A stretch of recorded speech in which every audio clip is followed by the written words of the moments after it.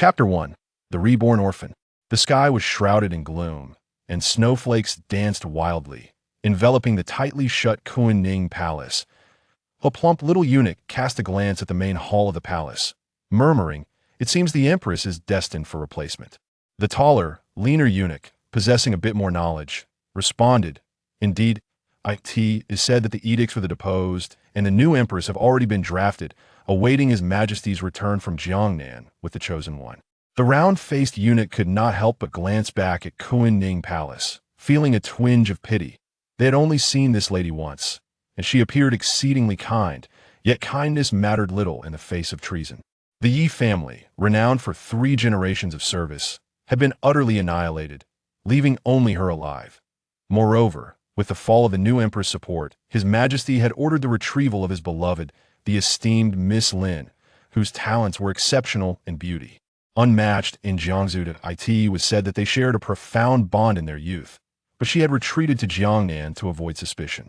What could the empress possibly offer in comparison? As the 2 eunuchs contemplated further, the sound of delicate footsteps suddenly approached. Instinctively, they fell silent, bowing submissively to kneel. The chief steward, Zhao Shund, entered bearing the imperial edict, followed closely by a young eunuch carrying a book. The heavy palace doors were drawn open by the guards, and a cloud of dust billowed forth. Zhao Shund stepped inside, sweeping his feather duster, and directed his gaze towards a slender girl standing resolutely amidst the dust. "Your Highness," Zhao Shund slightly inclined his body, "I bring a message from His Majesty. Should you choose to accept, you may still remain by His Majesty's side. While the title of Empress may elude you, the rank of one of the 4 consorts still grants you the privilege of wealth and honor." The small eunuch on the right stepped forward, presenting the book. Yi Wanning's lips curled into a faint, indifferent smile as she reached for the document and opened it. "Prince Yi Shao, enjoying the late emperor's favor, has grown arrogant, amassing military resources for his own gain, colluding with enemies for decades, severely undermining the nation.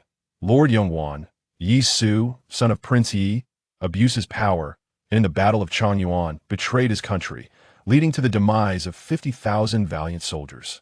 And his daughter, Yi Wanning, is willing to testify against her treacherous kin, severing familial ties to demonstrate her unwavering loyalty to the nation." Each word pierced like a blade into Yi Wanning's heart. She recalled her father's garment, worn for 3 decades, the old horse that carried provisions to the veterans, her brother's long spear inscribed with loyalty to the nation, and the armor that had endured countless assaults. Grasping the decree, she tore it violently. Arrogance in claiming merit. "My father has vanquished countless foes over the years. When he was grievously wounded by bandits, his leg shattered by a boulder while defending the realm, did he ever harbor a trace of resentment during his humble audiences? Personal gain? The Yi family has served the nation for 3 generations, and our ancestral home is guarded only by a few elderly servants, devoid of new garments for years. My father lived frugally, returning home only to tend to the veterans. Who among you has done such deeds? Bullying the weak. My brother enlisted at 11, braving the harsh frontier, dedicated to his country. Who could he bully? Who could he dominate? Betraying the nation for glory. My brother, at 23, spent 12 years on the borders, shedding blood in battle, holding the city against the fleeing nobles with 3,000 troops who saved him from the battlefield. But me, what glory did he seek?" In her fury, she had never felt such anguish. The absurdities before her crumbled into fragments, yet they could not piece together the loyalty of her family. Zhao Shund gazed at the shreds and lowered his head. "It seems the princess is unwilling to choose this path." Yi Wanning laughed coldly. "Path? I wish to ask, what path does Li Changfeng desire for me? How dare he accuse my father and brother of treason?" As she spoke, she reached up, withdrawing a hairpin from her coiffure and pressing it against her throat. She would demand an explanation from Li Changfeng. With the pin against her throat, she forced Zhao Shund and the others to retreat. She advanced step by step towards the Hall of Governance, determined to confront Li Changfeng about the origins of these allegations. She sought the truth. She rushed towards the Chengqian Palace. Just as she stepped forward, a sudden whoosh sliced through the air. A cold pain pierced her chest. Lowering her gaze, she saw the arrow lodged in her heart. She fell outside the Chengqian Palace, and in her final moments, she never uncovered the truth.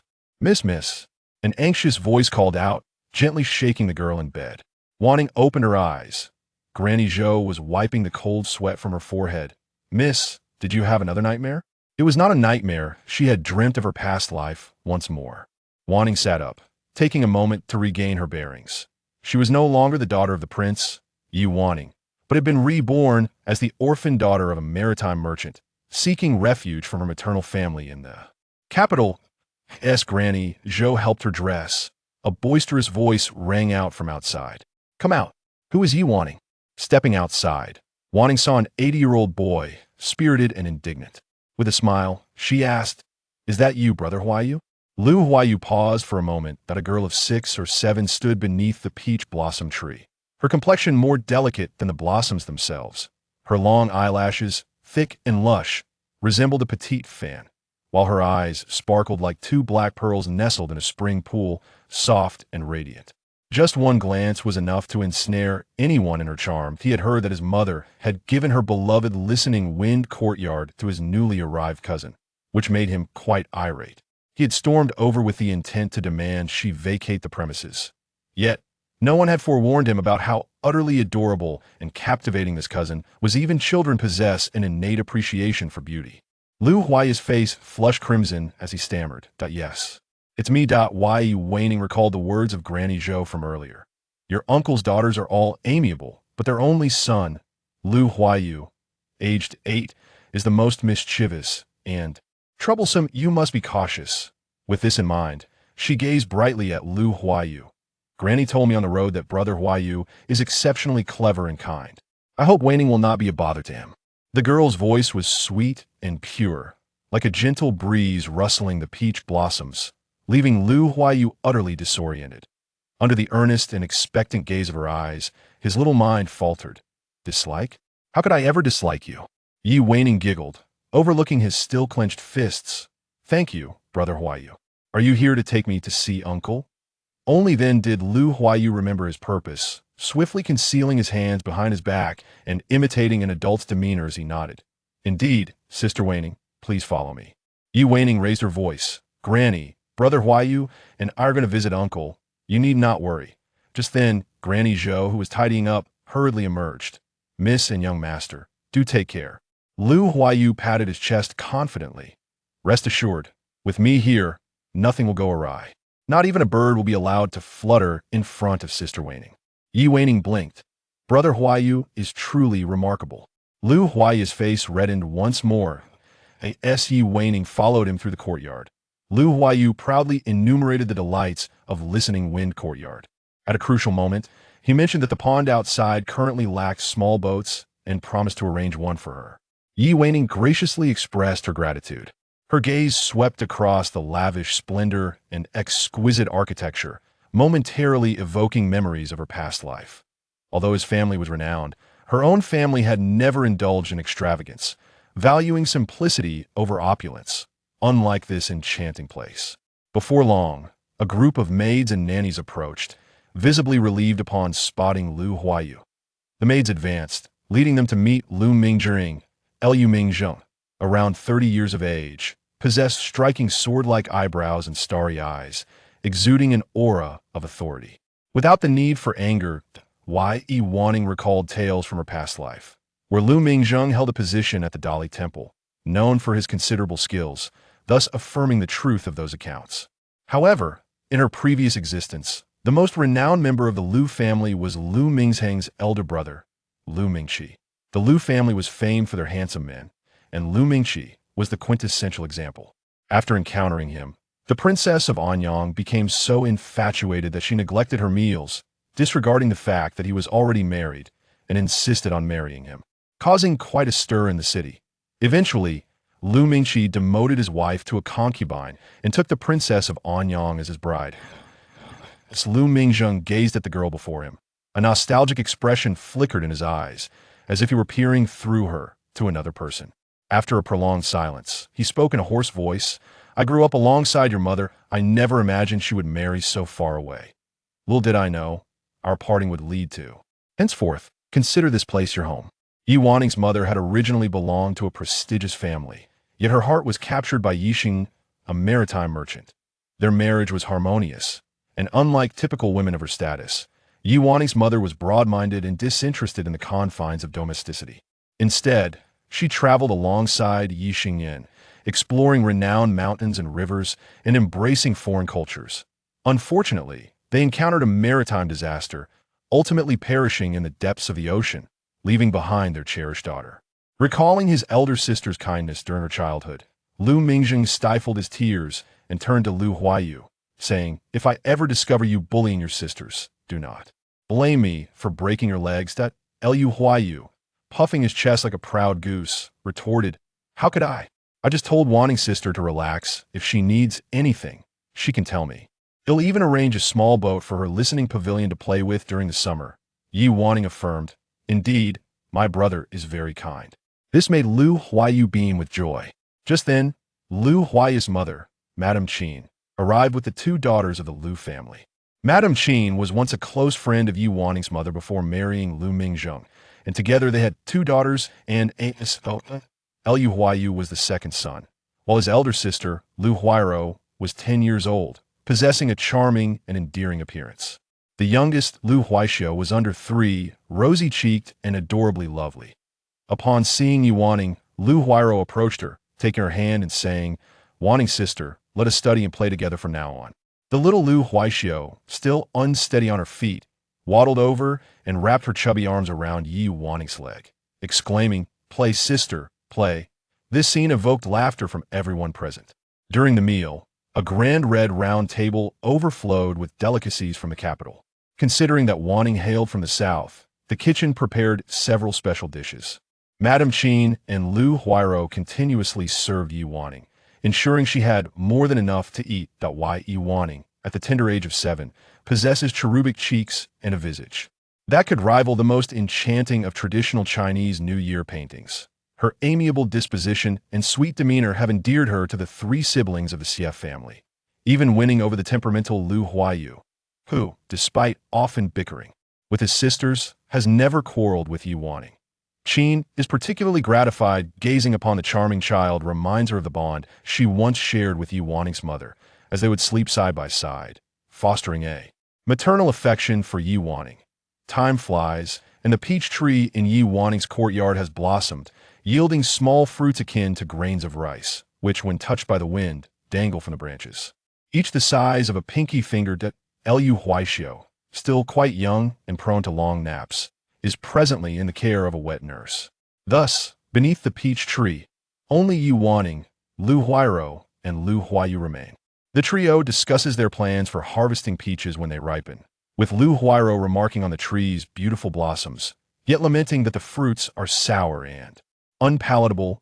Lu Huayu, recalling a piece of hearsay, asserts that for farmers to cultivate effectively, dung must be used, and he confidently proclaims, "I know a servant at Uncle's house who is quite adept. Let us seek her counsel on how to apply dung to this peach tree." Chapter 2. Lu Jiuzhang. To reach Lu Mingqi's residence, one had to traverse several courtyards. Within the Ningguo Manor, Lu Mingjing's father and Lu Mingqi's father were brothers by blood. Later, when the family divided, they merely partitioned the estate, yet continued living side by side. Eventually, when Princess Anyang married into the family, the emperor bestowed upon her the neighboring grand mansion. Princess Anyang had the walls between the properties demolished, erecting new partitions within the manor, leaving only a small gate for passage. Princess Anyang, noble in status and haughty in temperament, bore a son and daughter who inherited her arrogance. Looking down upon the other descendants of the declining Ningguo Manor, as children, the Lu siblings often wandered through the courtyard to play with them, but as they grew older, they noticed the disdain and impatience in their cousins' eyes and gradually stopped visiting. As the 3 children approached the small gate, preparing to pass through, they suddenly heard footsteps and the voices of maids. "Aunt Lee, scoop me a bowl of rice from your bucket." The children halted, intending to wait until the servants departed before proceeding. Aunt Lee carried a pail of leftovers, greasy with broth. "This is meant for the dogs. It wouldn't be proper to feed it to people." Lu Jianan, Princess Anyang's son, was fond of hunting hounds and kept many prize dogs. To train them, he maintained a pack of other dogs as well. "Aunt, no one will know." Just give it to them. The maid insisted, grumbling. How tiresome. I could be watching the card games by now, but instead, I have to deliver food to that lunatic. Unable to refuse, Aunt Lee allowed the maid to take a bowl of leftovers from the bucket before continuing on her way. The three children exchanged glances. Wanning, however, felt a stir of curiosity. Who is this lunatic? Noble households harbored many secrets, and it was often wiser to feign ignorance. Only when the voices had completely faded did the children pass through the gate. The inner courtyard was vast and opulent, adorned with blooming flowers despite the late spring season. Pavilions and towers stood amidst meticulously crafted scenery. As they traversed a secluded, winding path, they abruptly stopped. Upon a stone table beside the path lay a bowl of leftovers, grease congealing atop the broth, bones gnawed clean. This was the very bowl of scraps the maid had taken earlier. An ant, lured by the scent, crawled along the rim before tumbling into the oily broth, legs flailing helplessly. Wanning lifted her gaze and spotted a shabby, neglected dwelling in the distance. Every corner of the Ningguo Manor was exquisitely maintained. How could such a derelict structure exist here? Just then, the door of the dilapidated house creaked open. For reasons unknown, the children felt an inexplicable guilt and hastily concealed themselves behind a large rock. A young boy emerged, clad in coarse garments and ill-fitting shoes. His hair was brittle and yellow, his frame painfully thin. His features were indistinct, shadowed by his lowered gaze as he approached the bowl of leftovers. The tiny ant, now trapped in the greasy broth, struggled vainly, its legs kicking at the air. The young boy extended his hand, gently lifting the small ant from the bowl and placing it delicately upon the stone table. He then gazed at the remnants of his meal, cradled the bowl, and turned to walk towards the dilapidated house. Wanning observed the ant, which had narrowly escaped death, and could not help but inquire, "Brother Huayu, who is he?" Lu Huayu seemed momentarily taken aback, replying in a hushed tone, "He shares the surname Lu. Never mind, let us depart. We shall discuss it later." It appeared there were unspoken burdens, and Wanning chose to relent. The three children emerged from behind the stone, their heart's elation inexplicably diminished. At that moment, a hoarse voice emanated from the old house behind them, calling out, "Jiuzhang." Wanning abruptly halted, turning her head.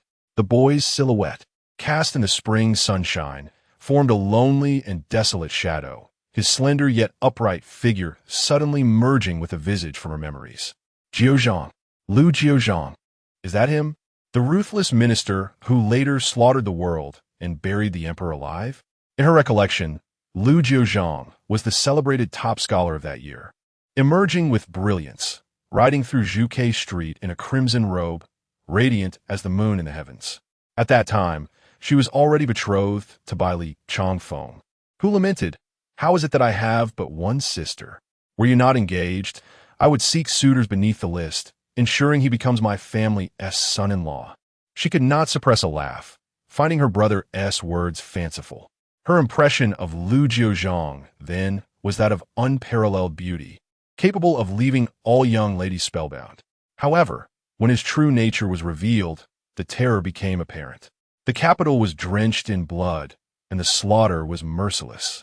At that time, her spirit was confined within the imperial tomb, witnessing the world as powerful men devoid of sorrow or joy, simply addressing the trembling Li Changfeng. "Your Majesty, please meet your demise."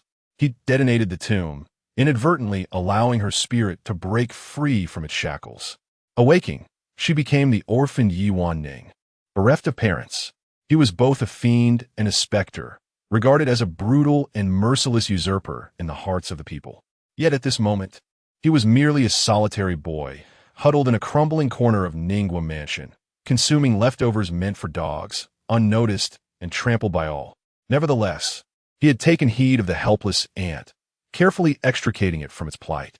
As Wanning walked, she turned back one last time, and the dilapidated house faded from view. Lu Huayu spoke of a skilled cultivator named Zhou, known as Zhou Jiuzhi for his 9 fingers. Upon seeing the young masters and miss from the mansion, Zhou Jiuzhi, understanding that the three sought amusement and were eager to flatter, elaborated on his methods.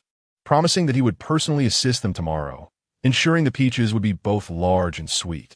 The three children, satisfied, retraced their steps. As they traversed a grove of plum trees, engaged in conversation, a sudden shadow darted forth, startling the trio into screams. It was a robust black dog, baring its teeth and glaring fiercely at them. Lu Jiuzhang shouted, "Help! Help!" At the sound of his cries, the black dog lunged menacingly towards them. Wanning shouted, "Climb the tree." The three children hastily began their ascent. Wanning and Lu Jiuzhang climbed swiftly, yet Lu Jiuzhang, unaccustomed to such endeavors, struggled considerably. A black dog lunged towards her, leaping onto the tree, its jaws poised to bite her foot. Terrified, Lu Jiuzhang began to cry.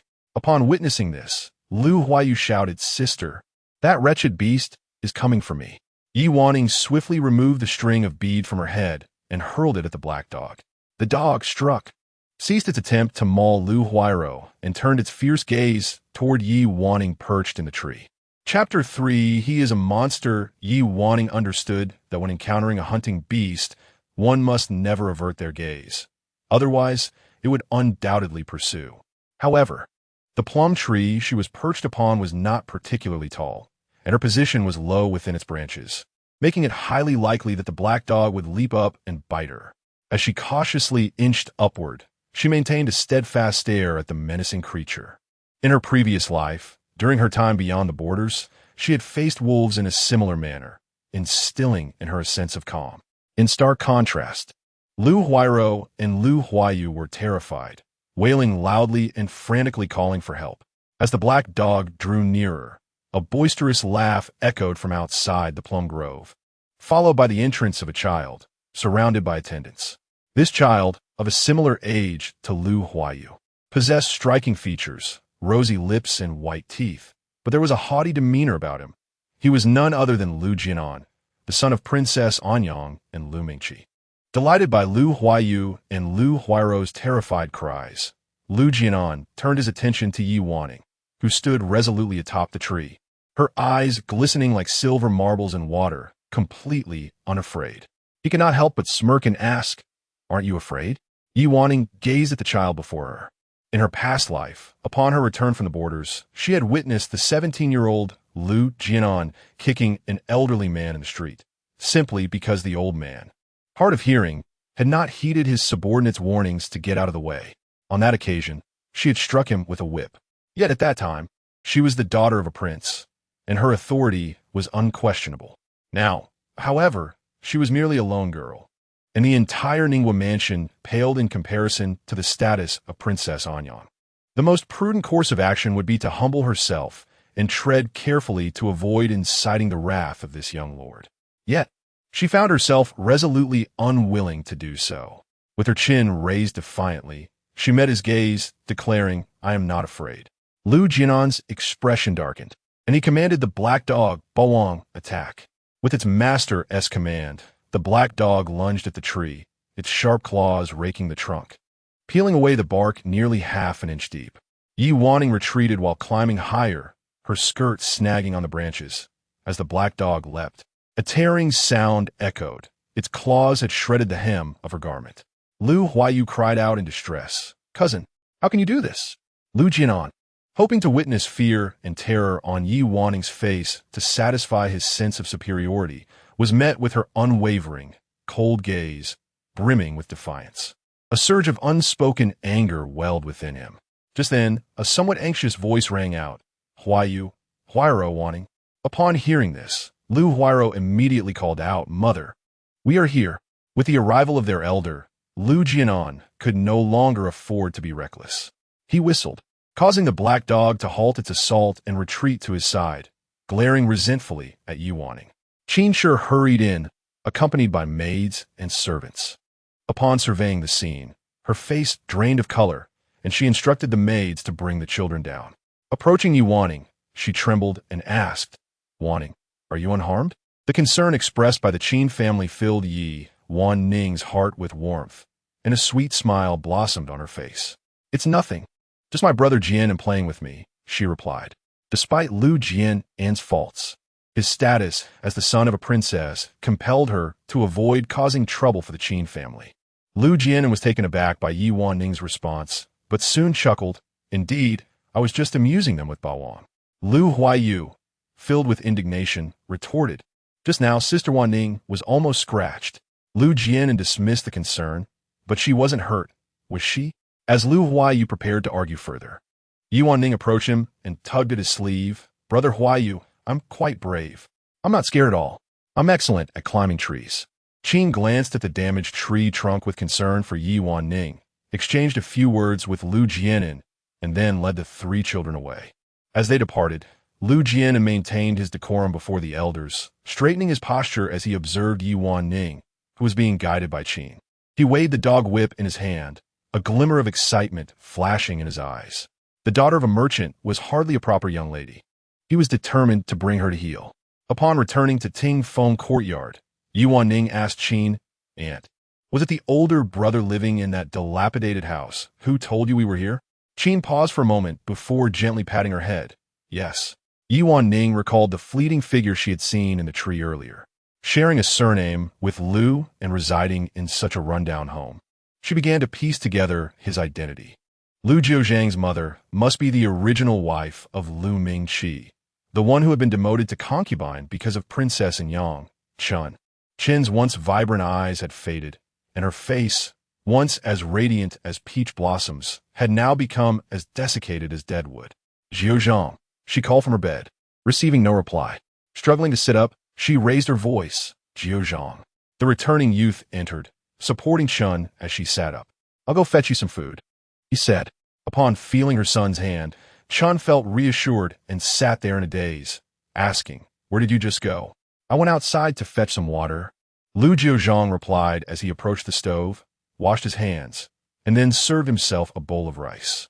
It was evident to anyone that it was leftover rice, but it was overly greasy, which Chun could not tolerate. He boiled water, skimmed off the grease from the remnants of meat, and, after briefly boiling the rice, added the blanched vegetables, presenting the bowl to Chun with both hands. Chun received the bowl. Jiuzhang, have you eaten? I have, mother. There is some meat left. Would you like some? Lu Jiuzhang offered the bowl.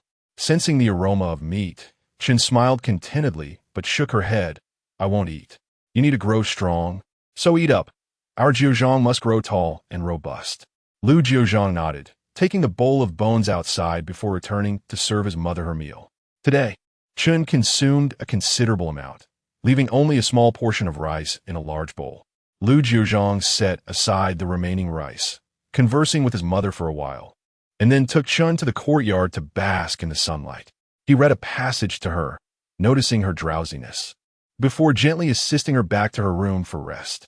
Once Chun had fallen asleep, Lu Jiuzhang finally picked up the small bowl of leftover rice, briefly blanched some greens, and ate them alongside the rice.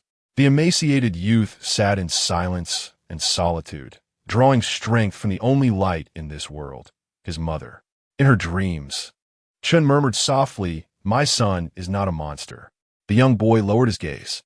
Only a mother who deeply loves her child would fiercely resist the whims of fate. Yet he understood that he was indeed a monster on the brink of madness. Chapter 4. Past life they all proclaimed him a monster. Behind closed doors, Lu Huairu felt a twinge of shame.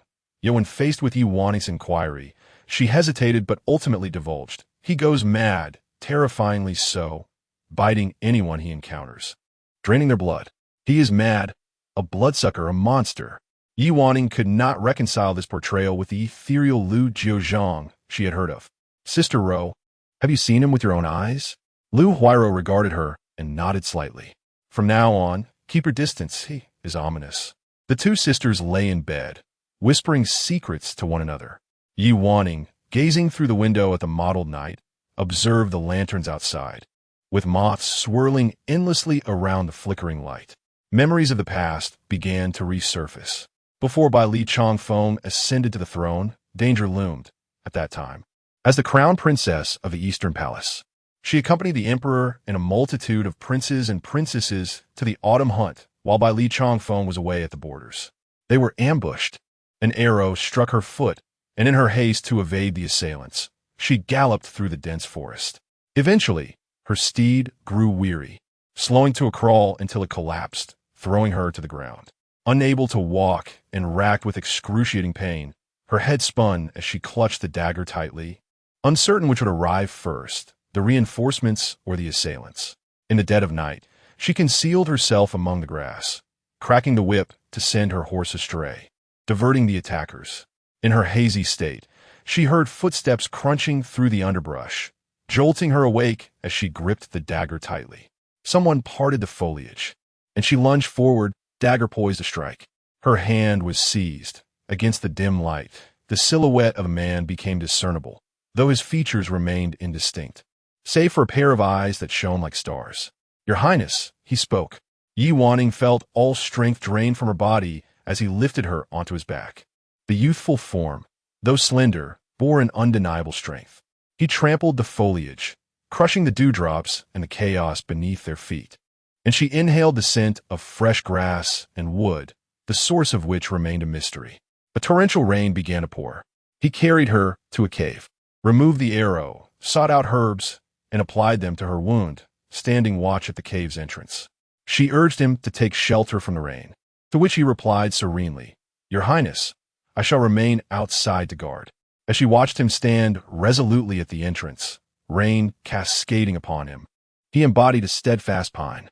Suddenly, Wanning turned to Lu Jiuzhang, who had already succumbed to slumber. She murmured softly, almost to herself, "Even if he goes mad, bites, and drains blood, he is by no means a monster. He is my savior." Following this incident, the Qin family dared not allow the 3 children to venture out alone, assigning maids and nannies to shadow them closely. Wanning longed for an opportunity to visit Lu Jiuzhang, yet such chances eluded her.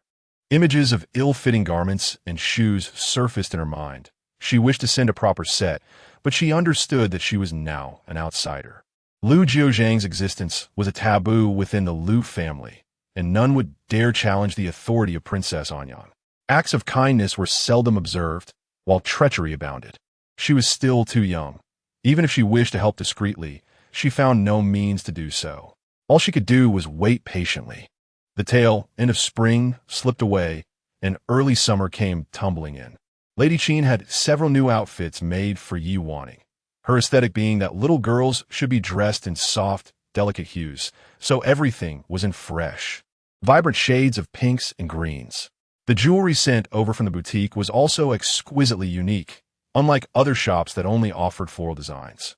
Here there were intricate insects, birds, and beasts woven from silver and gold threads, adorned with gemstones of various colors, petite and refined. Lu Jiuzhang also delighted in dressing up her little cousin. Wanning's hair was thick and jet black, styled into 2 flower-like buns by Nanny Zhou.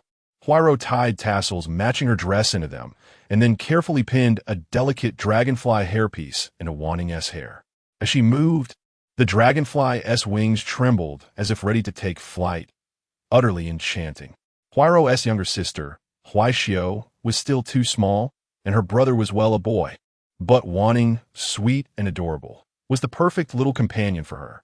"Wanning, from now on, shall I dress you up every day?" Jiuzhang asked brightly. Wanning sighed inwardly, but wore an obedient smile. "Okay." She felt like a butterfly. No, a dragonfly, decked in finery. Once ready, the 2 girls walked hand in hand outside and stood beneath the peach tree, admiring the fruit. The peaches were already the size of eggs. They had spent idle moments counting them over and over, never quite settling on a number. Such was the simple joy of children. Even a cluster of peaches could fill their eyes with delight. "Wanting," Lu Jiuzhang's voice called from behind. "I've finished what you asked for." He rushed over excitedly, holding a slingshot. Wanning took it and tested its weight. Made of mulberry wood and ox sinew. It was small, just right for a child's hand. "Thank you, Jiuzhang." He puffed out his chest. "No trouble at all." "Wanting, what do you need a slingshot for?" Jiuzhang asked curiously. Wanning pointed at the peach tree. "The peaches are growing, and birds will come and peck at them. I'll use this to scare them away, protect our harvest." A well-made slingshot could be a formidable weapon, even a military tool. In her past life, her elder brother had taught her to use one on the frontier. Later, even when facing wolves alone, she had never feared, though this little slingshot was modest. If that black dog ever returned, she wouldn't be defenseless again. The thought of her past life brought a bittersweet, ached her chest. Reborn into this world, she had not returned to her original body. After waking, she had discreetly inquired. Her father and brother were still guarding the borders, but there was no news of a daughter. Still, there were 13 long years before the downfall of the Yi family in her previous life. She had time. Fiddling with the slingshot, she thought of Lu Jiuzhang. Meeting the future power broker so early in this life, perhaps that, too, was a gift from fate. Tucking the slingshot into her pouch, the three children left Tingfeng courtyard together. Outside, the lotus leaves in the pond had unfurled from tight buds into broad canopies. A maid plucked 3 leaves for them, and each child balanced one atop their head as they laughed and dashed forward in the gentle breeze. Arriving at Shanghe courtyard, they found both Lu Jiuzhang and Lady Qin present. Lu Jiuzhang served in the Dali Temple. Though currently only a minor official, his promotion was imminent. Today, Lu Jiuzhang was enjoying a day of rest at home, engaged in discussions with the Qin family. Upon noticing the 3 children, he beckoned them over. The children entered, each respectfully greeting him before standing at his side. In contrast to the more lenient Qin family, Lu Jiuzhang was considerably stricter. The children, aware of his demeanor, refrained from any playful antics. Princess Anyang had invited the esteemed Mr. Lan Fengxian from Jiangsu to impart his knowledge, and all members of the Lu family were welcome to attend the lessons. Yi Wanning was taken aback upon hearing this news. Among the 6 most renowned academies in the realm, Mr. Lan Fengxian was notably one of the most distinguished instructors at Beiladong Academy, having taught many illustrious students. However, Mr. Lan had retired from Beiladong Academy, and even the emperor had previously wished for him to instruct the princes, but he had declined the offer. It was unexpected that Princess Anyang could persuade him to come. Historically, families of noble lineage have placed great importance on the education of their descendants. The Lu family, having fallen from prominence, faced challenges with a dwindling number of heirs and a lack of significant figures in the court. Therefore, upon hearing this news, even though Lu Jiuzhang had no desire to bask in the glory of Princess Anyang, he could not help but feel intrigued. His gaze swept over the 3 children, all of whom were at the tender age of 4, just beginning their education. The Lu family, far less affluent than other illustrious families, naturally found it difficult to attract renowned educators to the capital. Although Lu Huayu had been studying diligently over the years, the prospect seemed bleak. He cast a glance at the 3 children and declared, "Xiao is too young. As for the 3 of you, starting tomorrow, you shall attend the lessons." Chapter 5. The first day of school attending school was a significant affair. Early the next morning, Yi Wanning was roused from sleep by Nanny Zhou. At merely 6 years of age, her body still craved rest, and back in the Lu household, perhaps out of consideration for her adjustment, Madame Qin had only insisted that Lu Huayu and Lu Huiru attend their daily lessons, allowing Wanning to sleep in. But now, such indulgence was no longer permitted. Bleary-eyed, she let Nanny Zhou wash and dress her, then sipped on congee, nibbled on eggs and spring rolls, before setting off to join Huayu and Huiru. The schoolhouse lay within the princess's estate, and the 3 children, accompanied by maidservants and page boys, passed through a small gate to enter. Wanting longed to catch a glimpse of Lu Jiuzhang, but the attendants led them down a different path. Glancing toward the secluded trail, she resolved to find an opportunity to explore it later. Likely, the route they had taken before was seldom traveled. Upon arriving at the schoolhouse, old Master Lan had yet to appear. A gentle breeze drifted through the courtyard, causing the flower-protecting chimes hanging from the eaves to tinkle softly. To enter the classroom, one had to step over a high threshold. Wanning, small and short, lifted her foot as high as she could, yet still stumbled. Fortunately, a quick thinking maid steadied her before she could fall. A derisive snicker came from inside, little short legs. Lu Jinan sat in the front row, watching her. Wanning ignored him. The classroom was already occupied. Aside from Jinan, there was another girl of similar age, bearing a striking resemblance to him, though with a delicate oval face and an air of haughtiness that mirrored the young princess from memory. This, no doubt, was Lu Tanju, the princess's daughter. The 2 of them occupied the front seats. A few others, with refined but reserved demeanors, sat in the corners, likely lesser branches of the Lu family, distant cousins of lower status. The 3 children took their seats among the remaining desks, just as footsteps approached. Wanning looked up. The venerable teacher had arrived.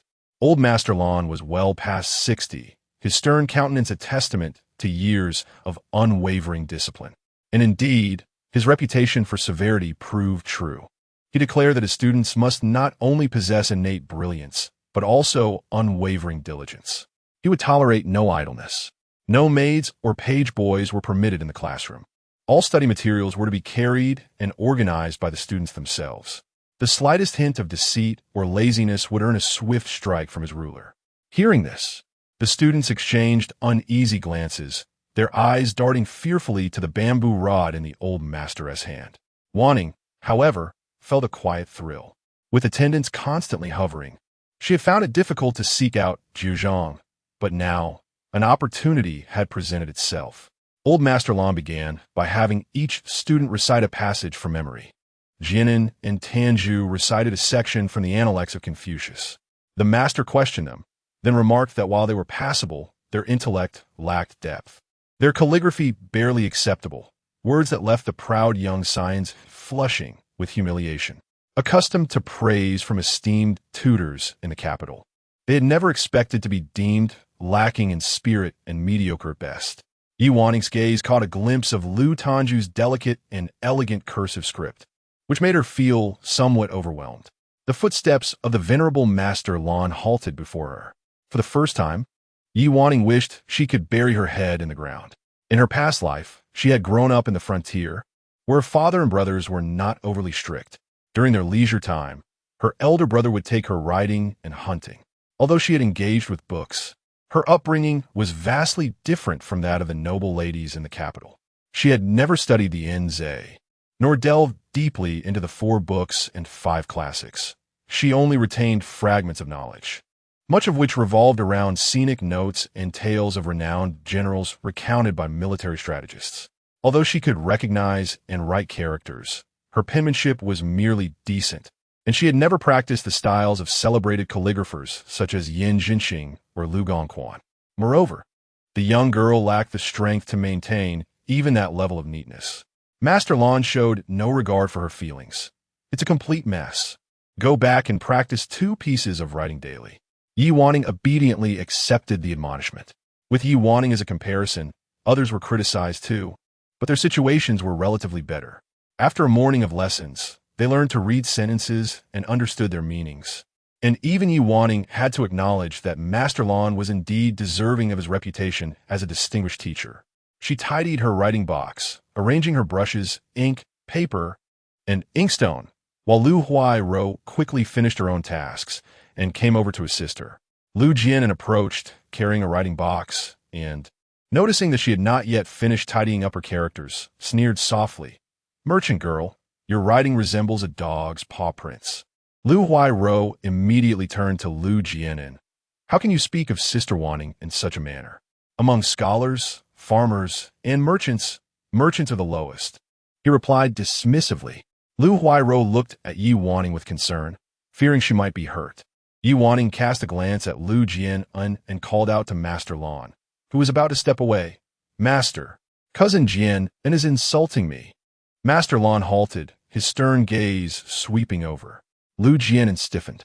Yi Wanning, with a hint of tears in her eyes, implored, "He called me a merchant girl and said my writing is like a dog's paw prints." Master Lan's expression hardened. A gentleman does not avoid the beauty of others nor speak of their faults. Lu Jian, return and copy today's lessons 3 times, and review them tomorrow. Lu Jian bowed his head. "Yes, master." After Master Lan departed, he glared fiercely at Yi Wanning, who was finishing packing her writing box. "You little tattletale. Just wait." She was unperturbed. Next time, she would definitely tell again. Yi Wanning, carrying her writing box, returned with Lu Huaiyu and Lu Huai-ro. This time, she intentionally chose a different path through the plum grove, as the previous encounter with the dog had left the Lu siblings feeling apprehensive, urging her not to go that way. "It's fine. Last time, it was Cousin Jian who brought the dog, and this time he's going a different route, so there won't be any dogs," Yi Wanning exclaimed, pulling the 2 along as they ran. They finally passed by the dilapidated house.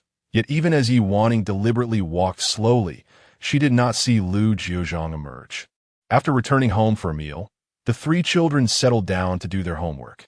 In the afternoon, the boys and girls had different studies. The boys practiced archery while the girls learned domestic arts and music. Wanning mused that if they could switch curricula, she could take it easy. However, her temperament had also calmed, and learning anew what she had not studied in her past life was quite intriguing. Although she possessed no foundation, her diligence in learning set her apart from the other young ladies of the manor, who were often spoiled. The embroideress and the musician, having taught many young ladies, some diligent, some clever, had not been harsh with her.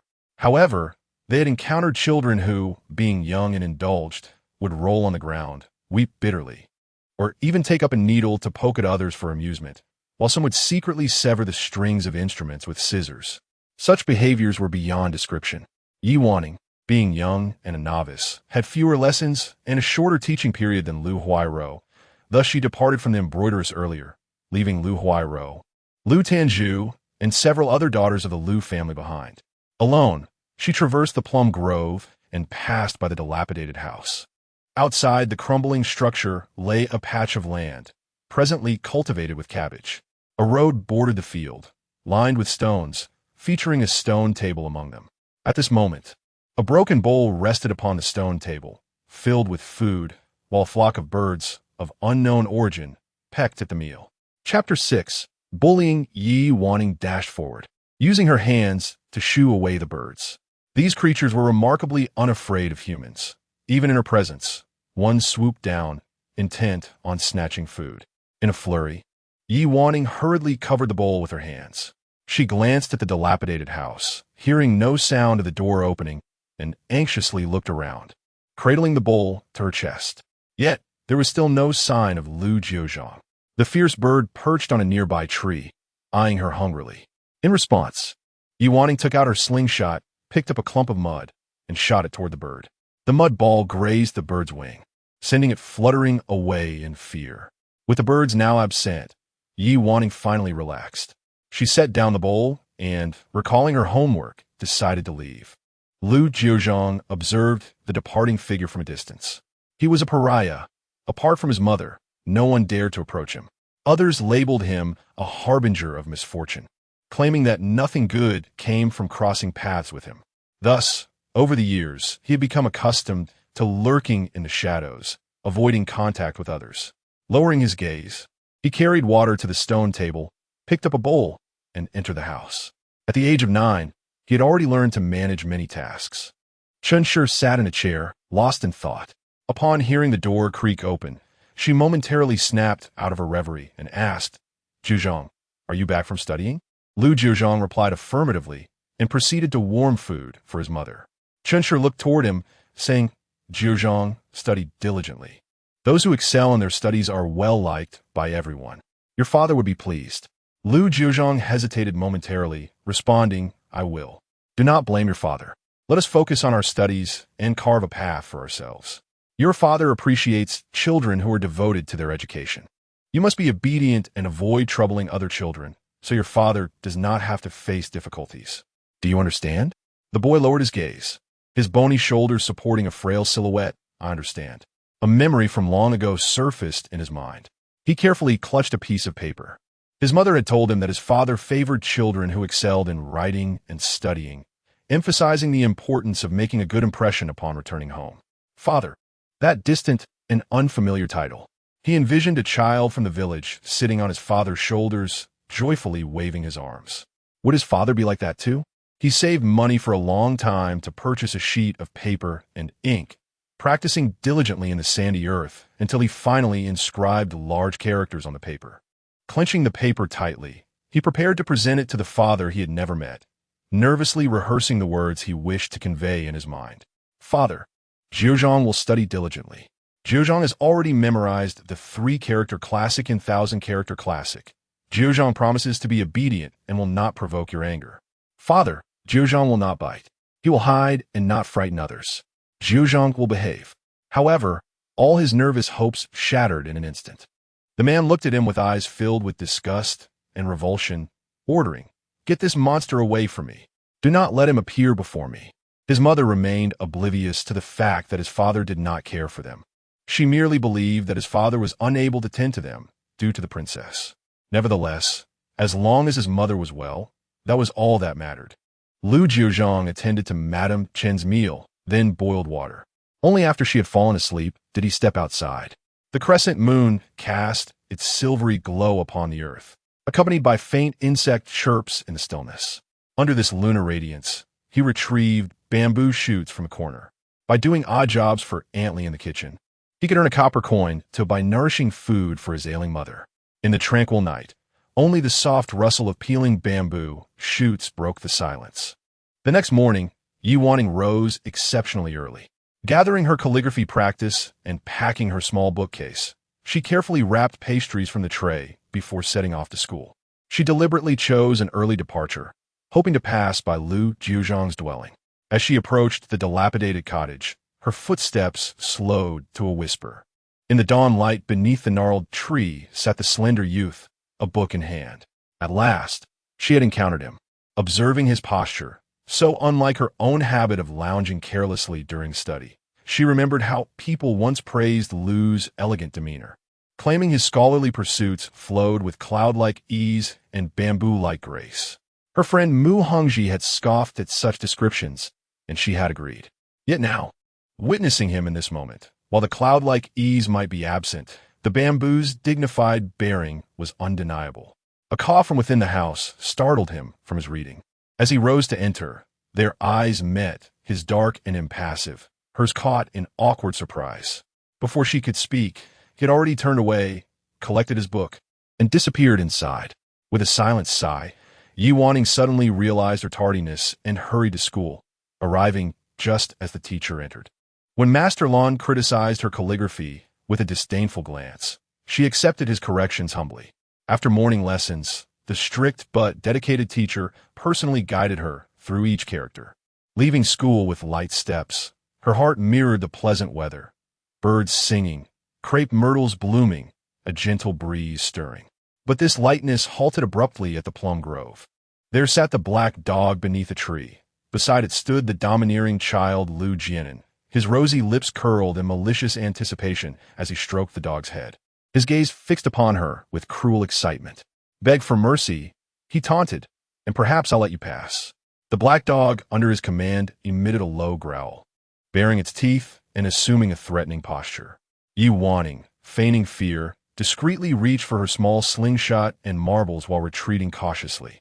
She was aware that to her right lay the kitchen of the Ningguo residence, a bustling place where Lu Jiuzhang would not dare to openly bully anyone.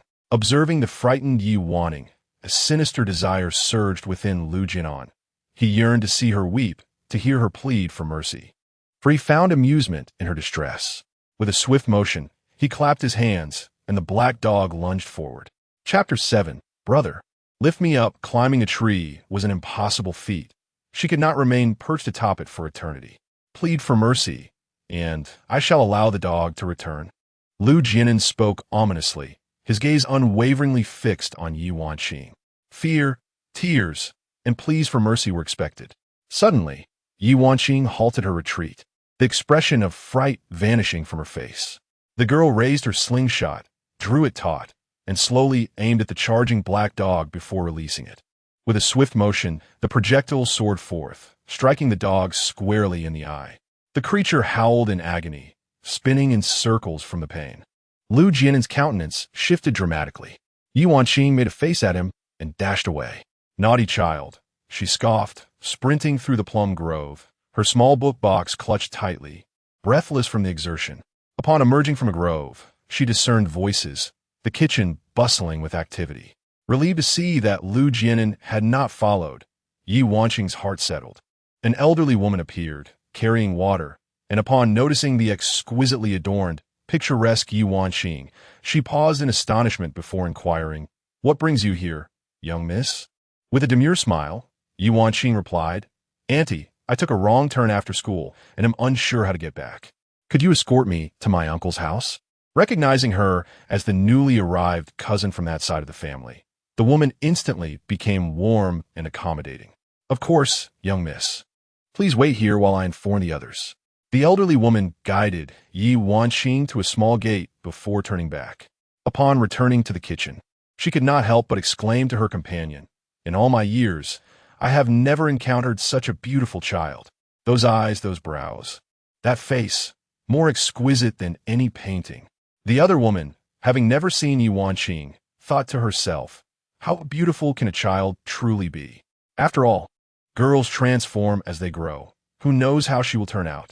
Yet, she nodded in agreement, suggesting they should see her again sometime. As they conversed, another woman clad in a gray apron entered, carrying a bundle of freshly peeled bamboo shoots. The two women exchanged glances, their expressions revealing disdain. "What a lazy creature," they murmured, relying on her connection with the steward to shirk her duties. "She only tackles the easiest tasks and often vanishes to curry favor with the maids in the front courtyard, playing games with them."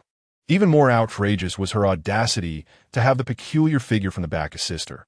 Those two who were ignored by everyone and seemed unbothered by the potential consequences. They shared a knowing look before returning to their own tasks. Yuanqing did not pass by the old house on her way back, her fingers brushing over the pastry she had tucked away, contemplating leaving early in the afternoon. Meanwhile, Lu Huayu was venting his frustrations before dinner, his small face scrunched in concentration as he struggled to keep up with Master Lan, fearing the impending questions of the morrow. Yuanqing understood that Master Lan had primarily come to instruct the two children of Princess Anyang, who were already more adept than Lu Huayu.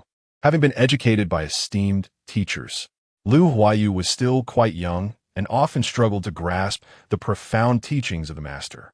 However, observing Lu Jianan and Lu Tanju's effortless understanding filled her with a sense of inferiority, rendering her hesitant to inquire further from the stern Master Lan. Yi Wanning whispered, "I not only failed to comprehend anything, but my writing is also abysmal. I am particularly anxious about Master Lan striking my palm." Lu Huayu and Lu Huairo exchanged sympathetic glances with Yi Wanning. In comparison to Yi Wanning, both of them felt somewhat better off. At this time of year, the bamboo shoots were just right, and the chicken marrow bamboo shoots prepared for lunch were exceptionally delicious. The three children feasted until their bellies were round and full, eventually being summoned by Madame Qin to take a stroll to aid digestion. The trio then returned to their respective studies. As Yuanning passed by the old house once more, she noticed the stone table outside was empty. She was uncertain whether the maid had delivered the meal or not. She took out the snacks she had wrapped in her arms, fearing birds might peck at them, and carefully placed them on the stone table, covering them with her small handkerchief before heading off to her afternoon class. After merely an hour of lessons, she eagerly returned to the old house, only to find the snacks she had left untouched. Was it that no one had seen them, or that they were simply disregarded? Yi Wanning remained uncertain, and with a glance around the silent old house, devoid of any presence, she reluctantly departed. Upon returning, she completed some homework, and out of concern that Wanning might grow restless, Granny Zhou instructed the maid, Ceci, to take her butterfly catching. Although Yi Wanning was not particularly fond of chasing butterflies, the prospect of wandering around as an excuse was appealing. Ceci, the maid, was only 13 and had been bought by Granny Zhou to care for Wanning after she lost her parents. Coming from a humble background, Ceci had only encountered the local magistrate passing through their town, and the sudden transition to a prominent household like Ningwa Mansion left her apprehensive about making mistakes. Though it was early summer, with many spring flowers having withered, several blooms still flourished near their humble abode. Armed with a butterfly net, Yi Wanning searched for Lu Jiuzhang while pursuing butterflies.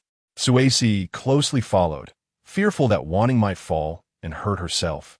As Yi Wanning passed the old house again, she noticed the snacks on the stone table remained undisturbed. She mused that Lu Jiuzhang likely had no desire for them. Thus, she picked up the handkerchief, crushed the snacks, and scattered the crumbs for the birds, before resuming her butterfly chase. Gradually, Wanning found herself captivated and chased a large yellow butterfly to a different spot, where it unexpectedly fluttered into a small garden, necessitating a lengthy walk across a narrow wooden bridge. Concerned for Wanning's safety, Ceci took the net and instructed her to stay put while she went to catch butterflies on the other side. Bored while waiting, Yi Wanning suddenly spotted a large, colorful butterfly flitting by, landing on the gourd trellis behind her. At this time of year, the gourds climbed the bamboo poles, creating a lush green canopy adorned with yellow flowers. The butterfly rested on one of the yellow gourd blossoms, gently flapping its wings. Holding her breath, Wanning tiptoed closer, raising her hand to make a delicate lunge. Yet, as she stepped, her foot caught on a stone, causing her to stumble and fall towards the trellis. The coarse loofah vines and leaves brushed against her cheeks as she toppled half of the trellis, tumbling through the framework in a clumsy roll. Blinded by the foliage, her frantic hands grasped at the fragile vines, attempting to haul herself upright. Yet how could such delicate tendrils bear her weight? No sooner had she partially risen than she tumbled backward once more. But this time, she did not meet the ground. Someone steadied her. Wanning opened her eyes in surprise, sweeping aside the obstructing leaves with her hand. Before her appeared the face of a young boy, his features still soft with youth. Cheeks slightly hollowed, narrow eyes cast downward as he regarded her with detached indifference. Lu Jiuzhang had been reading, his hand supporting her back through the book. He studied the girl before him, her face smudged with dirt, delicate skin marked with faint red streaks from the rough foliage. She'll cry, Lu Jiuzhang thought. Yet in the next moment, an inexplicable joy spilled from her eyes, as though she had stumbled upon something wondrous. Lu Jiuzhang. She had finally found him. Reaching out impulsively, she seized his other hand, calloused and rough against her fingers. Lu Jiuzhang stiffened, a flicker of alarm crossing his face before he abruptly withdrew. Wanning landed once more in the mud, the damp earth clinging to her flower-bud hair. Blinking up at him, she extended her hand. Big brother, help me up. Chapter 8. Seeking knowledge, Lu Jiuzhang gazed at Wanning as she extended her hand towards him, her smile radiant and inviting. He pressed his lips together, aware that she did not know who he was and that no one would willingly allow him to touch them. Nevertheless, the persistent little Wanning reached out, saying, Brother, I cannot get up. Eventually, Lu Jiuzhang extended his hand, clearing away the loofah vines that entangled her. After a brief pause, he helped her to her feet. Once standing, Wanning brushed the grass leaf from her hair and turned her gaze toward Lu Jiuzhang. However, he had already picked up his book and was hastily departing. She felt compelled to follow, seizing his sleeve with a tight grip, as if fearing he might escape. He turned to face her, observing the rise and fall of her chest from her exertion, her eyes wide with hope. Big brother, my name is Wanning. Wanning. Despite her disheveled appearance, the girl's attire was remarkably exquisite. Her mother's voice echoed in her mind, cautioning her about Lu Jiuzhang. We cannot provoke him. Keep your distance, please. The boy's voice was equally aloof. Do not come near me. Wanning was momentarily taken aback, about to speak when she heard Sissy's anxious call from a distance. Miss. Her grip slackened, and she turned to see Tsuesi hurriedly approaching her. Lu Jiuzhang pulled his sleeve from her grasp and vanished from her sight. Tsuesi looked at her with concern. Miss, what is the matter? Wanning stared at the tangled loofah frame and the empty space ahead, feeling an inexplicable emptiness within. She shook her head. I fell while chasing butterflies. After returning home to change her clothes, wash her face, and clean her hair, Granny Zhou held a steamer to waft over Wanning's hair, chiding her for not being careful enough. Wanning obediently distant. Yet her mind lingered on Lu Jiuzhang's cold demeanor and his dismissive words, do not come near me. A pang of sorrow welled within her. That evening, the family gathered for dinner. Recently, Lu Mingzheng had been preoccupied with affairs at the Dali Temple, leaving only Qin Shi and the 4 children at the table. Lu Huaixiu had learned to eat with a spoon, while Lu Huairou, the eldest sister, attentively cared for her. Lu Huaiyu, having snatched a chicken leg, received a reprimand from Qin Shi and sulked, but Wanning coaxed him back into compliance. The following day, Wanning awoke later than usual, hastily consuming a bowl of porridge and stuffing 2 spring rolls into her mouth before clutching her small bookcase and heading to the schoolhouse. She intended to take a detour to the old residence. Indeed, she spotted Lu Jiuzhang once more, sitting beneath the crooked tree, engrossed in his reading. This time, she resolved to break her silence. From across a field of vegetables, she called out cheerfully, Big brother. Lu Jiuzhang froze momentarily and looked up. The girl, clad in a pink outfit, with ribbons fluttering in the breeze and a spark of brilliance in her eyes, compelled him to rise, seemingly intending to leave. Anticipating his departure, Wanning waved her hand, saying, "Brother, goodbye. I am off to school now." Without waiting for his response, she dashed away, holding her small bookcase tightly. Lu Jiu looked at her retreating figure. She probably did not yet know who he was. Did her sisters not tell her? Wanning hurriedly ran to the classroom, sat down at her desk, and took out her paper, pen, and books. Lu Jiunan observed her. She appeared joyful, radiating a bright aura as she laughed incessantly. He tightened his grip on the pen. Was she delighted because she had injured its tyrant? The more he thought about it, the angrier he became, almost tempted to throw the pen down. Next to him, Lu Tanju noticed her brother's barely concealed fury and furrowed her brow. "What is wrong with you?"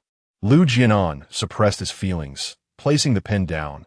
"It's nothing, just annoyed by a fly." Lu Tanju cast a puzzled glance at her brother. Where could a fly come from here? Mr. Lan continued his lecture, and Wanning listened intently. Mr. Lan was indeed erudite, drawing from a wide array of references, making his explanations akin to listening to a captivating story. After discussing the principles of the great learning, he looked at the students. "Is there anything you do not understand?" Lu Jiunan and Lu Tanju furrowed their brows slightly. For the most part, they grasped the concepts, having previously heard a renowned teacher touch upon them, making comprehension rather straightforward. However, apart from these two, most others appeared as if their minds were muddled. Wanning glanced at Lu Huaiyu, noticing his restlessness. Everyone feared the teacher and dared not admit their confusion. Thus, Wanning raised her hand. "Sir." Mr. Lan, holding a ruler, regarded her. "Do you not understand?" Wanning nodded vigorously. The others thought, Sister Wanning is so brave, daring to admit her confusion. Surely the ruler will strike painfully. "Mr.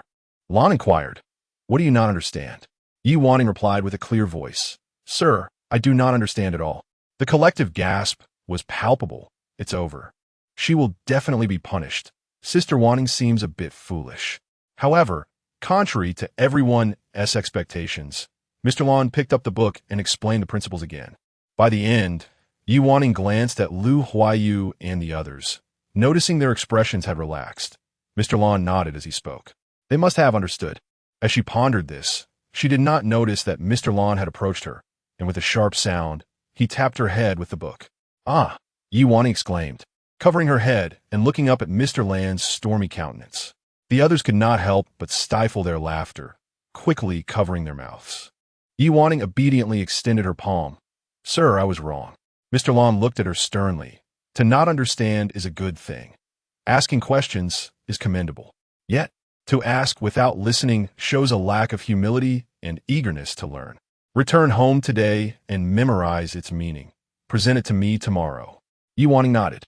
The others cast sympathetic glances at her. Once the lesson concluded, class was dismissed and Mr. Lan departed.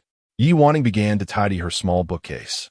At that moment, a sharp scream erupted from a girl seated towards the back. It was one of her half-sisters from the same clan, named Lu Linlang. At some unknown moment, a caterpillar had alighted upon her bookcase, its tiny body undulating as it crawled across the surface. No maiden could remain unafraid of such a sight.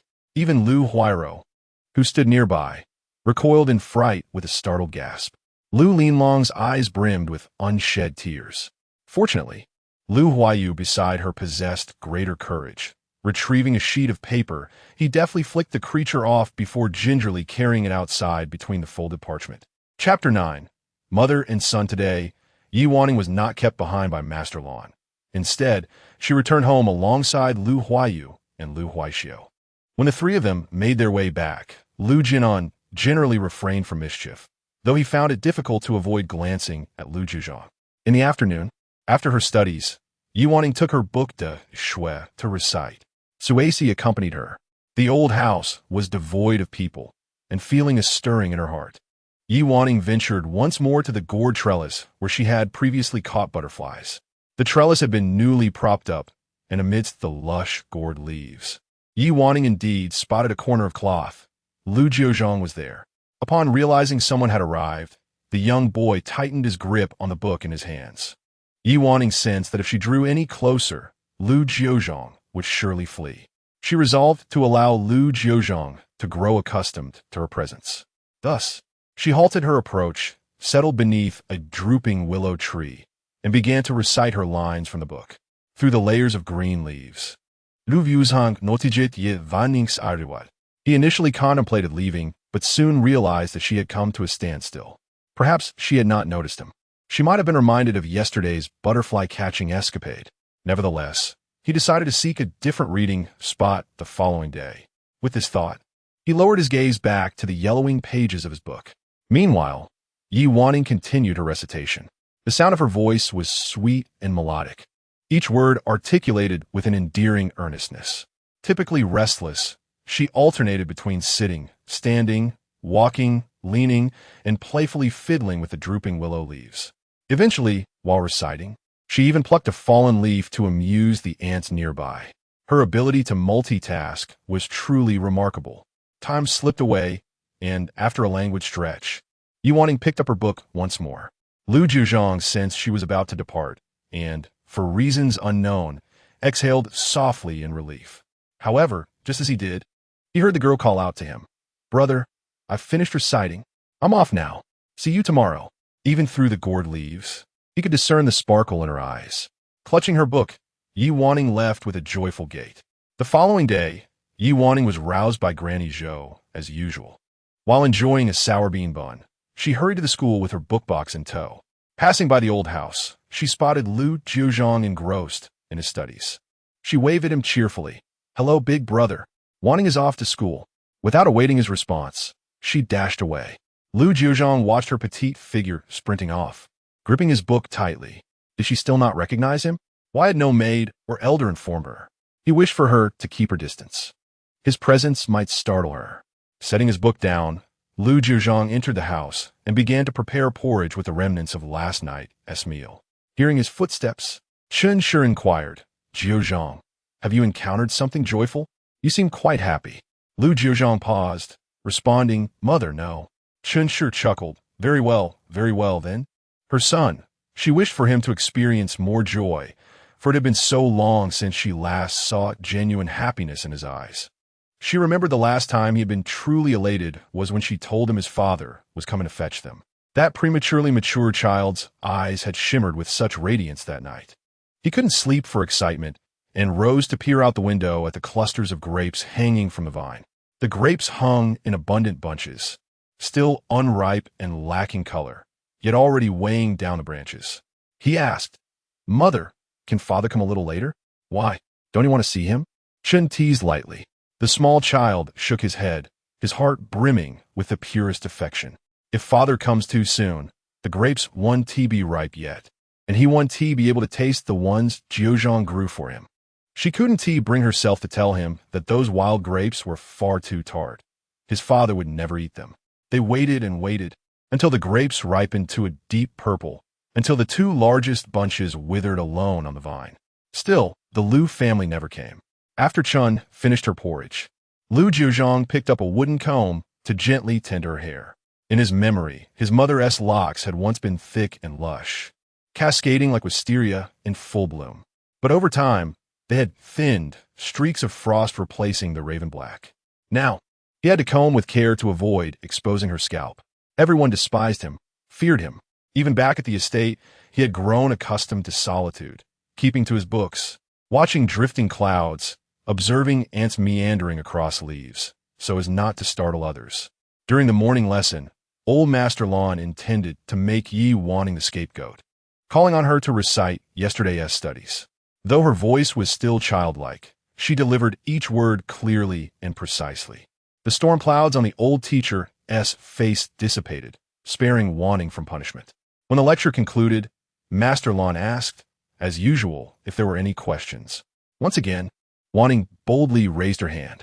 True to her principle of admitting ignorance rather than feigning knowledge, she confessed she hadn't understood a thing, compelling the old master to repeat the lesson. Between morning sessions, there was a brief respite. This time, Master Lan had struck the palms of several students, Wanning included. Though she tried to focus, her 6-year-old mind inevitably wandered, her gaze drifting to the butterflies fluttering past the doorway.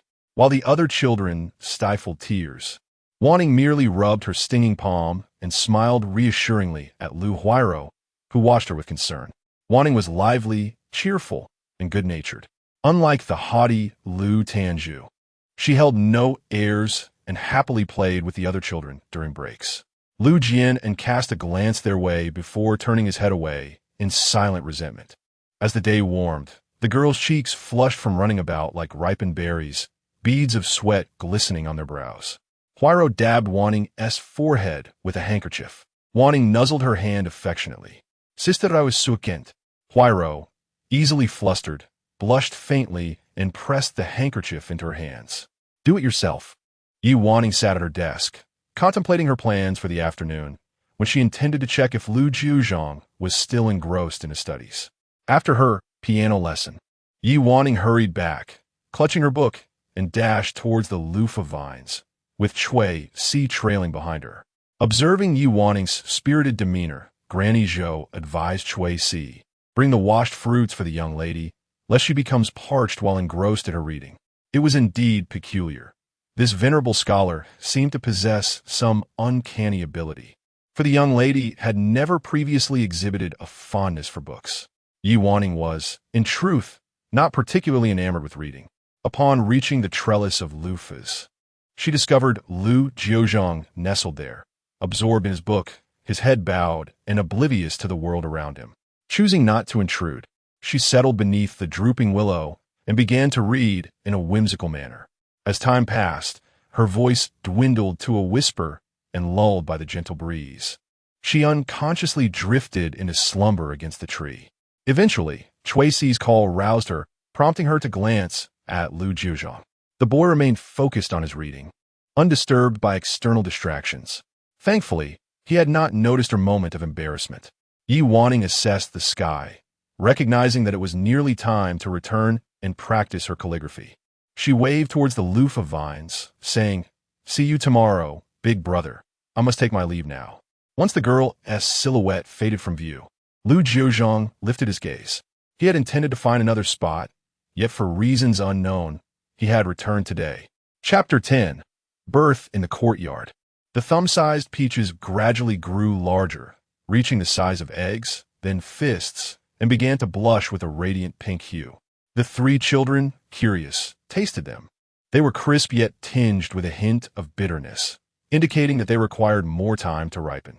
Each day, Wanning greeted Lu Jiuzhang on her way to school, and after classes, she would sit beneath the weeping willow, sharing the space with him as they studied together under the trellis of loofah vines. Lu Jiuzhang had a profound love for books. She often observed the boy from a distance, taking in his quiet and indifferent demeanor. One day, as Wanning approached the willow tree, she noticed a small bamboo basket, no larger than her palm, resting on the smooth stone where she usually sat. Picking it up, she discovered a vividly colored butterfly nestled within. Glancing over at the loofah vines, she joyfully called out, "Thank you, brother. When the peaches in my courtyard ripen, I shall bring you some." The butterfly fluttered its wings gently, casting a dappled light from the basket that made its wings appear even more enchanting. Meanwhile, the students in the classroom had formed their own little clique. Lu Jian, possessing striking looks and noble status, attracted the attention of the other children who flocked around him. He was exceedingly polite and proper in front of adults, yet behind closed doors, he engaged in mischief with a few others. They would place insects in the girls' desks, delighting in their terrified screams and hearty laughter, which led the girls to thoroughly inspect their desks before entering the classroom and to refrain from playing during recess. However, Wanning remained unperturbed. Her desk had once housed beetles, spiders, and stick insects, while the other girls shrieked in fright. Wanning calmly picked up the beetles, smiling as she released them onto the trees outside. In her past life, she had not led a delicate existence. Insects and ants were commonplace, and she had even woken up to them falling from the eaves. The more fearless she became, the darker Lu Jian's expression grew. Gradually, others began to notice that Lu Jian held a particular disdain for Wanning, often targeting her. Even Lu Tanju privately inquired, "Why do you seem to have a grudge against the Yi family?" "She irks me," Lu Jian replied, recalling her provocative use of a slingshot, which only deepened his frustration. Lu Tanju cautioned, Do not lose your dignity. After all, she is merely the daughter of a merchant, and it would not reflect well on you. Moreover, she was not even a legitimate daughter of the family. Wanning's mother was not a true daughter of the Lu clan. She had been an abandoned child found by Lu Jiuzhang at the gate. Remarkably, after the Lu matriarch's life hung by a thread, this foundling seemed to bring her back to life, allowing her to live for over a decade more. Because of this, the Lu family regarded the abandoned girl as a blessing, treating her as their own daughter. Outsiders were unaware of this history, which had originally been intended to culminate in an auspicious marriage. However, fate intervened, leading to her being ensnared by a sea merchant, resulting in a tragic shipwreck. Upon hearing Lu Tanju's words, Lu Jian dismissively replied, understood. He thought to himself that he would only relent if she knelt before him and begged for mercy. Unbeknownst to Wanning, Lu Jian's sentiments were far removed from her own carefree nature. She did not take him to heart. With the Dragon Boat Festival approaching, Master Lan was set to take a break to reunite with his family for the festivities, leaving all the children with free time. The Dragon Boat Festival is a grand occasion. On the banks of the Qin River in Kyoto, dragon boat races are held, accompanied by the fragrant burning of mugwort and the consumption of realgar wine. Children adorn themselves with 5-colored threads to ward off evil and ensure safety. The family had long prepared these colorful threads, and Lu Huairo, skilled and dexterous, set about crafting them for her younger siblings. Yi Wanning, eager to join in, found herself somewhat clumsy. Such meticulous tasks posed a challenge for her. In addition, it was the birthday of Lu Tanju and Lu Jian. The twins, born on the first day of May, were to celebrate their birthday feast at the Princess Anyang's residence.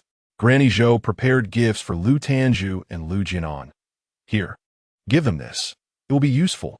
Upon opening the boxes, Yi Wanning discovered 2 pens, each engraved with the character Zhao, belonging to Zhao Yuan of Hushan. She had heard Mu Hongji mention that Zhao's pens were exceptionally precious, favored by scholars and worth a fortune, attainable only by affluent families. One was a rabbit hairbrush. Though not the finest, acquiring such a pen in a short span was still quite a feat. Yi Wanning began to reassess herself. Upon her rebirth, she merely drifted aimlessly in Yi Wanning's body, as the original owner lay in a coma due to drowning. When she finally awakened, the original memories were muddled, taking her a considerable time to sort through. Yet, neither set of memories was entirely complete. Many recollections only surfaced upon encountering familiar faces. Coincidentally, the original's parents had both passed away, leading Granny Zhou to believe the shock had deeply affected her. Yi Wanning raised her gaze to Granny Zhou, a woman in her 50s, kind and composed, with traces of hardship etched in her hair. Without children of her own, Granny Zhou treated Wanning as her own granddaughter. Wanning's fingers caressed the pen's shaft. The original's father was a maritime merchant, and she had always assumed he was an ordinary trader. But what if he was not? Maritime commerce is fraught with peril, yet it yields immense wealth. Could Yixing Yuan be one of those? Now, she was merely a 6-year-old child. As she grew, the Ningguo mansion would likely endeavor to find her a suitable match, possibly fulfilling their utmost duty. But what of her? No, she had much to accomplish. She needed to save her family. However, for now, she remained under the protection of the Ningguo mansion. Gazing at the pen, she pondered for a moment before nodding at Granny Zhou. All right, Granny. Observing Wanning's obedient demeanor, Granny Zhou sighed inwardly. The young lady was still so small, and at her age, where could she find someone trustworthy to rely upon? On the first day of May, the princess's residence was ablaze with lights even before dusk fell. Clutching the pen case, Yi Wanning, along with the Qin family and her 3 siblings, made their way to the princess's abode. This marked Yi Wanning's first encounter with Princess Anyang and Lu Mingqi. Dressed in a golden silk robe and adorned with a phoenix hairpin, the princess exuded an air of regal pride. She gently cradled her abdomen, which, though not yet visibly rounded, hinted at the impending addition to the royal lineage. Her gaze turned towards the distance, where Lu Mingqi, in his 30s, stood illuminated by the lanterns, his face resembling that of a gem, indeed a rare beauty, which explained Princess Anyang's infatuation. Yi Wanning made a subtle comparison in her heart, realizing that he paled in comparison to Lu Jiuzhang. As Yi Wanning pondered this, she noticed a group of children surrounding Lu Jian and Lu Tanju as they approached. Today marked their birthdays, and both were clad in red attire. Lu Tanju wore a red satin gown adorned with embroidered butterflies, and with each graceful movement, it seemed as though she wore spring itself, capturing the attention of the young ladies around her. Chapter 11. Water Chestnuts. Lu Huairo and Lu Huayu approached to pay their respects, presenting gifts that were graciously accepted by the attending maidservants. Yi Wanqing, cradling a pen case, stepped forward and exclaimed, "Sister Tanju, your dress is absolutely stunning." The butterflies seem to flutter. Flattery is universally cherished, and today, this exquisite dress had indeed been crafted exclusively by the embroidery workshop over the span of a month, leaving her immensely satisfied. In an unprecedented display, Lu Tanju offered her a smile in return.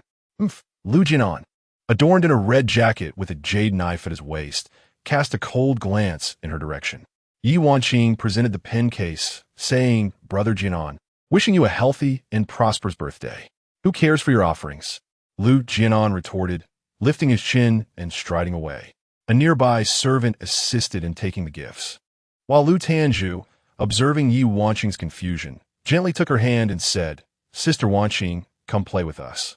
The guests attending the birthday banquet for Lu Jinan and Lu Tanju hailed from noble families, unlike the Ningwa family, which had diminished to mere remnants. The attendees, aged from 7 to 12, mingled freely.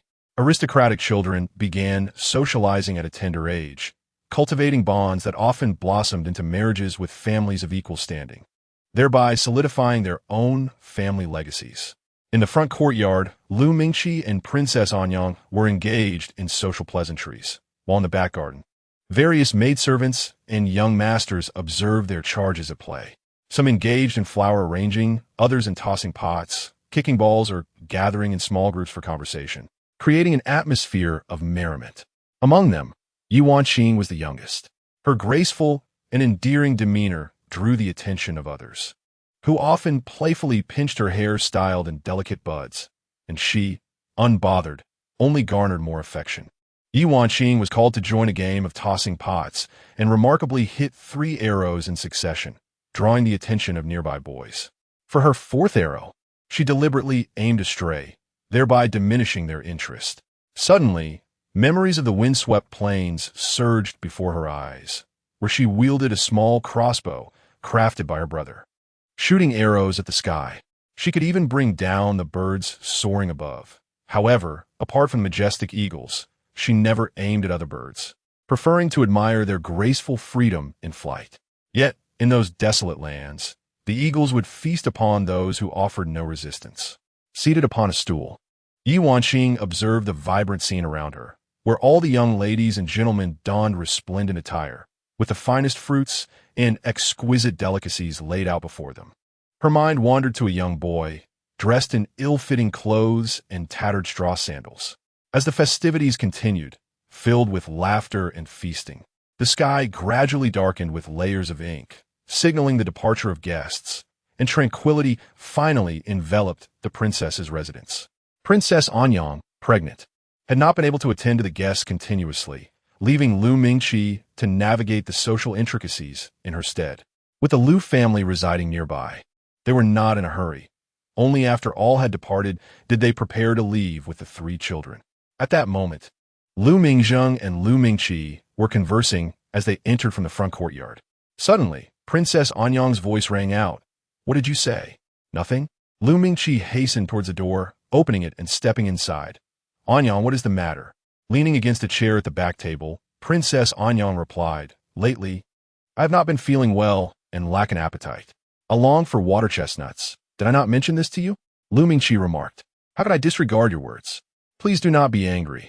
I shall have my servants search once more." With that, he promptly instructed his servants to look. Lu Mingzheng, standing nearby, added, "Elder brother, I received a fresh batch of water chestnuts from the estate the other day, and they are quite large. I shall bring them immediately." Princess Anyang raised an eyebrow, declaring, "I cannot indulge in anything else. I only desire those from the linen water side." Lu Mingzheng found himself at a loss for words.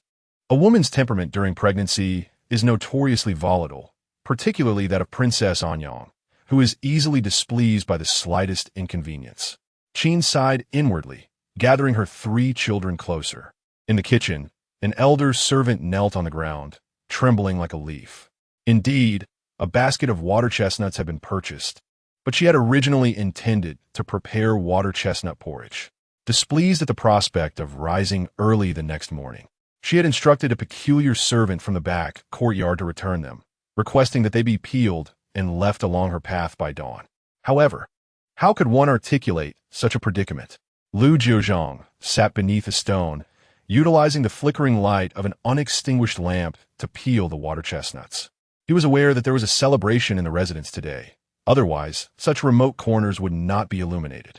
Naturally, during festive occasions, the maids and servants often neglected to deliver meals to them.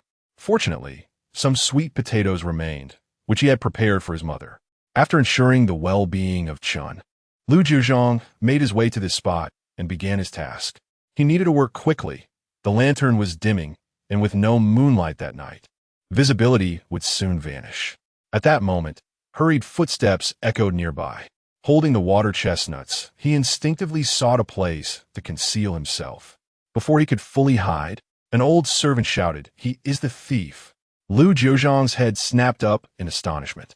Meanwhile, Lu Mingqi was carefully attending to Princess Anyang, employing both coaxing words and gentle reassurances, which finally eased her expression slightly. Lu Mingzheng and the others waited outside, and upon Lu Mingqi's exit, they prepared to take their leave. Disliking the sight of himself in such a subservient position, Lu Mingqi merely nodded. Yi Wanning, grasped by Qin, stepped forward.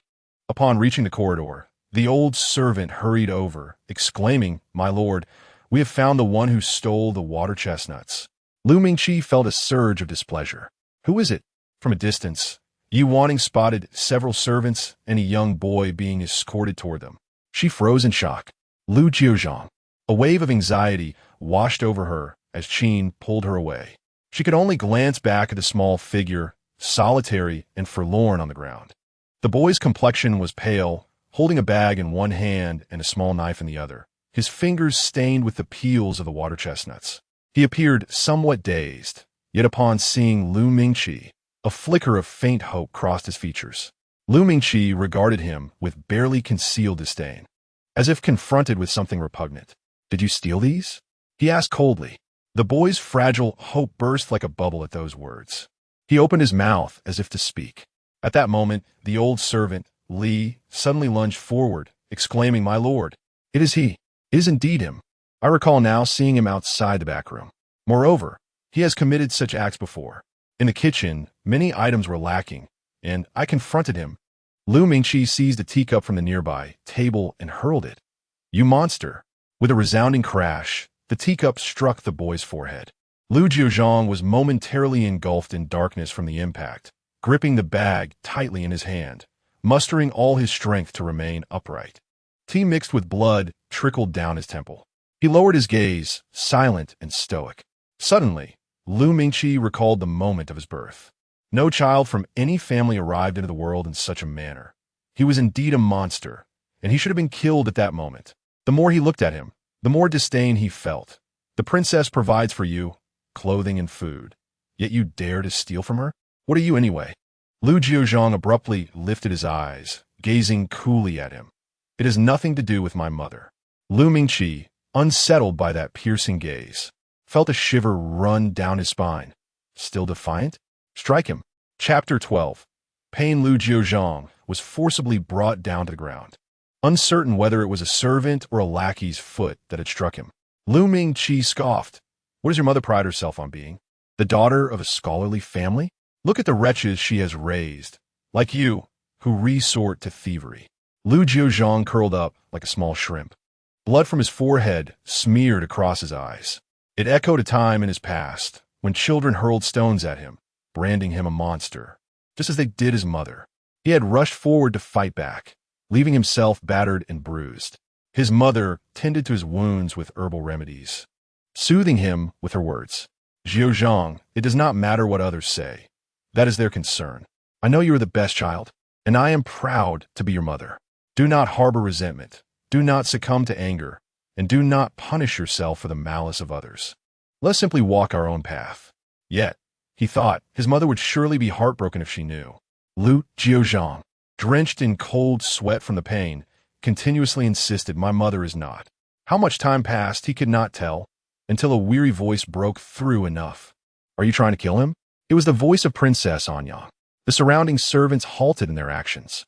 Lu Mingqi's eyes brimmed with disdain as he waved his hand. "Throw him out," and cast him far away. It took little strength to discard a frail 9-year-old child. Lu Jiuzhang was cast into a corner. Darkness enveloped him, and after what felt like an eternity, he began to regain his senses. He needed to return, to prevent his mother from worrying. Trembling, he propped himself up with his small arms, leaning against the wall, taking a moment to gather himself before finally standing upright. Not far off lay a small ditch. The blood on his forehead had dried, clinging to his eyelashes. He cupped his hands to wash away the metallic tang of blood from his face. After completing this, he took a step back. Only then did he feel a semblance of relief, grateful that his mother could not see him. Wanning tossed and turned restlessly.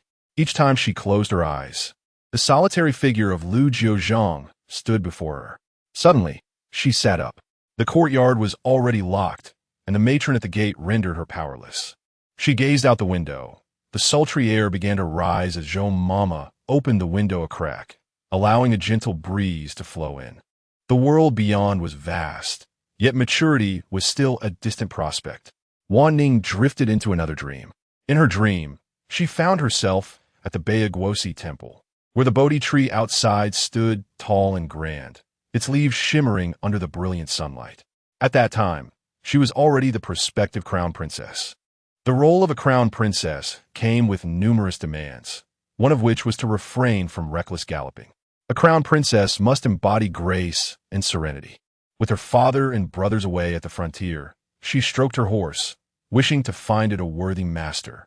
Reluctant to see it confined within the walls of the inner quarters, she recognized few people in the capital, yet due to her generous offerings, the monks at the Dali were willing to converse with her. Thus, she implored them to seek out any other patrons interested in acquiring a temperamental horse that did not run fast. Eventually, the abbot informed her that a buyer had been found. She had many requests to convey, such as her desire for the horse, which was both temperamental and unruly, to be spared from punishment, and if she ever decided to part with it, she would prefer it to be returned rather than sold. The abbot also informed her that the horse's owner could lead the horse to her for a visit each month. How fortunate she was to encounter such kindness. Before her marriage, she had visited her horse, which was faring much better than when she had cared for it. Regrettably, she had not met the horse's caretaker at Dali. He was in the guest quarters, and their paths had not crossed. She could only express her gratitude from across the courtyard. When Wanning awoke, dawn had just broken. Rubbing her eyes, she pondered why such trivial matters lingered in her mind. Perhaps it was because even a horse with a foul temper could be treated with kindness.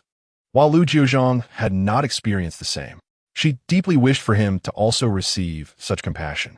Zhou Momo noticed her awakening and inquired, "It is still early, and you do not have school today. Why are you up so early, miss?" Wanning used her studies as an excuse. "I still have much to memorize for my teacher. Otherwise, I will be punished with extra writing."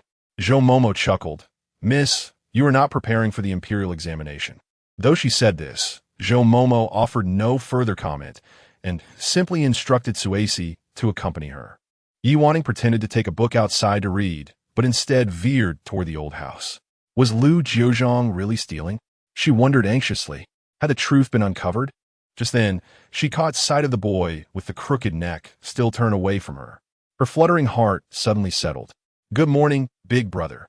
She greeted him as usual. Lu Jiuzhang remained still. Wanning had grown accustomed to this, so she held her book and pretended to read until she felt it was time to leave. She then waved at Lu Jiuzhang, "Goodbye, big brother." He sensed the sound of her departing footsteps, closed his book, and lifted his head, sunlight illuminating the bruises on his face. In the afternoon, Wanning found herself too busy to visit the loofah vines. Lu Mingjiang was on leave and had promised to accompany the children, so he decided to take them on an outing. Although the Dragon Boat Festival was still a few days away, The atmosphere outside had already turned festive. Chu Yuan's poetry adorned the riverside, and families began hanging calamus, with the aromas of various zongzi wafting from their homes. Lu Jiuzhang took them to Mulan Ranch for some fun. Lu Huayu had longed to ride a pony. The skilled horse trainer led out a small horse. And though Lu Huairo was quite fearful, the pony was simply adorable. Gradually, she grew accustomed to it and found joy in the experience. Yi Wanning, being quite young, was handled with extra care by the horse trainer, while her gaze was drawn to the majestic horses galloping in the distance. She yearned to ride one of those powerful steeds and gallop freely. However, that was impossible. It was illogical for a girl with no prior experience to ride a horse untrained, with the horse trainer watching closely and accompanied by young servants and nannies. Lu Jiuzhang and Qin Shi took a moment to enjoy their time together, riding a single horse away from the children to relish a brief respite from their duties. The horse trainer walked slowly with the pony, reassuring Yi Wanning, "Do not be afraid, miss. We will go slowly. Hold on tight. You won't fall." Yi Wanyin sat atop his steed in a state of utter ennui when, all of a sudden, a small colt burst forth unexpectedly. This colt was, in fact, a young boy who, as if possessed by a sudden frenzy, galloped away with abandon. The boy upon the horse turned pale with fright as the unbridled steed charged towards Yi Wanyin, carrying the terrified child along with it. Chapter 13. Gu Mingjue, the master guiding Yi Wanning's pony, was quite skilled, swiftly leading the little steed. The spirited pony brushed past Yi Wanning, then began to gallop wildly. Surrounded by young lords and ladies from affluent families, the risk of injury was too great for anyone to bear. Consequently, all the horsemen nearby converged to restrain the frenzied creature. The pony, however, was obstinate, kicking its hooves as if in a frenzy, leaving the horsemen apprehensive about the safety of the young lords on their backs. As the crowd encircled the pony, it displayed remarkable cunning. With a feigned maneuver, the horse darted away through a gap, leaving everyone flustered. They feared that if it escaped, the young lords would be unable to handle the chaos for long. Unexpectedly, the pony halted, lifting its front hooves. The horsemen rushed forward, some grasping the reins, while others cradled the boy. Despite his pallor from fright, the boy remained silent, showing remarkable courage. Amidst the commotion, a maid and a beautiful woman rushed over. The woman embraced the boy, offering him comfort. The boy wriggled free from her arms and glanced around, spotting a little girl seated atop a horse. Today, to facilitate riding, Yi Wanning donned a small jacket and boots. Wielding a slingshot, her ribbons dancing in the wind from the Mulan Horse Ranch, truly a vision of beauty. The boy approached Yi Wanning, bowing with utmost decorum. Expressing his gratitude, despite his fear, he recognized that had it not been for the pellet she had shot, he might still be precariously atop the galloping horse. Yi Wanning shook her head in modesty, assuring him it was no trouble. The beautiful woman stepped forward, repeatedly thanking Yi Wanning for her bravery. When Lu Jiuzhang and Qin Shi returned, they beheld the woman removing her bracelet to place it on Yi Wanning's wrist. Qin Shi engaged her in conversation. They recounted the day's turmoil and introduced themselves, learning that the woman was Lu, the wife of the Minister of Rights. The minister was a third-rank official, while Lu Jiuzhang had only recently been promoted from the fourth rank, creating an instant camaraderie between them. Lu Jiuzhang felt elated, surprised that this incident had inadvertently forged a connection with the Minister of Rights. He had long known that the minister, having had a late child, doted on the boy, who was exceptionally bright. He observed the minister's child, who, despite his tender age, exhibited composure and grace in adversity. This reflection only deepened Lu Jiuzhang's frustration with his own wayward son. As the two families exchanged pleasantries, they decided to share dinner that evening. Inside the tent, the children were seated in order of age, with Yi Wanning being the youngest, while the minister's child was the eldest at nearly 10 years old. Yi Wanning nibbled on a peach, resembling a little squirrel, while the minister's child kept stealing glances at her, to which she responded with a cheerful smile. The young gentleman immediately averted his gaze, sitting up straight with an expression of decorum. It seemed that Lady Lu only then comprehended the situation. "Ah, this is my son, Gu Mingjue. Mingjue, have you not yet met your esteemed brothers and sisters?" Gu Mingjue rose, exhibiting impeccable manners. Yet, the name Gu Mingjue surged into Yi Wanning's consciousness, causing her heart to constrict suddenly as a flood of indistinct memories surged uncontrollably. The scion of the Gu family was indeed commendable, with a reputable lineage. Upon returning to the capital, her father had deemed him a suitable match for her, worthy of her family's esteemed Ning. However, Yi Wanning found the peach in her mouth lost its flavor. She was haunted by the image of the young man in prison. Blood congealed on his blue robe after enduring torture. Yet he stood tall, his gaze respectful as it fell upon her. "Your Highness, I am unharmed. Please do not feel any guilt on my account. This is Mingjue's own choice and does not concern you. As for Mingjue, I fear he cannot come forth to congratulate your Highness on your nuptials." Gu Mingjue had originally been betrothed to her by her family, yet fate intervened. And upon her journey back to the capital, she encountered her true love and thus annulled her engagement to him. At that time, witnessing his imprisonment for defending the Yi family had filled her with remorse. Little did she know, all of it was merely a ruse. Given another chance, she would surely not have aimed for that horse's head. Gu Mingjue sensed that Miss Wanning had inexplicably grown cold towards him. Though he was young, he had cultivated his social graces. Miss Wanning no longer smiled in his presence. After he had introduced himself, was his name truly so unpleasant? Following dinner, they all returned to their respective abodes. Seated in her carriage, Wanning gazed out at the vibrant night, pondering how Gu Mingjue would become a formidable aid to Bai Li Changfeng. What means could she employ to detach his support? Upon returning to Tingfeng Courtyard, Grandma Zhou awaited her, inquiring whether she had enjoyed her outing. Yi Wanning looked at Grandma Zhou and then embraced her, nestling against her heart like a warm quilt. "What troubles you, my lady?" "Grandma, I miss father and mother." Grandma Zhou, embracing Wanning, felt a pang of heartache. Wanning nestled closer. "I miss father taking me to fly kites, and I long for mother taking me to witness the sunrise over the sea. Here, I am confined to this courtyard, only able to venture out when uncle and aunt are free." Grandma Zhou, hearing Wanning's words, felt a tumult of emotions within her. The young lady ought to enjoy a life of boundless freedom rather than be restricted to this small dwelling, just like her mother.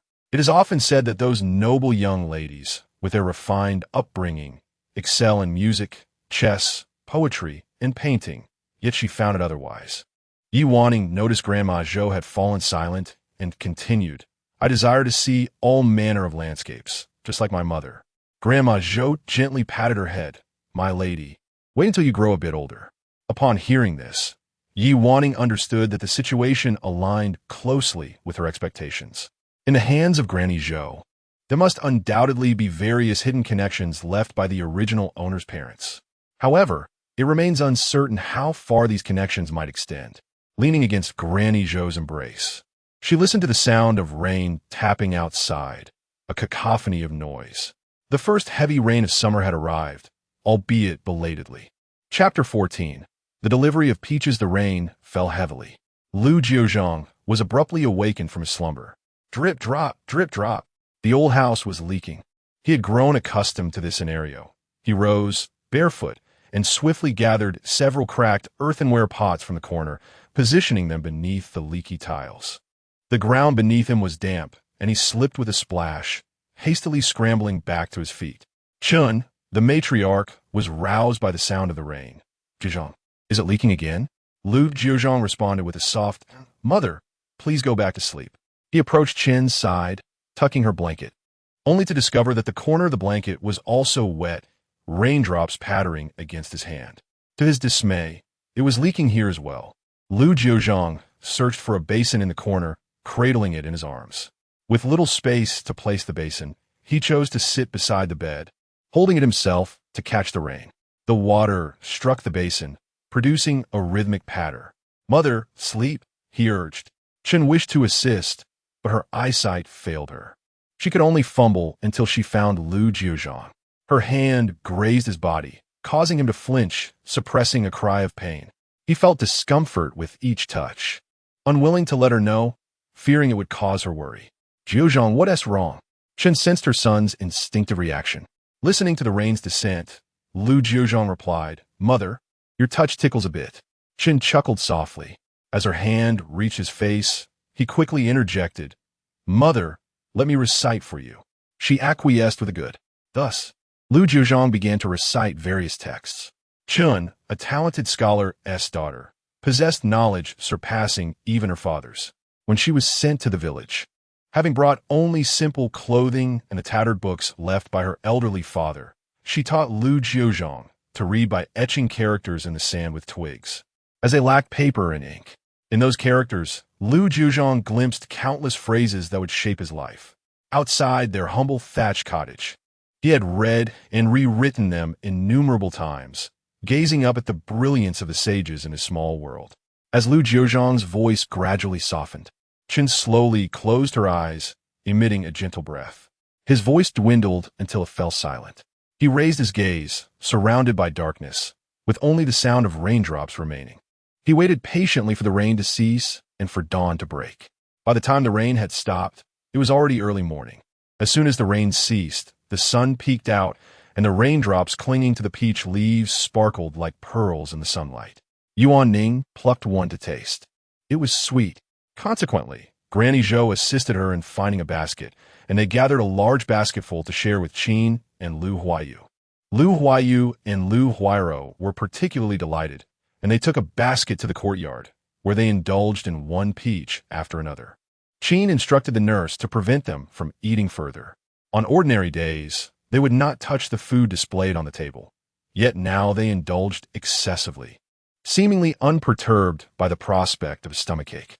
However, the three children believed that the fruits they had cultivated themselves tasted unfathomably different.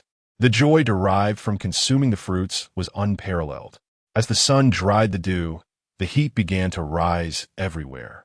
After enjoying the peaches, Wanning took out some rice paper and commenced practicing her calligraphy, each stroke meticulously crafted. Lu Huairo began to weave colorful threads. Lu Huayu was pulled by his father to recite his lessons. The previous day, Lu Jiuzhang had encountered a boy from another household and casually inquired about some knowledge, receiving an impressively articulate response. Thus, upon returning, he started to press Lu Huayu to study harder. After finishing her calligraphy, Wanning went to assist Lu Huaxiu, while she herself climbed a small ladder to pluck 3 of the largest, ripest peaches, cradling them in her garment as she made her way to the loofah trellis. The loofah flowers had long since wilted, and slender loofahs hung from the treetops. Spotting Lu Jiuzhang hiding behind the vine leaves, she gleefully rushed over. "Big brother!" Lu Jiuzhang was utterly unprepared for her sudden approach and could not evade her. The young boy's face was marred with bruises. Wanning lowered her gaze momentarily before quickly lifting it again, blinking. "Big brother, how did you fall?" The innocence in her eyes held no fear, no pity, only sincere inquiry. Lu Jiuzhang tightened his grip on the book, momentarily relaxing his hold. "Just an accident." Wanning settled beside him. He stiffened slightly, but resisted the urge to withdraw. Feeling a bit shy, Wanning scratched her head. "Big brother, I released the butterfly you gave me last time because I wanted to discover where it lived. But in chasing it, I lost sight of it." To her, this seemed the gravest of troubles. As she spoke, she lowered her head in disappointment, only to suddenly lift it again, grasping a peach. "I grew these. They are very sweet. Big brother, this is for you." Her small hands held the plump, red peaches, one after another, gently placing them into Lu Jiuzhang's embrace. He remained rigid. It was time to depart. He could not accept them. A voice echoed in his mind, yet he found himself unable to utter a word. The crimson peaches rolled onto his coarse garment. Wanning stood up and clapped her hands. "All right, big brother, I must be off. Chui Si did not follow me. If I linger too long, the nurse will grow anxious." With that, she lifted her skirt, smiling brightly as she walked away. Wanning turned and ran, her mind still occupied with the image of Lu Jiuzhang. This was the first time she had been so close to him. His ill-fitting, patch-coarse clothing bore multiple repairs, and his feet, encased in straw sandals, were thin and swollen. Wanning had seen such feet before. During her time in the borderlands, many soldiers, lacking proper warmth, would repeatedly suffer from frostbite, leaving scars that persisted into the summer. Lu Jiuzhang's feet were just like that. His face, marked with bruises, and the purple bruises peeking from rolled-up pant legs were sights that should never belong to a 9-year-old child. This was the result of being beaten. She could only pretend to be unaware, knowing that any emotion she displayed would burden him further. He wished for no one to see his pain. Wanning came to an abrupt halt, a pang of sorrow swelling within her chest. She recalled the exquisite pleated skirt belonging to Lu Jiuzhang, a treasure worth a fortune, and the lively atmosphere of that day. Suddenly, memories flooded back of the rumors surrounding the Grand Hall in her past life, where the emperor had personally designated him as the top scholar, commending him for bringing glory to his family and promising a plaque of honor. Yet, he merely stood with his head bowed, declining the honor. My father disapproves, and I am but a solitary figure, unworthy of imperial favor. At that moment, laughter echoed around him. How could such an extraordinary talent not be cherished by his family, who should have rallied their collective strength to nurture him? They likely feared the old emperor's peculiar inclinations, worrying that after bestowing the plaque, he would subsequently demand the hand of a princess. Wanting had caught wind of this back then. Only now did she truly comprehend the profound hardships that lay behind those 8 words. My father disapproves, and I am but a solitary figure. Chapter 14. Dragon Boat Festival. On the 5th day of the 5th month, it was the Dragon Boat Festival. In the morning, Granny Zhou prepared to paint the forehead of Wanning. With a delicate brush dipped in realgar, she inscribed the character for king upon Wanning's brow, all the while murmuring, my young lady shall ward off illness and prolong her life, impervious to all toxins. After painting her forehead, she tied a fragrant pouch filled with mugwort and calamus around Wanning's waist and adorned her wrist with a woven bracelet of 5 colored threads, admonishing, my lady, remember, do not let fall off. Only remove it when it rains, understood? Wanning nodded vigorously. I understand, Granny. Upon finishing, she retrieved a bracelet of 5 colors from her bosom and placed it on Granny Zhou's wrist, saying, Granny should also wear this for longevity and peace. Witnessing her young lady's gesture, Granny Zhou could not help but wipe away the moisture at the corner of her eyes. Once dressed, Wanning sought out Lu Jiuzhang and the others. The 3 children of the Lu family also had the character for king painted on their foreheads. Lu Jiuzhang stood tall, striking a pose like a tiger, boasting, look, I resemble the mountain bandit. This earned him a gentle poke on the head from Qin Shi, who remarked, when your father sees your homework from last night, I wonder if you will still look like a mountain bandit. Lu Jiuzhang's expression instantly turned sheepish. Mother, why bring that up on such a joyous day? His antics caused everyone to burst into laughter. After consuming zongzi and sipping calamus wine, Qin Shi led the 4 children to witness the dragon boat races.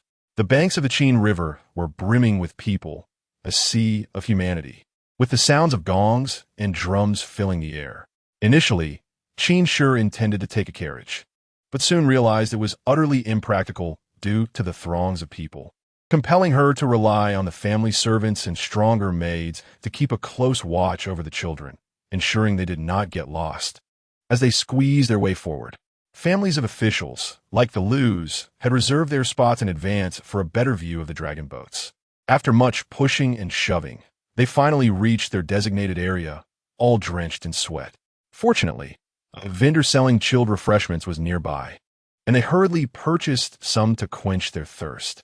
Before long, the dragon boat races commenced, the gongs and drums resounding, and the crowd erupted with excitement. It was Wanning's first encounter with such festivities, and she craned her neck to observe, catching sight of the rowers' hands and paddles moving in a blur. The long dragon boat gliding through the water with the rapid beat of the drums, resembling a swift and agile fish darting past. The din of the crowd nearly made the water boil with enthusiasm. Wanning couldn't help but clap her hands in delight. After the dragon boat races, the bustling atmosphere lingered, with various foods, street performers, and games such as toad catching filling the banks of the Qin River. Lu Jiuzhang was eager to partake in the toad catching game, but Lu Jiuzhang was so frightened by the toads that she burst into tears, requiring Qin Shi and Lu Jiuzhang to console her for quite some time. Noticing a beautifully crafted rattle drum nearby, Wanning decided to purchase it to cheer up Xiao. Chuisi closely followed behind, worried about losing sight of Wanning. As Wanning reached for the rattle drum, standing on tiptoe to grasp it, An unexpected hand swooped in and snatched the drum away from her grasp. Looking up, Wanning saw an old woman, evidently a servant from the manor. Cui protested. My young lady was the first to take it. The old woman, with eyebrows that seemed more like mere lines and eyes that lacked clarity, scrutinized the scene. You first, I first, regardless. It is my lady who has taken a fancy to it. Wanning's gaze shifted to the rear, where a girl, surrounded by several elderly women and young maids, stood out in her exquisite attire, rivaling even Lu Tanju in elegance. Wanning grasped Sui's hand and said, All right, Sui, let us purchase this one. She reached for another rattle drum. Sui felt a sense of grievance within her. Wanning took the rattle drum to amuse Lu Huaxiao. The elderly woman carefully presented the delicate rattle drum to the young lady. With a pointed chin and alluring eyes, despite her youth, it was evident she would blossom into a stunning beauty. Upon receiving the rattle drum, she disdainfully tossed it to the ground, exclaiming, What a piece of junk! Why would I want something others have touched? The elderly woman hurriedly placated her. Indeed, it is unworthy of the young lady. She then lowered her voice. The third prince should have finished watching the dragon boat races by now. The young lady cast aside this matter, yet for reasons unbeknownst to her. She felt a sudden aversion towards the girl who had tiptoed to reach for the rattle drum. After a delightful afternoon of play, as the sun descended, a splendid sunset painted the western sky. Wanning gazed for a long while, her fingers tracing the colorful threads in her embrace. She hoped to return in time to present them to Brother Jiuzhang. However, when Wanning hurried back, she found there was no opportunity to give them to Lu Jiuzhang. That evening marked the family banquet of the Lu clan, where all relatives gathered to pay homage to their ancestors before sharing a meal. As Wanning was only a half-member of the Lu family, due to her mother not being a direct descendant, she was relegated to waiting outside with the maids and elderly women. The elder members of the clan paid their respects first, followed by those of successive generations, with Lu Jianan and Lu Huayu among the last. Once the children had completed their offerings and gazed at the 3 incense sticks on the altar, an elder of the Lu family inquired, Do you not have another child? The room fell silent for a moment, each person aware of whom he spoke. Yet, Lu Jiuzhang's status was too delicate. He was originally the legitimate eldest son of the Lu family, but with the princess's marriage and his mother becoming a concubine, compounded by his unusual appearance, he had become a taboo subject for the family over the years. Lu Mingqi shot a glance at the clan leader. What purpose would there be in summoning that child? The clan leader returned his gaze. He is still listed in the family genealogy. Princess Anyang waved her hand. Let someone fetch him. When the servant went to summon Lu Jiuzhang, he was in the midst of washing Chen's feet. Upon hearing Lu Mingqi call for him, Chen's face lit up with joy, her murky eyes seeming to sparkle. Hurry, Jiuzhang. In a flurry, she reached out, grasping Lu Jiuzhang's clothing, attempting to smooth his hair, but ultimately only pressed her lips together before saying, Be well. Do you understand? After losing her sight, Chen's perception of time had been reduced to the seasons. Lu Jiuzhang, observing his mother's delighted expression, nodded silently, suddenly reminded of her blindness, and thus uttered a soft acknowledgement. He picked up a coarse cloth and carefully dried Chen's feet, assisting her to lie down before following the young servant. The servant, visibly tense, kept a considerable distance from Lu Jiuzhang, having heard tales of his propensity for madness and bloodlust. Wanning sat on a bench outside, where an adult had gifted her a 9-linked ring puzzle, instructing a maid to keep her company. Wanning began to untangle the interconnected rings, and soon, other children from the clan gathered around her after finishing their bows. Just as she was unlocking the 7th ring, a voice from a nearby Lu family child exclaimed, He has arrived, he has arrived. Startled, she lifted her head and beheld Lu Jiuzhang standing at the foot of the steps. Chapter 15. The outbreak. Lu Jiuzhang stepped into the lively, joyous courtyard like a solitary ghost straying into the mortal world. Gaunt and frail, his ill-fitting coarse robe hung loosely upon his skeletal frame, the cuffs frayed with holes, his straw sandals worn through, revealing toes calloused by hardship. Though the innocence of childhood still lingered faintly in his brow, his eyes had long lost the carefree brightness of youth, now cold and distant. He stood motionless, countless scrutinizing gazes weighing upon him. Though he refused to glance sideways, his peripheral vision still caught the figure seated among the children, fingers deftly maneuvering a 9-linked puzzle. Wanning. His lips pressed together slightly. Before, she hadn't known who he was. But after today, she surely would. Surrounded by the Lu family's children, she seemed well-liked among them. The thought made his lashes lower. Wanning watched him in silence. The Lu children had all heard whispers about this illegitimate eldest son. He looks so strange. Mother told me to stay away from him. He eats people. Yes, and drinks their blood too. When he loses control, he turns into a monster that devours children. Their hushed murmurs filled the air, their breath hitching as they stared at the emaciated boy standing at the foot of the steps. Wanting turned to them. No, he doesn't tea. Lu Linlang tugged at her sleeve, whispering urgently, Wanning, let us hide behind the adults. In a black-and-white world of children, rumors spread like wildfire. The clan elder beckoned Lu Jiuzhang forward to pay his respects. After a moment of silence, he ascended the steps and walked inside. The moment he moved, the children scattered like frightened sparrows, shrieking as they fled. Even the adults recoiled, as though fearing contagion. A 4-year-old, lagging behind after listening to the older children's whispers, burst into terrified sobs. His mother rushed forward, shielding him while casting a wary glance at Lu Jiuzhang. Yi Wanning stood frozen until Lu Huairo yanked her back, pulling her into the safety of the crowd. Lu Jiuzhang's steps faltered briefly before he continued forward. The clan elder observed him with a silent sigh. What a cursed fate, before permitting him to kneel and bow. You are the Lu bloodline. Remember, you must never bring shame upon this family. The clan's honor comes first. Do you understand? Hold no grudges. Lu Jiuzhang remained silent. The elder didn't expect a response. His words were merely a warning. Over the years, he had heard of this boy's existence. But as long as he bore the Lu name, any misstep would reflect upon them all. Lu Jiuzhang withdrew. The courtyard was filled with large round tables, seats still vacant at each. Yet as he emerged, every guest stiffened, their unspoken rejection palpable. No one wanted him near. Yi Wanning wasn't afraid. But Lu Huairo and Lu Huayu beside her were tense. Noticing this, Lu Mingqi gestured to a servant, who hastily set up a small table in the farthest corner with a few meager dishes, exiling him to dine alone. Lu Jiuzhang did not take a seat. He merely stated, I've already eaten. My mother is still at home. I must return. Lu Mingqi coldly regarded him, insisting, sit down and eat. Lu Jiuzhang remained unmoved, the evening breeze wafting through the hall, lifting the fabric of a youth's garments, revealing the remnants of bruises that had yet to fade from his wrists. Observing his unwavering stance, Lu Mingqi's anger surged, his voice turning frigid. Sit down. Ultimately, Lu Jiuzhang complied and took his seat. He sat in silence, amidst a lavish spread, yet he did not touch a single morsel. Lu Mingqi found this demeanor most irksome, as if it proclaimed his own impotence. Even a child yet to reach maturity dared to defy him. Are chopsticks as heavy as 1,000 pounds? Where was this defiance during your thieving escapades?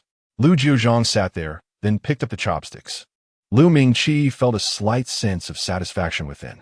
While Lu Jiuzhang was chastised, others seemed to concur that no matter how mischievous the boy appeared, he posed no real threat, and so they resumed their feasting, toasting each other with wishes for a healthy dragon boat festival. Yi Wanning, observing through the crowd, noted Lu Jiuzhang's small table positioned at a distance. The bright lights illuminated the area around them, yet cast only shadows upon his solitary space. He appeared diminutive, as if belonging to an entirely different realm. He silently partook of plain rice with his chopsticks while the guests extolled Lu Jian and Lu Tanju, and the unborn child of Princess and Yang. At that moment, Lu Jiuzhang's hand, gripping the chopsticks, began to tremble.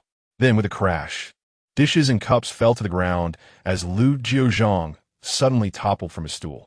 A scream pierced the air. Yi Wanning lifted her gaze to see Lu Jiuzhang curled on the ground, his small frame quaking uncontrollably. She watched his bewildered eyes widen, reddening at the corners. And then the crimson swiftly spread across his body, his veins darkening and protruding, resembling a creature of the dark. The women screamed in terror, children wailed. The The clatter of dropped chopsticks, the scraping of chairs, and the chaotic footsteps melded into a cacophony. He has gone mad. I told you he was a monster. What is he doing here? What shall we do? He could frighten someone to death. Lu Mingqi's face turned pale as he instinctively recoiled.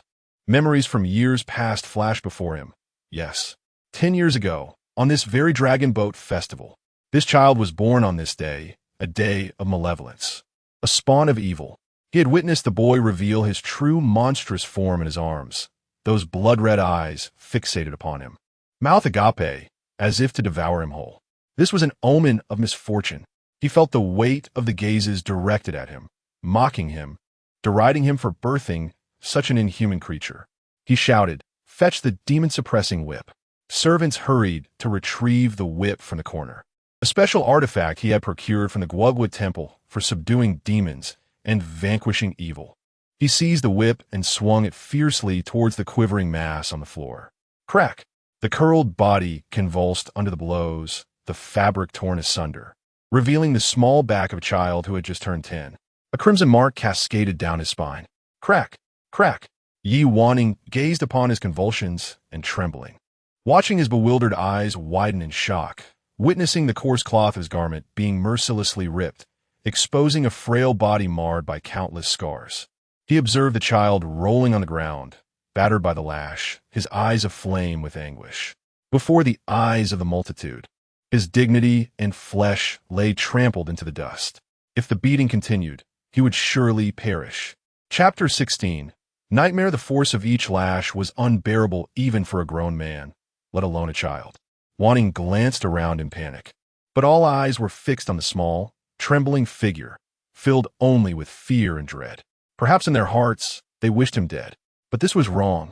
It shouldn't be like this. Wanning reached for her embroidered pouch, filled with beads that Nanny Zhou had given her to play with. One by one, the beads scattered across the ground, a few rolling near Lu Jiuzhang. Beads! Wanning cried out in distress, darting toward him. The crowd, still paralyzed by fear, barely registered the sudden movement of a 6-year-old child. Pretending to retrieve the beads, she hurried closer. Wanning! Madame Qin called out, rushing after her. Even in his fury, Lu Mingqi dared not risk harming a child. He slackened his grip, pulling back the whip with only residual force, just enough to graze Wanning's arm. A searing pain shot through her. Wanning burst into tears instantly, clutching the beads tightly in her small hand. Wanning, little Wanning. People hurried to comfort her, lifting her sleeve to inspect the wound, a faint red mark already forming. A maid rushed off to fetch ointment. With Wanning's interruption, Lu Mingqi had no choice but to lower the whip. Princess Anyang, her face pale with shock, commanded, "Quick! Feed him fresh blood. Suppress his demonic nature at once." Servants surged forward, burly men pinning Jiuzhang down with brute strength. The boy's trembling body could barely resist. From the kitchen, a chicken was swiftly slaughtered. Its blood collected in a bowl and brought over. Wanning watched as they forced his mouth open, pouring the thick, dark liquid down his throat. He struggled, lips sealed tight, but to no avail. They pried his jaw apart, filling his mouth with the metallic tang of blood. It spilled from the corners of his lips as he convulsed, his body gradually stilling under their grip. The crowd observed his forced swallow with revulsion, as though witnessing something vile. His wide eyes glistened with unshed tears. Between labored gulps, his lips parted soundlessly. Mother! Wanning was carried away by Madame Qin to tend her wound. Nestled against her aunt's shoulder, she murmured, "Auntie, I'm all right." Her gaze lingered on that small, crumpled figure until distance swallowed him from sight. Back in her chambers, Nanny Zhou gasped at the red mark on Wanning's delicate skin. She hurried to her treasure box, unlocking it to retrieve a small vial. "Oh, my dear child, why chase after beads? We have plenty at home." The ointment spread coolly over the tender skin. Wanning studied it curiously. "Nanny, what medicine is this?" Madame Zhou, while wiping, remarked, "This was acquired by your father overseas. It is said to be a rare fish, almost transformed into a spirit, salvaged by foreign tribes. Such a treasure is scarcely found even within the imperial palace." Wanning responded affirmatively, and once Madame Zhou finished her task, Wanning mentioned her hunger, prompting Madame Zhou to hurriedly prepare a meal for her. Wanning clutched the small vial tightly, pondering the well-being of her older brother, Lu Jiuzhang. At the recent family banquet, she had observed him intently, hardly touching her food, and later, she could eat no more. Having heard of the events at the banquet, Madame Zhou feared Wanning might be unsettled, so she lit calming incense and performed rituals, praying fervently to dispel any malign influences that might have invaded Wanning's spirit. Wanning feigned cheerfulness, playfully nudging Madame Zhou to ease her worries. However, a pang of bitterness surged within her. He was not a demon, yet everyone regarded him as a venomous creature. Closing her eyes, Wanning envisioned Lu Jiuzhang helplessly being force-fed blood. In the dead of night, she fell into a dream, a bizarre and sorrowful one. A deep ache gripped her heart, rendering her breathless as she wept profusely in the dream. The maid on night watch was startled and quickly roused Madame Zhou, who recognized the signs of a nightmare and promptly shook Wanning awake. Tear-streaked and still in pain, Wanning found solace in Madame Zhou's embrace as she murmured, "Do not fear, my lady." She dozed off again in Madame Zhou's arms, but unexpectedly, a fever returned, tormenting her for the remainder of the night. This was yet another illness since her previous near-drowning. Her body ached intensely, and she could scarcely open her eyes. In a haze between consciousness and sleep, she sensed someone crying and felt medicines being forced into her. Finally, she heard an elderly voice, "Little benefactor, your spirit is unstable. Burn this talisman and mix it with water to drink. It should restore you." Wanning felt as though she had been inundated with numerous bitter, astringent, and sour concoctions. Upon awakening, she found the sun high in the sky, momentarily blinded and parched. "Water, water," she croaked, her voice hoarse. Cys, who had been dozing nearby, opened her eyes at the sound and, upon realizing Wanning was awake, joyfully announced her awakening while fetching water for her. Madame Zhou hurriedly drew back the curtain and entered, her eyes filled with concern that gradually eased. While Cys provided Wanning with water, she chattered incessantly, and Wanning learned that she had been unconscious for 2 days. Despite the numerous medications administered, there had been no improvement, leading them to consult a monk from the Dali Temple, who deemed her spirit unstable and prescribed talisman water, which ultimately aided her recovery. Wanning was astonished by the length of her unconsciousness. Unstable spirit? The thought of having truly been reborn in this body left her feeling inexplicably guilty. Madame Zhou wiped her mouth and remarked, "It must be that demon-suppressing whip. Ah, my lady, you are still young, and your spirit is inherently delicate." Reflecting on the demon-suppressing whip, Wanning could not help but inquire, "And what of my brother, Lu Jiuzhang?" Madame Zhou seemed reluctant to discuss this individual, frowning slightly, and replied, "Why do you ask about him, my lady?" Wanning grasped Granny Zhou's hand and said, "I dreamt of brother Jiuzhang." Instantly, Granny Zhou's heart was stirred. "What did you dream about?" she inquired. Wanning began to fabricate. "I dreamt that someone was pulling me down into the water, and then he seized my hand. While above, a whip struck him." Granny Zhou was alarmed to the core. Wanning had narrowly escaped drowning before, a brush with death that led to rituals being performed. The master had declared that someone had shielded her from calamity. Could it be? Granny Zhou raised her hand and gently stroked Wanning's head, saying, "We shall speak of it when you are well." Wanning felt a slight relief in her heart. She had nothing to offer and wished to secretly aid Lu Jiuzhang, yet she knew she could not evade Granny Zhou's keen gaze. As for Lu Jiuzhang, after enduring such numerous lashes, how was he faring? Chapter 17. Resilience. Lu Jiuzhang awoke in the woodshed the following day. After being force-fed raw blood the previous night, he had been unceremoniously cast into the back room. A servant had come to check on him, discovering him in a feverish stupor, likely suffering from the severe lashings he had endured. Had he not received timely care, his condition could have deteriorated gravely, yet against all odds he had survived. What a stroke of fortune! As Lu Jiuzhang opened his eyes, his gaze remained dazed before a sudden realization struck him. "Mother!" He attempted to rise, but his body felt as limp as a noodle, utterly incapable of supporting him. Pain coursed through him as if his very being had been shattered. leaving him devoid of strength. Surely, mother must be worried sick since he had not returned home last night. He sat up, inhaling deeply, a sharp ache piercing his chest. The shed was filled with firewood, and he grasped a branch, thick as his wrist, to steady himself as he wobbled to his feet. The frailty of a child's body is both delicate and resilient. It seems as though anyone could oppress him, yet simultaneously, no amount of oppression could truly break him. Throughout the night, the welts on his body had ceased to bleed.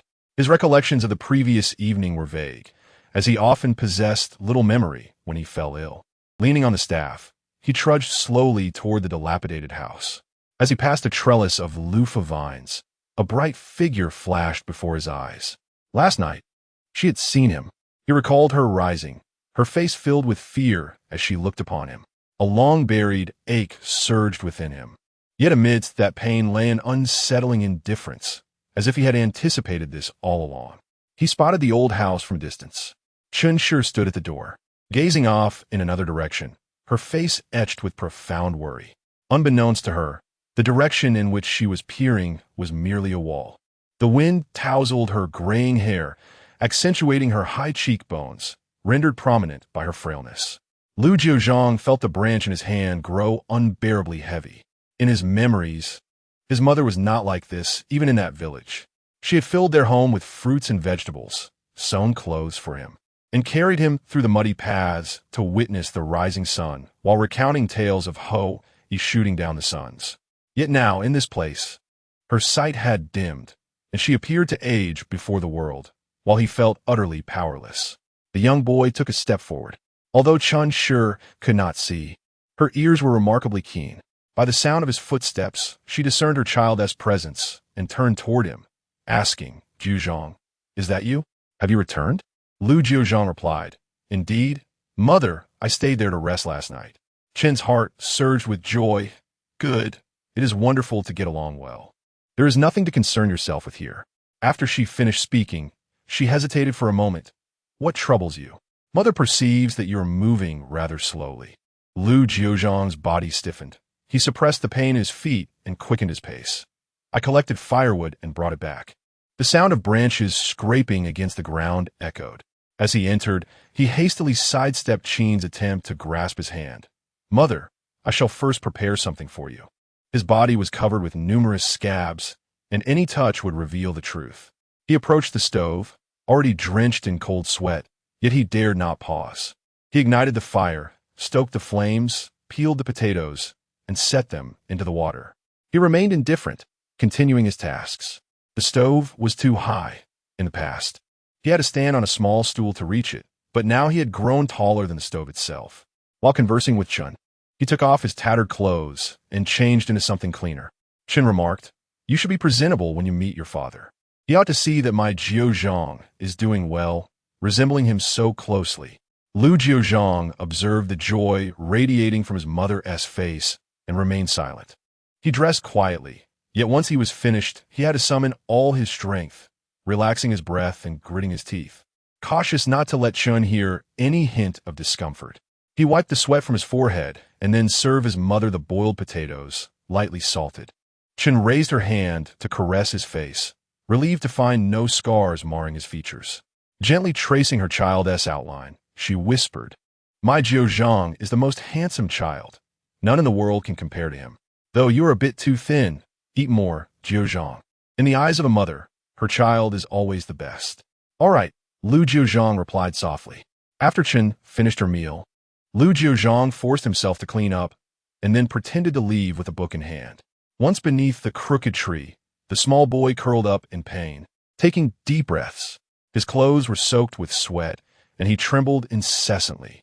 He couldn't let his mother know. Jiuzhang had to grow strong quickly to protect her, to become the child his mother hoped for. Lu Jiuzhang persevered. He understood that no one would offer him medicine. He had to endure, for his mother needed care.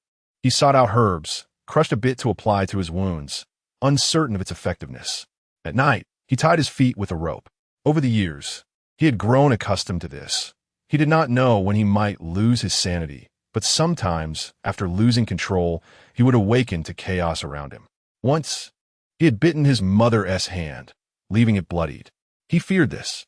He prepared a rope to bind himself, to keep the monster within from harming others.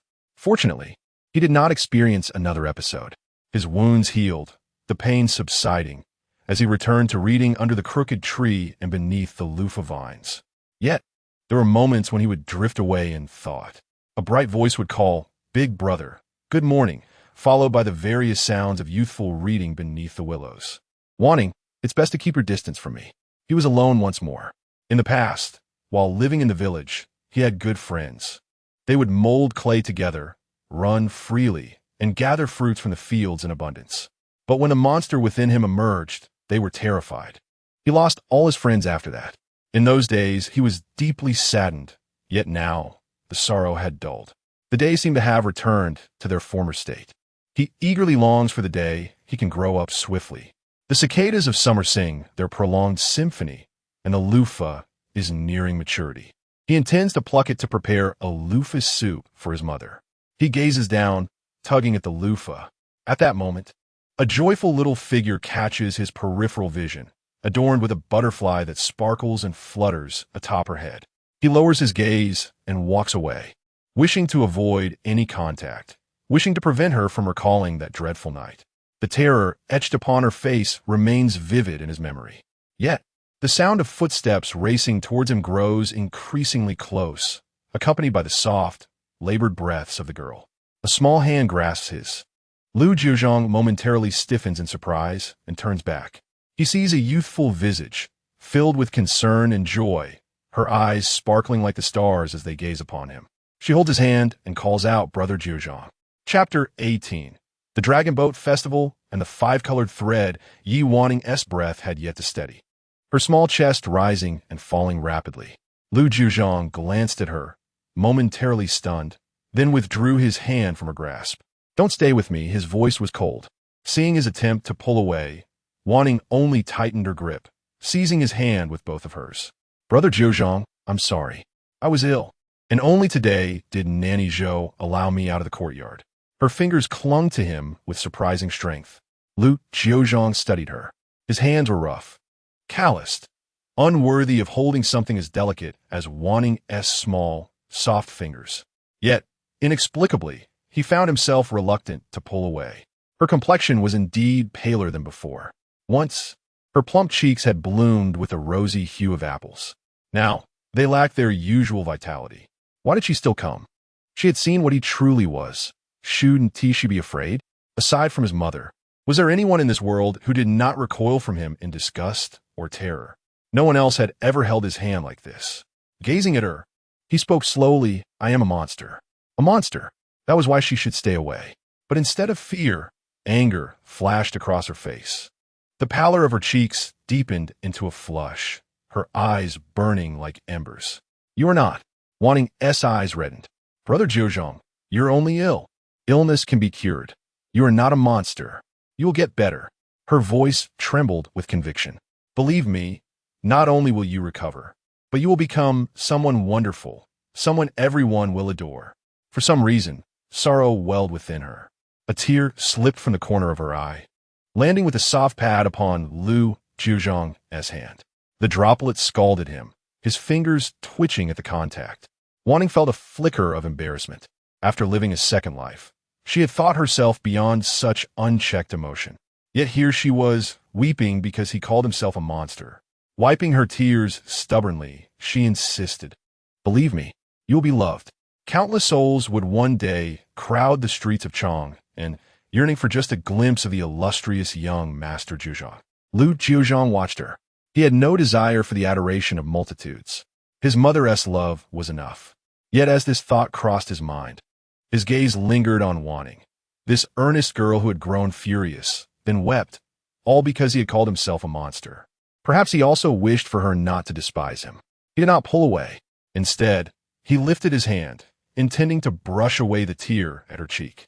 But the moment his fingers grazed her skin, he remembered the roughness of his touch and recoiled, fearing he might hurt her. Wanning, sensing his intention, seized his hand and pressed it firmly against her face, smearing the dampness across his knuckles. Then, as suddenly as the tears had come, she laughed, a radiant smile brighter than the sun itself. Nearby, Suasi watched with wary apprehension, poised to snatch Wanning away at the slightest sign of danger. But she held back, observing as her young mistress swung between tears and laughter. Lu Jiuzhang pointed toward the willow tree. Go there. Even if Wanning harbored no reservations, he did. He feared harming her. Wanning cast a hurried glance at the anxious face, then smiled sweetly, retrieving a small porcelain bottle from her bosom. Brother Jiu here. Please take it quickly. He was typically reluctant to accept kindness from others. Noticing his hesitation, Wanning pressed the bottle into his hand. You must repay me when you grow up. After saying this, she scampered to sit beneath a willow tree, causing Cess to breathe a sigh of relief. Lu Jiuzhang began to cut the loofah, and as Wanning observed his actions, she began to chatter away. She was always quite familiar with him, asking about how to prepare the loofah, why the willow leaves were small, and the appearance of the cicada's mouth on the tree, what it consumed, and so forth. She did not require anyone else's responses.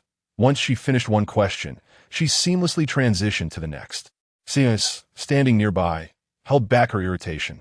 Although the young lady was often talkative, she usually engaged in a question-and-answer format, unlike this incessant rambling that rivaled the chatter of the cicadas overhead. Once Lu Jiuzhang completed the task of picking loofah, Wanning followed him back. Upon hearing the cheerful patter of her footsteps behind him, he slowed his pace. Just as they were about to part ways, her footsteps quickened, and she called out, Brother Jiu. He halted, and she ran to his side, hesitating. Lu Jiuzhang remained silent, patiently waiting. Eventually, Wanning lowered her head and retrieved a multicolored thread that she had kept in her pocket for several days. They say children should carry this during the Dragon Boat Festival to ward off evil and ensure safety.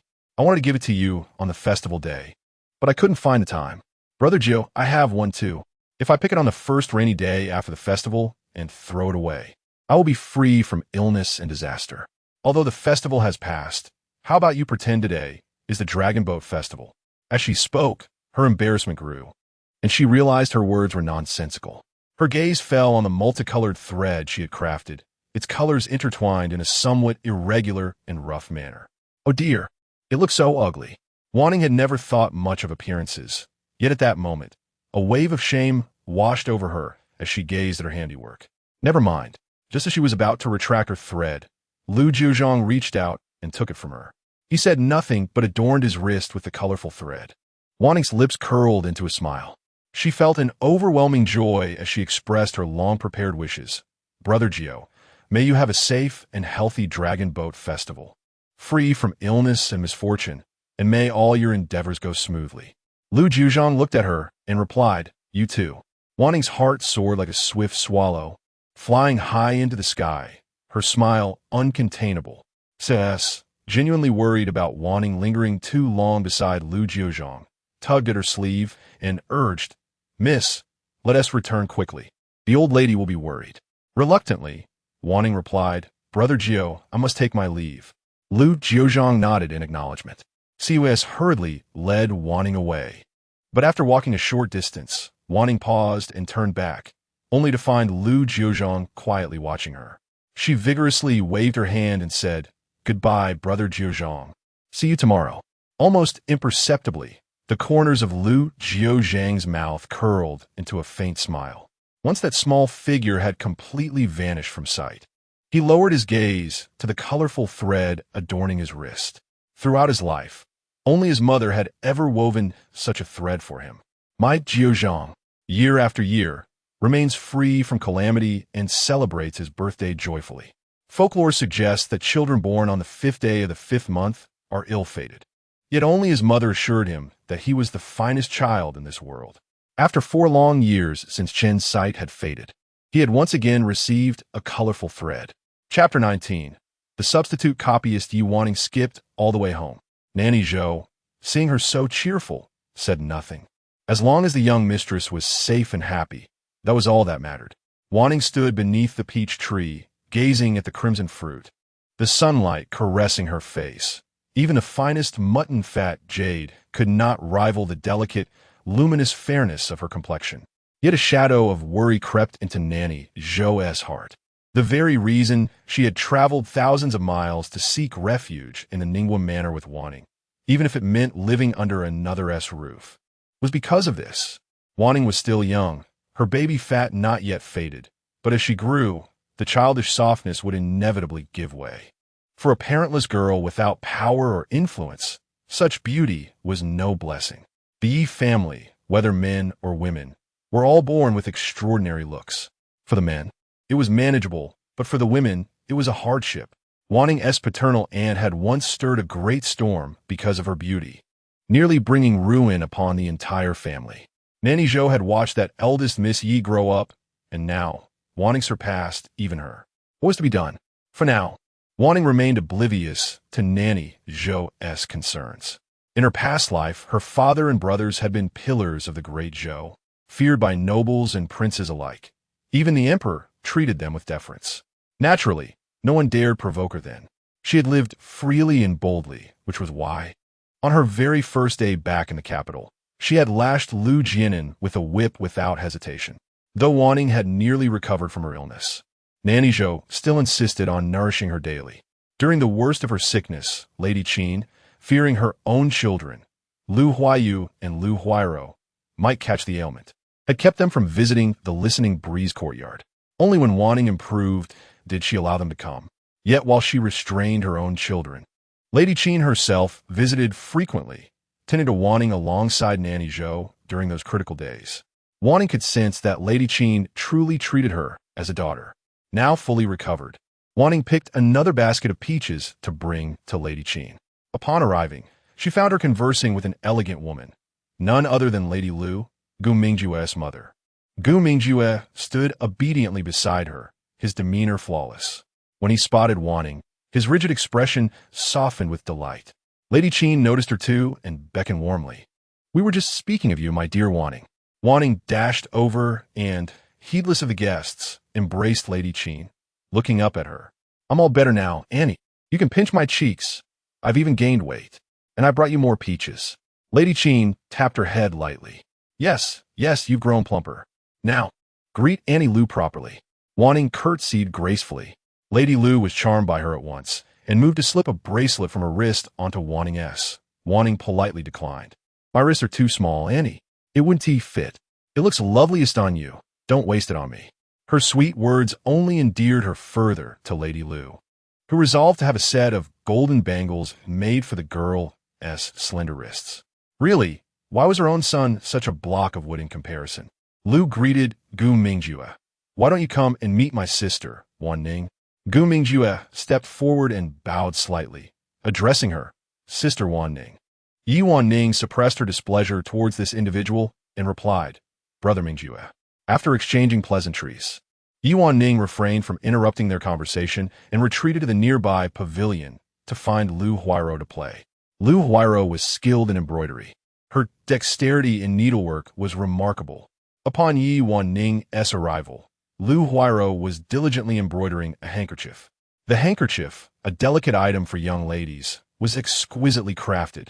At that moment, Lu Huairou was stitching a cicada, having completed a significant portion, with one wing already brought to life in thread.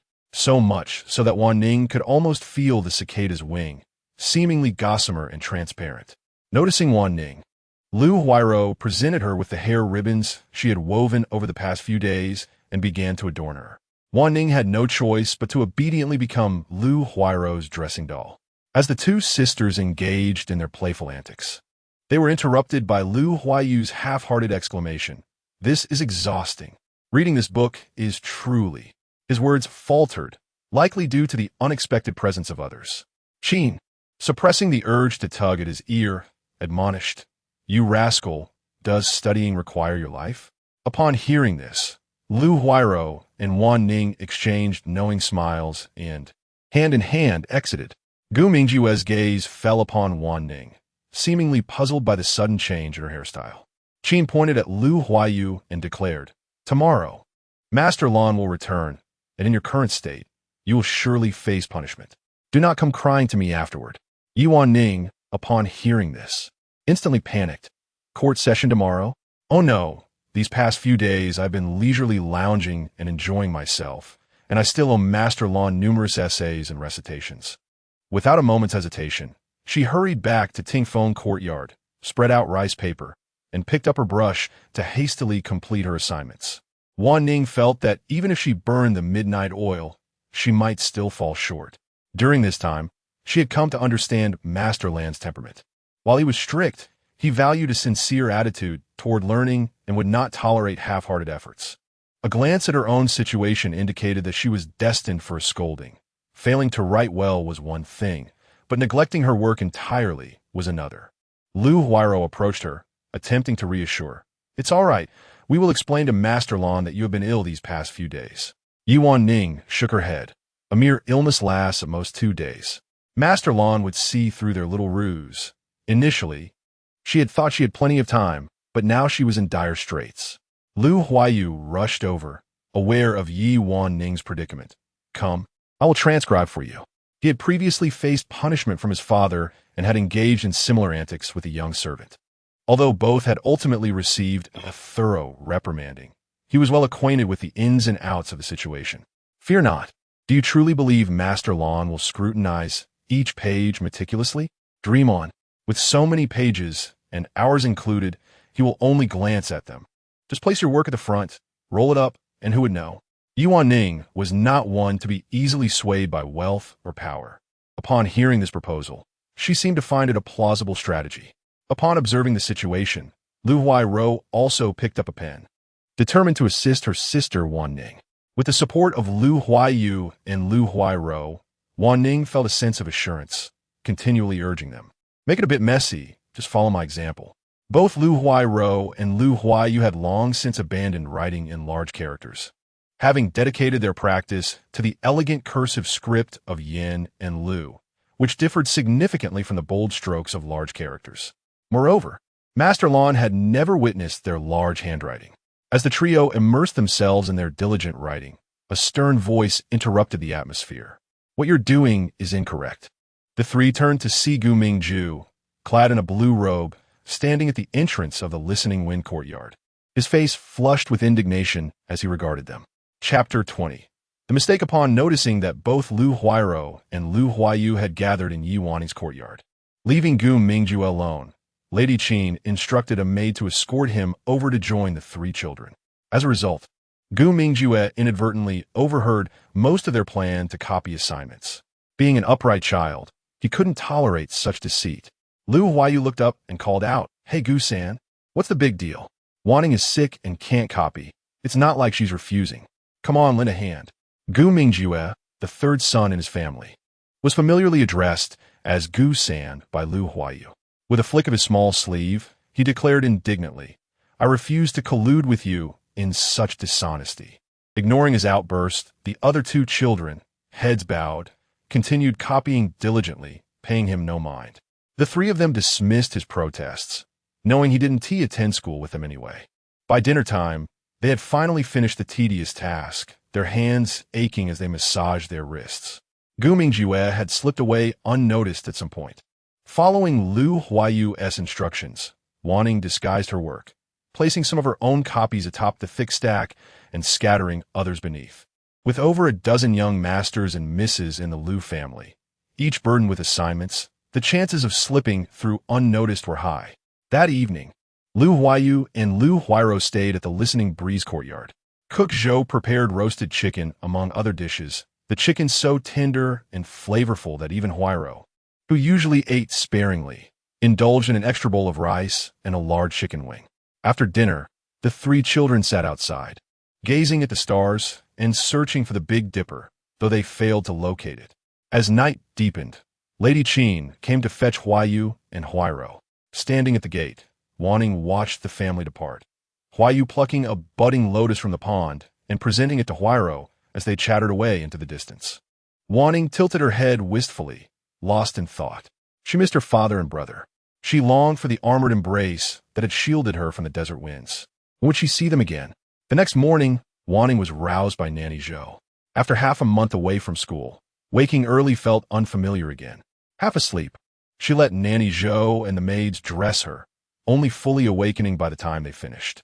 Carrying her small bookcase, the copied assignments, and 2 freshly picked peaches, she set off at a jog. Passing the old house, she spotted Lu Jiuzhang seated outside, this time not with his back to her. allowing her to glimpse the sharp contours of his lowered face. "Brother Jiuzhang." Her bright, cheerful voice rang out. Lu Jiuzhang lifted his head, grinning. Wanning placed the 2 peaches on the stone table. "I'm off to school." With that, she dashed away. She was never the model student, worlds apart from the punctual Lu Jianan and Lu Tanju. Typically, she had just settled her writing tools when old Master Lan arrived. Today was no exception. The moment she set down her brush, old Master Lan strode into the classroom. Then, Master Lan began collecting the assignments. And Yi Wanning anxiously watched as Lu Jianan gathered the large characters she had written. Indeed, Master Lan merely glanced at the top of each student's work before setting them aside. Yi Wanning thought to herself that she had finally evaded disaster. Master Lan then announced, "Today, we need to add one more person to our reading class." "One more person? Aren't all the descendants of the Lu family present here?" Wanning contemplated. Could it possibly be Lu Jiuzhang? However, she quickly realized that her thoughts were unfounded. A young gentleman clad in a blue robe stood at the entrance. Wanning's gaze immediately intertwined with that of Lu Huaiyu and Lu Huairou. "This is disastrous." The individual who arrived was Gu Mingjue. It turned out that yesterday, Lu had brought Gu Mingjue for this very purpose. Master Lan, renowned for his reputation, had taught Gu Mingjue's father, thus establishing a connection. After consulting with Princess Anyang, who was more than willing to accommodate such a request for a third-rank official, Gu Mingjue was allowed to study here. Upon entering, Gu Mingjue took a book and seated himself in an empty spot slightly behind Yi Wanning. Throughout the morning, Wanning was filled with unease, even refraining from her usual refrain of "Master, I do not understand. Could you repeat that?" The 3 children endured a morning of torment. At last, when the class concluded, they hurriedly packed their book boxes, and even Yi Wanning, who typically enjoyed conversing with others, unusually remained silent. Lu Jianan could not help but steal several glances at Yi Wanning, his brow furrowed. "What was the matter?" Lu Tanju asked. Lu Jianan glanced at Yi Wanning, pursed his lips as if wanting to say something, but ultimately remained silent. The 3 of them gathered their belongings and headed toward the door. Yi Wanning suddenly felt an intense gaze burning into her back. Turning around, she met Gu Mingjue's stern and righteous stare. He strode purposefully toward old Master Lan. "Oh no!" Wanning halted in her tracks. Sure enough, old Master Lan's severe voice rang out. "Yi Wanning, Lu Huairou, Lu Huaiyu, the 3 of you, stay behind." The trio obediently lined up inside the classroom, each receiving 10 strikes on their palms, followed by doubled homework assignments for an entire month. The sharp smack of the ruler echoed through the hall.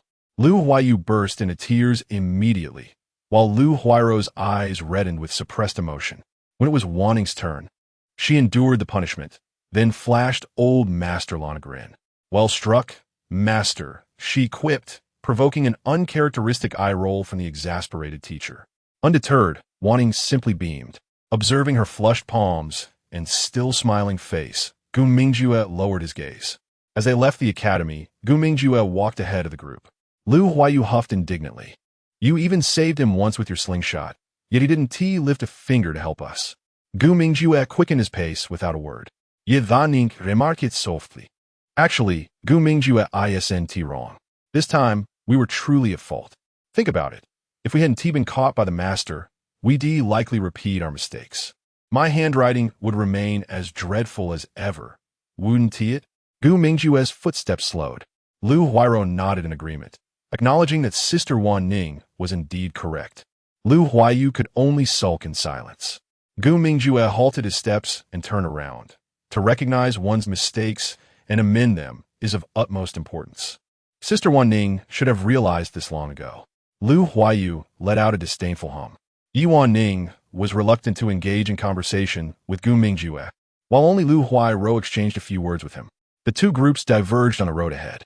Yi Wanning gazed at Gu Mingjue's silhouette, reminiscing about her past life.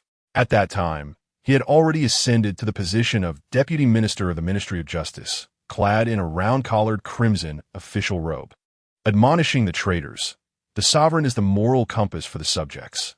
If the sovereign demands the death of his subjects, they must comply. This is the ultimate truth of the realm. If you wish to live, then I can only send you to your demise.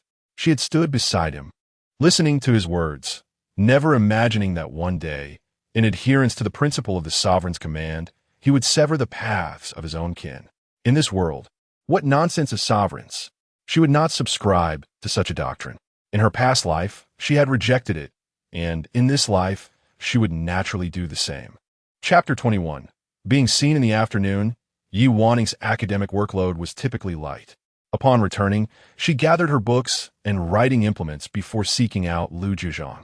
However, on this particular day, when she arrived at their usual spot, Lu Jiuzhang was nowhere to be seen. Unfazed, she settled herself, using a book as a cushion, and unfurled a sheet of Xian paper to practice her calligraphy. Just as she finished a page, Lu Jiuzhang appeared. He placed something on a nearby stone before retreating to a shaded rock to read. Curious, Wanning approached and discovered an exquisitely woven bamboo dragonfly resting upon the stone. Cradling in her hands, she asked Brother Jiuzhang, "Did you make this?" "Amen," he acknowledged with a quiet hum. Wanning flicked the dragonfly's delicate wings. "It's even prettier than the one I wore before." His gaze flickered briefly to the hairpin adorning her hair, a dragonfly whose wings shimmered under sunlight whenever she moved. He could offer little, but these small tokens were within his means. Once her calligraphy practice concluded and the hour grew late, the two walked back at a leisurely pace, maintaining a careful distance between them. Yi Wanning's eyes lingered on the colorful threads tied around the young man's wrist, and a quiet joy warmed her heart. The height of summer arrived, bringing sweltering heat as the year neared its midpoint. Wanning gradually settled back into her former rhythm, exchanging greetings with Lu Jiuzhang, spending afternoons keeping him company as he read, and filling the remaining hours playing with Lu Huayu and Lu Huairo, occasionally teasing Lu Huaixio. The trellis of loofah vines offered little shade, and beneath the drooping willows, even the dense foliage failed to block the relentless sun. Beads of sweat dotted Wanning's forehead as she stubbornly remained, despite Suesi's persistent attempts to coax her indoors with a cooling fan. The following day, Lu Jiuzhang relocated to a secluded grove where thick foliage provided ample shade beside a small pond. Here, Wanning amused herself with a fishing rod and a bamboo creel, humming melodies between attempts to catch fish. Mid-song, she suddenly remembered Lu Jiuzhang's reading and sheepishly asked, "Brother Jiuzhang, am I disturbing you?" Suesi nearly sighed aloud. Of course she was. Yet Lu Jiuzhang merely shook his head. No. Over time, even Suesi began to reconsider the rumors surrounding this so-called monster. Initially, she had tensed whenever Wanning drew near, fearing some sudden outburst. But she soon observed that he never approached Wanning, often increasing the distance between them if she wandered too close. He never grew angry, never complained, simply absorbed in his books. Even Suesi found her young mistress overly chatty at times, yet he never uttered a word of reproach. However, in recent days, Lu Jiuzhang's outdoor reading sessions had noticeably shortened. Previously, he would spend entire afternoons immersed in books, undeterred by scorching heat or swarming insects. Now, he rarely lingered for more than half an hour after Wanning's arrival before retreating indoors. "Brother Jiuzhang, are you done reading?" Wanning asked. He shook his head. "It's too hot. I'll stop for today." "All right," Wanning conceded, following him back. Without Lu Jiuzhang, she had no interest in books whatsoever. Every time they part, Lu Jiuzhang quietly watches his figure fade from view before returning to the house. Within the school, Lu Jian and Lu Tanzhu feel a sense of urgency due to Gu Mingju's presence. Gu Mingju often comprehends the teachings of the venerable Master Lan after a single explanation, while the two siblings can only grasp the concepts to a limited extent. The other children of the Lu family fare even worse. Yi Wanning continues to embrace her role as the expert in ignorance, and everyone has ceased to call her Wanning Mei Mei, opting instead for the affectionate title of Budong Mei Mei, sister who doesn't understand. Wanning beams with joy, readily accepting this moniker. Perhaps it is the presence of someone consistently lagging behind that endears her to everyone. Even the proud Lu Tanzhu engages in conversation with her. Wanning's sincerity and sweet demeanor often bring a smile to Lu Tanzhu's face. However, Lu Jian frequently wears a cold expression. He converses with others, who readily flatter him, yet he regards Wanning with indifference, much to the perplexity of Lu Tanzhu, who has privately inquired about it several times. only to be skillfully evaded by Lu Jiuzhang. When Wanning attempts to greet him, he merely grunts in response. Although Guming Zhu earns the approval of Master Lan in his studies, he remains troubled within, for Wanning does not speak to him. This delightful sister, who is charmingly amiable to all, never converses with him. Sometimes, upon witnessing her joyfully interacting with others, he longs to join the conversation. Yet Wanning consistently turns her attention elsewhere, never addressing him. As he writes with his pen, thoughts swirl in his mind. Could it be due to his previous complaint? But had not Wanning already recognized her mistake at that time? Perhaps it would have been better had he refrained from reporting her. No, such thoughts must not linger. Right is right, and wrong is wrong. On a particular school day, everything seemed well until, unexpectedly, a torrential downpour ensued just before class was to end. The children sat waiting for their families to bring rain gear. A couple of mischievous children, captivated by the raindrops cascading from the eaves, leaned out and played, only to receive a reprimand from Master Lan. Lu Jian and Lu Tanju were the first to be picked up, followed by Wanning and the others. Granny Zhou and Madame Qin arranged for rain gear to be gathered, forming a pile. Wanning looked around, assessing which child lacked an umbrella, intending to lend assistance. But within such a short time, family members had already arrived. The three children were reluctant to accept help from the nearby maids and nannies in holding their umbrellas. So they took the umbrellas for themselves and dashed into the rain. What was a troublesome weather for adults was a source of delight for the children. The raindrops pattered against the ground, creating splashes that danced like flowers blooming in water.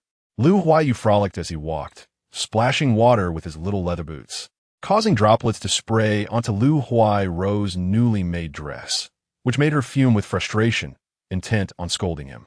As Lu Huayu quickened his pace under the umbrella, Lu Huai chased after him, determined to show him the might of an elder sister. Even the gentlest of sisters cannot remain tender when faced with a mischievous younger brother. The two raced after each other, while Wanning lagged behind, taking slow, deliberate steps, with Chuisi leisurely following alongside her. Yi Wanning strolled leisurely when suddenly a figure came into view ahead, seeking shelter from the rain. Yet the downpour was relentless, and even the towering tree overhead could no longer withstand it, allowing droplets to trickle through its leaves. "Brother Jiuzhang," Wanning called out as she hurried toward him. She raised her umbrella higher, shielding him from the rain. Noticing the droplets clinging to Lu Jiuzhang's face, she retrieved a delicate handkerchief from her sleeve and gently dabbed at his skin. Lu Jiuzhang took a startled step back.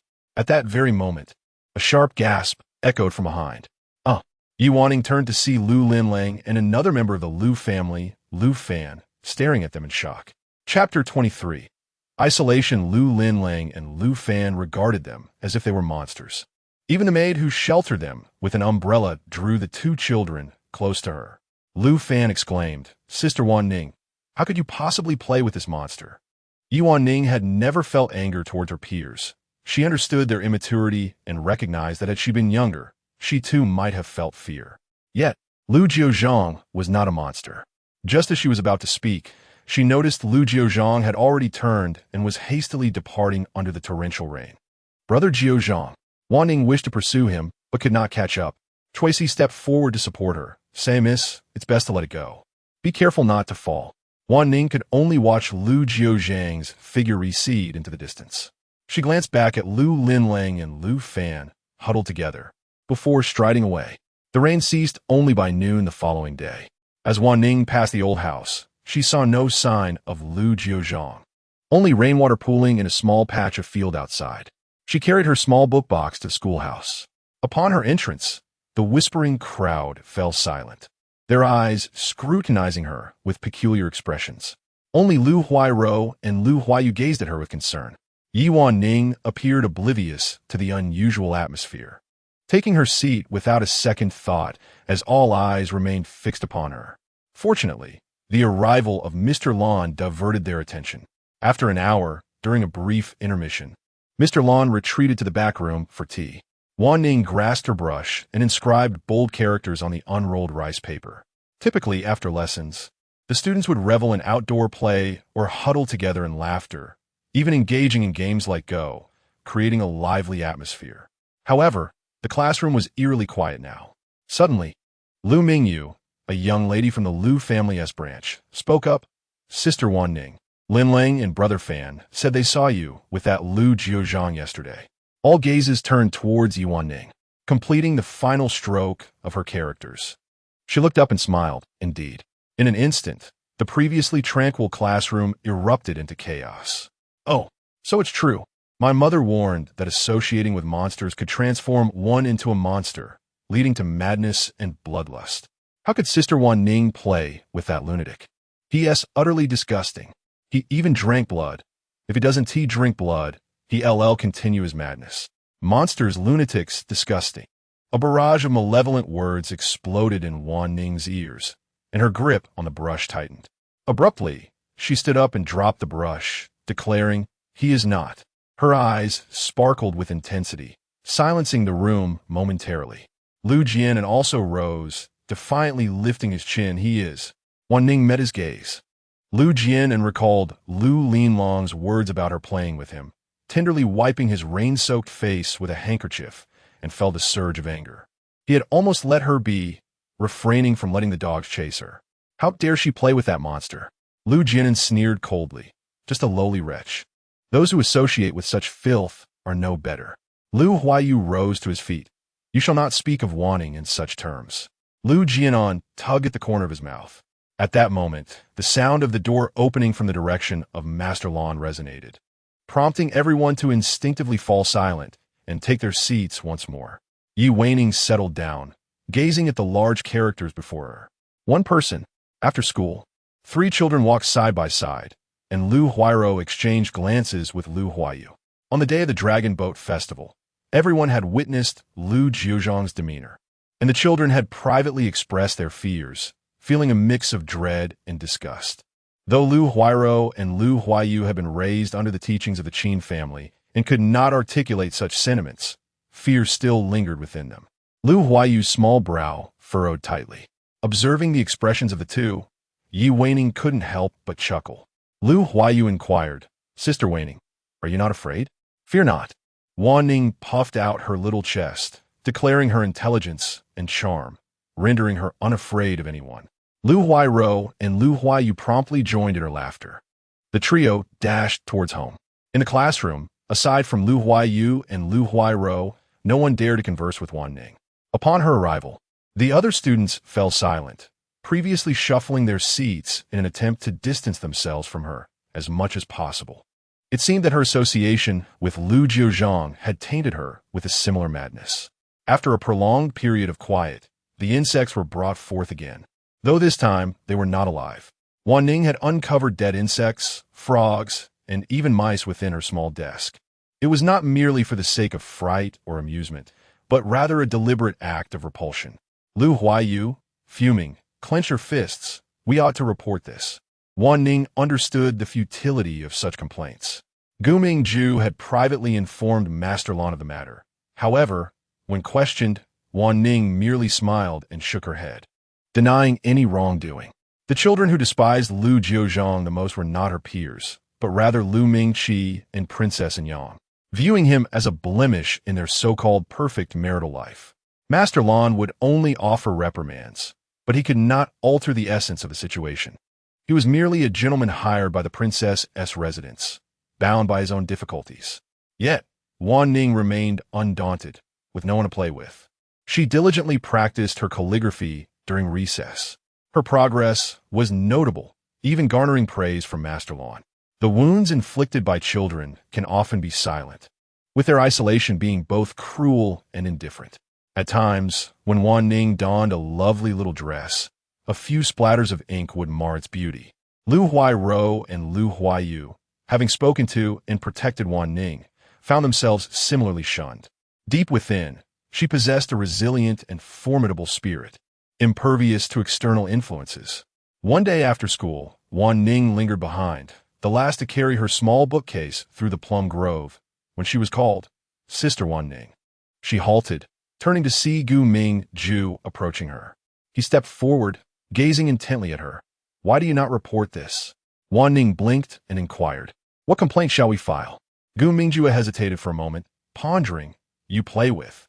That person, yet the members of the Lu family bully you, refuse to associate with you, deface your papers, and tease you. Why do you not speak up? Wanning merely smiled. Thank you for your concern, but I'm quite all right. With that, she turned to leave. Gu Mingjue quickly took a couple of steps after her. Sister Wanning, everyone originally held you in high regard. In time, they will come to assist you. As the saying goes, a gentleman does not stand beneath a perilous wall. Wanning interjected, farewell. She did not wish to engage further with Gu Mingjue, for to her, Lu Jiuzhang was not a perilous wall at all. Chapter 24. The altercation, the events within the school did not weigh heavily on Wanning's mind. However, one matter stirred her heart with sorrow. She had not spent time with Lu Jiuzhang in quite a while. In the morning, as she passed by the old house, she noticed that the boy was sometimes outside, yet most of the time absent, and when present, he would turn his back to her. Though this was not a new occurrence, it still left a subtle ache in her heart. In the afternoon, whether she ventured to the loofah vine trellis or the old woods, she failed to catch a glimpse of Lu Jiuzhang. During her piano lesson that afternoon, she discovered that the music master was unwell and that there would be no lessons that day, prompting her to return to the courtyard with her small backpack. As she passed through a grove of pine trees, she heard sounds and peered through the gaps, realizing that Lu Jian's archery class was taking place there, with targets set up in the clearing and Lu Jian raising his bow. The lessons by Master Lan were open to all members of the Lu family. Yet archery was conducted independently by each household. After Lu Jian finished his turn, a nearby martial arts instructor approached him, patting him on the shoulder, evidently pleased with his performance. Wanning could not help but gaze a little longer. She recalled that in her youth, she had outperformed him in archery, even managing to shoot a Xiongnu warrior. A few small squirrels scurried through the pine grove, and Wanning lifted her gaze to watch them bounce among the pine cones, momentarily lost in thought. Suddenly, she felt her hair being tugged tightly. Turning around, she found Lu Jian standing coldly behind her, his hand gripping the ribbon in her hair. "Brother Jian," she said softly, twisting to reclaim her ribbon from his grasp. He regarded her with an icy stare. Had he been comfortable these days? Behind his words lay a sense of entitlement. As the eldest son of the Lu family, everyone was expected to align with him. Wanning's irritation flared. "Comfortable," she replied defiantly. Upon hearing this, Lu Jian's eyes blazed with fury as he firmly grasped her shoulders. "You are forbidden from associating with him." Wanning attempted to pry his hand away, but her strength was insufficient. "What business is it of yours?" Her resolute gaze did not waver. Lu Jian pressed her against a pine tree. "If you seek out that lowly scoundrel, I will show you no mercy." In response, Wanning lifted her foot and kicked him sharply in the leg. Seizing the moment of his pain, she turned to flee. However, Lu Jian, astonished by her audacity, reached out, grasped her, and pushed her down. He pinned her to the ground, his fist raised, glaring at her menacingly. In a desperate act, Wanning scooped up some gravel from the ground and threw it at his eyes. The two engaged in a scuffle. Though Wanning was small and not particularly strong, their tussle continued until she found a small knife tucked at his waist and plunged it into his arm. Lu Jian's grip weakened abruptly, and Wanning pushed him away with all her might. They both lay there in disarray. Her hair was completely undone, her face smeared with dirt, while Lu Jian was similarly disheveled, a bruise forming at the corner of his mouth from her nails, with blood dripping steadily from his arm. Yet, he continued to glare at her with malice. Wanning looked at his wounded arm, then at his youthful face, and reached into her pocket for her handkerchief. Inching closer to his injury. "What are you doing?" Lu Jian abruptly posed a sharp inquiry. Wanning seized his arm and deftly began to bandage it, a skill she had mastered in her previous life. "You are truly wicked," she retorted in anger, stunned by Wanning's unexpected act of tending to his wound. Lu Jian smirked coldly. "Indeed, I am wicked. What concern is it of yours? If you continue to associate with that scoundrel, I shall not let you off lightly." Wanning tugged forcefully at his injury, causing him to wince in pain. With a dismissive gesture, she stood up and declared, "Who fears you?" The small cut was not significant. She brushed off the dust from her clothes and slightly adjusted her hair before turning to leave. Returning to the courtyard, She informed Cui Si that she had fallen and that her hair had become disheveled by branches, requesting Cui Si to help her restyle it. She pondered that this time, she might not only offend Lu Jiuzhang, but also Princess Anyang. Lu Jiuzhang was his treasured possession.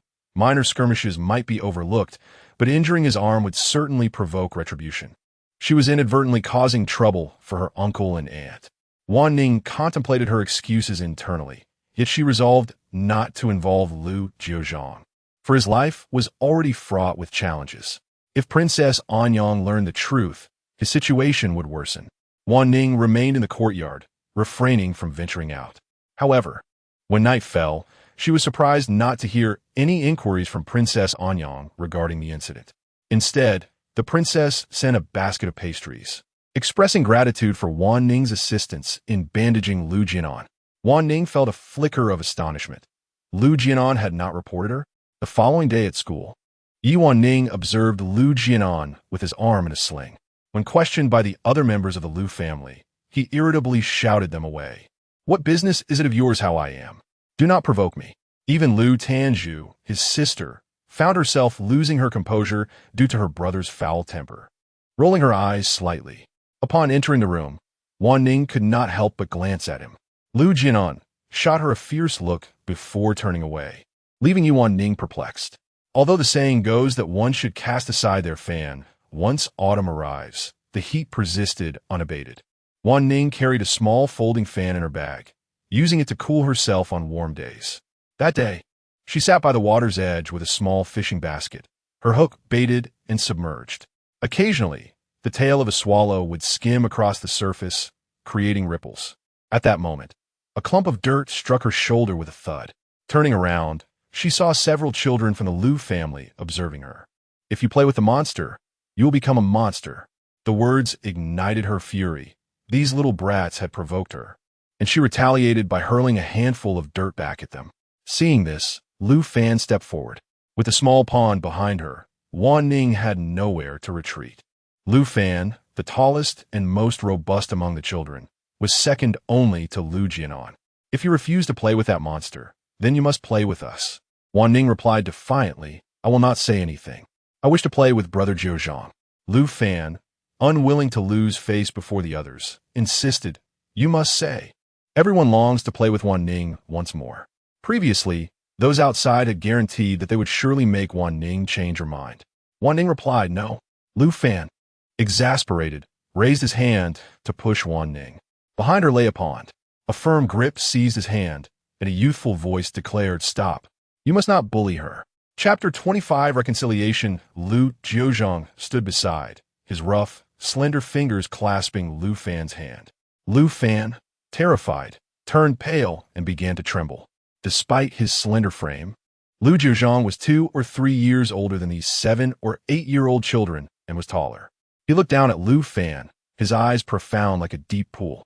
The memories of that night during the Dragon Boat Festival surged in Lu Fan's mind, as if in the next moment, those eyes would turn blood red, thirsting for blood. Overcome with fear, he burst into tears.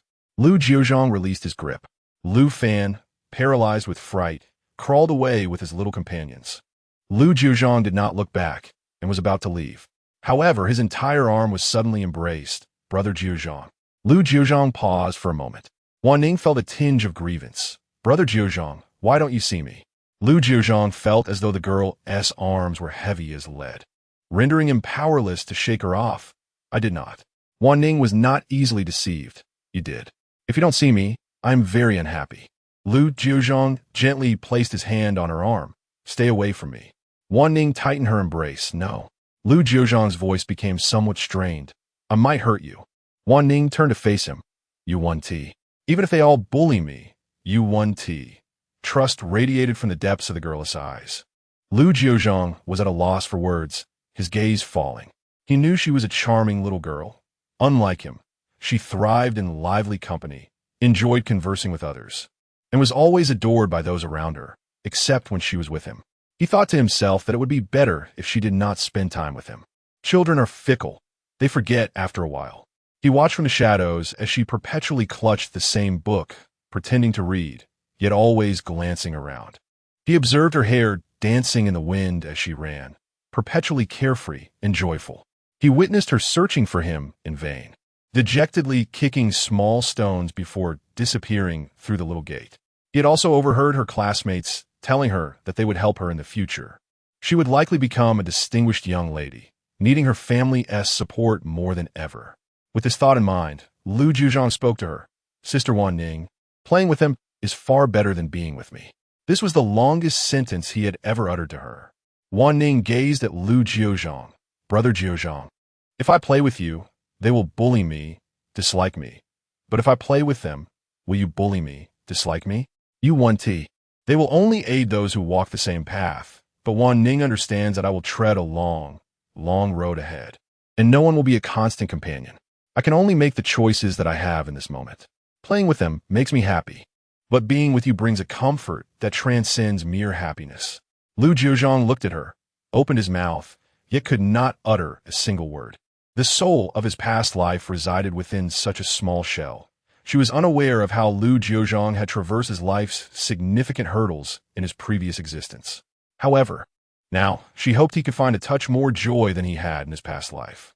Wanning joyfully returned to the listening wind courtyard, bouncing with delight. The peaches had long since vanished, leaving only a tree adorned with verdant leaves, while the night air was filled with the melodious songs of silkworm moths. Granny Zhou harvested lotus roots from the nearby pond, extracting the lotus seeds and removing their hearts to prepare a nourishing soup of silver fungus and lotus seeds. Wanning savored a generous bowl, observing Granny Zhou's furrowed brow, and gently extended her hand to smooth away the lines of worry. Do not fret, Granny. Shall I tell you a joke? This coaxed a smile from the elder. Once again, Yi Wanning found her former self. The classroom seemed to return to a state of tranquility. No one sullied her little dress, nor slipped dead mice in her desk. Yet, companionship was scarce, save for Lu Huayu and Lu Huairo. No longer pretending to read, she engaged in conversation, fished, or simply gazed at Lu Jiuzhang while he pored over his books. As he flipped through the pages, he looked up to find Wanning peacefully dozing on a nearby stone, her half-finished flower crown beside her. When awake, she radiated joy and carefree laughter, yet in slumber, her brows knitted lightly, as if burdened by unspoken thoughts. Sunlight crept in, gently caressing her eyelids, and the girl stirred uncomfortably, her lashes fluttering incessantly. Lu Jiuzhang quietly approached, standing to read while shielding her from the unwelcome rays. He was uncertain of what lay ahead in his studies, but his mother had assured him that reading was invaluable. He wished to protect those he cherished. After watching Yi Wanning disappear through a small door, he slowly turned and made his way home. The cabbage had long since been replaced, and the potatoes planted nearby were ripe for harvest. He entered the house, calling out, "Mother." Inside the old dwelling, there was no one. She would not venture far, merely wandering around the premises. A pang of anxiety gripped him as he searched every corner, calling out again, "Mother." Yet the emptiness echoed back. He dashed outside in a flurry. Madame Chun leaned on her cane. Once intimately familiar with this courtyard, she recalled the days when Lu Mingqi, in his youthful exuberance, held her hand, showing her around. In the future, we can read and paint here. As the daughter of a scholar and a commoner, she had garnered envy from marrying the young master of the Ningguo estate. Her father, before passing, had entrusted Lu Mingqi with her hand. "Take good care of my silver." Yet, fate seemed to play a cruel jest. Her child was not born in good health. Opening her eyes, she saw the look of horror on Lu Mingqi's face as he urged the attendant to swiftly take away their newborn. He had sought counsel from a monk at the Dali Temple, who proclaimed the child a harbinger of calamity, warranting death. Ultimately, Lu Mingqi did not follow through, and she believed he still harbored love for the child. Then came the news of Princess Anyang's betrothal to Lu Mingqi. He knelt, embracing her as tears streamed down his face. "Ayan, what shall we do? I cannot bear to lose you." She was a princess, and his heart ached at the thought of parting. The majesty of the heavenly family leaves him at a loss. Thus, when he suggested that she might become a concubine, she gazed at the child in her arms and nodded in acquiescence. He proposed that she first reside at the manor, assuring her that once the princess was persuaded, he would return to fetch them both. She consented with a nod. She had been waiting patiently, it mattered little to her, for she found the manner quite agreeable. However, her child, Jiuzhang, was exceptionally well behaved, and returning home, no matter how arduous, was infinitely preferable to remaining at the manor. Fortunately, although the princess was reluctant to meet her, his father had ensured that he received an education. Her Jiuzhang would surely achieve greatness. After leaving the manor, she had not prepared longevity noodles for him in these past years due to her eyesight. She inquired about the noodles, but Jiuzhang always replied that the Dragon Boat Festival had yet to arrive. She had lost her sight, yet she was not devoid of sensations.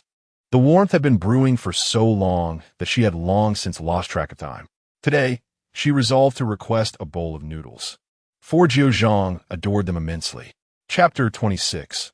The truth with the aid of a cane, she managed to navigate her way to the stone table, just as a maid approached with a tray of food. The maid furrowed her brow, scrutinizing the blind woman before her. Hearing a sound, Chen inquired, "Might you lead me to the kitchen?" Having remained indoors, she had never crossed paths with this maid, who would deliver meals and promptly leave.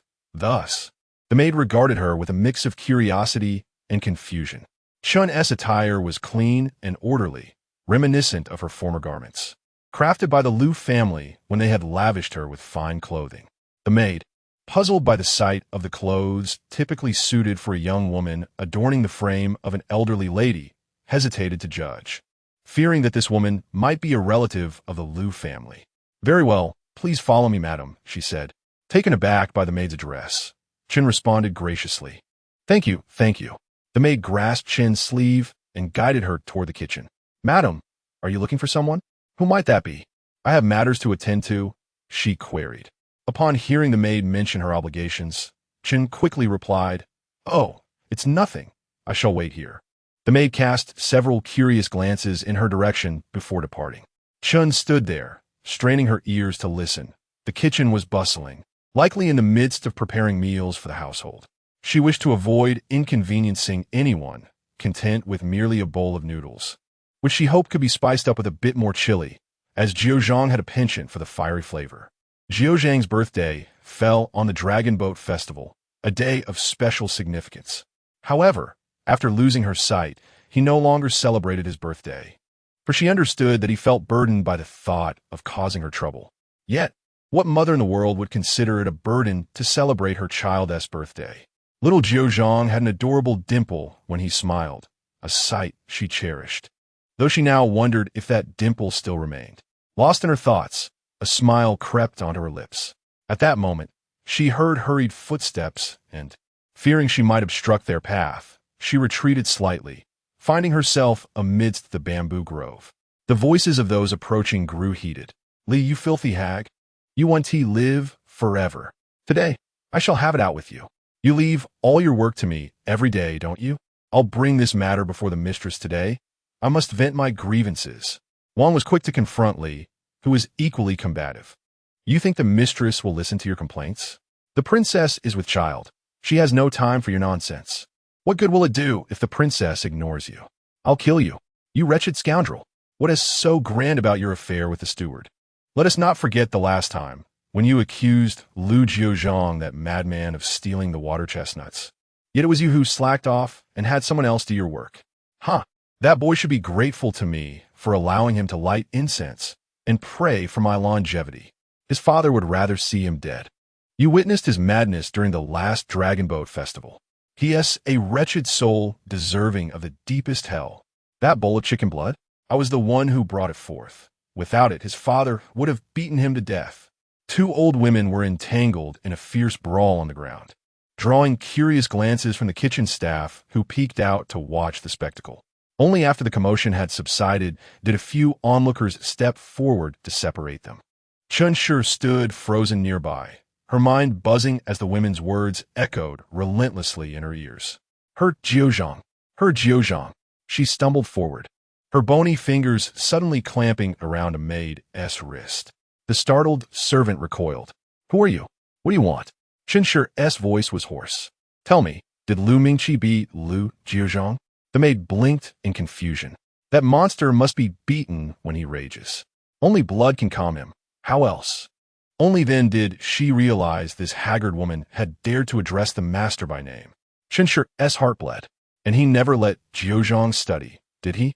The maid tried to wrench free. How could he deserve it? The young master and lady are dragons among men. That's why they have tutors. What worth does Lu Jiuzhang have? All these years. All these years. Memories flooded her. The child returning daily with his tales. Her own admonitions to endure, to avoid trouble. Her Jiuzhang. Take me to Lu Mingqi. She snarled. I demand to see him. The maid struggled in vain, shocked by the woman's iron grip. Nearby, the two brawling women, now separated, sneered. What madwoman is this? Have the servants drag her away. Soon, guards seized Qinshi, hauling her toward the gates. Throw her out. She thrashed, her cries raw. I must see Lu Mingqi. Take me to him. They dragged her like a sack, her frail body scraping against the stones, her stockings tearing, leaving bloody streaks. Let me see Lu Mingqi. She had no. How could he treat her Jiuzhang so? Her precious child, forced to suffer such cruelty. As they pulled her past a courtyard, Princess Anyang, admiring blossoms, frowned at the disturbance. Find out who dares shout for Lu Mingqi. Qinshi's voice cracked through the air. Lu Mingqi. I demand to see Lu Mingqi. Hearing the clamor, Lu Mingqi himself emerged, soothing his heavily pregnant wife. Rest. My love. I'll handle this. Princess Anyang smiled at his concern. Someone calls for you. Qinshi was thrust forward, disheveled, barefoot, her hair wild. Jiuzhang was still young, unable to tie his hair neatly. It always looked like this. The only thing she clutched was a branch she had fashioned into a makeshift cane. Lu Mingqi was momentarily taken aback by her presence. He could not recognize her at first and merely furrowed his brow, questioning, who is this unattractive woman? Chen's voice broke the silence. Lu Mingqi. Upon hearing that voice, he paused again, and upon closer inspection of the disheveled gray hair framing a vaguely familiar face, he was struck with astonishment. He immediately waved his hand, commanding, take her away. This madwoman. Chen lunged towards him, exclaiming, Jiuzhang is your child. Why do you treat him this way? The household servants seized her. Lu Mingqi retorted with fury, what do you mean, my child? That is your offspring, Lu Mingqi could never produce such a monstrosity. My children are all healthy and intelligent. That abomination, the mere thought of it repulses me. If it weren't for, I would have long since rid myself of it. Chun felt as though a bucket of cold water had been poured over her. You promised to teach him to read and write. You said you would make him the happiest child in the world. Lu Mingqi let out a chilling laugh. Chun, your child is a monster. You expect me to teach him to read and write. In his fits of madness, he might even kill me. He craves blood. Have you ever encountered someone who drinks blood? He is not even human. Chen's murky tears welled up at the corners of her eyes. Chapter 27. Collision tears streamed down her aged visage. A monster? A murderer? A blood drinker? Her Jiuzhang, such a kind and gentle child. How could he possibly commit murder? How could he possibly drink blood? She closed her eyes as tears cascaded from the corners. Before her, the image of that small figure resurfaced. A child of just over 2 years, who first became aware of his uniqueness, dared only to hide away, quietly awaiting death. She searched for so long, finally finding him in a cave, on the brink of death, trembling in fear. Mother, do not come near. Jiuzhang is a monster. Jiuzhang is afraid of hurting you. He dare not touch her, nor venture outside. Mother, those butterflies, those dragonflies, those fish, Jiuzhang would harm them. Jiuzhang cannot harm them. In the end, he offered her a rope. Mother, bind Jiuzhang, so he cannot go out and harm others. Reflecting on the years gone by, she had always believed that having books to read and esteemed teachers meant everything. Yet she realized how mistaken she had been. Her Jiuzhang had suffered far too much. She knelt down. I, Chun Yinpiji, was married to you in the 3rd year of Tianyuan and became a concubine in the 4th year, without harboring resentment. Yet today, despite my status, our hearts have drifted apart. I earnestly beseech you, my lord, to grant us a path to survival, to provide me with a letter of release, allowing my son, Lu Jiuzhang, and myself to return home, aside from my son's name in the Lu family genealogy. She bowed her head, adopting a humble posture, yet the resolve within her remained unyielding. Lu Mingqi gazed upon her. The once beautiful and understanding woman was now reduced to a pitiful figure. She did not cast blame. Yet every word she uttered conveyed her disdain for him. How dare she look down upon him? Had he not married her, she would never have tasted the opulence she now possessed. With a cold sneer, Lu Mingqi retorted, "Chen, what are you? Once you step outside this door, what can a blind old hag like you achieve? Do not forget, the garments you wear are still those made by the Lu family. Even if you were to perish within this estate, you would still remain here." Chen straightened her kneeling body and began to unfasten her clothes. 11 years of affection amounted to this. Her hands were steady, devoid of tremors. The children of the Chun family, at any time, must not lose their dignity. Even in death, weakness could not be displayed. Princess Anyang observed this woman she had never truly regarded. Were it not for her, she, Anyang, would not have endured such hardship, being of noble birth and needing to withstand so much criticism. Even while kneeling, her back remained upright. Such a disgrace as stripping would leave most women mortified, yet not her. Suddenly, she felt an indescribable restlessness. Chen removed the ill-fitting silk garments, donning a clean but worn inner robe. She bowed again. "I plead with you, my lord, for a path to survival for my son and me." She desired no connection to the Lu estate for herself or her child. Lu Mingqi regarded her coldly. A path to survival. He was resolute in denying her. Even in death, she longed to perish beneath his gaze, that of Lu Mingqi. To grant her the document permitting concubinage would be to unequivocally declare him a spineless wretch, incapable of managing even a concubine. Just as Lu Mingqi prepared to speak, a voice filled with concern rang out from nearby. "Mother!" Chen's body stiffened. Her son, Lu Jiuzhang, had arrived. Upon seeing his mother without her outer garment, he rushed over and embraced Chen. "Mother!" His voice trembled with urgency and suppressed fear. For he was, after all, merely a child. Chen smiled gently at him. "It's nothing, Jiuzhang." At that moment, a cry of anguish escaped the lips of Princess Anyang. Lu Mingqi swiftly turned. "Anyang." The princess clutched her abdomen, beads of cold sweat rolling down her forehead. Lu Mingqi, alarmed, exclaimed, "Quick! Summon the physician." The surroundings descended into chaos. Lu Mingqi, eyeing the mother and son, waved his hand decisively. "Seize them and confine them. How dare they disturb the princess?" Nearby servants hastily stepped forward to drag Chen and Lu Jiuzhang away. Princess Anyang grasped Lu Mingqi's hand. "Hurry, call for the monk." He promptly dispatched someone to report to the National Temple before assisting Princess Anyang inside. The princess endured distress until the latter part of the night. First to arrive were the imperial physicians from the palace, who had nurtured Princess Anyang's health since her childhood. However, after taking her pulse and examining her, they could find no ailment, resorting only to prescribing some medications to stabilize her pregnancy, their anxiety evident as several strands of their beards fell away. Lu Mingqi paced outside, his heart racing.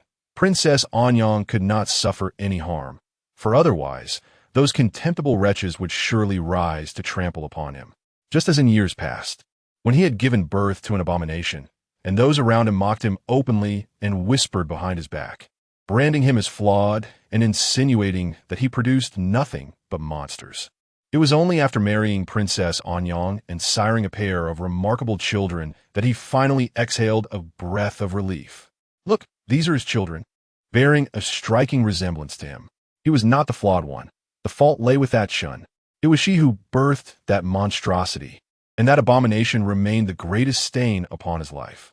He had contemplated silencing it forever, drowning or casting it to its demise. As long as it lived, he would find no rest, haunted by those dark, eerie eyes reminiscent of a demon. This time, it was indeed his arrival that had disturbed the princess. If he could simply weather this storm, he might quietly erase the greatest blemish upon his existence. In a decade or two, who in the capital would remember that Lu Mingqi bore such a stain? They would only recall his high rank, his marriage to the princess, and his exceptional offspring. Thoughts spiraled endlessly in his mind, a torrent of ideas flooding forth. If only the monks at the National Temple would relent. Had it not been for those old monks claiming that this child was essential for Princess Anyang's safety, he would not have hesitated to act. Could the words of those old monks be trusted? Yet Princess Anyang believed them. And as he anxiously paced, the monk Mingkong from the National Temple arrived. Mingkong merely cast a glance at Princess Yang before inquiring, "This matter seems to be unresolved. Master Lu, does it pertain to that child of yours?" Lu Mingqi hastily replied, "Indeed, it is that wretched creature. Master, we have provided ample sustenance for the two of them in our household. Yet today they dared to confront the princess. Is there any way to ensure that this demonic child faces justice?" Mingkong remained silent, only manipulating the prayer beads in his hand as he recited a sutra outside the screen of Princess Yang. Gradually, the princess began to calm down amidst the sound of the chanting. Her hair was completely drenched, and she gazed with weary eyes. "Thank you, master. What shall we do?" Mingkong responded, "This child is in conflict with the princess's flesh and blood, yet the entanglement runs deep. It is necessary for him to pray before the Buddha for the princess's child until its birth." Princess Yang raised her hand to caress the life within her and urged, "Quickly, let us do as the master suggests." Lu Mingqi's expression shifted several times before he waved his hand. "Then I shall allow that wretched creature to accompany the master to pray before the Buddha." Chapter 28. Departure. The commotion at the princess's residence persisted throughout the night, and by evening, news had reached Lu Mingzhen. Qin sat at the bedside, threading a needle as she embroidered a belly band for Lu Huaxiu. However, the design of fish frolicking among lotus flowers remained incomplete as she struggled to puncture the fabric. The image of Chun lingered in her mind. Second master. I still vividly recall when she first entered the household, so cultured and graceful, rivaling any noble lady. How could she have borne such a son? Lu Mingzhen sighed. We ought not to meddle in my elder brother's family matters. Qin wiped her eyes. I cannot help but feel pity for that child. I wonder if I were to give birth to a child like that. Would you treat me as your elder brother treats Chun? Lu Mingzhen interrupted her. You women tend to dwell on trifles. Our Huaiji, Huaijuan, and Huaishou are all fine children. We must ensure they remain uninvolved in such matters. Qin nodded, hesitating momentarily, but ultimately refrained from speaking further. Recently, a maid had informed her that Wanning often played with Chen's child, with such an ominous aura surrounding that child. She hoped Wanning would not stray from the right path. Otherwise, it would only bring harm upon them all. Her greatest wish in life was for him, the second master, and her own children to grow up well. Once Wanning matured, she would arrange a suitable match for him. Although her background as a merchant's daughter was somewhat lacking, securing a match with a reputable minor official should not pose a significant issue. It would be ideal if he could find someone who could support the Lu family and provide some assistance to Huaiji and the others in the future. Qin sat there, lost in thought, the needle in her hand frozen mid-stitch. Meanwhile, the not-yet 7-year-old Wanning remained blissfully unaware of Qin's plans for her future. The next day, as Wanning passed by the old house, she noticed the absence of Lu Jiuzhang beneath the crooked tree, engrossed in his reading. Puzzled, she reflected on how, ever since their reconciliation, he had always awaited her presence outside, lifting his head to look at her upon hearing her voice. But today, he was nowhere to be found. In the afternoon, she returned to her usual spot, yet again found no trace of Lu Jiuzhang. After wandering about for some time, she encountered not a single soul. The following day, as she carried her small bookcase back to the schoolhouse, she was pleasantly surprised to see the long-missed Lu Linlang and Lu Fan approaching her. Lu Fan shyly explained, "Sister Wanning, I apologize for last time. It was not my intention. I merely wanted you to join us and play." He was unsure how the situation had escalated to such a point that he had found himself unable to resist pushing Yi Wanning. Yi Wanning smiled. "It's quite all right." Lu Fan breathed a sigh of relief, patting his chest, and then presented her with a bamboo toy he had painstakingly crafted. Yi Wanning accepted it and couldn't help but ask, "Aren't you afraid of me? I heard that playing with Lu Jiuzhang would make me like him." Lu Fan replied, "Jinan said that odd. Lu Jiuzhang has left. You can no longer play with him." "Left?" Yi Wanning was taken aback. Lu Fan nodded. "Yes, it is said that he and his mother have been summoned to the mountains to pray for the princess. If the princess safely delivers her child, then he may be spared." Yi Wanning stood there in silence. What has transpired once more?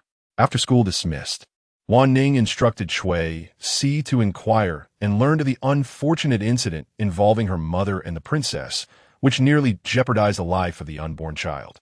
The monk from the Dali Temple sent Lu Jiuzhang to the mountains to pray for the princess's offspring, and her mother accompanied him. Upon hearing this, Wanning gazed at the lush peach leaves in the courtyard. "Brother Jiuzhang, do take care. I wish to share peaches with you again next year." The lingering warmth of summer faded amidst the increasingly faint cicada calls, and the torrential summer rain diminished, falling upon the now dull green lotus leaves in the small pond as autumn approached. Wanning's days seemed unchanged. Without the matters concerning Lu Jiuzhang, she reverted to her previous self, the innocent girl adored by all. Since the altercation in the pine forest that left Lu Jian unwounded, he appeared to have ceased his provocations, yet he still regarded Yi Wanning with an icy demeanor, clearly displeased. Wanning maintained her cheerful disposition towards everyone.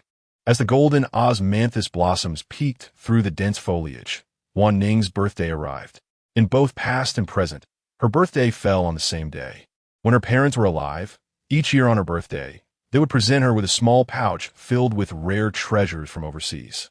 This time, Grandma Zhou gifted her a string of coral beads, blood red and resplendent, adorning Wanning's delicate hand.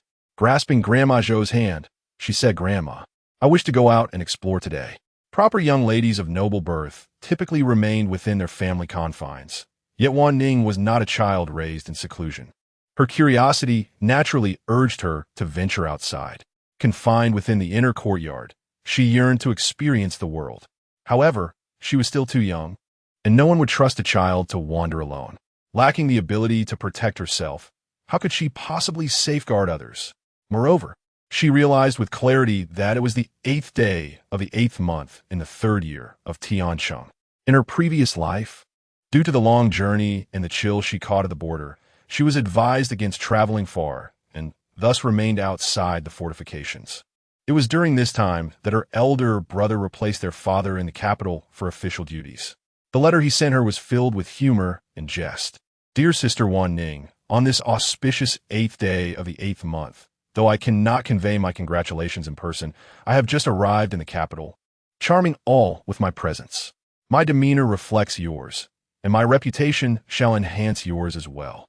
During this visit, I shall ensure that the gentlemen of the capital witness what a true man is."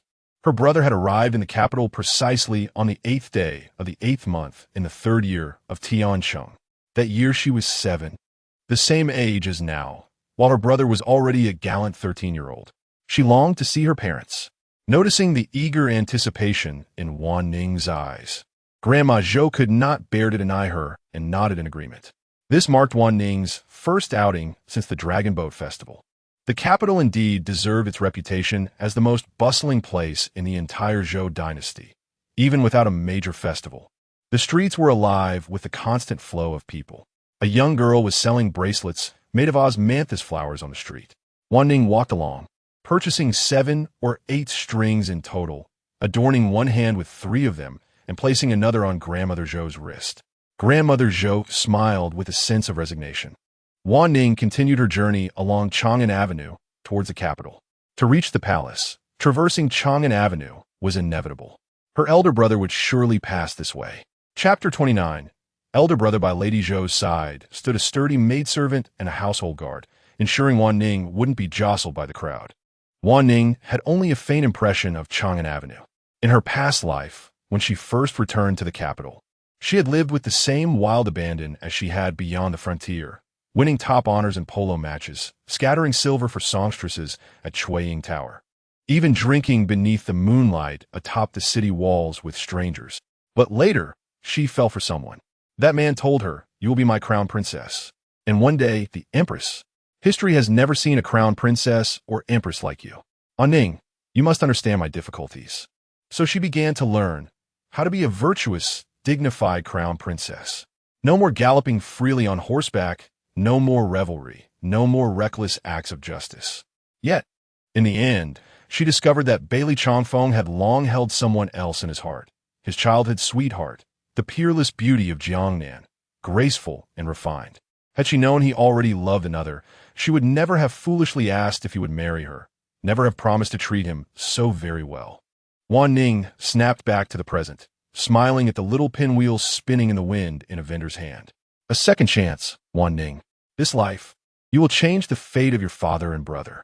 You will live freely, untangled from love's snares. Seeing her gaze linger, Lady Zhou called the vendor over and selected the prettiest pinwheel for her. Just then, distant shouts grew nearer. Make way! Make way! A sign that nobility approached. Clearing the road, Wanning darted toward the roadside. The crowd pressed to either side, the path growing cramped. The maidservant, fearing Wanning might be swept away, hurried after her. Young mistress, young mistress. The drumming of hooves grew louder, each beat striking Wanning's heart. She strained against the throng, but her small frame was no match for the adults. She rose on her toes, desperate for a glimpse. But what could a 7-year-old see over towering figures? Gasps and murmurs rippled through the crowd. Is that the young Marquis of Yongwan? The undefeated prince of the same carriage. A worthy heir to the tiger of Yongwan. How dashing he looks, clad in fine silks, astride his steed. Wanning's eyes burned with frustration.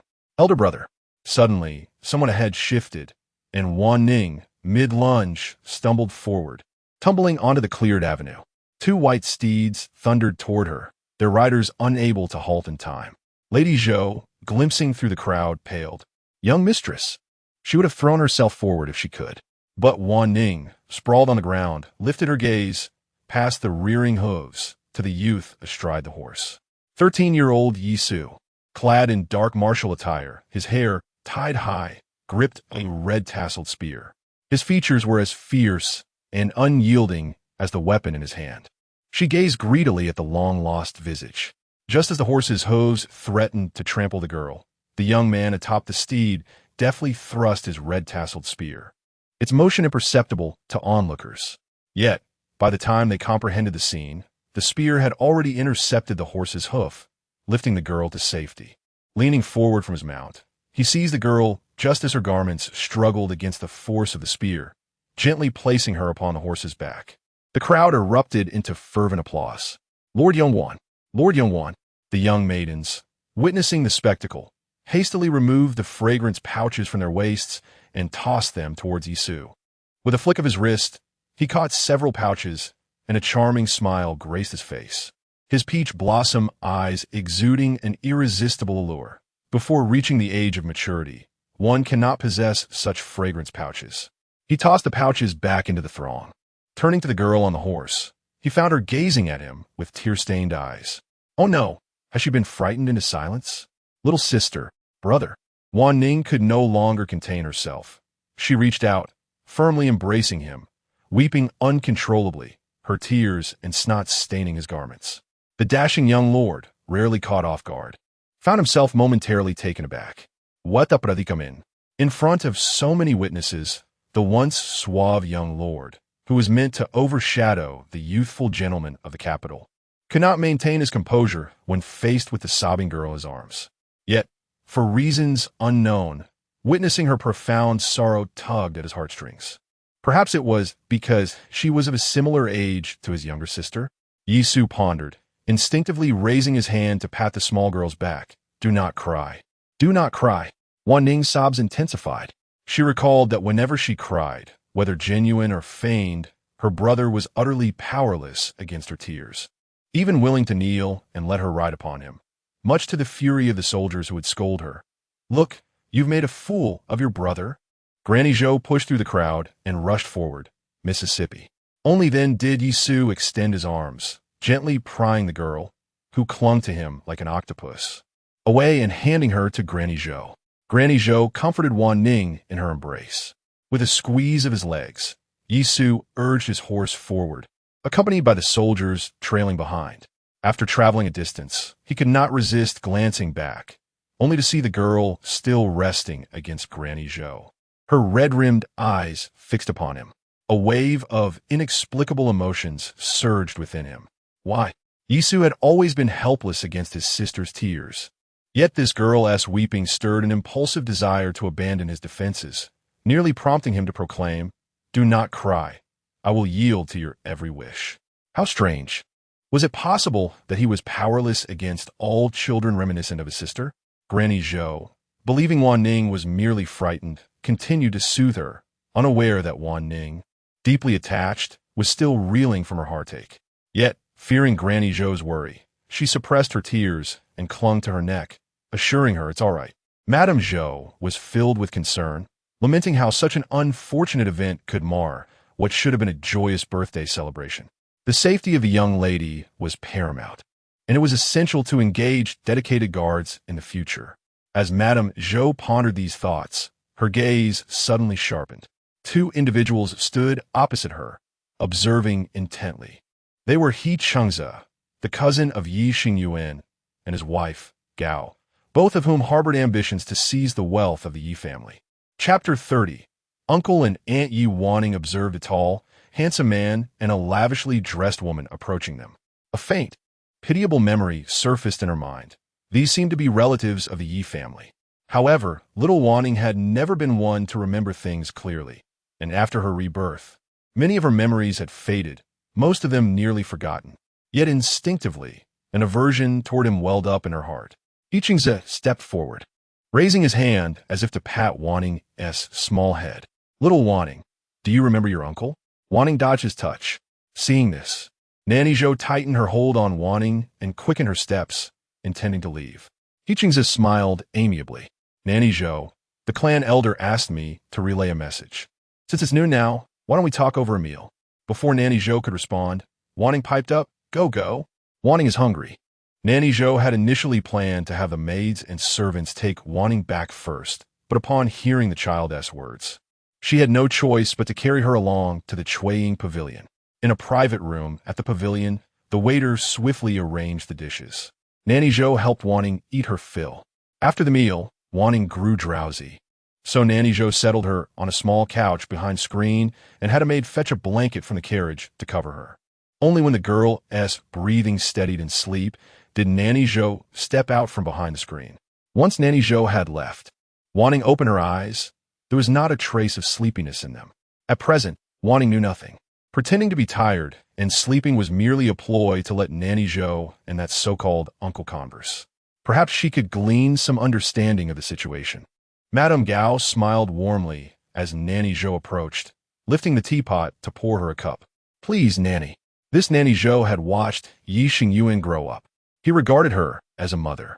Moreover, she was a woman of considerable skill, and neither He Chengze nor Madame Gao dared to underestimate her. In her heart, Nanny Zhou held nothing but disdain for this couple. They smiled more amiably than anyone, yet their hearts were the most crooked. The Yi family were merchants, and Yi Xingyuan had built his path on integrity and a prodigious talent for business. Yet this couple had repeatedly used deceitful schemes, committing several underhanded acts. In the end, it was always Yi Xingyuan who covered their losses and upheld the family's reputation. Nanny Zhou asked coldly, what message did the clan elder send you to deliver? Madame Gao chuckled. Wanning is 7 this year. Isn't she?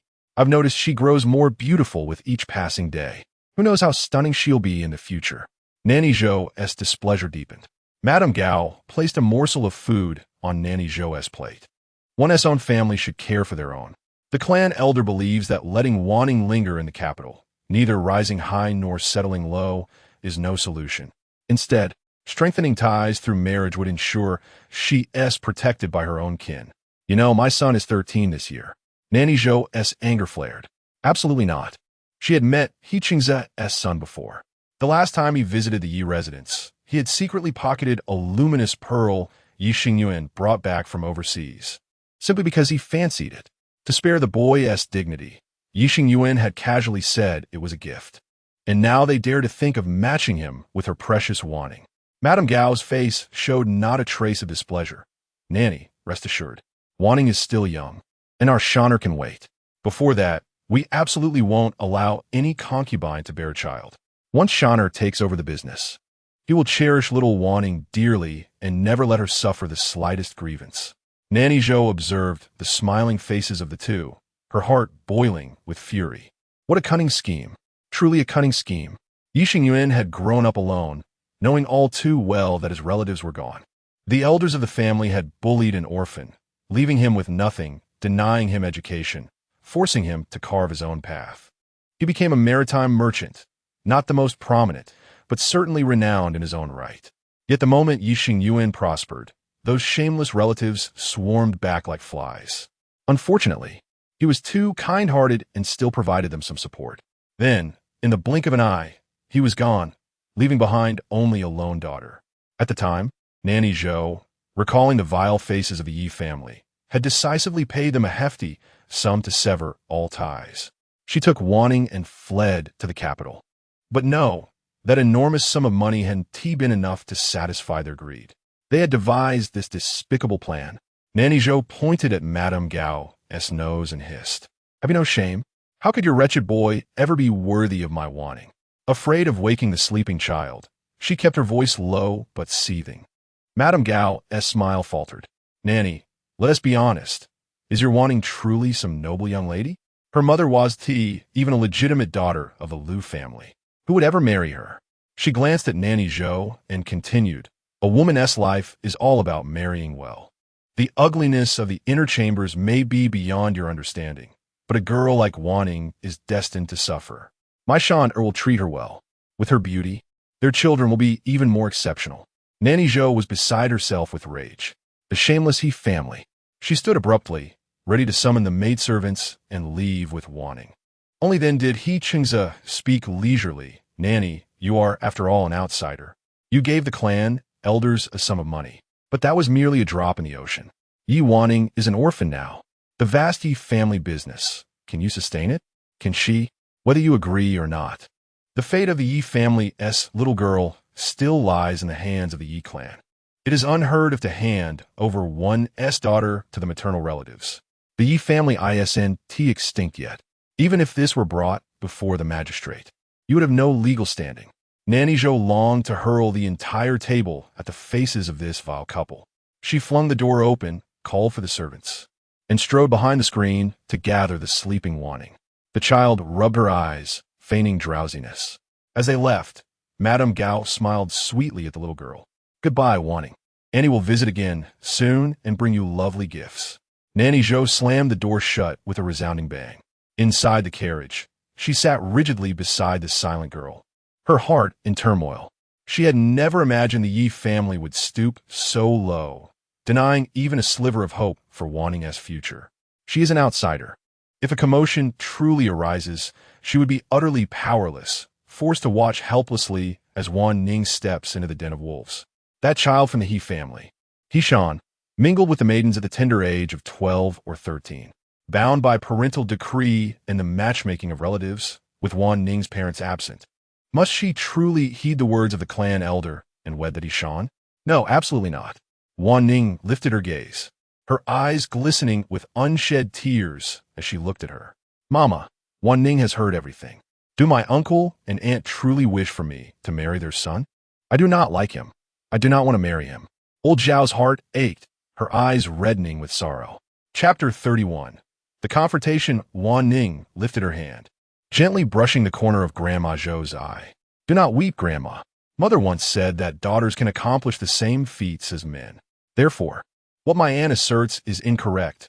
A daughter does not merely seek marriage throughout her life. Mother taught me that we must live for ourselves." The tender little hand of the child caressed Grandma Zhou's cheek, and an array of emotions surged within her, akin to a shattered jar of mixed flavors, sweet, sour, and bitter all at once. Observing a flicker of change in Grandma Zhou's gaze, Wanning continued to invoke her mother as a shield. "Grandma, I do not wish for the clan's patriarch to dictate my fate. I may desire to savor 4 happiness meatballs, yet others insist that I can only have tofu soup." The mere thought of such a scenario made Grandma Zhou unable to bear it. What was it that one could not eat? Did their family lack the means? She had watched Yixing Yuan grow up, treating him as her own child. He reciprocated her affection, regarding her as a mother. Before Wanning's mother married into the family, Grandma Zhou had always supported Yixing Yuan. After the arrival of Lady Lu, she gradually relinquished her duties, enjoying several years of peace while caring for Wanning. But now, circumstances had changed. Though Yixing Yuan had passed, the wealth he left behind was no trifling amount. Grandma Zhou had planned to wait until Wanning grew up to marry, at which point she would bestow this fortune as a dowry. However, if the Yi clan resorted to cunning schemes, the young lady would undoubtedly be left with nothing. Even if they were to contest in court, Wanning would still be taken away. Wanning grasped Grandma Zhou's hand tightly. Grandma, why were those people not bold enough to bully me while father was alive? Grandma Zhou replied, how could they dare to mistreat you? They relied on your father for support. Your father's connections were vast. The Yi family would never dare to offend him. Wanning squeezed Grandma Zhou's hand with determination. Looking earnestly at her, then it would be wonderful if I could become equally formidable. Grandma Zhou hesitated. My lady, you are still too young. Wanning retorted. If I wait until I grow up, it will be too late. Grandma Zhou felt despondent. Indeed, by the time Wanning matured, the connections and resources that Yi Xingyuan had amassed would have long since faded, leaving young Wanning to heed the clan's commands. Wanning smiled gently, her eyes sparkling. Thus my youth is an advantage, Grandma. Help me, and together we shall grow strong. Grandma Zhou, recalling her own advancing age and the uncertainty of her days, pondered how she could possibly safeguard such a young Wanning. If she did not take action, Wanning's path would only grow more arduous.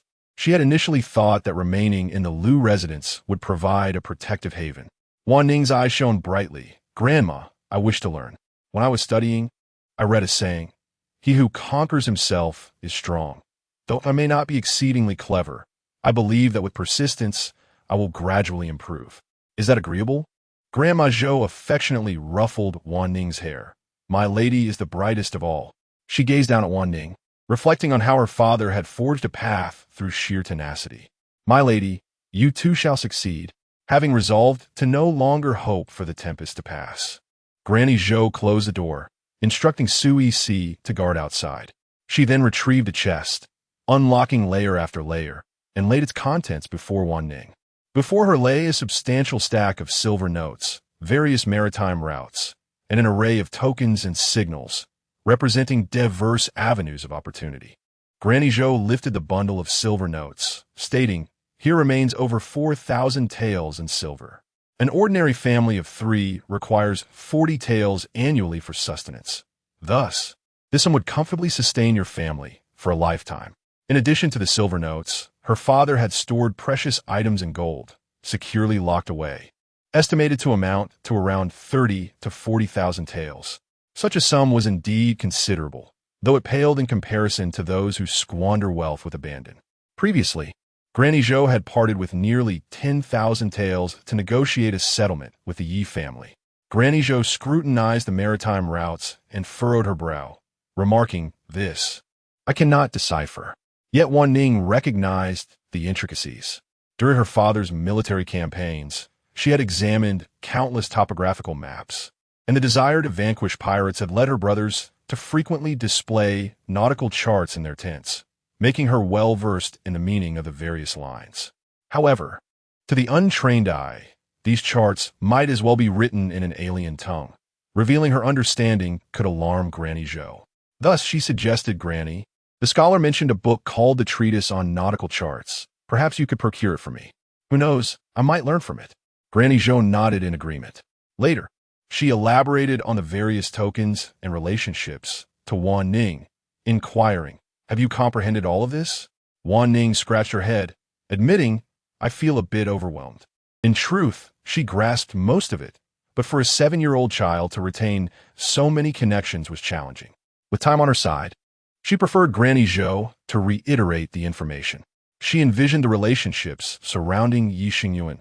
The maritime powers were labyrinthine, with numerous barriers to navigate, extending from the imperial court to the underworld, both dark and light. Without these connections, transporting goods for profit would be impossible. Yet, most of these relationships were distant, situated across the East China Sea. Being so young, how could they possibly engage with a child devoid of means? Her gaze fell upon a whistle. Granny Zhou remarked that it was linked to Yi Xingyuan's network in the capital, a shop dealing in marine delicacies. It was the closest connection, indicating a need to rekindle this avenue, relying on Granny Zhou's intervention. Wanning contemplated her next steps, deciding to bide her time and gather all pertinent information before proceeding. Granny Zhou continued to converse with Wanning until midnight, only ceasing when she noticed Wanning's eyelids growing heavy. After all, Wanning was still a child, and unlike an adult, she had unknowingly drifted into slumber amidst the dialogue. Granny Zhou instructed a maid to wash Wanning's face and change her into night clothes, before settling beside her and gently tucking her in. Suddenly, a thought struck her regarding their earlier conversation. Indeed, the young lady was still too small. Now was not the time to confront the Yi family head-on. She recalled her uncontrollable outburst of temper earlier at the Chuang Pavilion and silently chastised herself. Delay it. Wait, don't tear the facade apart just yet. Yet, the mere thought of He Chengze and the Gao family daring to covet her beloved Wanning sent waves of fury surging through her. Chapter 32. The Hornet's Nest. Madame Zhou instructed a young servant to scour the entirety of Kyoto, eventually discovering the maritime chart within an antiquarian bookstore. As she opened the tome, the intricate lines within bewildered her, causing her head to spin. Observing Wanning diligently perusing the book, a swell of pride surged within her. Thankfully, her young mistress was astute. Feigning interest in the maritime chart, Wanning yawned once Madame Zhou departed.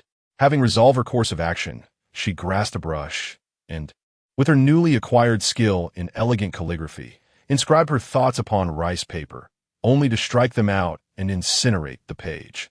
It was imperative that her musings remain concealed. A few days later, to Madame Zhou's astonishment, He Chengze and his wife, Gao, personally visited the Lu residence, accompanied by their son, Hishan. Hishan, tall and robust from growing up by the seaside, bore the son's kiss upon his weathered face. Containing her ire, Madame Zhou seized a moment when they were alone to hint at her desire to see Hishan prove his worth before considering Wanning's hand in marriage. He Chengze and Gao, eager to avoid a disastrous outcome, regarded their son with a sense of pride, believing him to be an ideal match. After all, Wanning was still quite young. They could casually discuss the matter, but first, a token of engagement was necessary. Madame Zhou chuckled lightly, dismissing the notion of exchanging tokens as absurd. He Chengze's smile concealed a steely resolve. Without a token, we cannot return to report our progress. Otherwise, the clan leader may insist on an engagement sooner than anticipated. And as you know, it is best to avoid prolonged uncertainties. Upon relaying this to Wanning, Madame Zhou felt cornered. Ultimately, she presented a white jade pendant. He Chengze examined it and accepted it with satisfaction. Meanwhile, upon their arrival at the Marquis's residence, Hishan was struck by its opulence and exquisite details, recognizing its distinction from other places. He mused that once he acquired wealth, he too would construct a similar mansion in Danzhou. Hishan exclaimed, "I want to play with Sister Wanning." He recalled his previous visits to the Yi residence when Wanning was merely a toddler of 2 or 3, a cherubic figure surrounded by attendants. He had sensed even then that Wanning's family looked down upon him. Yet now, the once adorable child was destined to become his bride, igniting an inexplicable excitement within him. With handmaidens at his side, he simply awaited the day when the charming child would blossom into a young woman. He was eager to see how the lovely child had grown. His mother had mentioned her beauty. Gao chuckled, "My son Shan is quite taken with Sister Wanning." Though Qin was unaware of the underlying circumstances, she extended warm hospitality in light of Wanning's parent status. Upon hearing Hishan's wish to meet Wanning, she instructed a nearby maid, "Take young master He to the back garden. It's a day of leisure, and Wanning is playing with Huayu and Huairo." The maid nodded in acknowledgement. As Hishan followed, he admired the delicate features of the maid beside him, mused to himself that the handmaidens of noble families were indeed exceptional, surpassing the beauty of the young ladies he was accustomed to. If only his own maid were as enchanting. His thoughts began to drift into daydreams. He was familiar with human affairs. Just a few days prior, he had seduced a maid into his bed, only for his mother to force her to consume an abortion potion. At that moment, he was suddenly captivated by the sound of melodious laughter. Following the sound, he beheld 3 children playing on swings. Lu Huayu and a nearby attendant were pushing the swings. On the swing set sat 2 girls. The elder, graceful and gentle as a blooming orchid, elicited a subtle stir in his heart. However, when his gaze fell upon the girl beside her, he found himself momentarily entranced. She resembled a lark, akin to climbing flowers, her flowing hair captivatingly enchanting. even more so than the willows of March. He did not perceive her through the lens of childhood innocence. Rather, a restless excitement surged within him. This girl would one day belong to him. He envisioned the future when she would grow up the 3 children. Noticing Hishan, ceased their laughter and turned to him. The nearby may disclose his identity, prompting Lu Huayu and Lu Huairo to look towards Wanning.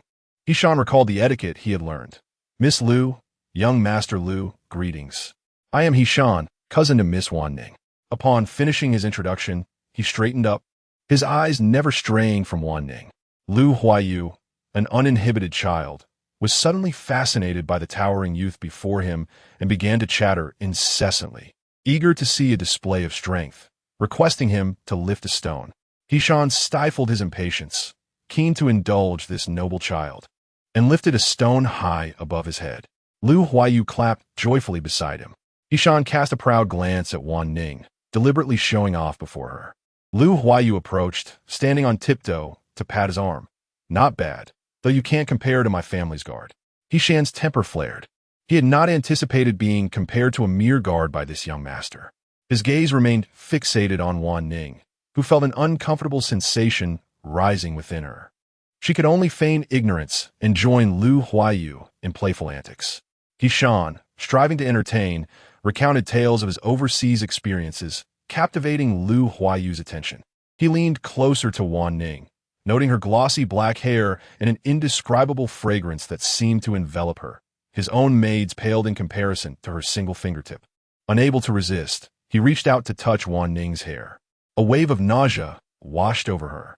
She suppressed her discomfort and turned to Hishan. Cousin Hishan, you must be quite formidable, right? Hishan, brimming with self-importance, replied, being older than you, naturally I am more capable. Wanning shook her head. I don't believe you. Hishan pounded his chest. Your cousin Hishan would never deceive you. Wanning pointed toward the depths of the forest. There is something over there. If you dare retrieve it, then I shall consider you impressive. Hishan inquired, what is it? Wanning replied, come, follow me. At that moment, Hishan was wholly captivated by Wanning, and he readily acquiesced to her request. She led him into the thicket, pointing to a cluster above. That object, I wish to see it. I cannot climb up. Could you check it for me? Hishan looked up and frowned. Isn't that a hornet's nest? He said, cousin, that is indeed a hornet's nest. It can sting. Wanning feigned ignorance. I merely wanted you to take a look. They 1T fly out.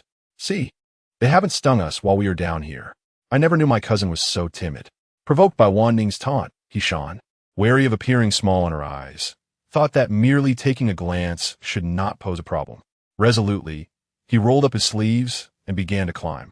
The foliage in the forest was dense, and Lu Huairo and Lu Huayu, who were always fearful of hornet nests, dared not venture closer, preferring to observe from a distance. Wanning found a concealed spot, drew her small bow, aimed at the hornet's nest, and with a swift motion, released the arrow. Chapter 33.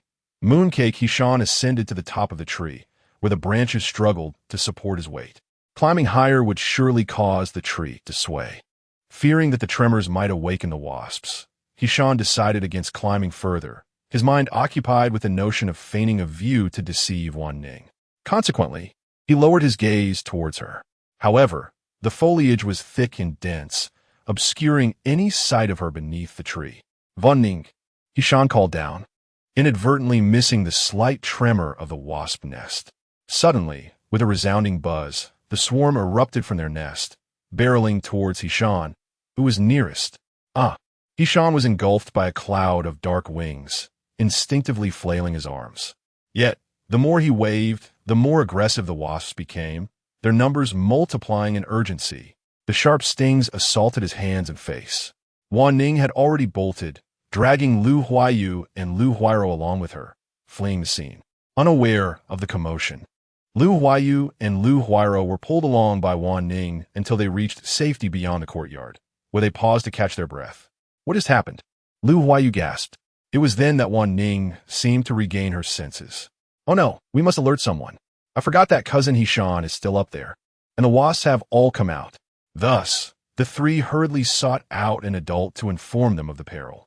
When the guards donned protective gear and ventured to investigate, they found Hishan writhing on the ground, rolling in agony from the stings, curled up in a tight ball. A household servant rushed forward, wrapping Yishan in a garment and swiftly escorting him away. Yishan was consumed by pain, his face and eyes swollen. Mortified, he felt a tremendous loss of dignity when Gao Shi inquired about his condition, and he remained silent, growing irritable until he snapped, "Your incessant questions are utterly vexing." So annoying. Gao Shi, affronted by his outburst in front of others, felt her own dignity diminish, her chest heaving with indignation.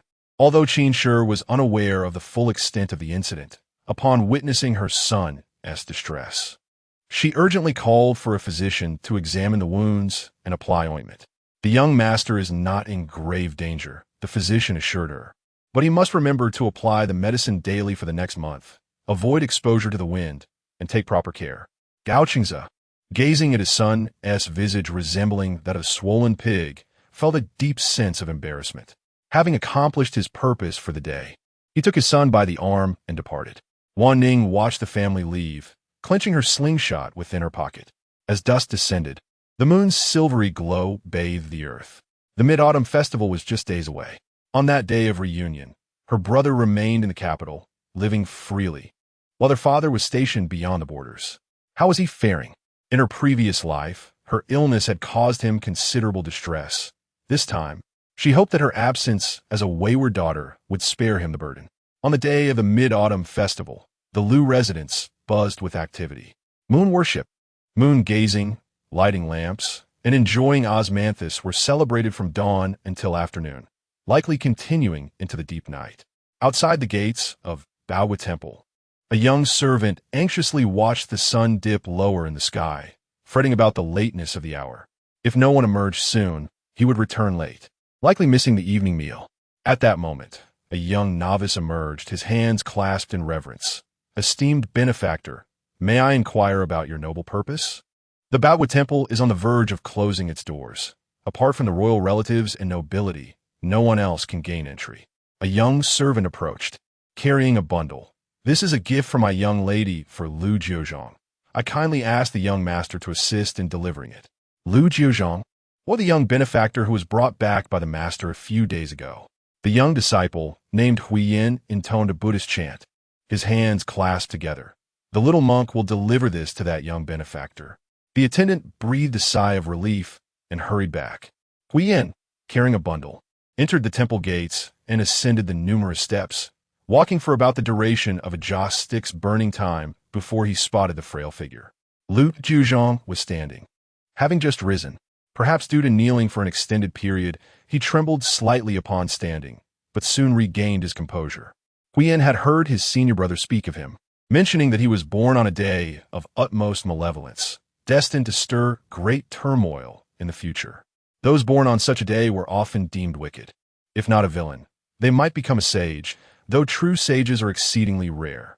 It was fortunate that the compassionate master did not allow the heavens to extinguish this wretched being's life. Thus, the brothers at the temple kept their distance from him, only approaching to deliver meals.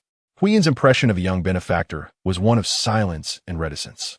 Daily prayers were met with his master's admonishment, stating that he disrespected spirits and deities, making his heart difficult to tame.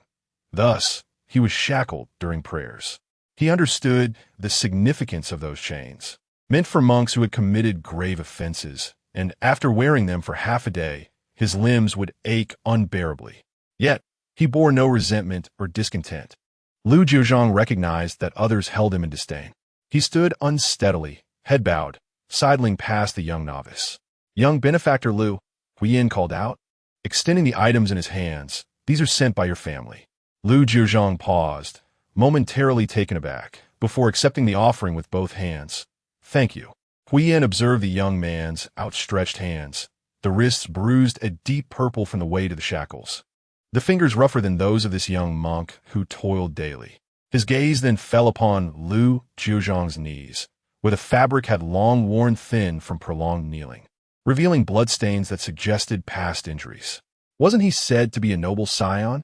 The young monk gazed in bewilderment as Lu Jiuzhang gradually receded into the distance. Clutching a bundle, Lu Jiuzhang walked for a while, then paused to catch his breath before continuing his journey. Nestled in the mountains outside Dali Temple was a modest dwelling, the sanctuary for him and his mother.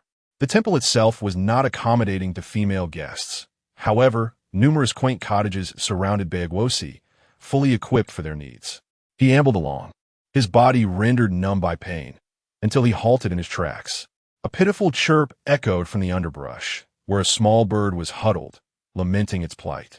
Lu Jiuzhang approached, gently parting the foliage to reveal a bird with a wounded wing, its eyes wide with fear as it regarded the young boy, ruffling its feathers anxiously. Kneeling down, Lu Jiuzhang tenderly cradled the fragile creature in his hands, shielding it within his embrace as he continued on his way. Upon his return home, he greeted Chun and then rummaged for herbs, meticulously grinding them to apply gently on the wings of the little bird, just as he would tend to his own wounds. He gathered some hay to fashion a nest for the bird and placed it within, before finally directing his attention to the package. Was it from his family? He hesitated for a moment, yet ultimately decided to open it. Inside, he found new garments, medicine, and a neatly wrapped mooncake. A small piece of paper fluttered down with the breeze. He picked it up and beheld the bold characters written with great care. Brother Jiuzhang, Happy Mid-Autumn Festival.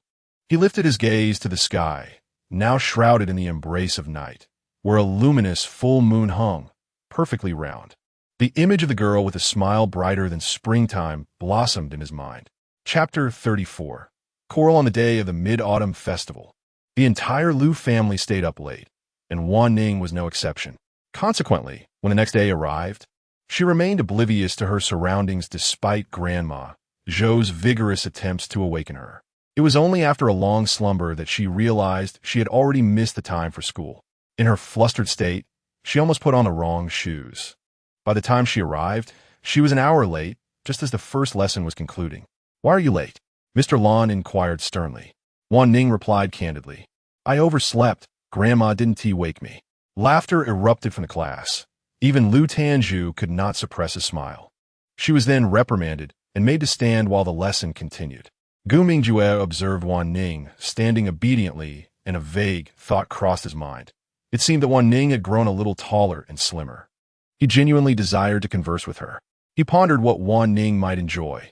Perhaps if he gifted her something she liked, she would speak with him. After being made to stand for the entire morning and being retained by Mr. Lon to discuss the knowledge from the first lesson, Wanning gazed at the old scholar, whose beard had turned a shade whiter. Upon the conclusion of his lecture, she looked at him with bright eyes and exclaimed, "Sir, you are truly wonderful. Had I encountered you earlier, I would undoubtedly have become a renowned, talented woman." Mr. Lon, with a stern expression, retorted, "Even if you had met me in the womb, I still could not mold you into a celebrated talent. What qualifications do you possess? You are but a piece of rotten wood." Wanning was not disheartened. She chuckled softly, bowing to Mr. Lon. She then picked up her small bookcase and departed. Mr. Lon watched her lively figure bounce away, his gaze softening with an infinite sigh. As Wanning entered the plum grove, she suddenly halted, pondering whether her mooncake would please Brother Jiuzhang upon receipt. She had intended to slip a bit of money inside, but hesitated, fearing it might make him uncomfortable, and thus abandoned the idea. Lost in her thoughts, she failed to notice a plum tree ahead and bumped into it, instinctively rubbing her head. "Huh, truly a fool," a voice scoffed. Wanning turned towards the voice and spotted Lu Jiuzhang nearby, walking his dog. Today he had a snow-white small dog, its fur gleaming like silver even in the shade. The small dog was spirited, no less challenging than a black dog. Wanning felt a surge of caution and instinctively reached for her small slingshot. However, Lu Jiuzhang suddenly glared at her in anger. "Fool, even my dog is smarter than you. If you ever aim your slingshot at my dog again, I will ensure you regret it." Understanding that he had no intention of letting his dog harm her, Wanning made a face at him and swiftly ran away. Lu Jiuzhang, watching her darting figure, kicked the plum tree in frustration, exclaiming, "So annoying." Recently, the afternoon music lessons were canceled due to the teacher's family matters. Lu Huaishio devoted herself to learning needlework, while Wanning, having no other engagements, focused intently on organizing the various items left behind by Yixing Yuan. In addition to the vital information provided by Granny Zhou, she also brought along Yixing Yuan's notes, which contained his daily observations and encounters with various individuals and events. Through these writings, Wanning formed a general impression of the people Yixing Yuan had met, their personalities, interests, and flaws. Through the text, she seemed to sense her father's carefree spirit and indomitable will, leading her to ponder why a lady of the Lu family would marry a merchant. For they were kindred spirits. Once the mid-autumn festival had passed, a chill wind swept in, abruptly cooling the air. Wrapped in a cloak, Wanning sat in a carriage. Venturing out once more, Granny Zhou watched the girl seated there, her heart a tumult of anxiety, uncertain whether this endeavor would bear fruit. Wanning had already devised a plan in her mind. The proprietor of the Shanghai house in the capital, Huida, was known to possess a rather temperamental disposition and an extensive network of connections. Although Yixing Yuan was not his primary supplier, he had earned Huida's utmost trust, consistently delivering quality goods without deceit. Recently, Wanning had discreetly purchased a small residence while sending Granny Zhou out on errands. Given the exorbitant property prices in the capital, it was a significant expenditure for an outsider. Thus, she managed to acquire a modest dwelling for 1,000 taels. Moreover, she sought to find trustworthy individuals, preferably those who had previously served under Yixing Yuan. Granny Zhou sent letters to the former associates of the Yi family. After the demise of the Yi couple, she had provided substantial severance pay to those who had followed Yixing Yuan, and now, upon learning of their former master's return, 2 of them were willing to come back and continue their service. Granny Zhou also began to inquire about Huida's circumstances, and after a month, valuable information finally surfaced. Huida had encountered a predicament that precisely aligned with Wanning's ability to assist. His primary clientele comprised nobility, yet a recent issue had been troubling him to the point of insomnia. A maritime merchant had claimed to possess a nearly 3-foot-tall coral, a treasure of substantial value. Consequently, Huida had preemptively secured it and informed the Ningguang Manor. The old princess of the Ningguang Manor was approaching her 80th birthday, and the prince had long desired such a gift for his mother.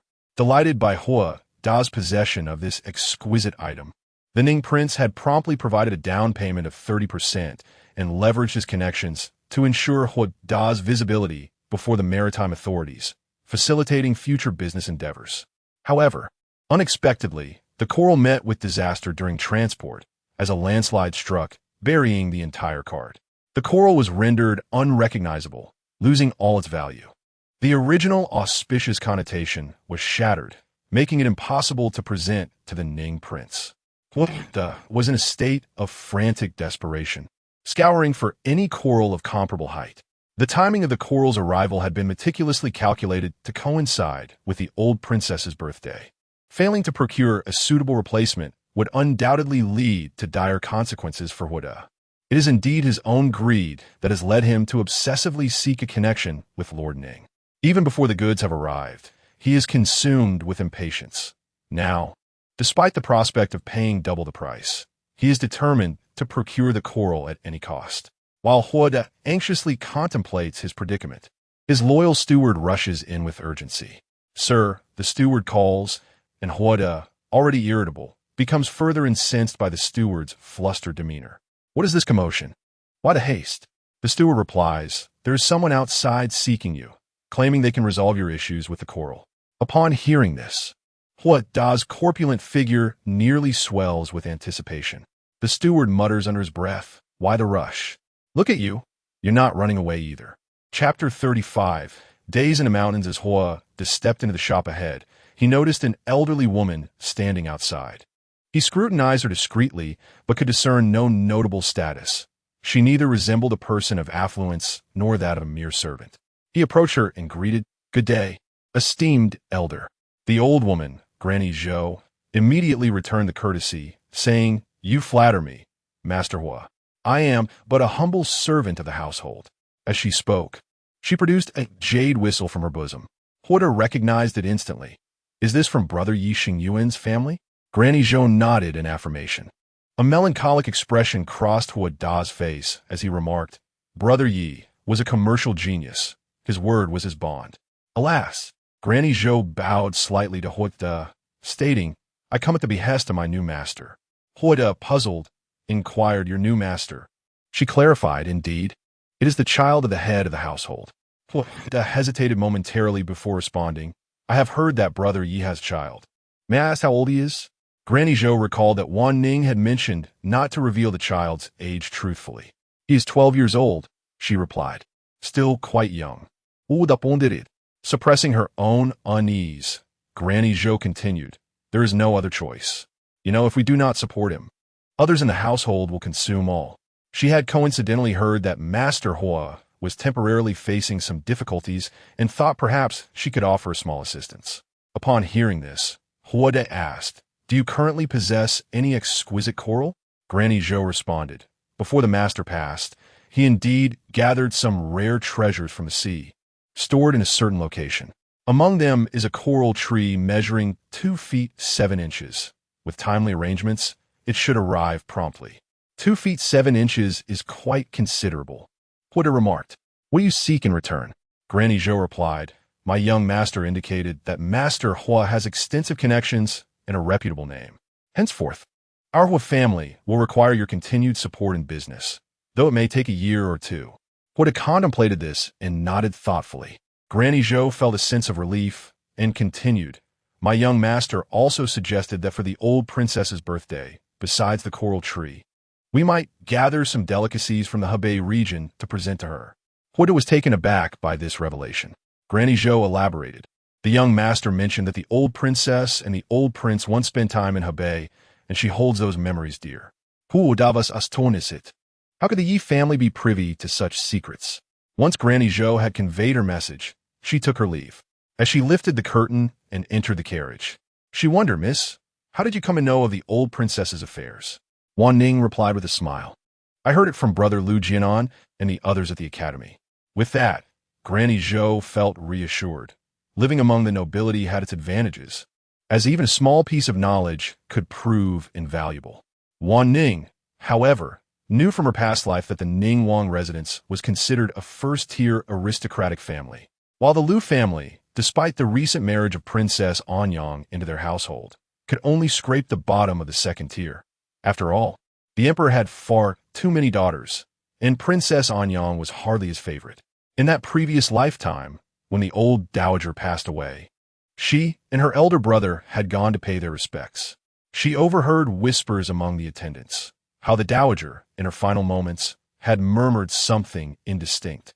By the time they realized she was speaking of a dish from Jibei, the dowager had already departed this world. Forging a connection with Huoda served 2 purposes. Firstly, as one of the capital's most prominent buyers, his endorsement would lend credibility to her goods, easing the hesitation of other potential patrons. Secondly, by subtly hinting at her access to noble circles, she ensured Huoda would tread carefully around her, assuming she had influential connections. Never assume the worst of people, but never assume the best either. Wanning mused silently.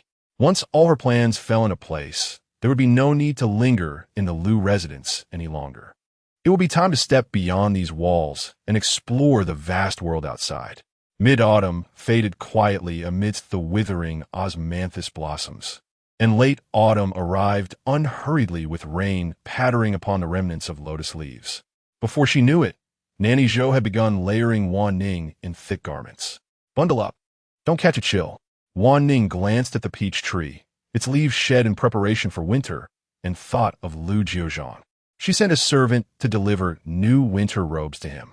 It was a pity that the journey to Dali Temple took an entire day. There was no chance to visit Jiuzhang in person. So she wrote to him instead. Jiuzhang, even the peach tree is preparing for winter. Isn't it strange? Humans bundle themselves in more layers, yet the trees shed theirs. Jiuzhang, I entered your house without asking. You won't be angry, will you? I saw your books. I air them for you. Yesterday I went fishing again, but the fish were disobedient. They refused to bite. Jiuzhang, I love the leaves of spring and summer. So beautiful. In winter, there are no pretty leaves left. Her letters were always plain and unadorned. Had old Master Lan read them, he would have scolded her for wasting ink. But she paid no heed. One by one, the letters, scrawled in the girl's unrefined hand, found their way to Lu Jiuzhang. He read them once, then again, before carefully folding the 3 sheets of paper and tucking them away. The injured sparrow he once nursed had long since regained its strength. Yet every evening, it still perched before his door, deposited a worm under his gaze, then fluttered away. One day, a row of worms lay neatly at his doorstep. The sparrow chirped at him, alighted on his shoulder, and lingered for a long while. Lu Jiuzhang understood. It was saying goodbye. Winter was coming. It was time to fly south. He stroked its tiny body gently. Go on then. Be careful. With two final chirps, the sparrow spread its wings and vanished into the boundless forest. Lu Jiuzhang turned back to glance at his sleeping mother, then took up a rope and stepped outside. The cold was coming. He needed to gather more firewood, lest his mother freeze. This place was better than the Lu residence, except for the absence of Wanning. Within the mountains lie firewood and medicinal herbs, reminiscent of the world described by Zhuangzi, except for the inability to cultivate vegetables. He carries firewood on his back, clad in straw sandals, allowing the morning dew to dampen his garments in the crisp autumn air. His mind wanders through the Buddhist scriptures he has read. Although he did not bring any text to the temple, the countless scriptures within the Baowu temple provide solace, each day, as he copies them. They imprint themselves in his memory after just one reading. He contemplates the past and present, traversing countless paths. Chapter 36. Meeting before the Buddha, the autumn wind howled mournfully, enveloping the world in profound silence as trees shed their leaves. Yet amidst the desolation, the crimson maples on the mountainside of Baowu Temple blazed like fire. Huiyin and his senior brother Wanning had ventured out to admire the maples when they suddenly tumbled into a deep pit. Stranded, they could only shout for help at the top of their lungs. However, this was deep in the mountains, a place seldom visited by monks. It seemed they would have to wait until evening, when their absence was noticed during roll call, before their fellow disciples might come searching for them. Rain had fallen just the day before, leaving the pit half filled with water and its sides slick with mud. Both monks were drenched to the bone, shivering uncontrollably in the cold. Just then, footsteps approached. Their voices surged with desperate hope. Someone, help us! The footsteps drew nearer, and soon a young boy in plain robes appeared at the pit's edge. He paused briefly, regarding them with an inscrutable expression, before they could utter another word. He turned and walked away. Hey! Huiyin and Wanning exchanged bewildered glances. Though they were disciples of Buddhism, they were still young, far from attaining the unshakable serenity of seasoned monks. A spark of indignation flared within them. True, rumors painted the boy as an ill-omened outcast, but as followers of the Buddha, they had never spoken ill of him. How could he simply abandon them in their plight? Once freed, they vowed to glare at him fiercely the next time they met, regardless of their master's teachings about attachment to appearances. Huddled in the muddy pit, drenched and disheartened, they waited. Before long, footsteps sounded again. Their eyes lit up, and they shouted with renewed vigor. Several tall monks arrived with ropes and tools, hauling them to safety. As Huiyin wrung water from his soaked robes, he grumbled, "Senior brothers, you arrived just in time. That wretched boy. I swear I'll give him a piece of my mind before confessing my anger before the Buddha." Huishan, one of the rescuers, gave him a puzzled look. "What boy?" "It was young Lu who came to fetch us. Without him, we wouldn't have brought the ropes so swiftly." Huiyin and Wanning fell silent, stunned. They prided themselves on fairness, and now, recalling their earlier assumptions, shame washed over them. When they entered the temple's prayer hall, they found the boy already kneeling before a small shrine, shackled at the wrists and ankles.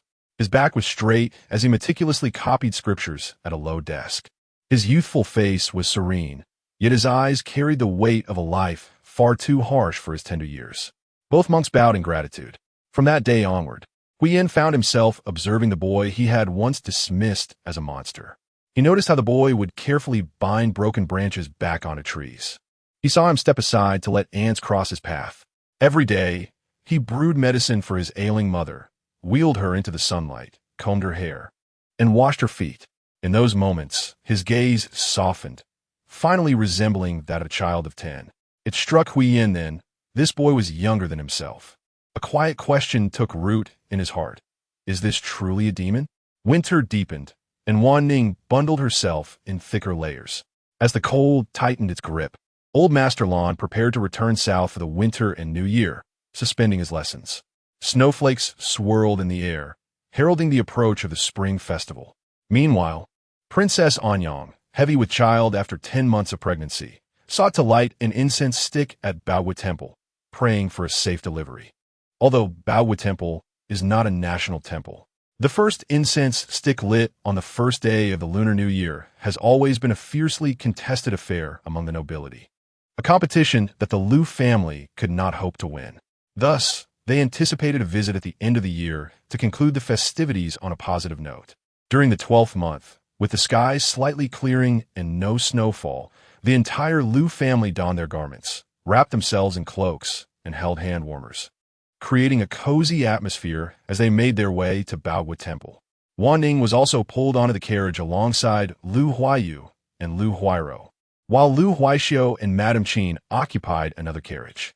The three children wore small leather boots, held hand warmers, donned ear muffs, and were enveloped in capes lined with rabbit fur, providing excellent warmth against the winter chill.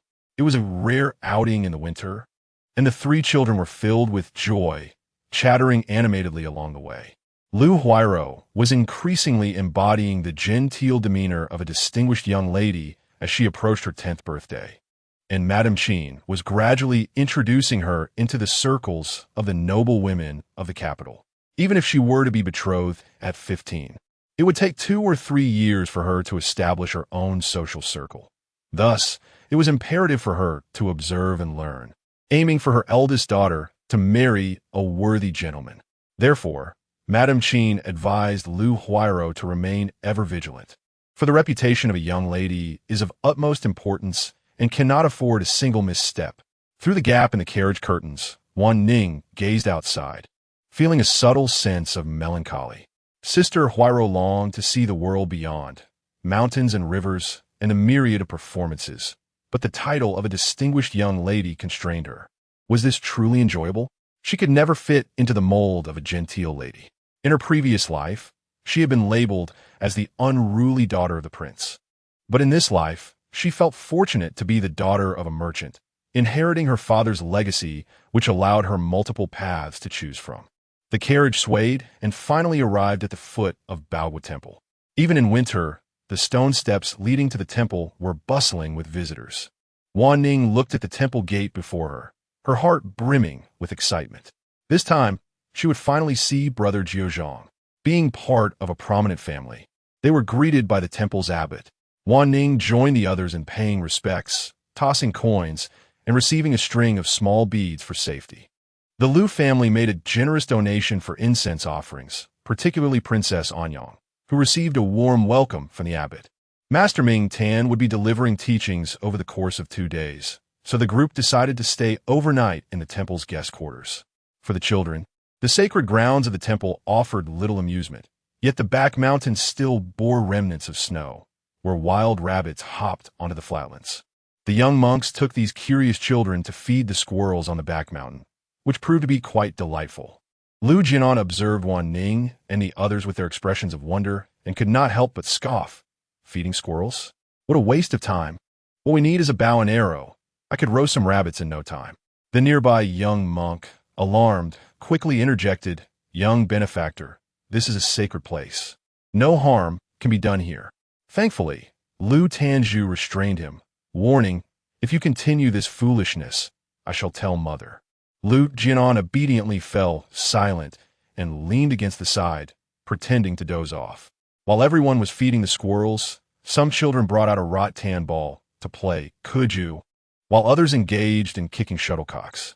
The Lu children were well versed in these games from their school days, and soon they split into small groups, enjoying their playful activities.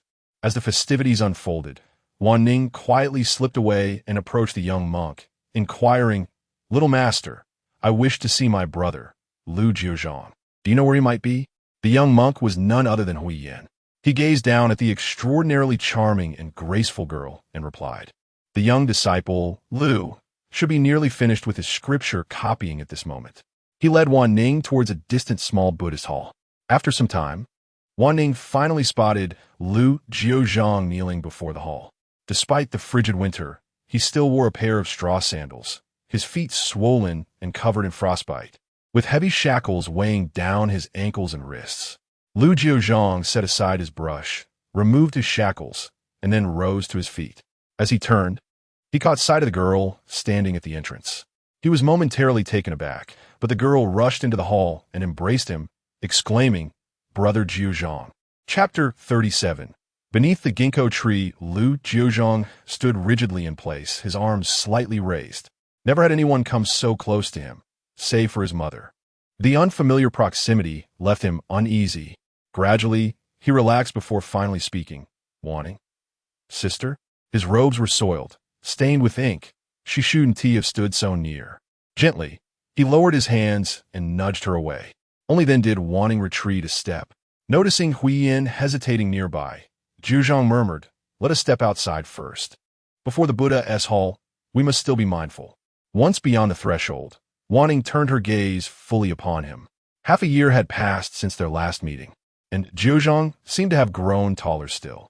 The tension in his brows had eased, revealing traces of the striking features he once possessed. A quiet joy flickered in her heart, her eyes bright as she exclaimed, "Brother Jiuzhang, you must believe me. When I read of orchids and jade trees, I knew you would grow into such splendor. Why, in the future, even 1,000 pieces of gold might not suffice to obtain your portrait. I've seen it with my own eyes." Then her gaze fell to his tattered straw sandals, to the frostbitten feet within. Her spirits dimmed. "Brother Jiuzhang, are you cold?" Her voice trembled with concern, aching for his suffering. "Not cold," he replied. Catching her doubtful look, he added softly, "I've grown accustomed to it." To him, it made little difference. Wanning seized his hand, her fingers brushing the dark bruises encircling his wrist. Jiuzhang tugged his sleeve down. "It's nothing." Her head bowed. A tear struck the ground with a quiet pat. A rare note of fluster entered his voice. "Truly, it doesn't hurt anymore. Only at first." His words stumbled, uncharacteristically disjointed. Wanting knew. How could she not? Countless wounds had marred his body before. Bruises, lash marks. He had never once cried out in pain, never once complained. Endurance was his second nature. Yet her eyes burned all the same. Glaring fiercely, she demanded, "Where's the medicine I gave you?" "I'll apply it when I return," he said. In truth, he couldn't bring himself to use it. His wounds were ordinary. Patience would see them fade. But the salve from Wanning, that was precious beyond measure. Just then, the matron sent to fetch Wanning arrived. The monastery's vegetarian feast had begun, and she was to dine. So much remained unsaid, yet time had slipped away. "Brother Jiuzhang," Wanning ventured, "when will you be free?" "And you?" he asked. She blinked. "I've no engagements this afternoon. Behind a mountain, I saw a grand ginkgo tree there. I'll wait beneath it. Don't hurry. I've all the time in the world." With that, she pressed her hand warmer into his grasp and darted off. Halfway, as if struck by a sudden thought, she turned and waved. The warmth of the small brazier seeped through his fingers, spreading through him in slow, lingering waves. Only when Wanning's figure had vanished entirely did Jiuzhang rise and make his way toward the great hall. Master Minkong has always been more diligent in his practices than the novice monks who have just embarked on their journeys. It is only at noon that he finally breaks to partake in his meal. Outside, Lu Jiuzhang patiently awaits the completion of Master Minkong's rituals before approaching. "Master, may I inquire if I can reschedule my blessing to the evening?" Master Minkong casts a discerning glance at the boy. He seems accustomed to concealing his emotions. Yet the glimmer of hope in his eyes does not escape the master's notice. He nods in affirmation, of course. Lu Jiuzhang bows deeply. "Thank you, master." He must return to inform his mother that he will be home later this evening. He traverses the narrow mountain path leading to the secluded dwelling. The meals provided by the temple are plentiful. Though vegetarian, they far surpass what he receives at the Lu household. Qinsher had consumed an extra helping of radishes at noon. Lu Jiuzhang uses that next time he shall bring some radishes for his mother. He retrieves the ointment gifted by Wanning, contained within a small green porcelain bottle, the viscous substance glistening with clarity. He scoops a small amount with his fingertip and applies it to his wrist. The bruises on his knees and ankles remain hidden beneath his trousers. He then produces a pair of new cloth shoes given by the temple. Although they are intended for his daily collection of firewood, they are not as durable as straw sandals. After some deliberation, he decides to wear the cloth shoes. Next, he takes from the cabinet several vibrant red maple leaves.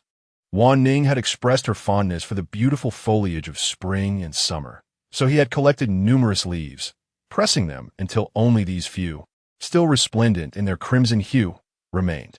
Once prepared, he bids farewell to Chunshur and sets forth. He recalls the ginkgo tree on the back mountain, a memory etched in his mind. As he steps onto the path, he crushes the scattered dry leaves beneath his feet, clutching the maple leaves tightly as he moves ahead. Suddenly, an inexplicable numbness and pain shoots up from the soles of his feet, coursing along his spine.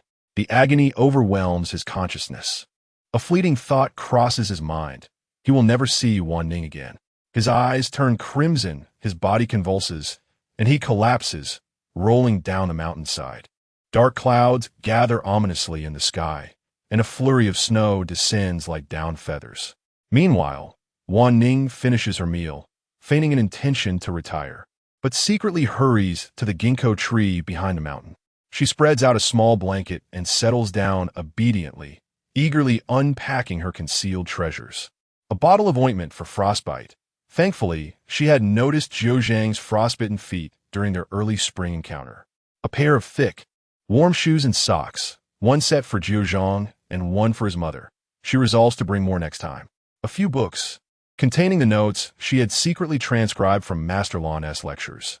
Jiuzhang has never attended a class, so she hopes these will aid him in his studies, for he is destined to be a future scholar. She contemplates bringing him writing tools, ink, and her favorite pastries, but decides to save those for another occasion. Jiuzhang is still somewhat reticent in conversation.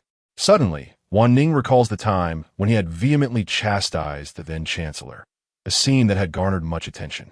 The newly minted scholar had drawn the interest of many suitors, particularly the chancellor, who had a daughter renowned as a paragon of virtue in the capital. At that time, the tale of Bailey Chongfeng was recounted to her as a jest. He remarked that the right chancellor insulted Lu Jiuzhang by likening him to a gourd with a sawed-off mouth, a stone in a latrine, both foul and unyielding, presumably due to a rejection of the right chancellor's daughter. Consequently, he had offended numerous elderly officials who harbored aspirations of having him as a son-in-law, which likely rendered his path to officialdom rather arduous. As Wanning pondered these thoughts, a sudden chill enveloped her, prompting her to lift her gaze and witness the feathery snowflakes descending in a flurry. She glanced around and spotted a cluster of evergreen pines nearby, gathering her belongings to seek refuge there. With the snow falling, she decided to wait patiently, knowing she could not stray too far, for finding her brother Jiuzhang would not be an easy task. Chapter 38. Mist as the snow fell ever more heavily. It swiftly blanketed the mountains and valleys in a pristine white. Wanning waited in serene silence, her gaze fixed upon the snow, her fingers playing with the pine needles dusted in frost, her thoughts drifting to Lu Jiuzhang, quietly absorbed in her reverie. Half an hour passed, then an hour, and then two. In the depths of winter, the night descended with alarming rapidity. Wanning shivered from the cold, the echoes of voices calling her name resonating around her. Brother Jiuzhang had not arrived. With downcast eyes, she rubbed her cold hands together. The snowfall had ceased, yet her feet remained ensnared in the snow. Feeling a pang of worry, she resolved to return home, intending to come back after a meal. She hung her bundle on a low-hanging branch and picked up a dry twig, inscribing it with bold letters. Brother Jiuzhang, I have heard the bells echoing through the mountains. Granny has called for me. Wanning is heading back now. Please do not forget the things hung on the branch. After finishing her note, she shook the snow from her cloak and brushed the flakes off her hat, trudging back with a foot in deep snow and the other in shallower drifts. Granny Zhou had not followed her, and upon seeing Wanning emerge from somewhere, Qin felt relieved. Where have you been? We've been searching for you everywhere. In the afternoon, the adults were in the main hall, listening to scriptures, while the children played or napped, leaving no one to notice her absence. Wanning smilet brichtli on. I lost my way while chasing a hare and have only just returned. Qin looked at her helplessly, taking her icy hand and promptly calling for warm water, insisting she take a hot bath. Wanning, having been chilled to the bone, sneezed several times.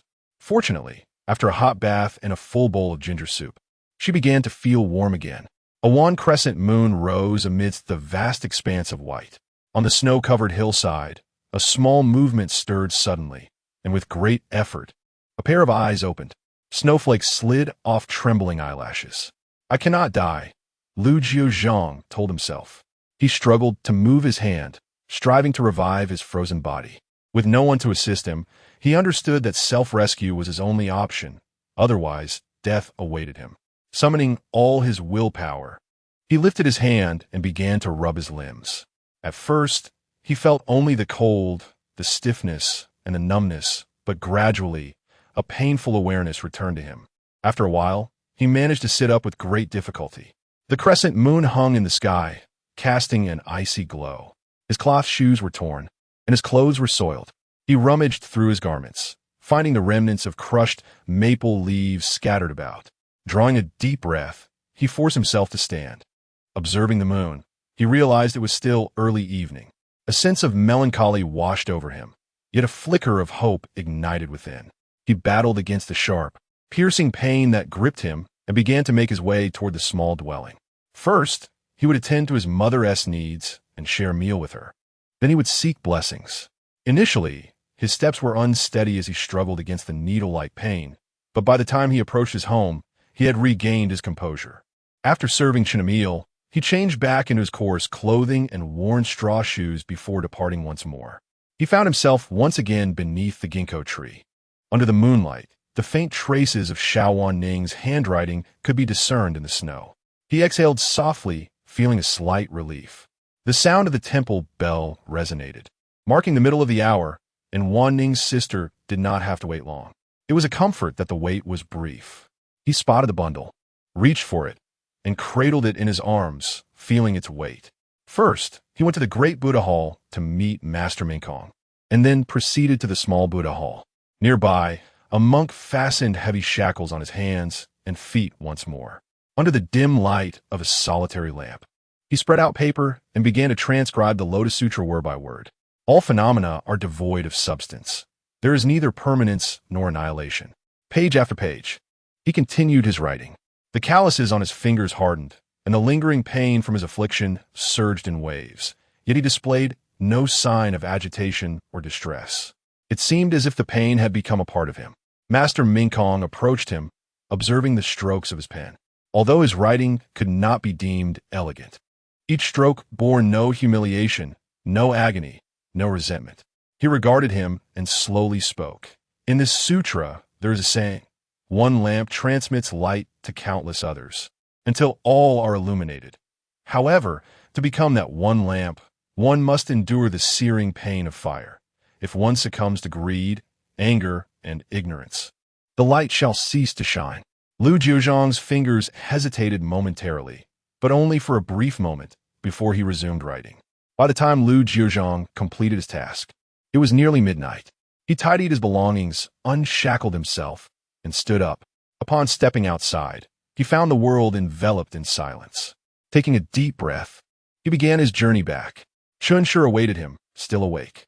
Lu Jiuzhang hurried forward, mother. Chen Shi, feeling her child's cold fingers, began to rub them vigorously, hoping to transfer her meager warmth to him. Mother, Jiuzhang is not cold, he reassured her. As he lay on the small bed beside her, he noticed that Chen Shi had fallen asleep. Quietly, he rose, took the rope used for binding firewood, and stepped outside to bind himself tightly.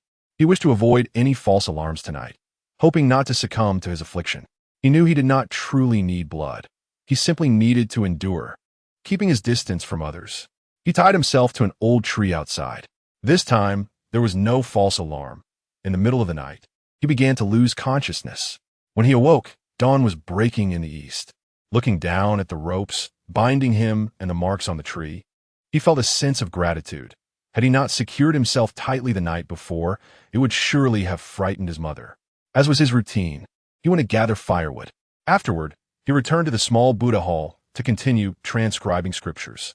Upon arriving, he found Wanning already waiting there. The girl, wrapped like a zongzi, ran towards him upon seeing him, exclaiming, "Brother Jiuzhang." She clung to his arm.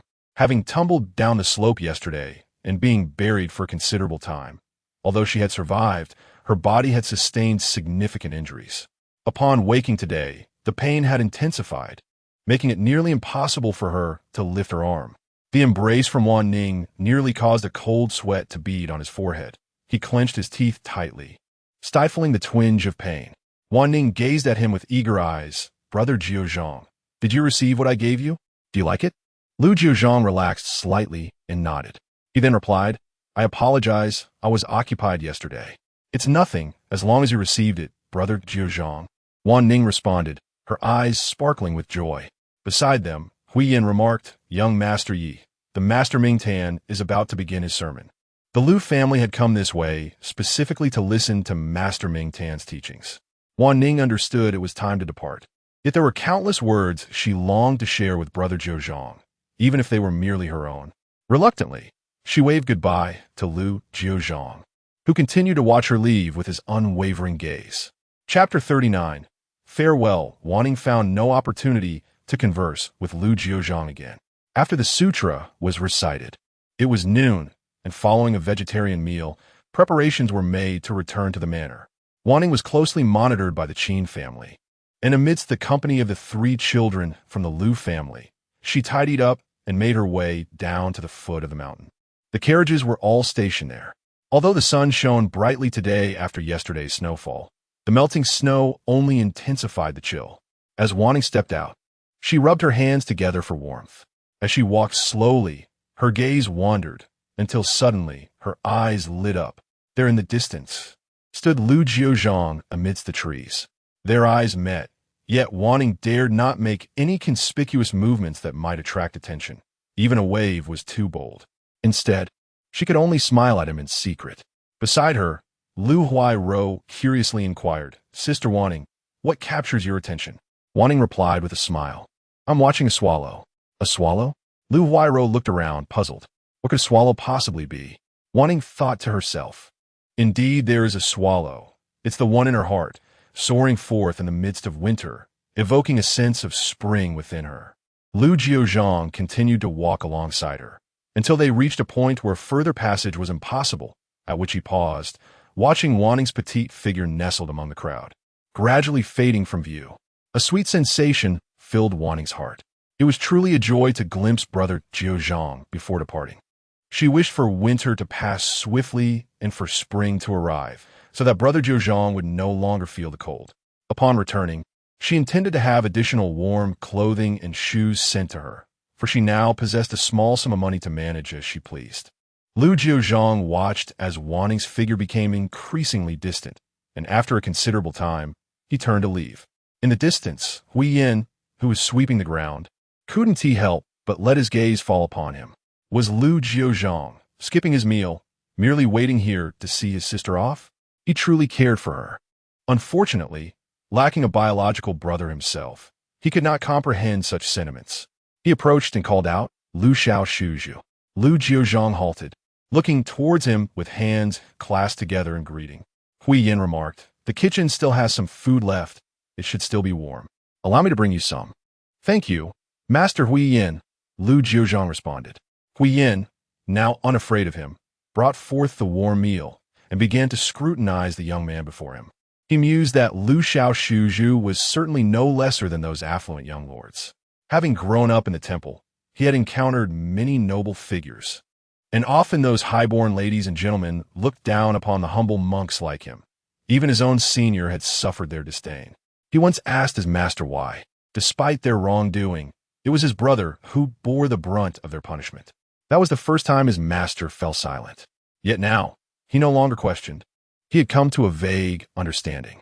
The Buddhist teaching of equality among all beings did not manifest in reality. He felt that this Lu Xiaoshuju was far superior to those privileged youths. Lu Jiuzhang returned to his previous routine, chopping firewood, copying Buddhist scriptures, and memorizing them. In the blink of an eye, the eve of the new year arrived. Ever since returning to the Lu residence, he had not celebrated the spring festival and felt little connection to the festivities. However, the weather on New Year's Eve was delightful. Lu Jiuzhang finished transcribing the Buddhist scriptures in the morning and returned to accompany his mother. Chunshi sat in a chair, the pale winter sunlight casting a dim glow upon her. Her hair had turned completely white, It seemed that everyone had forgotten that she married Lu Mingqi at the tender age of 18, and she was still not yet 30. Hearing footsteps, a faint smile graced her face. Jiuzhang, is that you back? Lu Jiuzhang approached her, saying, I'm back, mother. He quickly set about kindling a fire in the dilapidated stove and then brought it over to Chen Shi. Mother, warm yourself by the fire. Chen Shi smiled and placed her hands near the flames to warm them. Come here, let mother hold you. Lu Jiuzhang moved closer and squatted before her. Chen Shi raised her arms and embraced him. Despite his thin attire, she could feel the sharpness of his bones through the fabric. She blinked, deepening the smile on her face as she began to caress her child's features, his contours, eyes, nose, and lips. She once again etched her child's visage in her heart, as if to imprint it indelibly within her soul. This was her Jiuzhang, her dearest child, deserving of the utmost kindness.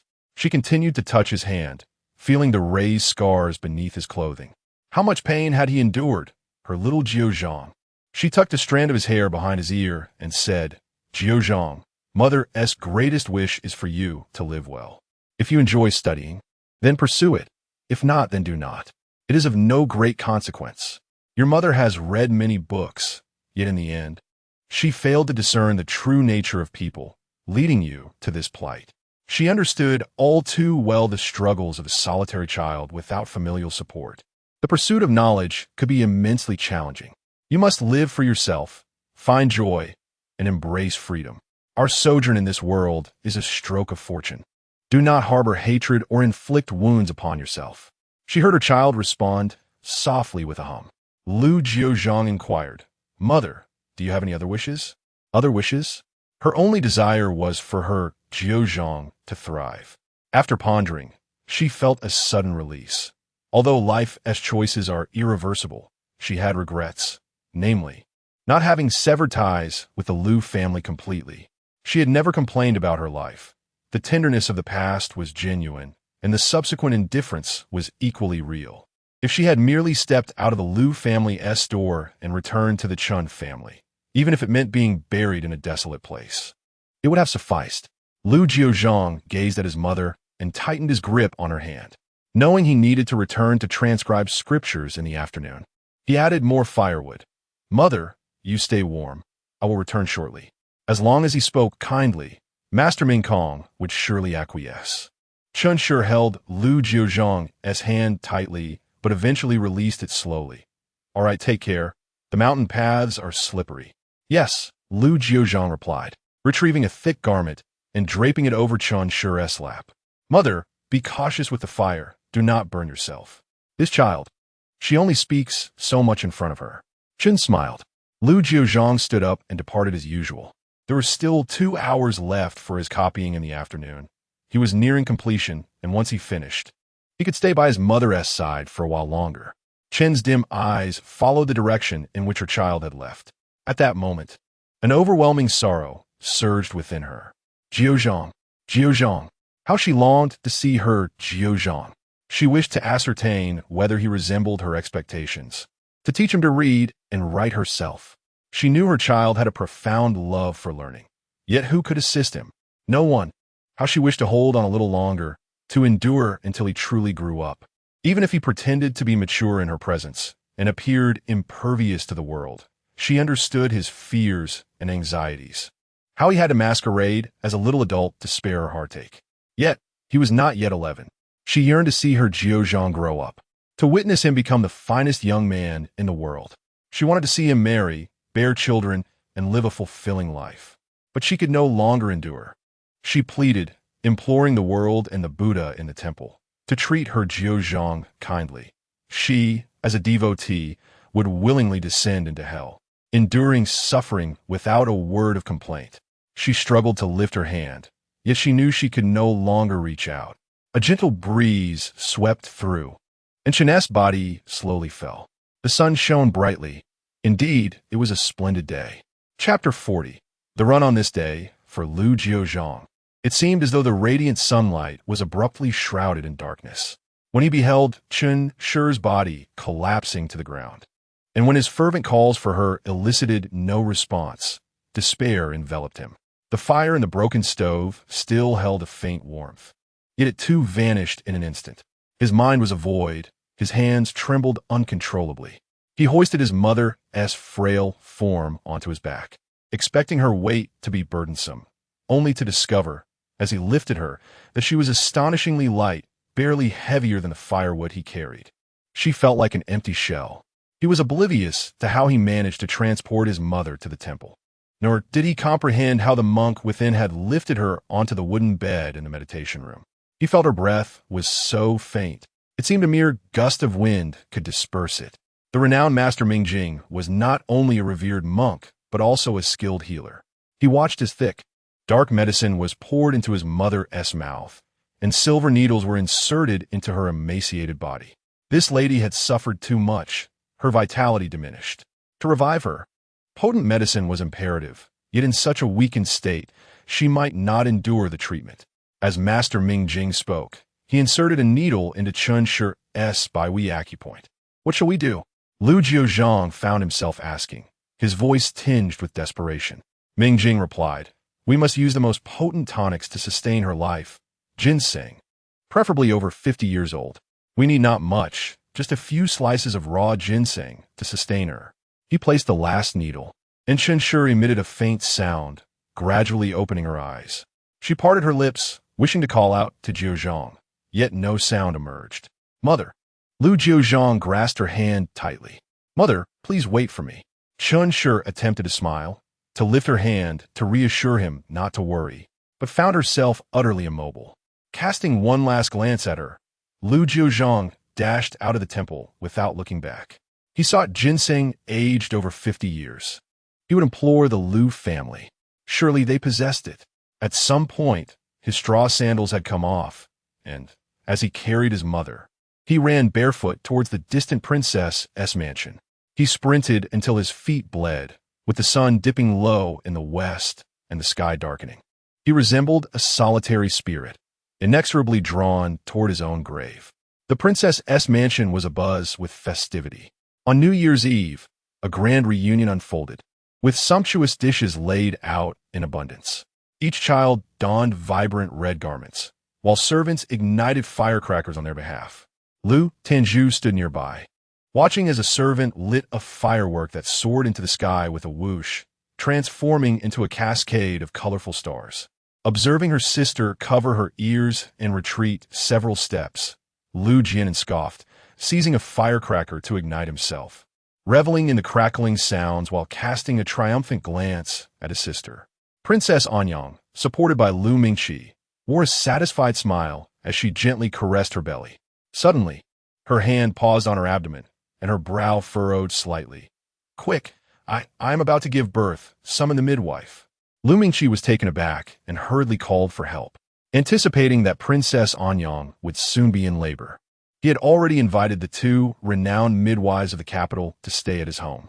He helped Princess Anyang into the birthing room, summoned the midwives, and then went to fetch the female physician from the imperial hospital. Upon learning that Princess Anyang was in labor, Lu Jiunan and Lu Tanju ceased their playful antics and anxiously waited outside. As the midwife entered, Lu Mingqi stepped outside, glancing at Lu Tanju and Lu Jiunan with immense joy. How remarkable his two children were. He believed that this child, arriving on such an auspicious day, would also be extraordinary. With the arrival of a beautiful son or daughter, Lu Mingqi felt a sense of accomplishment in life. He awaited that first cry with quiet anticipation. Though childbirth was considered impure, he was certain he would embrace the child and gaze tenderly at his wife once the baby was born. Time passed slowly, half an incense stick, 1 hour, yet the child had not yet arrived. The midwife had previously informed him that the process could be arduous, often taking half a day. But subsequent births were typically much easier, usually within an hour. Now, an hour had passed. Just as he pondered this, the midwife rushed out, her forehead glistening with cold sweat, trembling as she spoke. The baby is in a difficult position. The female physician hurried inside. Lu Jiunan and Lu Tanju exchanged worried glances. Although unaware of the specifics, they sensed from the adult's words that their mother was in danger. Lu Tanju grasped Lu Jiunan's hand tightly. Lu Mingqi paced anxiously outside. After another interval, a helper emerged. The physician requests ginseng. The princess is losing strength. Lu Mingqi recalled that the Lu household possessed an aged ginseng, a precious gift from the palace during his wedding, and immediately sent someone to retrieve it from the storeroom. He ran. The wind howled past his ears as he treaded over gravel and stones. From a midday sun to the slanting dusk, he raced from the zenith of day to the twilight's embrace. The sky grew increasingly dark. He traversed mountain paths, crossed main roads, and navigated through fields, passing countless doorways, until he reached Chang'an Avenue. All around, households had closed their doors. Yet the streets were alive with the glow of countless lanterns and the sounds of laughter spilling over garden walls. New Year's Eve, a time when families should be filled with joy. The 10-year-old boy placed his entire fate upon the act of running. Mother, just wait a little longer for the ginseng. At last, he beheld the grand Lu residence, the stone lions standing guard at the entrance, and red lanterns hanging high, radiating festivity. For the first time, Lu Jiuzhang boldly knocked on the door of his home. He raised his hand and knocked forcefully on the door. The gatekeeper opened it with puzzlement. Under the glow of the lantern, he saw a child, hair disheveled from running, clothes drenched in sweat, bare feet covered in wounds and blood.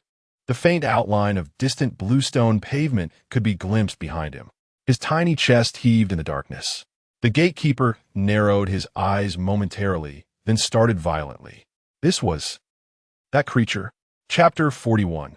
Despair. Lu Jianan and Lu Tanju watched anxiously from outside, their expressions taut with worry as the two children pressed their lips tightly together. Lu Mingqi continued to pace nervously. At that moment, the old steward approached, bowing his head to say, "Master, Lu Jiuzhang wishes to see you." He paused, momentarily bewildered as he recalled who Lu Jiuzhang was. It had been over half a year since anyone had uttered that name, and he had relished the tranquility it brought to his life. Frustration creased his brow as he pondered. What does he want? Isn't that monster at Baiguosi? Tell him to leave. The steward bowed and complied. Wait, let him in. Stand back and keep an eye on him, Lu Mingqi instructed the steward. Princess Anyang was in a perilous situation. What if it was a monk from Baiguosi who had summoned him? Although he had little fondness for those old bald heads, they possessed certain peculiar abilities. Lu Jianan and Lu Tanju stood at the foot of the steps, observing as the young boy entered. They noted the weathered lines etched deep into his face, marred by the elements. They recognized the tattered state of his trousers, worn thin from kneeling for what seemed an eternity. They saw his frost-bitten feet, blood seeping onto the ground. They had never witnessed Lu Jiuzhang in such a pitiful, terrified state. The frightened boy stepped forward and knelt on the ground, bowing his head repeatedly. I beg you, Master Lu, please grant me a few slices of ginseng that is over 50 years old, he pleaded, his forehead striking the ground with a resounding thud. He raised his head, casting a humble gaze at Lu Mingqi, as if he were pleading for the faintest flicker of light on a long, wintry night. With another thud, he forcefully pressed his head to the ground once more, breaking the skin and leaving a crimson imprint. Please, he implored. Thud, please, thud. He continued to bow his head, his voice a fragile whisper of desperate entreaties. Lu Jianan observed his half-brother, whom he had never acknowledged as anything but a monster. Yet, he was acutely aware that even a dog raised in their family was regarded with more esteem. Over the years, he had witnessed Lu Jiuzhang endure countless humiliations, baffled that he could still draw breath amidst such torment. Despite the beatings and scorn, despite the scars that marred his body, he had never once begged for mercy. He had always stubbornly remained silent, enduring it all as if pride compelled him to defiantly resist his fate. But in this moment, all pride had dissipated. His defiance had vanished. It seemed he had bowed his head to fate itself. He averted his gaze, leaving even Lu Mingqi momentarily speechless. At that instant, a servant approached, cradling an exquisite wooden box in both hands. Master, the ginseng has arrived. Lu Jiuzhang abruptly lifted his head, blood trickling down to his brow, as he crawled forward on his knees. Please, just a few slices will suffice. Just a few, that is all my mother needs. As he attempted to advance, Lu Mingqi urgently commanded, hold it back. Immediately, a servant stepped forward and firmly restrained him. The boy let out a hoarse plea. All I need is a few slices. I beg you. I will do anything you ask. Lu Mingqi furrowed his brow tightly. He instructed for the ginseng to be brought in. Suddenly, Lu Mingqi recalled something. This boy had been at the Dali Temple praying for the princess. Could it be that his arrival here was the reason for the princess's difficult labor? He coldly remarked, "Weren't you praying for the princess at Dali Temple?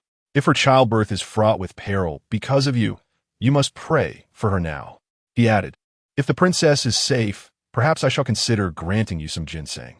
Lu Jiuzhang prostrated himself on the ground, replying, "Yes, thank you, Lord Lu." At once, someone brought him paper and ink. Lu Jiuzhang knelt on the floor, picked up the brush, and dipped it in the ink. His hand trembled, his heart racing. Each stroke was frantic, like a flickering flame in the wind. With every character he wrote, he pleaded for the princess to give birth smoothly, for his mother to hold on a little longer, to wait for him. He had never asked for anything before. When he learned that his companions feared him, he ceased to wish for their company.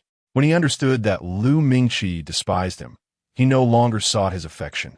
But now he prayed, willing to exchange everything for her safety. In his world, there existed only the sutras and the quiet anticipation of a baby's cry. Fresh blood congealed in the winter chill. Finally, as he completed the last line of the sutra, a piercing wail of an infant rang out. Lu Jiuzhang's brush fell to the ground with a soft thud. The midwife joyfully exclaimed, "Congratulations, my lord. Mother and child are safe. It's a boy.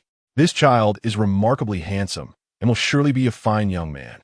Lu Mingqi stepped into the room, overwhelmed with joy. Princess Anyang smiled weakly at him. Lu Mingqi leaned closer to Princess Anyang, saying, "Look, he has your nose and mouth." Princess Anyang laughed. The female doctor wiped her brow and remarked, "Fortunately, the ginseng Lord Lu provided arrived just in time." Lu Mingqi smiled. "That was a 70-year-old wild ginseng. A royal gift." The doctor replied, "There is still a small half left. It can be used to make chicken soup to nourish the princess, helping her recover her vitality more swiftly." The precious half-root of ginseng lay on a piece of red velvet. Princess Anyang looked at the old woman nearby, saying, "Why aren't you listening to Dr. Li? Go prepare the soup for me." Lu Mingqi, having heard this, opened his mouth but ultimately said nothing, only smiling as he watched Princess Anyang. Lu Jiuzhang stood nervously in the corner, repeatedly raising his head to glance into the room. The maids and servants bustled about, preoccupied, neglecting the small child in the corner. With hopeful eyes, he scanned the scene, yearning for someone to step out and approach him, offering him a few slices of ginseng. Just a few slices would suffice, even the least desirable pieces, even if they were no larger than his pinky. The cold wind swept through the courtyard, brushing coolly against his back. Lu Mingqi finally emerged. He cast a glance at the disheveled young boy standing there, then murmured something to the steward beside him. Without hesitation, he turned and departed. Lu Jiuzhang felt an overwhelming chill envelop him. Soon, a servant approached, grasping his frail form and dragging him outward. He struggled.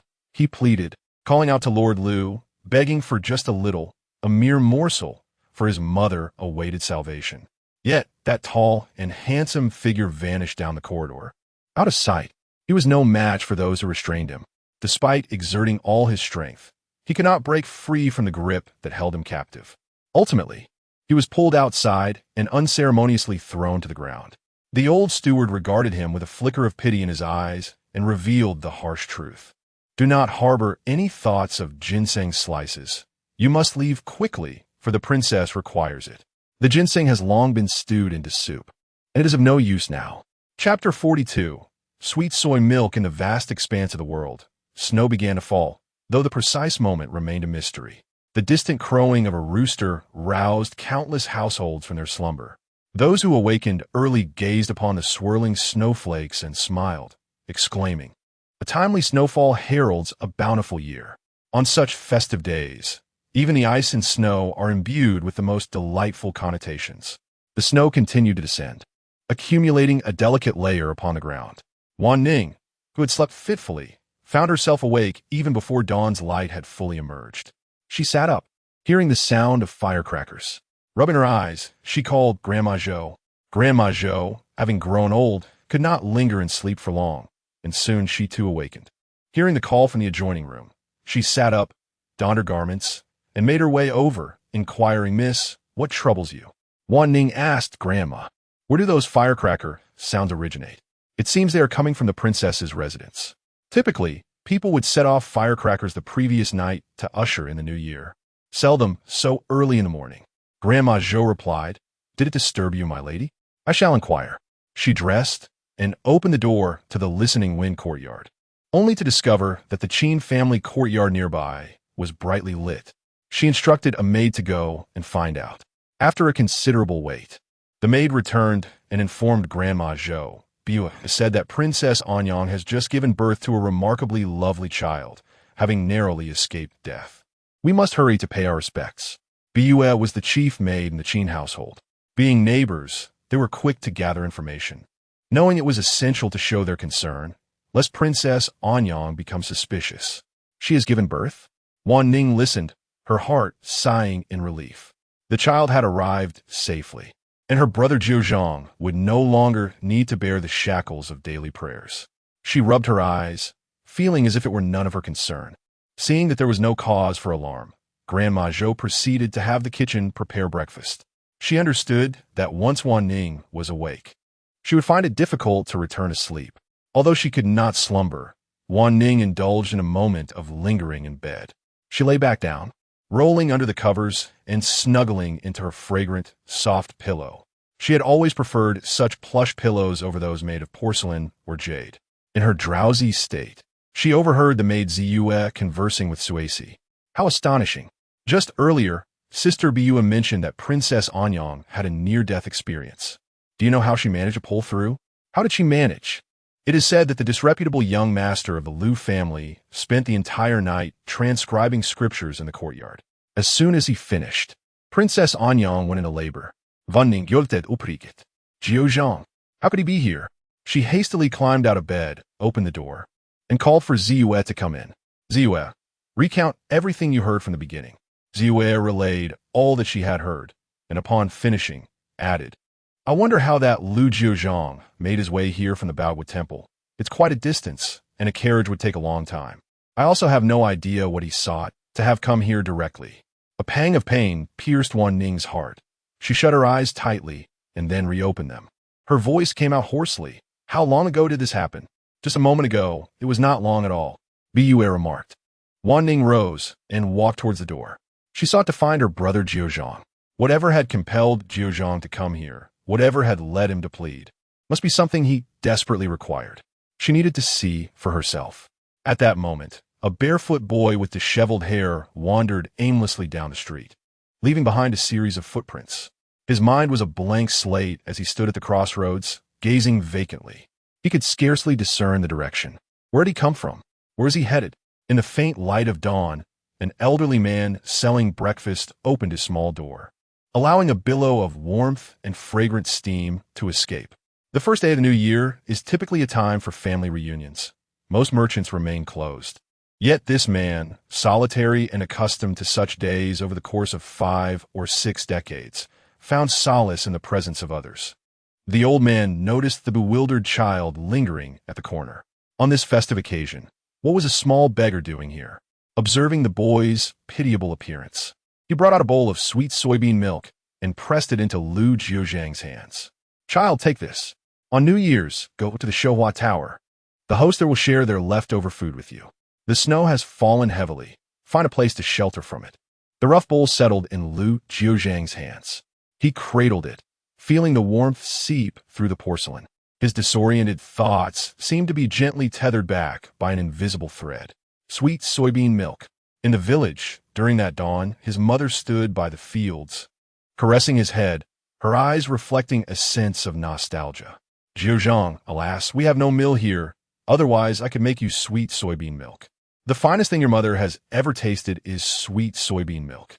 Back then, your grandfather would return from teaching, bringing a bowl of sweet soybean milk from Aunt Wang. Fragrant and sweet, truly delightful. "When we venture out, I shall buy some for our little Jiuzhang, all right?" At that time, the sunlight bathed the earth, and he eagerly nodded at the sight of the green soybean sprouts flourishing in the soil. "Yes, when we go out." I want to drink the best sweet soybean milk with Mother. A flake of snow landed on the soybean milk, gently melting under the warmth. Mother. Mother loves to drink sweet soybean milk. Mother wants some. The boy clutched the sweet soybean milk tightly to his chest and dashed forward. Mother, wait for me. Jiuzhang is bringing you sweet soybean milk. Barefoot, he ran through the icy expanse. Suddenly, his foot slipped, and he tumbled forward. With a sharp crack, the porcelain bowl shattered before him, the steaming sweet soybean milk spilling onto the snow. Sweet soybean milk. The sweet soybean milk that Mother loves. He futilely attempted to gather the fragments, to piece the bowl back together, but to no avail. He clutched the damp snow tightly, and the string that had been taut within him snapped. Mother! Mother! The boy suddenly erupted into helpless sobs. It was all gone, all of it. The sweet soybean milk was lost. He sat there in utter dismay, weeping so uncontrollably that he could scarcely catch his breath. Chapter 43. Guardian from Afar. Wanning beheld the sorrowful sight of Lu Jiuzhang weeping inconsolably. Snowflakes danced down, settling upon him like a delicate shroud. At that moment, a faint glimmer of light pierced the overcast sky as passers-by ambled by, astonished at the sight of this child, resembling a beggar who wept over a shattered bowl. Some furrowed their brows, unwilling to tolerate such lamentation on this festive day. Begone! Why cry during the new year? Your tears have extinguished my good fortune for the entire year. Yet, there were also compassionate souls who, unable to bear the sight of his misery, tossed a copper coin beside him, murmuring, "Go buy another bowl." But it was all in vain. He continued to cry, akin to a toddler who knew nothing of the world, as if his tears could mend all that was broken. His vision blurred. He heard no sounds and saw no light. A girl, treading softly upon the snow, held an umbrella above him, gently shielding him from the cold. Wanning knelt down and enveloped him in her arms, the warmth of his tears soaking into her neck. "Brother Jiuzhang, what troubles you?" The onlookers cast bewildered glances at the scene. The girl, adorned in exquisite attire, radiated the beauty of a rich maiden. Her face more enchanting than those depicted in traditional paintings, as though a celestial being had wandered into this wintry realm. The boy, in stark contrast, was dirty and disheveled, a common sight among the street urchins. Yet she clung to him, hoping to impart a modicum of warmth. Madame Zhou observed from the side, shaking her head with a sigh. She stepped forward, saying, "Miss, let us assist young Master Lu into the carriage. It is far too cold for 2 children. We must not allow them to suffer from the chill." At that moment, the sobbing youth abruptly widened his eyes, and crimson quickly flooded his gaze. He began to convulse, trembling violently, his body marred with streaks of blood, as though he were a wretched creature ensnared in an embrace of crimson. A passerby let out a piercing scream. A monster! The crowd recoiled in horror, scrambling to escape, and began hurling snowballs at him. Some shouted for Wanning to step aside, while others rushed indoors to fetch clubs. Madame Zhou, equally startled, called out urgently, "Miss." Wanning, however, merely held Lu Jiuzhang tightly, patting his back gently. "Brother Jiuzhang, it's all right, it's all right. Nothing to fear. You are merely unwell. Illness is nothing to dread. Once you recover, all will be well." The crowd sought to strike him, to expel him, urging Wanning to leave, while some hastened to alert the authorities. As figures approached wielding clubs, Wanning's eyes widened, and she cried out, "Do not harm him." The girl's gentle demeanor transformed into a fierce resolve, an unexpected strength emanating from her small frame. The assailants paused in their tracks, momentarily taken aback. Wanning's gaze swept over those who harbored fear, disgust, or trepidation. In the vast expanse of Chang'an Avenue, there was no room for a child stricken by sorrow and illness. Wanning clutched Lu Jiuzhang tightly, murmuring, "Brother Jiuzhang, do not fear. I shall take you away." Her eyes, brimming with unspilled tears, overflowed, cascading down her cheeks. Beside them, Grandma Zhou initially intended to separate the two, but ultimately extended her hand to assist Wanning, helping Lu Jiuzhang into the carriage. The interior of the carriage was warm and inviting. Wanning's scalding tears fell drop by drop onto Lu Jiuzhang, prompting her to remove her thick cloak and wrap it tightly around him. The trembling young boy suddenly opened his mouth and bit down hard on her shoulder. Wanning gently patted his back, allowing him to hold on to her, softly murmuring, "It's all right, Brother Jiuzhang, it's all right." Grandma Zhou, filled with concern, hesitated to speak.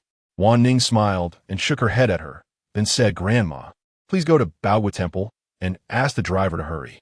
With a sigh, Grandma Zhou instructed the coachman outside to Baowu Temple quickly. The coachman cracked his whip and sped towards the temple. Observing the pair of young ones in such a state, Grandma Zhou thought it necessary to clarify matters with the young lady in the future, even if this child had indeed shielded her from disaster. This assistance would suffice as repayment. Henceforth, it would be best if they could avoid further contact. She genuinely feared for the young lady's safety. The carriage swayed and lurched as it journeyed through the snow. Lu Jiuzhang felt as though he had slipped into a nightmare. Yet he preferred to linger in this dreadful dream rather than awaken. It seemed that opening his eyes would reveal something even more terrifying than the nightmare itself. In the haze of his consciousness, he sensed a warmth, accompanied by a faintly sweet fragrance. Someone gently wiped the cold sweat from his forehead with a soft cloth. The girl's melodious and gentle voice floated to his ears. "Brother Jiuzhang, it's all right, Wanning is here." He opened his eyes to find the strands of her hair brushing against his face, and to his astonishment, he realized he was nestled in the crook of her neck. To his horror, he was still biting down on her shoulder. He quickly released his grip and retreated in a flurry. Despite the thick winter clothing, Wanning had hurriedly donned only light attire, draping a heavy cloak over herself. Lu Jiuzhang noticed faint traces of blood seeping through her clothing. It was from his bite.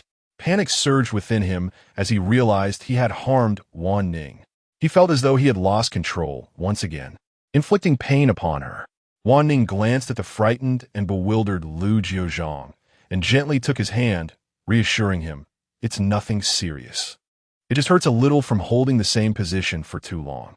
As her hand clasped his, he shivered slightly before retracting his own. His hands were filthy.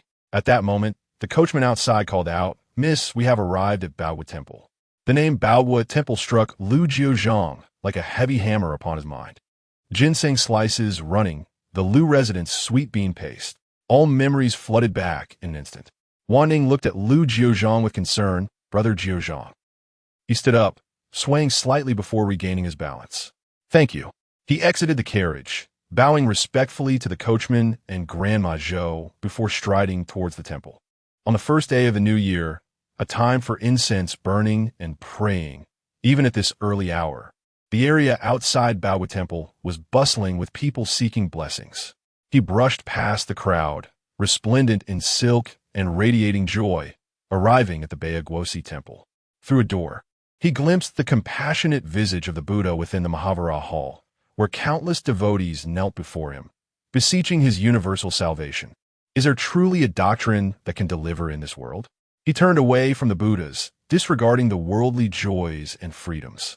Swiftly, he navigated through the throng, passing through the Buddhist gates and traversing a decade of sorrow and joy. The Chen family resided in the small room at the back. Today, the temple was bustling with dignitaries paying their respects, and the atmosphere was charged with activity. Lu Jiuzhang's steps quickened, yet as he approached that small room, they grew heavy as if burdened by 1,000 pounds, making it difficult to lift his feet. Nevertheless, he managed to move forward. Suddenly, he halted. A low chant emanated from within the room. He recognized it as the rebirth mantra, to guide the departed towards the Pure Land. With a thud, he sank to his knees on the ground. He understood he was now motherless. Chapter 44. Freedom Chun lay quietly on the wooden bed, appearing as though she were in slumber. Lu Jiuzhang reminisced about his childhood, recalling how he would awaken to find his mother gazing at him with a tender smile. She would say, "Our Jiuzhang has such long and thick eyelashes. How beautiful they are, just like his mother." While she watched him sleep, he perceived in her eyes a face slightly flushed with embarrassment from her own praise. He pondered deeply, ultimately managing to utter, "Mother is truly beautiful." In that moment, the ethereal woman would smile, her laughter ringing like silver bells. Yet now, he knelt silently before his mother's bed, only to discover, unbeknownst to him, that her eyelashes had entirely vanished. In his innocence, he had not understood that vitality nourished hair. As the once ungraspable silken strands fell away, and the lush eyelashes disappeared from her eyes, it signified that the breath of life was drifting ever further from her. Beside him, Huiyin looked on with compassion. "Young benefactor Lu, please accept my condolences." He had just heard from Master Mingjing that in recent years, Chen's health had suffered greatly due to excessive worry, compounded by the toll of childbirth, leaving her vitality depleted and never fully restored. The situation had grown increasingly dire, now deeply affecting her internal organs. Even if she were to be saved this time, her endurance would be fleeting.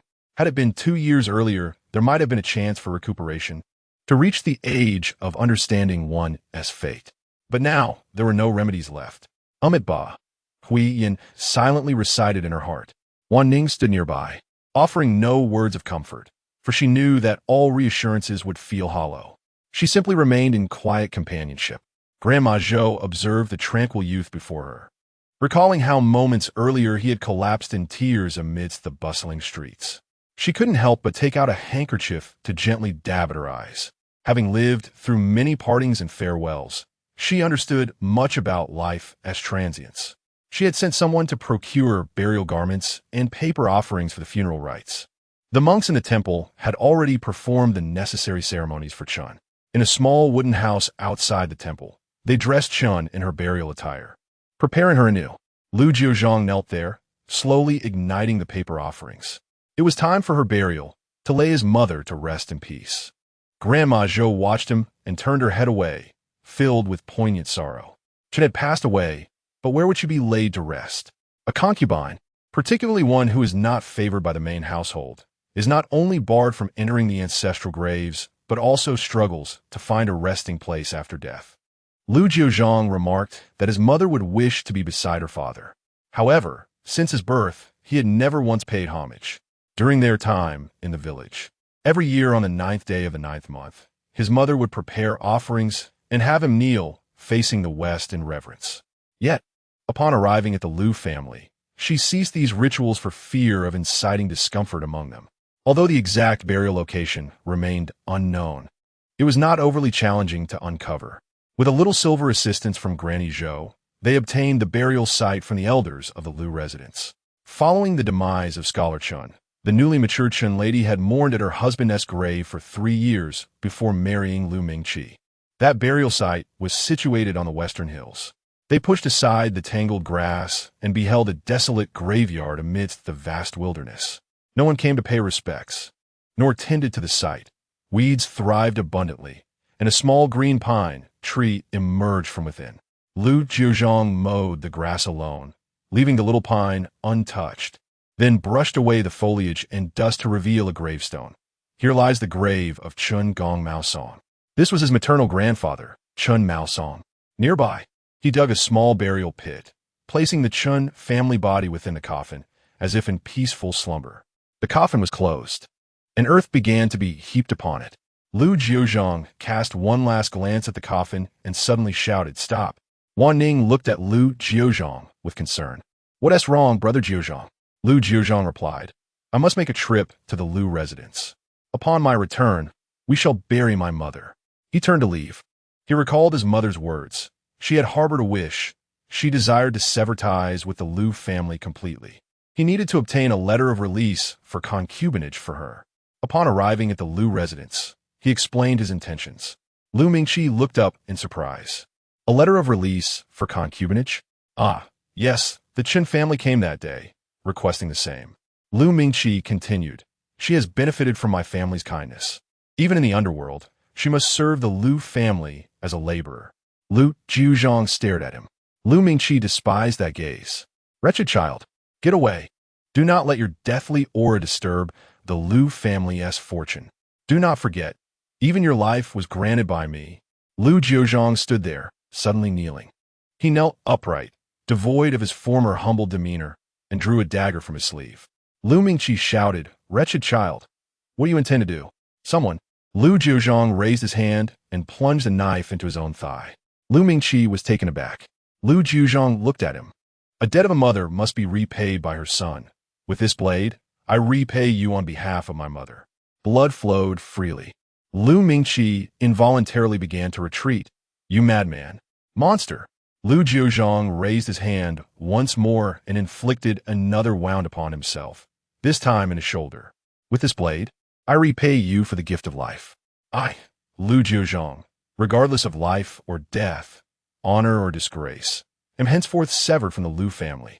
You and I are forever estranged. A child merely 10 years old. Blood gushed from his thigh and shoulder. Lu Mingqi felt his temples throbbing. Is that enough? If not, I shall continue. Lu Jiuzhang lifted the dagger again. Get away! Get away! Lu Mingqi gasped for breath and hurried into the house, hastily writing the letter of release, then tossing it before Lu Jiuzhang. Get away! Monster! Madman! Do not look at me with that gaze. You are nothing compared to Jinan. Once you leave the Lu family, I shall see what kind of person you can become. Lu Mingqi sat, panting. The previous night, he had a nightmare of being stabbed with a dagger, precisely where this monster had inflicted his wounds today. What madness! What monstrosity! He no longer wished to see him, nor to have any connection with him. He had Jinan, he had Tanju, and he had Yuan Ri. What was Lu Jiuzhang to him? Get away! Confronted by Lu Mingqi's gaze, which resembled that of one shunning a plague, the youth displayed neither sorrow nor joy. He merely reached for the marriage document and unsteadily rose to his feet, making his way out the door. Yi Wanning rushed forward, helplessly regarding the gaunt wounds visible upon his form. Lu Jiuzhang reassured her, it is nothing. In her haste, she pulled him into the carriage to tend to his injuries. Lu Jiuzhang placed the marriage document before the grave of Madame Chun, lighting a stick of incense and bowing thrice. Mother, you are free now. Wanning knelt beside him, closing her eyes in silent prayer. May you bless brother Jiuzhang, that he may experience an end to suffering and a future filled with ease. Chapter 45. Another spring-winter gracefully concluded with a melodious chirp of a bird. During this period, after settling the Chun family, Lu Jiuzhang, having nearly recuperated from his injuries in a small dwelling outside the Dali Temple, sought out his maternal grandfather's home. The quaint courtyard, nestled deep within Tunghua Lane, lay in a state of neglect, overrun with weeds and entwined with cobwebs. Alone, he toiled to clear the undergrowth, sweep away the spider silk, and polish the doors and windows. Sitting in a modest yard, he gazed at the vast expanse of twinkling stars. In a moment of reverie, he seemed to see his mother, in the bloom of youth, beside him, her face adorned with a smile, humming a tune, the very lullaby he had often heard during his childhood while resting on her back. An elderly scholar, his hair as white as snow, also settled beside him. Though his features were indistinct, an undeniable sense of intimacy enveloped Lu Jiuzhang. Tears suddenly streamed down his cheeks, which he hastily wiped away. Mother, grandfather, Jiuzhang will live well. As spring arrived, the peach tree in the courtyard of Tingfeng blossomed anew, its tender shoots vibrant and green. Though the chill of early spring lingered, Yi Wanning picked up her pen to write to Lu Jiuzhang, informing him that Master Lan had returned, and she would soon resume her studies. Ever since assisting Lu Jiuzhang with his mother-esque funeral, Wanning had been sought after by the Qin family. It was rare to witness such a grave expression on Madame Qin's face. She was taken aback by the audacity of the girl, feeling a tinge of worry. How could this girl be so unrefined? What kind of young lady revels in venturing out, especially when Lu Jiuzhang was not someone to be trifled with? Although it appeared that Lu Jiuzhang had severed ties with the Lu Mingqi faction, he remained a thorn in their side, and Wan Ning's actions were somewhat thoughtless. Ultimately, Madame Qin made it clear that she would no longer permit such behavior, scolding both Wan Ning and old lady Zhou, emphasizing that without her consent, Wan Ning was not to step outside. The reputation of a young lady was of utmost importance, even as a merchant's daughter. Residing in their household meant that any misstep could tarnish both Madame Qin's and her daughter's names. Wan Ning ceased her outings, relying instead on old lady Zhou for any necessary errands. Meanwhile, her entrepreneurial plans progressed steadily.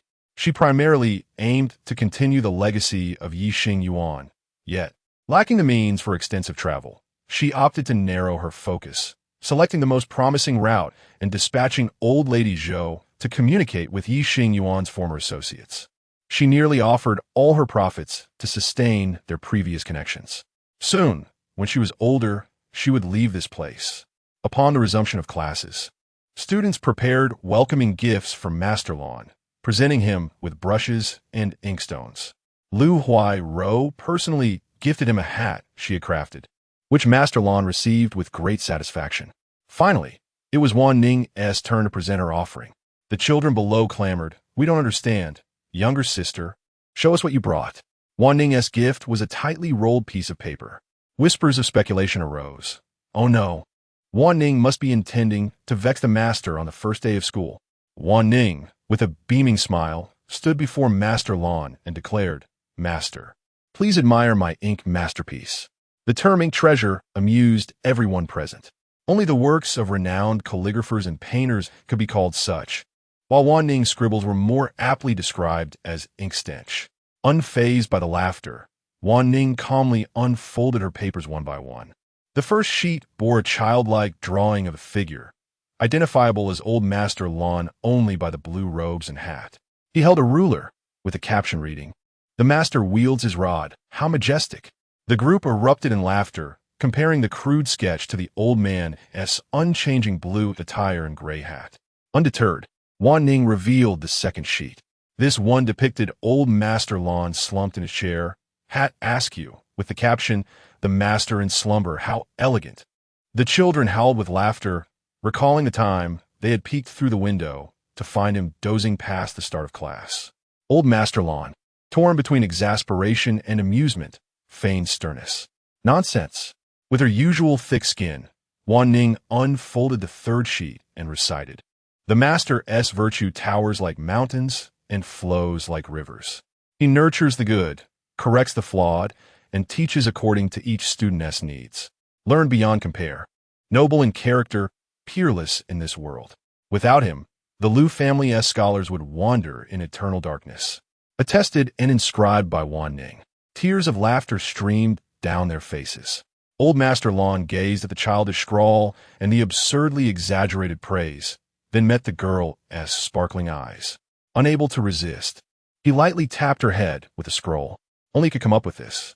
Thus, the spring semester began amidst such jesting and mirth. As the students grew more familiar with old Master Lan, their initial trepidation waned, though they still approached lessons with caution. Wanning, however, had changed noticeably.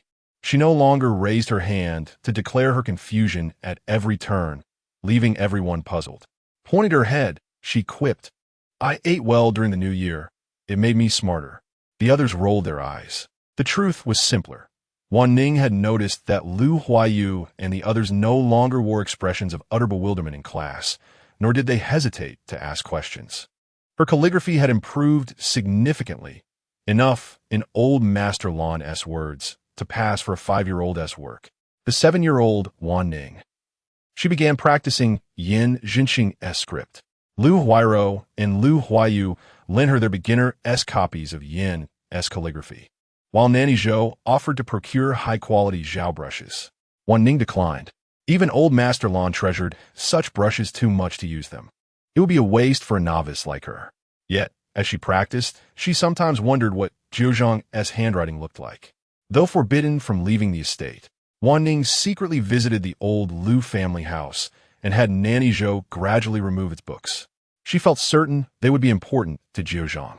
The peach tree bloomed again, its branches heavy with fruit, a riot of pink. Wanning picked the ripest peaches to share, selecting the reddest ones for Nanny Zhou to deliver to Lu Jiuzhang. She has made some progress in practicing the calligraphy of Yin Gong. Lu Jinan and Lu Tanju are both 10 years old this year.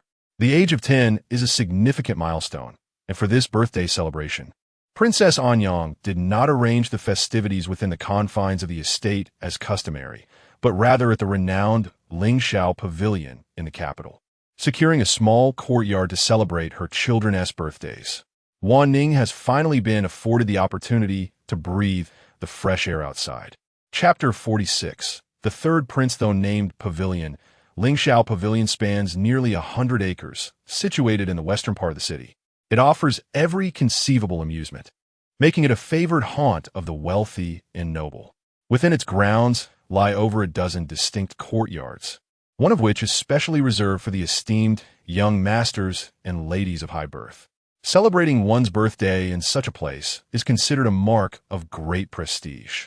Having previously gifted Zhao Bai with a brush, Wanning this time presented Zhang Yin with an inkstone. Such presents were always safe choices.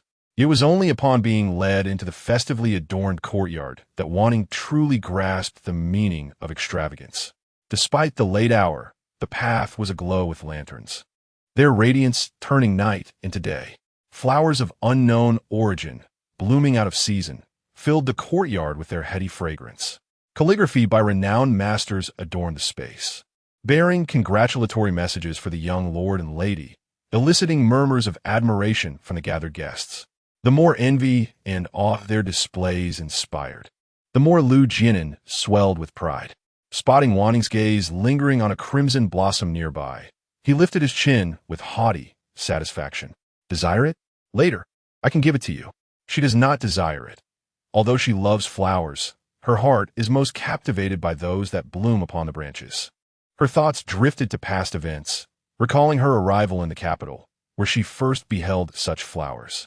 They spoke of them as the renowned peonies, known as crown of all flowers, each worth a tael of silver. At that time, her father had received a meager compensation of merely 10 taels for the soldiers who fell in battle. The price of 10 crown of all flowers equated to a single soldier's life at the border. The abundance of flowers surrounding her, while not all crown of all flowers, would surely cost thousands of taels. Upon hearing Lu Jiuzhang's words, Wanning shook her head. Seeing her gesture, Lu Jiuzhang's expression darkened in an instant. He snorted coldly and disregarded her as he walked away. Wanning thought to herself that the child's temper was rather poor. This evening was indeed filled with merriment, and the performances were plentiful. Acrobats had come to entertain in the courtyard, executing various thrilling and exhilarating feats that drew applause from both adults and children alike. It was astonishing how one could traverse such slender wires. Even more astonishing were the magic acts, where doves emerged from cages, transforming into cats, and ultimately a puppy appeared, carrying a basket of flowers to present to 2 little birthday celebrants. Other children watched with envy. Princess Anyang felt quite proud, despite the considerable expense. As the evening progressed, the children began to engage in a game of kuju. Wanning joined in as well. Noticing her tender age, the others urged her to be cautious, to which she responded with a gentle smile. Indeed, she was young.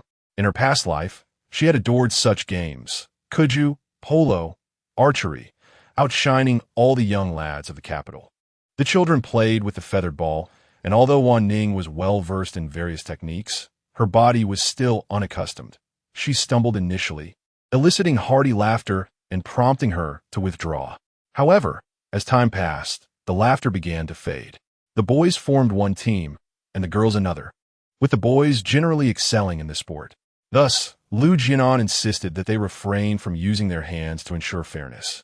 But little did they anticipate that the small feathered ball would seemingly adhere to Wanning as if it were an extension of herself. Princess Anyang observed from a distance and remarked, "I never anticipated that little Wanning would be a master of kuju." Qin glanced at the frantically moving Wanning with concern, thinking that a girl should be more demure, like a delicate flower. Princess Anyang smiled, but remained silent. Qin resolved that after another round, she would have Wanning come down. What a spectacle this was becoming. Meanwhile, Wanning was determined to settle the match with one decisive kick. Lu Jiuzhang, upon seeing this, rushed forward recklessly to seize the ball. He could not bear the humiliation. The two of them were unwilling to yield, and although Wanning lacked Lu Jiuzhang's strength, she refused to concede. As they jostled, their feet met, and with a swift kick, the ball soared into the air. The crowd watched in astonishment as the ball flew over the courtyard wall and landed in the adjacent yard. They exchanged glances with one another.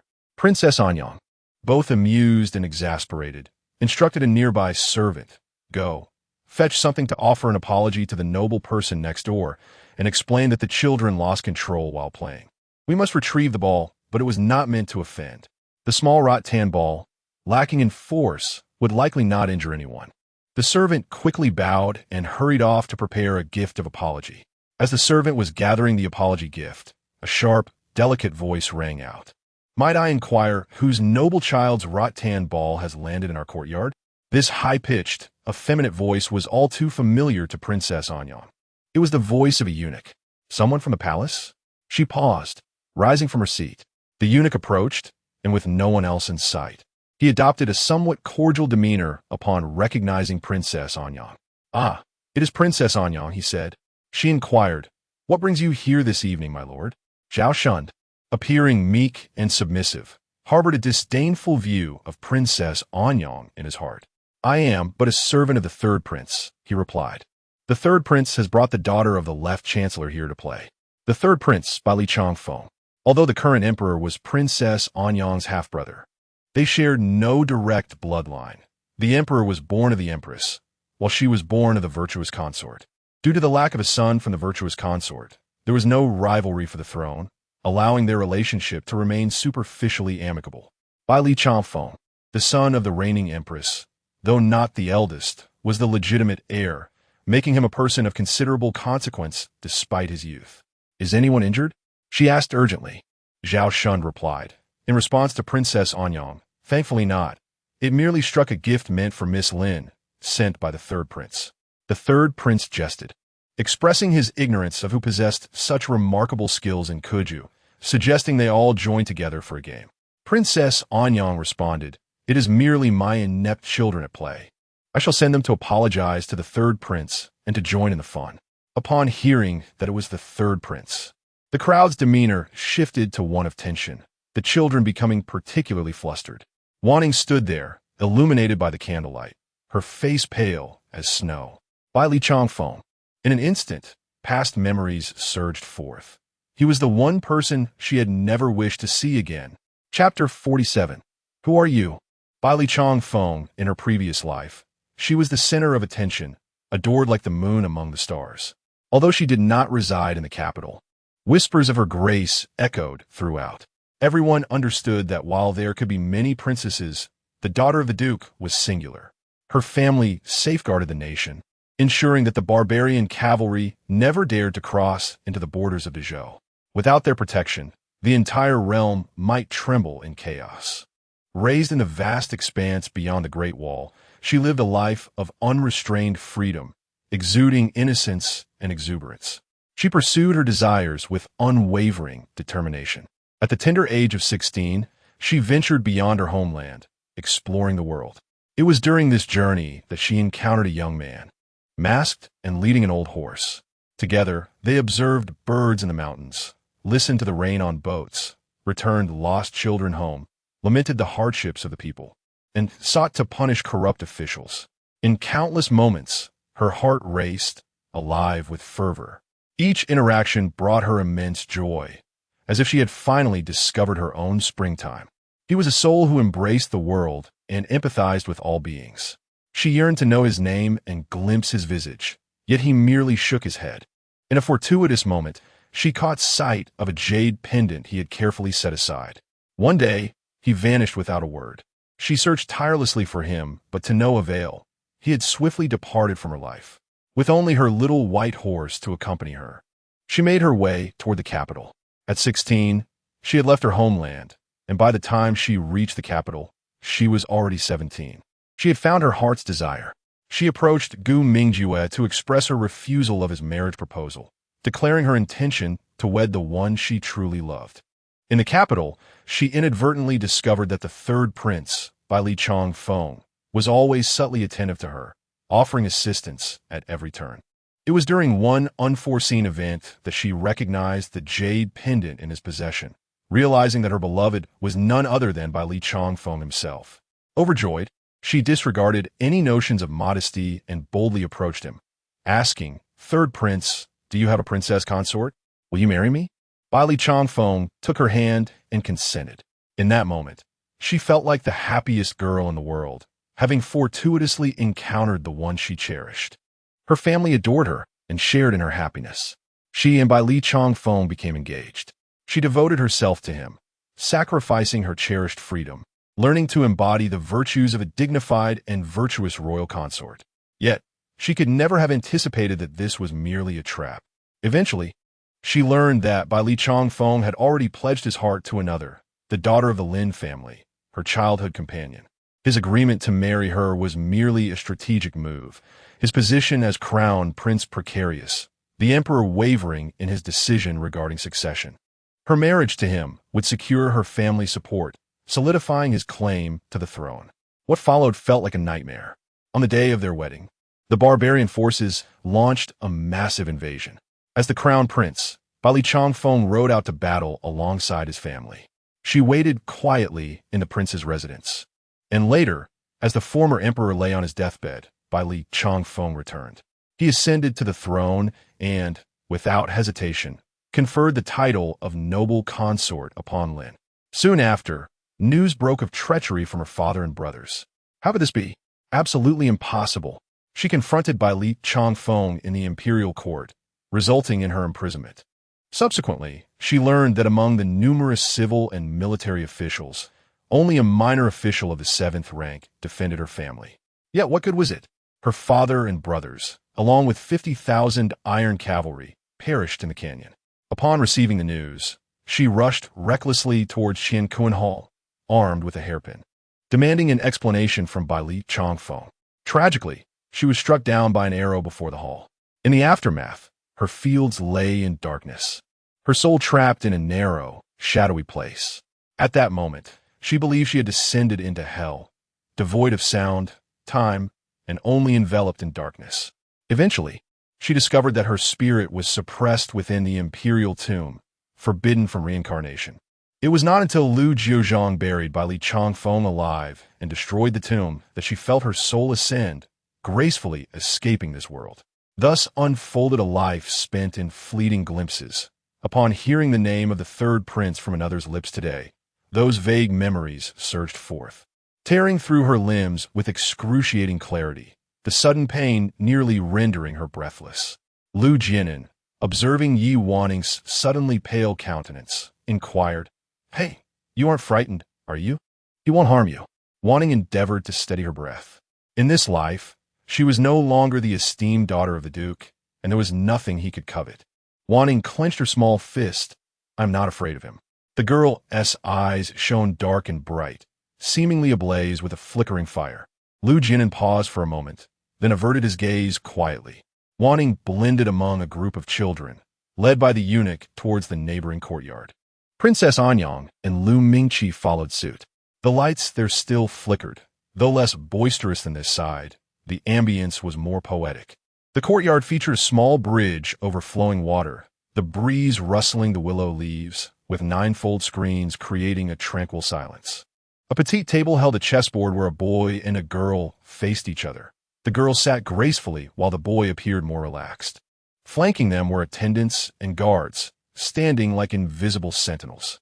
Beside the table, 2 palace maids respectfully lowered their heads, holding lanterns to illuminate the young duo. The girl turned her head. She appeared to be around 10 years old, with a delicate chin, willow-shaped brows, and eyes like smoke. Though still young, she possessed an uncommon elegance. Holding a round fan with a smile, she partially obscured her face. "Brother Changfeng, so many people have come." At her call, the casually seated boy also glanced their way. At 12, he was just beginning to mature into boyhood, with refined brows and handsome eyes, lips painted a striking red. Yet, more captivating than his lips were his eyes, which bore an innate sharpness and authority, exuding an air of nobility that made one instinctively feel he was destined for greatness. His gaze casually swept over the 10 or so children before settling on Princess Anyang. Unbeknownst to him, his aunt was nearby. Was today the birthday of his cousins? "Oh, it seems I have neglected to prepare gifts for them. I shall ensure that their birthday presents are delivered at a later date." If he truly held respect for his aunt, he would not remain there motionless. Princess Anyang forced a smile. "It is merely a trivial birthday. By the way, earlier, the children were unruly. I wonder if they damaged the gift you prepared for Miss Lin?" Li Changfeng replied. "Xuanji has a fondness for chess. I happened upon a rare chess set and had it replicated for her amusement." Everyone's gaze fell upon the small chess set, which indeed lay in disarray with black and white pieces scattered. Li Changfeng continued, "It is merely a game, meant for enjoyment. This courtyard is quite spacious. I imagine my cousins did not fully indulge in play earlier. So let us continue here, for my courtyard is even larger. The nearby guards, upon hearing this, immediately dispersed to either side, allowing a cluster of children to gather in the center. They exchanged glances, then looked at the seemingly displeased Princess Anyang. Lu Jiuzhang stepped forward, seizing a rattan ball with a grin. Come on, let us play. The children divided into two teams and began to play. However, an unmistakable tension filled the air, devoid of laughter and joy. One child kicked the ball to Wanning, who failed to catch it, causing it to roll aside. She did not wish to stand out. Yet, Dali Temple suddenly rose and retrieved the rattan ball. Even Lin Xuanji looked on in surprise. Dali Temple approached Wanning step by step. She lowered her head, only to see a shadow loom over her, dark and suffocating. He halted 3 feet away, gazing down at her. Who are you? Chapter 48. The dreamer Wanning remained silent. Beside her, Zhao Shun exclaimed, The third prince is inquiring. Only then did Wanning speak. I am Yi Wanning. Dali Temple slightly tilted his head, pondering for a moment, before suddenly breaking into a smile. This name? Wanning's heart raced in response. Dali Temple then regarded the girl who had been keeping her head down. I recall that the daughter of the Duke of the North shares this name.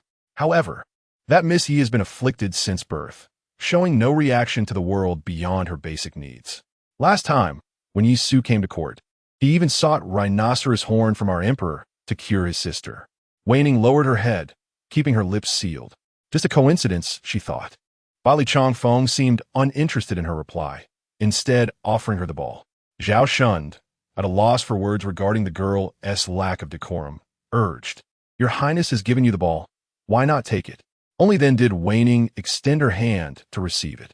Dali Temple returned to his seat, while Lin Xuanji cast a glance at the girl, now occupied with the ball. A mere child should have let a nearby attendant retrieve it. How could His Highness personally pick it up? Dali Temple shot her a cold glance, causing Lin Xuanji to instantly fall silent. She turned her head with a cheerful smile, her gaze landing on the flustered girl, a glimmer of sharpness flickering in her eyes. Dali Temple leaned back, slightly furrowing his brow. He too was unaware of why he had chosen to retrieve the ball, watching it roll away from the girl. He had acted before he could comprehend his own impulse. He glanced again at the empty space below. The girls stood with their backs to him, the youngest blending into the crowd, just as frantic and helpless as the others. He retracted his gaze, waved his hand, and rose. Zhao Shun promptly stepped forward to adjust the boy's attire. By the time the children concluded their game, Dali Temple's presence had long since dissipated. Lu Jiuzhang and Lu Tanzhu exchanged glances. Lu Jiuzhang's expression was dark, while Lu Tanzhu appeared equally discontent. On their return, Princess Anyang seethed in her carriage, her chest heaving with indignation. He isn't even the crown prince yet, and he behaves in such a manner. My Jianan and Tanzhu's birthday has been reduced to mere amusement for him. For him to treat my son and daughter like mere performers in a game of kuju, it is nothing less than a disgrace. Alas, she found herself powerless in this situation. How had Princess Anyang ever endured such humiliation? That impudent boy, Lu Mingqi, having no alternative, could only comfort Princess Anyang by patting her hand. Wanning remained taciturn throughout the journey, while Qinshi furrowed her brow and said, Wanning, do not engage in playing with the ball anymore. A young lady should embody the grace of her station.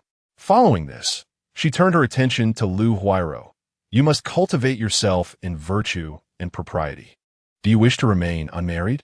Lu Huairo lowered her head in silence. Wanning spoke up. Aunt, I apologize. I shall refrain from playing ball. If you disapprove, I would want to cause Sister Ro any distress. It is merely that I do not conform to the image of a proper young lady. Qinshi rubbed her temples, feeling overwhelmed by her inability to instill decorum.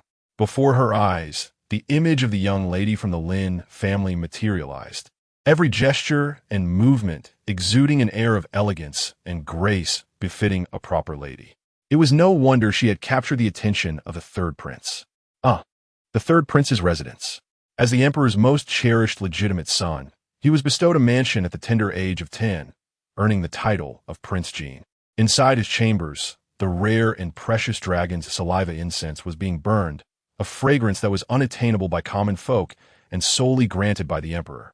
Bai Li Changfeng had always favored this incense, finding solace in its calming embrace. Yet, for reasons unknown, he found himself plagued by dreams throughout the night.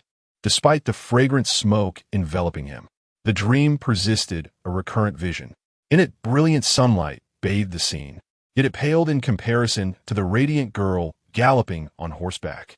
Her hair, unbound in her swift ride, cast a striking shadow across the open fields, her laughter echoing and filling the vastness around her. At times, she stood before him with a bow in hand, while at others, she lay beside him, chattering away.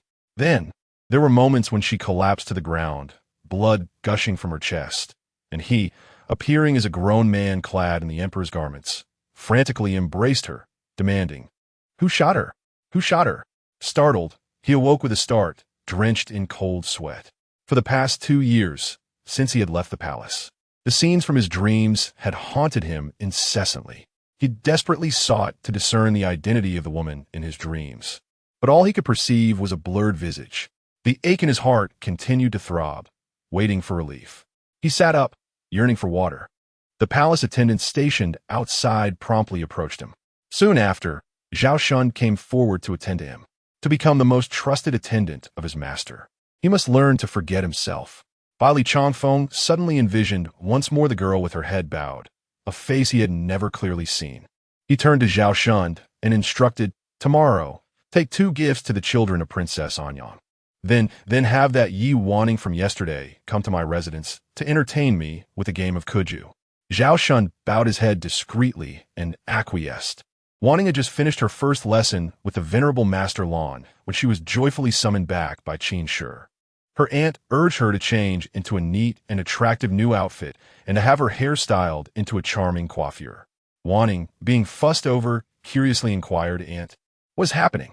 Qin Shi pinched her little cheek affectionately. "Little Wanning, you have truly made a name for yourself. Because of your splendid performance in kuju yesterday, the third prince wishes for you to accompany him in play." Wanning froze in place, "And I do not wish to go." Qin Shi patted her shoulder reassuringly. "What nonsense are you speaking? The third prince will not harm you. Remember, play well. Do you understand? If you win the third prince's favor, it will be beneficial in the future." Seeing her aunt's resolute demeanor, Wanning fell silent. Establishing a connection with the third prince was a coveted opportunity that many officials and nobles could only dream of. Though her aunt had always treated her kindly, she knew that her father and brothers would never force her into something she did not wish to do.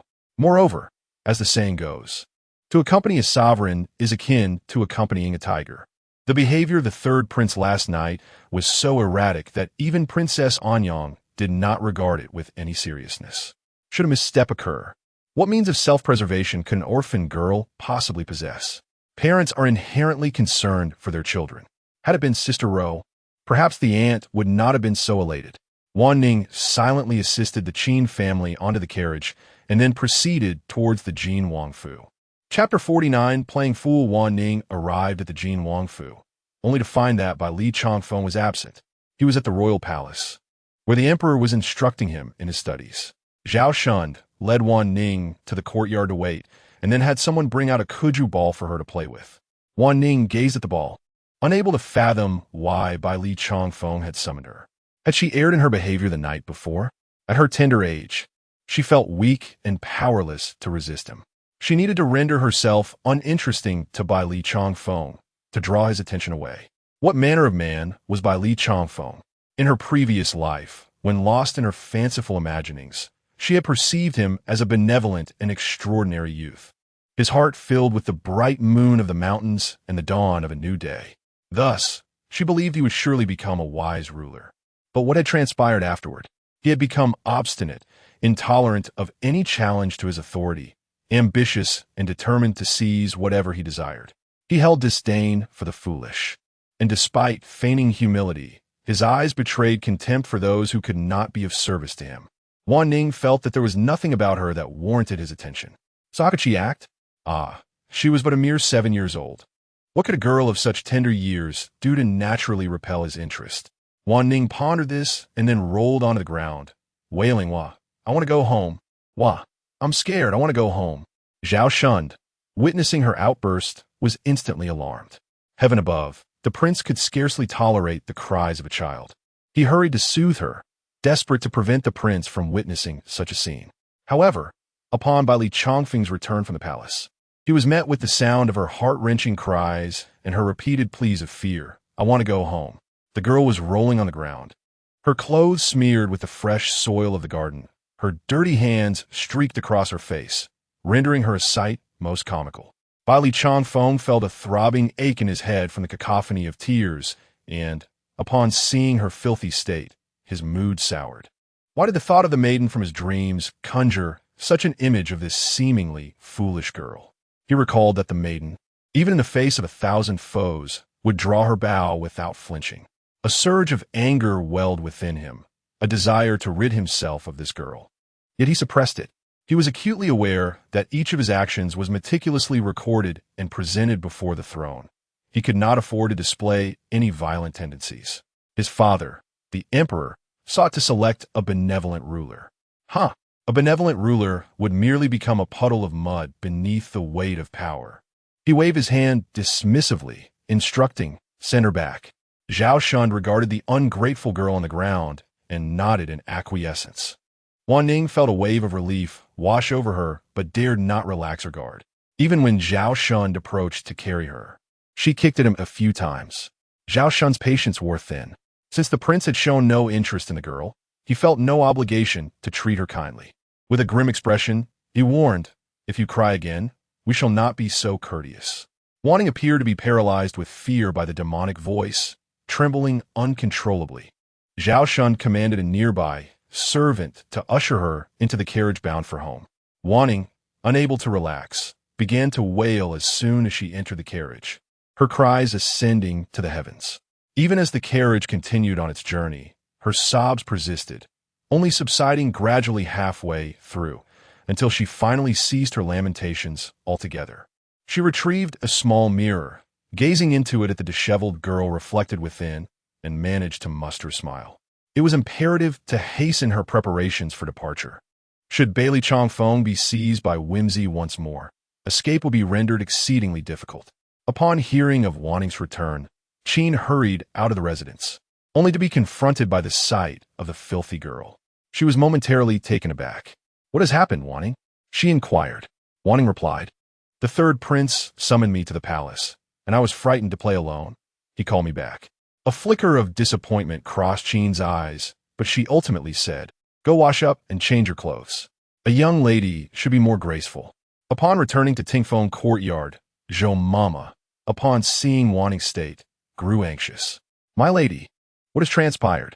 It was only at noon that she had realized Wanning was late due to being summoned to entertain the third prince. As a member of the royal family, Zhou Mama was deeply concerned, and upon witnessing Wanning's condition, tears welled in her eyes. You weren't mistreated, were you? Wanning rushed into Zhou Mama's embrace, murmuring, Mama, I am frightened. I could only do what he commanded, sob. Her ladyship, who had never endured such grievances, was in distress. Wanning understood that to escape this place, she must rely on Zhou Mama. Previously, Zhou Mama had believed this environment to be safer than the outside world, considering Wanning too young to make a decisive move, thus urging her to wait a while longer. However, Wanning needed Zhou Mama to comprehend that while this place appeared secure, they possessed no control over their fate. A single misstep could lead them into an abyss, leaving them without recourse for justice. Wanning dared not exacerbate Zhou Mama's worries. Feeling it was time to lighten the mood, she lifted her head and smiled at Zhou Mama. Mama, I wish to bathe and eat something.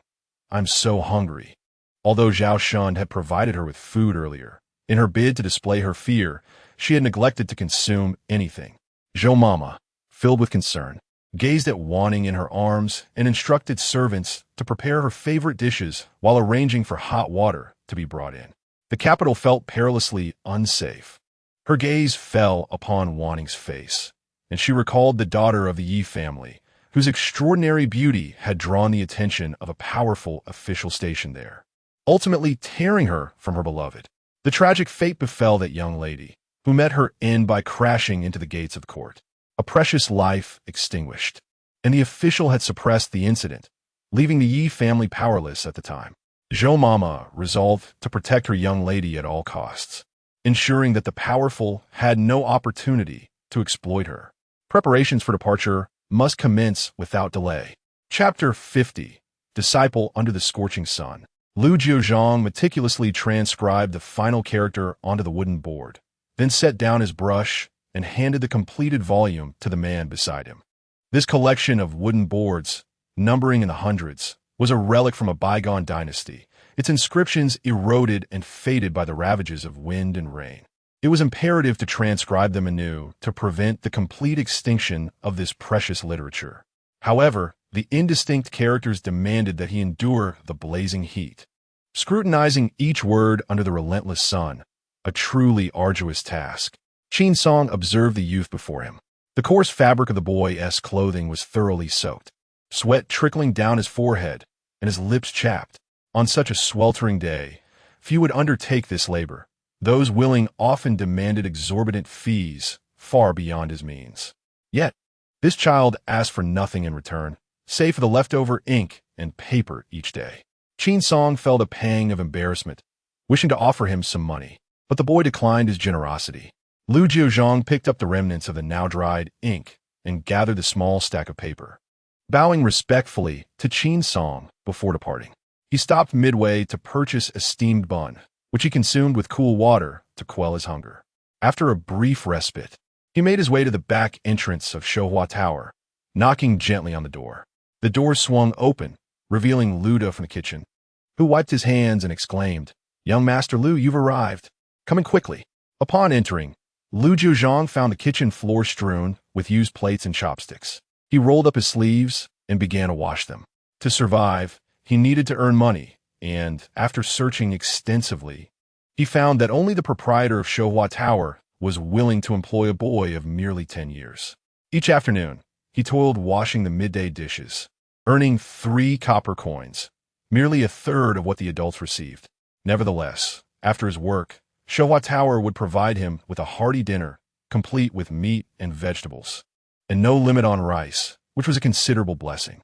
Lu Jiuzhang's stature began to rise, and in just half a year, he had grown noticeably taller. He worked diligently, never complaining, ensuring the dishes were spotless, and during his free moments, he assisted with other tasks in the kitchen, earning the affection of the adults there. As dusk fell after he finished washing the dishes, Luda handed him 2 bowls of rice and a bowl of vegetables. Lu Jiuzhang wrapped them carefully, bowed in gratitude to Luda, and stealthily exited through the back door. Passing by the Guozijian, he noticed a crowd gathered outside, drawn to a posted announcement detailing the examination requirements for the institution. Nearly all officials throughout the realm were required to undergo the imperial examination, and among those who succeeded, a significant majority hailed from the Guozijian and the 6 other esteemed academies. The Guozijian represented the pinnacle of national learning. Although the entrance criteria were somewhat relaxed for the nobility, one still had to face rigorous examinations. Gaining admission was akin to securing a foothold on the path to officialdom, and the bonds forged among classmates often facilitated smoother careers in the future. The Guozijian accepted only students aged 11 to 13, disallowing those beyond this age from enrollment. Thus, candidates had merely 3 years to qualify, and those who succeeded in their first attempt were deemed exceptional. Once admitted to the Guozijian, students would benefit from the finest instructors. Lu Jiuzhang noticed the steward of the Lu household also straining to catch a glimpse. The Lu family had engaged the venerable Master Lan to ensure that their 11-year-old son, Lu Jian, would successfully gain admission to the Guozijian the following year. After a moment of observation, Lu Jiuzhang continued on his way. He lacked the financial means to enroll in the Guozijian, which required an initial payment. Even after gaining admission, the daily expenses would be substantial. Generally, a child's education necessitates the unwavering support of the entire family, which, once the child achieves success, would reciprocate by supporting the family in return. Lu Jiuzhang carried meals and arrived at Tunghua Lane. At the entrance of the lane, 2 small dogs, upon seeing Lu Jiuzhang, joyfully bounded towards him, wagging their tails affectionately. These two dogs had nearly perished in the tempest, and it was Lu Jiuzhang who had rescued them. Upon entering the old house, Lu Jiuzhang took out the bones from the Shohua building and placed them before the dogs. He then retreated to his room, had his meal, and subsequently sat down to prepare his writing materials, ink and paper. The ink was of high quality, more than he required, and he planned to dilute it slightly later. He then relied on his memory to transcribe the ancient texts he had observed on the wooden board that day, with an extraordinary capacity for retention. Any character he beheld was instantly imprinted in his mind. After completing the transcription, he continued to study until deep into the night, finally resting for sleep. The following morning, he resumed his routine of fetching water for a widow and her orphan child next door, filling their barrels with several buckets. Aunt Wang expressed her heartfelt gratitude to him repeatedly. Lu Jiuzhang then braved the scorching sun to copy the text from the wooden board. The silhouette of the youth gradually faded from Tonghua Lane as a door across from him creaked open. The gaze of an elderly man, his hair and beard completely white, fell upon the two small dogs that guarded the entrance. A young man clad in black behind him bowed respectfully. "Sir," he addressed. The elderly man smiled slightly. "I believe he is capable. Yinshan, what is your opinion?" Young Yinshan bent low. "You're discerning. I seize the gems, sir. I dare not presume to comment." They had observed this youth for a full 3 months. 3 months prior, the gentleman had left a chess game beneath a pine tree, and the nearby children had scattered the pieces in play. After they departed, one child quietly approached and flawlessly restored the chess game. Lacking a board, they had drawn one on paper, but a sudden gust of wind had threatened to disrupt it. The young boy had picked up 4 stones from the ground to weigh it down. After the boy left, the elderly man emerged from the shadows. Noticing that those 4 stones, whether by intention or happenstance, were precisely the key to the next move in the game, he was quietly astonished. His current excursion was merely fate's decree. He calculated that traveling northward would yield what he sought. What he desired was simply a disciple. Thus, his journey began from the far southern lands, and at each stop, he inquired if any youthful prodigies had emerged from the locale. Although he encountered many exceptionally gifted youths along the way, some already renowned, upon further investigation, he found them lacking. For decades, he had sought a disciple, having encountered countless talented individuals, yet it remained insufficient, until he met this child. When he became intrigued by the boy, the following day, all information regarding the child lay before him on his desk. From the ominous circumstances surrounding his birth to his subsequent, sorrowful upbringing, every detail of his words and deeds, as well as those concerning his mother, were meticulously documented. He remained silent for a prolonged period. This is a tormented child, yet dwelling in a realm of profound malevolence. It is often arduous for one to maintain benevolence, leading to an exacerbation of temperament and a desire for vengeance against others. Thus, for 3 months, he sat across from his door, observing him. He witnessed his indomitable spirit, his kindness towards others, his diligence and earnestness, and also how he boldly confronted a nobleman for the sake of a blind old man, merely seeking an apology. This child surpassed all his expectations. He contemplated, this is the disciple he has longed for. Chapter 51. The teacher, after finishing the transcription from the board, Lu Jiuzhang stood up and handed his work to Qin Song. Qin Song regarded him thoughtfully.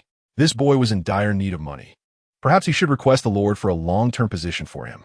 Unbeknownst to Lu Jiuzhang, Qin Song's thoughts were elsewhere. He expressed his gratitude, as customary, and departed with the paper and ink. On his way, he purchased a large steam bun and squatted by the roadside, savoring it with cold water. Just as he took a bite, he noticed a figure approaching him and standing before him. The youth looked up to see an elderly man with white hair, smiling down at him. The old man inquired, "Is the bun delicious?" Lu Jiuzhang paused momentarily. "Yes. Would you like some?" The elder nodded slightly. "I would like a bit." Lu Jiuzhang promptly stood and hurried to buy another bun, offering it to the elder with both hands. "Would you like some water?" The old man shook his head, unfastening a water pouch from his waist. "I have some." Lu Jiuzhang resumed his meal, drinking water, when he suddenly felt the elder sitting beside him. A hint of curiosity stirred within him, but he chose to remain silent, eager to finish his meal and rest before heading to Shohua Tower. He ate hastily, choking slightly, unable to swallow the water. The elder extended his hand and gently patted him on the back. "Thank you," Lu Jiuzhang expressed as he regained his composure. The elder smiled at him and said, "I wish to ask you for a favor." Lu Jiuzhang replied, "Please go ahead. I will see if I can assist." The elder chuckled softly. "I am a scholar with a modest family estate. In my old age, I wish to pass on my limited knowledge and small fortune. Would you consider becoming my disciple?" Lu Jiuzhang was taken aback. "Should you pass these on to your children?" The elder laughed lightly. "I have no children." Lu Jiuzhang lowered his gaze. "I cannot." He was ill, prone to madness, and could not bear the weight of such kindness from the elder. He stood and bowed respectfully. "Thank you, but please seek another. I have matters to attend to." With that, Lu Jiuzhang hurried away. The elder smiled, taken aback. He had never anticipated being refused in his quest to take on a disciple. Yet, soon after, Lu Jiuzhang encountered the elder frequently, sometimes outside Shohua Tower, other times under the scorching sun as the elder watched him transcribe. A pang of guilt struck him. On occasion, the elder would wait outside his door. When it rained, Lu Jiuzhang, unwilling to let the elder get soaked, opened the door and invited him in. The old man examined the yellowed books and scrutinized Lu Jiuzhang's handwriting. Chuckling, "Your calligraphy needs improvement. You must practice more." Without access to proper tools, Lu Jiuzhang had only practiced in the sand since childhood. Although his skills were commendable compared to other children, they paled against those who diligently honed their talents daily. The elder observed the boy's slight embarrassment and could not help but laugh. In that moment, he seemed just like a child. The elder began to peruse the scattered papers and opened books within the room, causing Lu Jiuzhang to feel increasingly anxious. At that moment, he felt a chilling sensation creeping up his spine. He knew an episode was coming. Before he could even warn the old man to leave, consciousness slipped away from him. When he awoke again, he found himself lying on a bed, the elderly man seated by a small table, sipping tea and perusing his books with quiet composure. "Sir, are you unharmed?"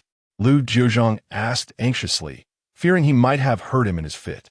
The old man replied, "What harm could come to me? This ailment of yours stems from toxins trapped since birth, never properly purged.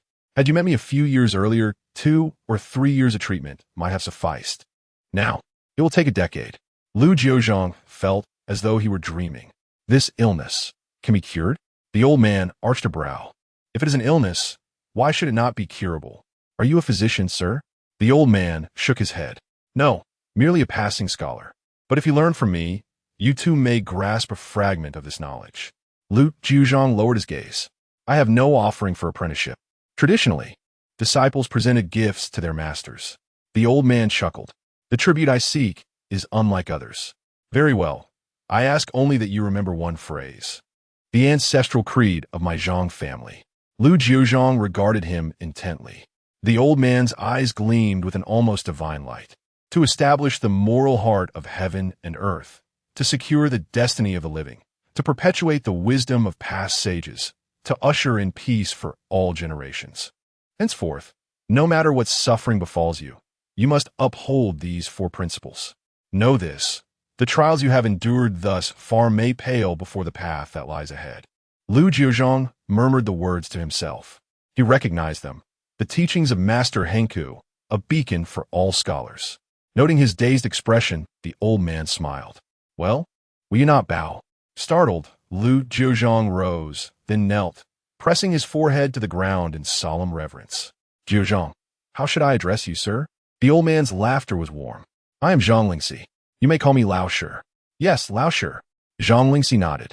"To read 10,000 books is to walk 10,000 miles. Now that you are my disciple, you shall accompany me in study."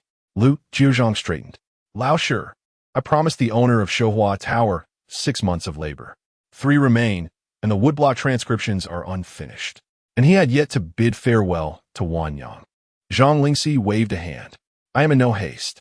The capital has changed in my long absence. I wish to observe it anew. Moreover, a man must honor his word. Complete your obligations, and then we shall depart."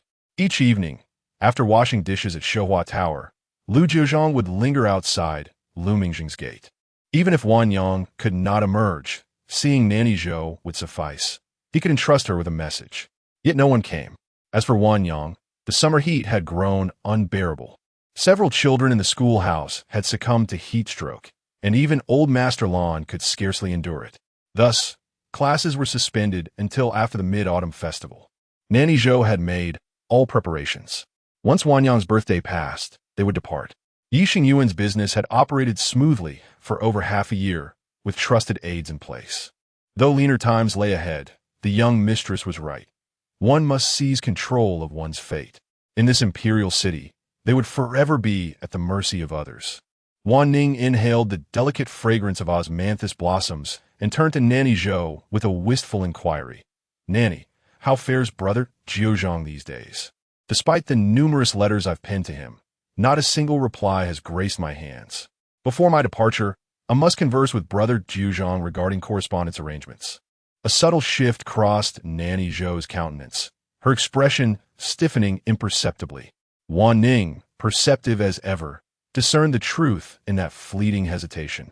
Indeed, it was as Wanning suspected. Since their return from the little wooden cottage, Nanny Zhou had withheld the gifts intended for brother Jiuzhang, delivering only the books. The nanny, ever cautious, sought to minimize the entanglement between her young mistress and that particular boy.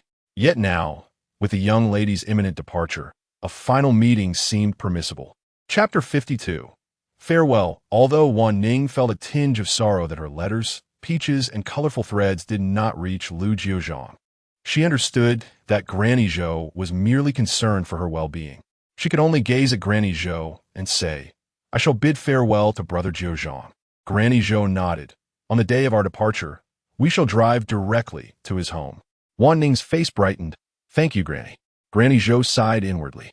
Having just celebrated her birthday, Granny Zhou began conversing with Mrs. Qin about Wanning's impending departure. "Wanning is leaving?" Mrs. Qin expressed mild surprise. Where could she possibly go that would be more comforting than the Lu residence? Granny Zhou could only dab at her tears with a handkerchief. "It is related to the Yi family. That cousin from last time was speaking on behalf of the Yi clan." Mrs. Qin sighed. Although she disapproved of Wanning's unconventional behavior, she found the girl to be sensible, lively, and endearingly innocent, which made her quite likable. If it weren't for the child's somewhat unruly demeanor and the fact that she was not her biological mother, Mrs. Qin would have found it difficult to justify any stern reprimands. Lu Jiuzhang learned of the situation, his expression grave. "Let the Yi family come to create a scene. I am curious to see what they intend to cause," he declared. "My eldest daughter of the Lu family marrying into a merchant family and giving birth to such a child. Have they cared for her well?" Granny Zhou continued to wipe her tears. After all, they are her paternal family. Should matters escalate, they may threaten to take it to court. Lu Jiuzhang furrowed his brow. With the imminent examinations at the Dali Temple, his rivals were actively seeking his vulnerabilities. Any trouble at this juncture could prove disastrous. Lu Huairou and Lu Huaiyu, upon hearing that Wanning was leaving, felt particularly reluctant.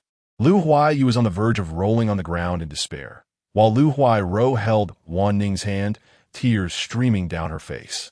Lu Huaixiu, now nearly 2 years older and more aware of the situation, also understood the gravity of the farewell and cried out loudly. The children, however, had no power to alter the course of events. Wanning had to depart. As she prepared to leave, the 3 children were a sight of tears and snot. Lu Huairou stuffed her favorite trinkets and the items she had crafted in a Wanning-esque carriage, while Lu Huaiyu wished he could empty his entire room, leaving Wanning both amused and exasperated. Wanning clasped their hands, reassuring them. "Do not worry, I will return." "It is a promise, is it not?" "It is a promise," the children replied, their eyes glistening with unshed tears. Ultimately, Wanning boarded the carriage, reluctantly waving goodbye to everyone until she was out of sight at the end of the street, while Lu Huairou and Lu Huaiyu remained unwilling to part. Wanning's carriage proceeded directly to the innermost part of Tunghua Alley. The door was tightly shut, and no one answered her knocks. It was still early, not yet noon, so she decided to wait. Unbeknownst to Wanning, as her carriage rounded the corner, Lu Jiuzhang had arrived outside the Lu residence, carrying a small bundle. Fully prepared to depart, Zhongling Shi and Yang Yanshan stood at a distance, observing him. He decided to wait a little longer. The sun reached its zenith and began to slant westward, with dusk gradually enveloping the surroundings. If they did not meet this time, who knew when another opportunity would arise? Lu Jiuzhang had knocked on the door previously, but upon being recognized, it was swiftly closed in his face. They all remembered the teachings of the Qin family, keeping a respectful distance from the esteemed Princess Anyang. Zhang Lingxi turned to his companion Yang Yinshan and suggested, "Why not knock on the door and inquire?" His disciple appeared rather pitiable. Yang Yinshan approached and rapped on the door. Upon opening it, he encountered a striking young man, tall and distinguished. He inquired, "Whom do you seek?" Yang Yinshan responded, "Might Miss Yuan be present here?" The doorman, curious, glanced at him and replied, "The young lady from the Yi family departed this morning. When will she return?" Yang Yinshan Breset. "She shall not return. She has gone back to her family," the doorman stated before shutting the door. Yang Yinshan turned to the concealed figure of Lu Jiuzhang nearby. Upon hearing, Lu Jiuzhang lowered his head and then lifted it again. "Sister Wanning has left. I did not get to see her one last time." Meanwhile, Yi Wanning awaited the encroaching dusk, seated on the stone steps outside, stifling a yawn. As autumn set in, the air grew chilly, prompting Granny Zhou to drape a shawl over her shoulders. Aunt Wang passed by, cradling a child, and inquired with surprise, "Whom were you waiting for? Such a precious young lady. How comes it that you sit here?" Yi Wanning immediately asked, "When will Lu Jiuzhang, who resides here, return?" Aunt Wang chuckled, "Oh, young Master Lu. He will not be coming back. He has taken on a mentor and left to pursue his studies. He departed this morning and even entrusted me with money to care for his 2 dogs." Yi Wanning, taken aback, absorbed this information in silence. Aunt Wang sighed. "What a fine boy he is. Seeing my struggles as a lone mother, he has helped fetch water every day." Yet, Yi Wanning could no longer hear Aunt Wang's words. She raised her gaze to the moon above. Granny Zhou sighed inwardly, feeling a pang of guilt. Had she not neglected to contact Lu Jiuzhang, perhaps the outcome would have been different. Yi Wanning stood for a while longer, contemplating her next step, just as she was about to board the carriage. She turned abruptly and spotted Lu Jiuzhang. He stood there, equally astonished. He had resolved to leave, but was inexplicably drawn to return. Yi Wanning dashed towards him and leaped into his embrace, overjoyed brother Jiuzhang. She had thought it would be a long time before she saw him again. Lu Jiuzhang gently pulled her away, saying, "Sister Wanning, my mentor is here." Peering around, Yi Wanning then noticed a white-haired elder and a man clad in black standing nearby. She flashed a clever smile at them and promptly performed a respectful bow. Greetings to brother Jiuzhang's esteemed mentor and to this handsome uncle. Both men were amused by her charm. Lu Jiuzhang opened the door, inviting everyone inside, setting up tables and chairs. Yi Wanning's stomach growled in hunger, prompting Yang Yinshan to step outside, while Granny Zhou declared, "I shall go procure some provisions." Zhang Lingxi urged, "Make haste, let him go." Indeed, Yang Yinshan proved remarkably swift, returning shortly with a box in each hand, laden with a feast. Yi Wanning beamed at Zhang Lingxi. "The person who could have my brother Jiuzhang as a disciple must be extraordinary. The moment I beheld you, grandfather, your aura was ethereal and transcendent. What a pity you don't accept female disciples, for you shall miss out on me. All the tutors adore me and can't wait to instruct me." Madame Zhou nearly covered her face in embarrassment at her young mistress's shameless boasting. Zhang Lingxi chuckled heartily. "Alas, I can only take one disciple. Otherwise, I'd surely accept a clever child like you." She gave an approving thumbs up. "You've got excellent taste." Her laughter rang out merrily.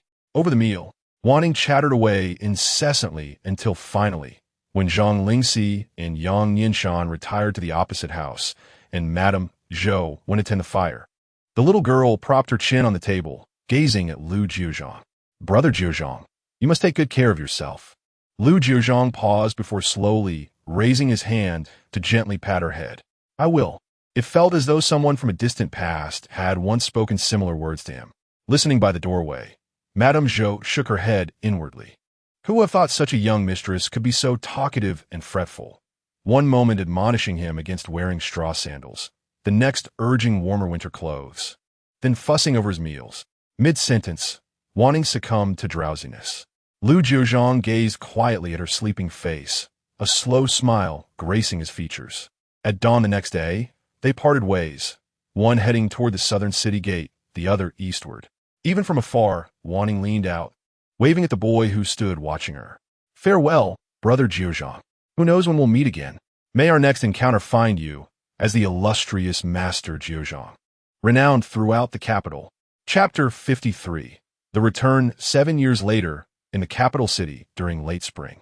A young man adorned in sapphire blue robes embroidered with swirling cloud patterns lifted the carriage curtain and leaped out with effortless grace.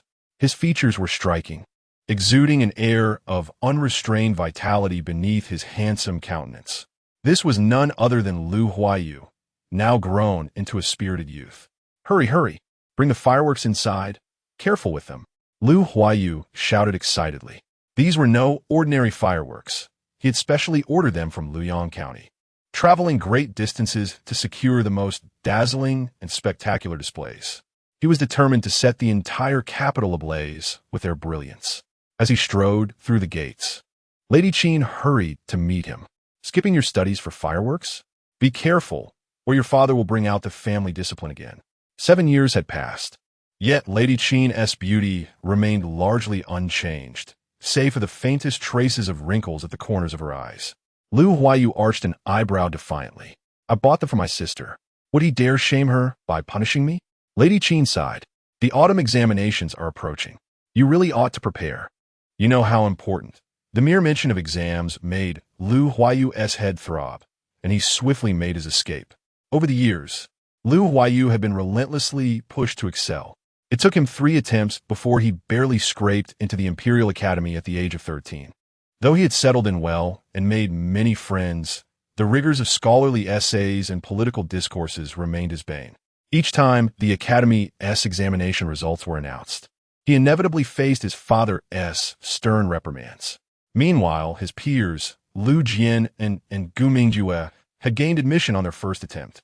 Gu Mingjue, in particular, consistently ranked at the top of his class, a paragon of excellence that Lu Mingjung never failed to invoke.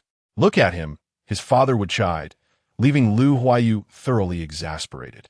Lady Qin could only shake her head in quiet resignation as she watched her son. Lu Jiuzhang dashed straight to Lu Huairou's quarters. "Sister." Lu Huairou had blossomed into an elegant young woman, as serene and graceful as a lotus flower. Her virtues, speech, demeanor, and accomplishments had made her the most sought-after maiden in the capital. Having come of age, she was betrothed to the heir of the Marquis of Xianping and would be wed in 3 days. This was precisely why Lu Jiuzhang was determined to light up the entire sky of the capital with his fireworks. Observing her younger brother's exuberance, Lu Huairou sighed inwardly, wondering when he would ever mature. She stepped forward and gently adjusted his collar. "I saved some of your favorite plum soup. It's sweltering outside. Don't let the heat overwhelm you." Lu Jiuzhang grinned. "You are the best, sister." A maid promptly brought over a chilled bowl of the tangy plum soup, which he gulped down eagerly. Only after he finished did Lu Huairou speak again. "Wanning is returning." Lu Jiuzhang nearly leaped out of his seat. "You're serious?" Lu Huairou smiled. "I'm glad you haven't forgotten her." Lu Huaiyu's eyes widened. "How could I? She was the most fun to be around." When Yi Wanning had left years ago, both siblings had been heartbroken. Over the past 7 years, Wanning had frequently sent letters filled with tales of her adventures at sea. For Lu Huairou, who had spent her life within the confines of aristocratic propriety, these letters offered glimpses of a freedom she could only envy. She knew she would never experience such boundless horizons herself. Lu Jiuzhang conversed briefly with Lu Huairou, but was soon intercepted by Lu Mingjung upon his return, who reprimanded him for engaging in trifling matters while others, like Gu Mingjue, had successfully passed the provincial examination and would undoubtedly excel in the imperial one. Infuriated, Lu Jiuzhang hastily returned to the Imperial Academy. Although the academy offered accommodations for students, the scions of the capital's elite typically returned home after classes. Upon his arrival at the academy, Lu Jiuzhang coincidentally encountered Lu Jiuzhang, surrounded by several fellow students. Lu Jiuzhang had transformed over the past 7 years from an audacious child into a strikingly handsome young man. He inherited the beauty of Princess Anyang and Lu Mingqi, making him one of the most captivating students in the academy. Despite their familial ties, Lu Huayu had always maintained a lukewarm relationship with him. He recalled how Lu Jiuzhang had never treated his sister, Wanning, kindly. When Wanning departed, she had gifted each classmate a pen. Although it paled in comparison to Zhao's pens, it was still a craftsman's creation.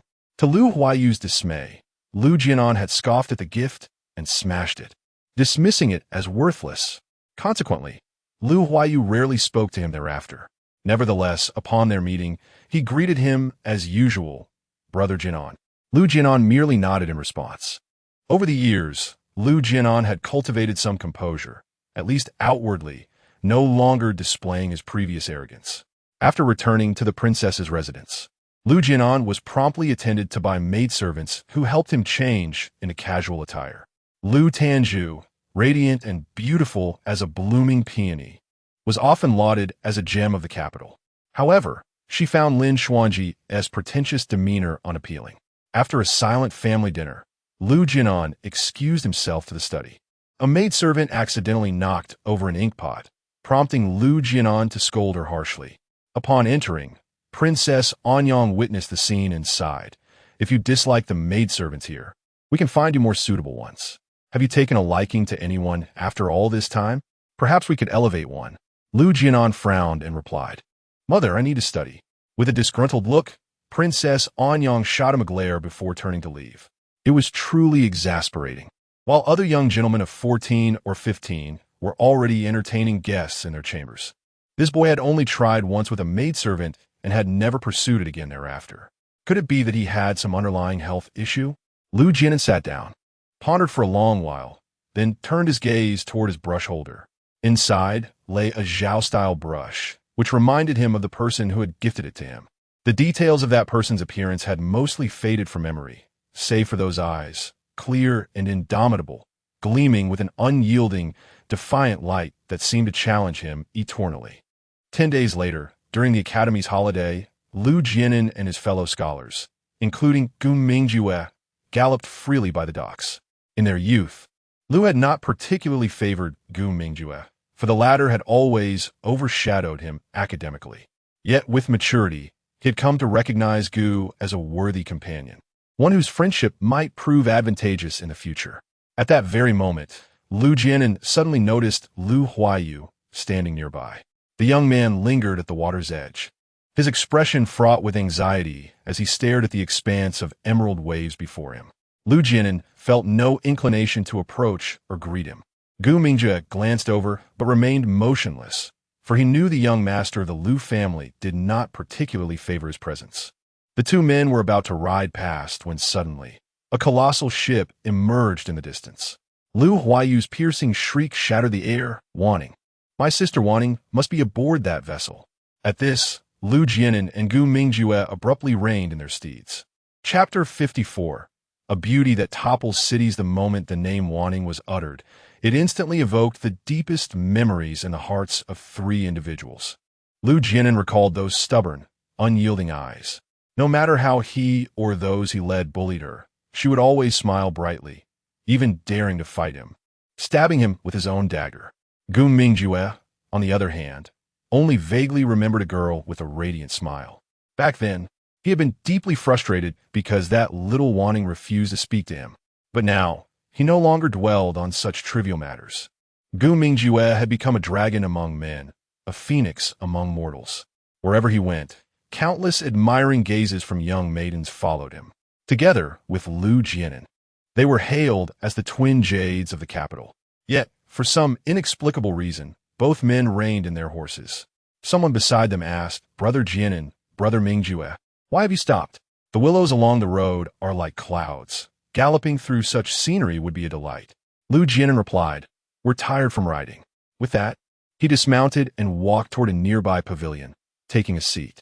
The waiter, recognizing the noble bearing and attire of these young masters, immediately brought out the finest teacups and tea leaves. Gu Mingjue also dismounted.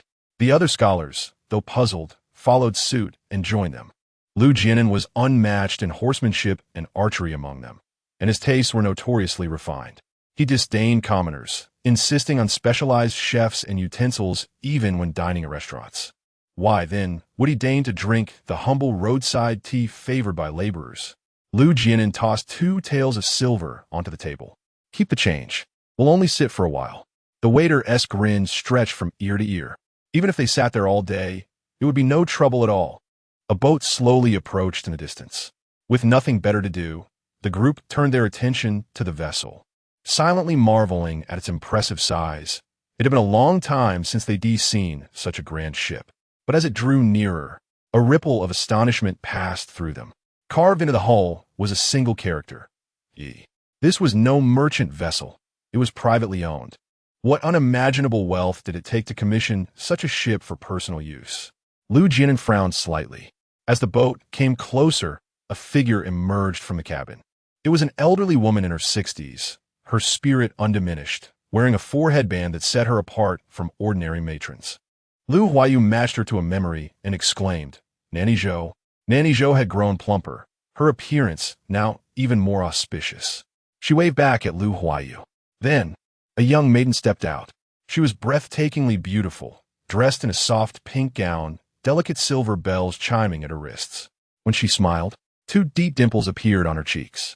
The scholars under the pavilion couldn't help but murmur in admiration.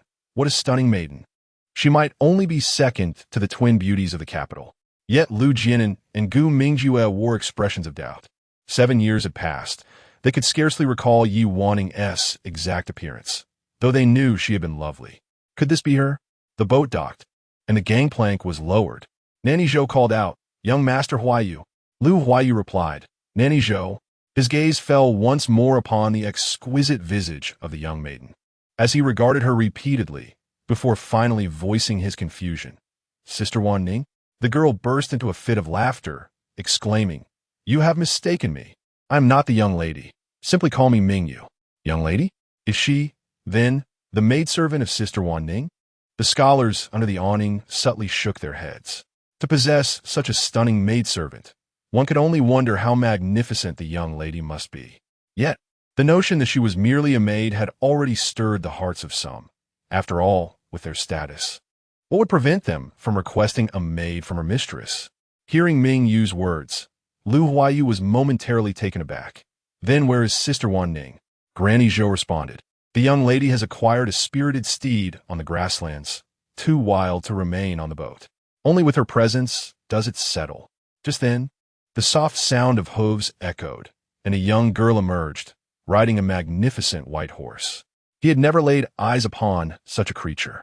Lu Jiuzhang, once enamored with hounds, had now turned his affections to horses, yet he knew there was no other like this in the entire capital. Nevertheless, no one directed their attention to the horse, for none had ever witnessed such a maiden. In an instant, the entire coastal scene dimmed. The wind lifted her garments, fluttered her silk ribbons, and tousled her hair, creating a beauty that even the most skilled artist could never capture. With a resounding clap, the teacup in the scholar's hand slipped through his fingers. The waiter pouring tea remained oblivious, as the liquid cascaded from his pot and overflowed from the cup. Granny Zhou hastily produced a veil and offered it to Yi Wanning. Miss, put this on.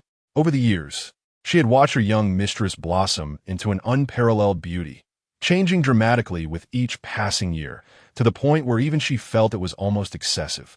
She had anticipated her mistress would be lovely, but never imagined she would grow to such breathtaking heights, beauty that instilled fear. Wanning reached out, accepting the veil, and donned it. Even obscured, her grace sparked countless delightful imaginings among onlookers.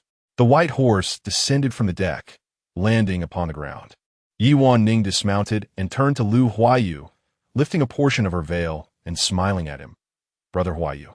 She still resembled the sweet and enthusiastic girl from their childhood. Lu Huayu felt as though he had been struck with a sudden blow, his mind momentarily blank, and he hastily lowered his head, his face flushed. Sister Wanning. Leading the white horse, Yi Wanning walked alongside Lu Huayu, engaging him in conversation, inquiring about their lives over the years. With Wanning conversing with him, the inexplicable tension in Lu Huayu's heart eased, and as they reminisced about their childhood, he sensed the distance between them gradually fading.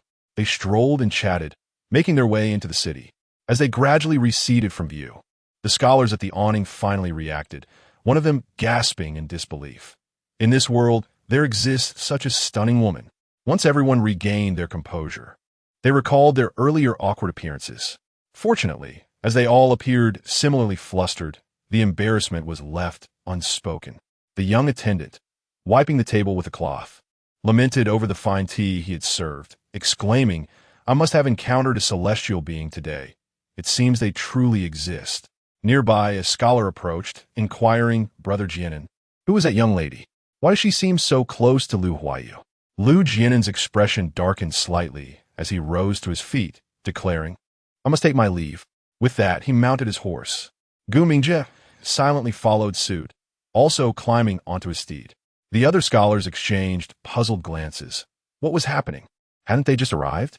Why were they departing so soon?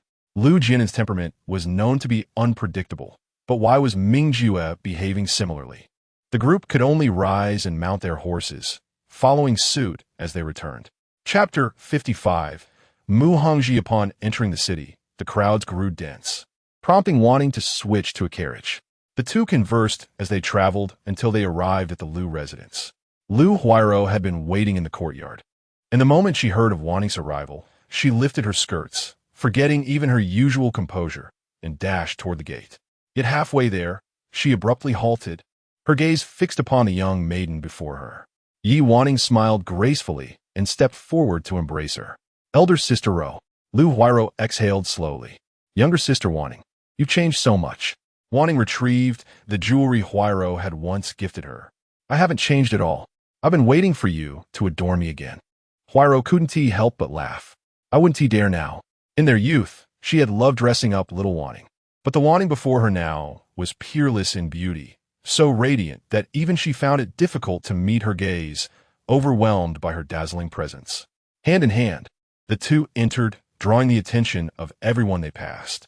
Lady Qin stood frozen in place, inwardly exclaiming, "Heavens above." Yet, having lived many years, she managed to maintain her composure better than most. How could a girl grow to be so breathtaking? Wanting stepped forward and offered a respectful greeting before instructing Mingyue to have the prepared gifts brought in. One chest after another was carried inside, totaling nearly 8 before the procession ceased. Mingyue opened the chests, and instantly, the treasures within nearly blinded onlookers with their brilliance. The coral stood nearly 4 feet tall. The black pearls were larger than longan fruits. The cat's eye gems glittered like scattered gravel. Any single one of these was beyond the means of the Lu family. Lady Qin recalled how the Marchioness of Chongping had once flaunted a pair of black pearl earrings, each no larger than a thumb. Yet here, an entire chest brimmed with them, enough to fill 2 pecs. These were treasures beyond measure. Wanning spoke softly. "The journey was rushed, so I couldn't bring much. The black pearls can be strung into bracelets. That chest contains white pearls, ground into powder. They're said to preserve youth. And you may use them as such. If they run out, I'll send more." Mingyue opened a smaller chest within one of the larger ones, and instantly, the luster of pearls shimmered like captured moonlight. Lady Qin stared at the pearls, each nearly the size of a longan, feeling as though she could scarcely breathe. Grind these into powder? Yet neither Wanning, nor Zhou Mama, nor Mingyue seemed the least bit perturbed.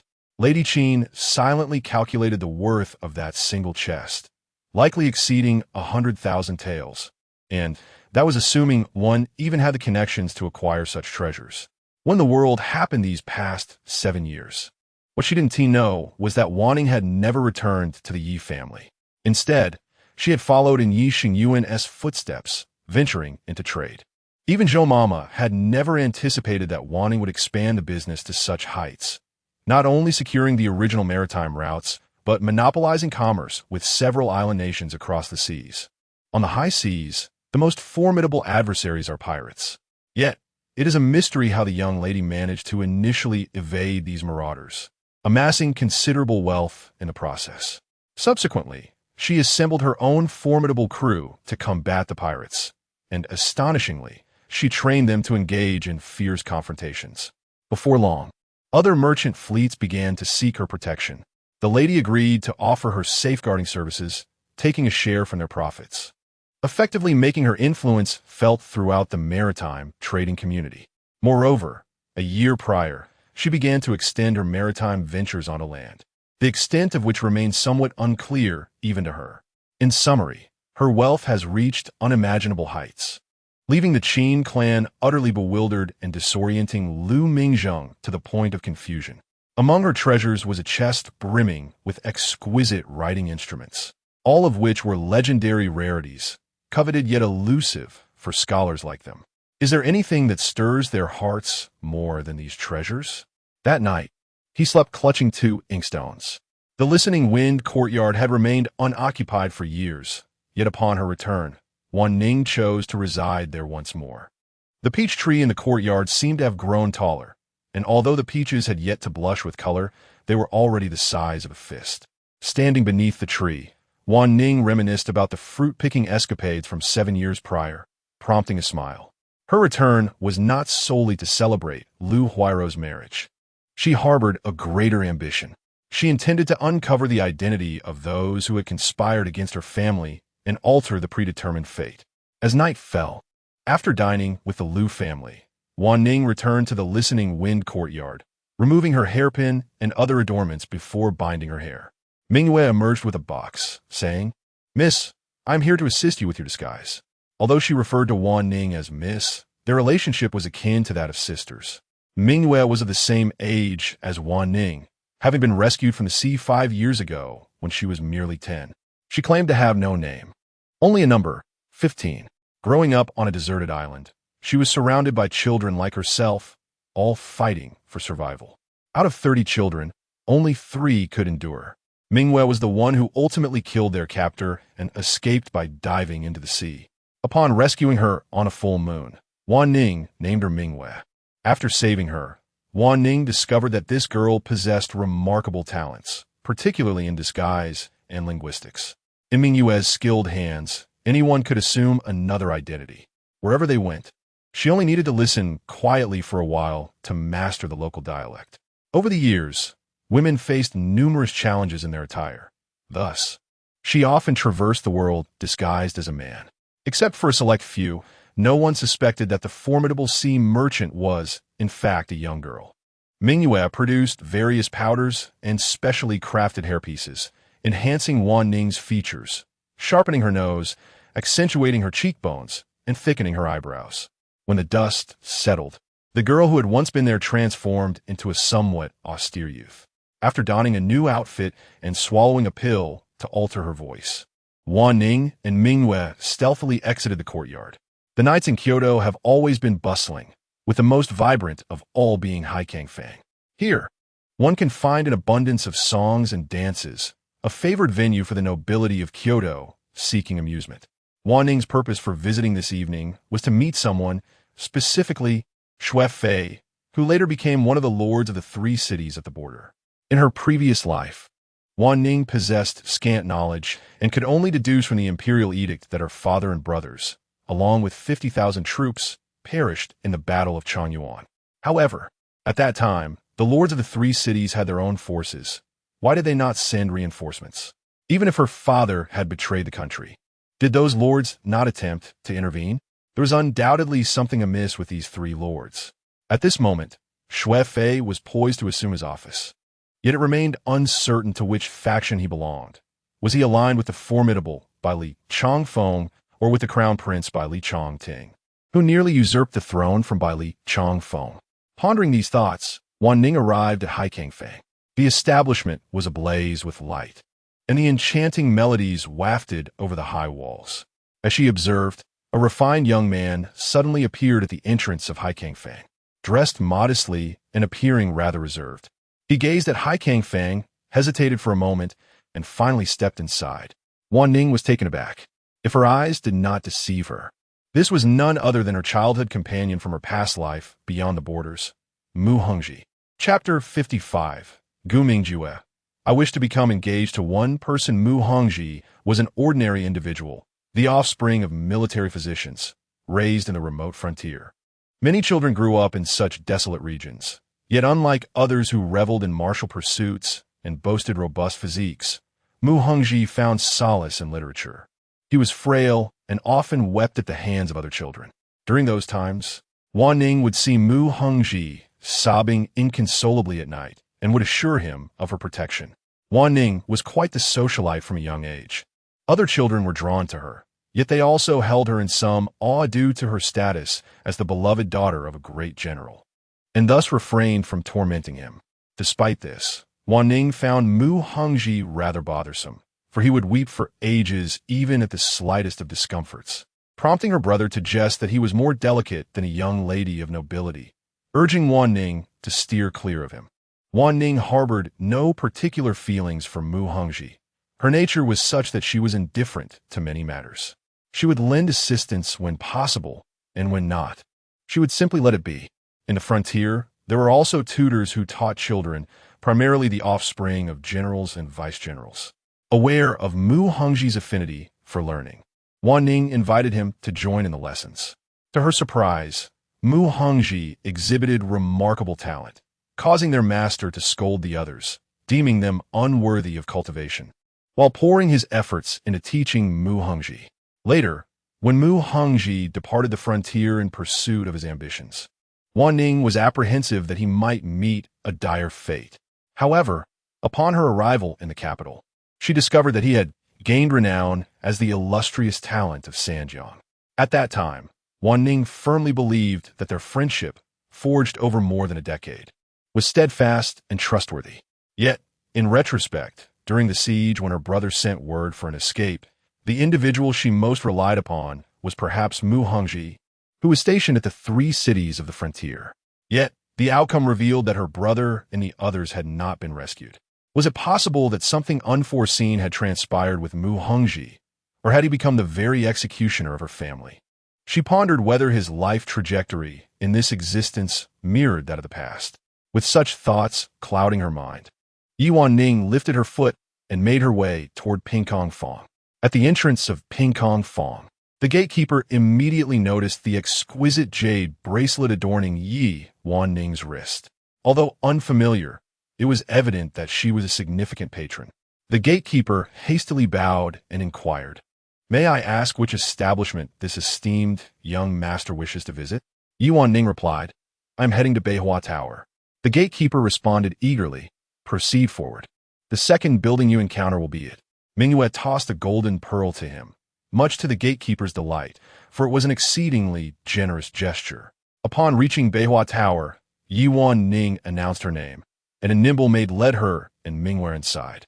Xue Fei reclined on a couch, indulging in the attentions of a beautiful maidservant. Though he appeared somewhat inebriated, his eyes remained sharp and clear. Yi Wanning entered and greeted, "Greetings, Lord Xue. Yijio has arrived late and brings a modest gift to express my apologies." As she spoke, Mingyue presented the prepared box, placing it reverently before Xue Fei. Upon the box, a delicate hollow had been crafted, allowing a glimpse of its contents within. Xue Fei, initially aloof in demeanor, found himself confronted with Yijio, a merchant who had leveraged connections to gain his attention. Yet, a merchant remains just that, lacking the gravitas to command respect.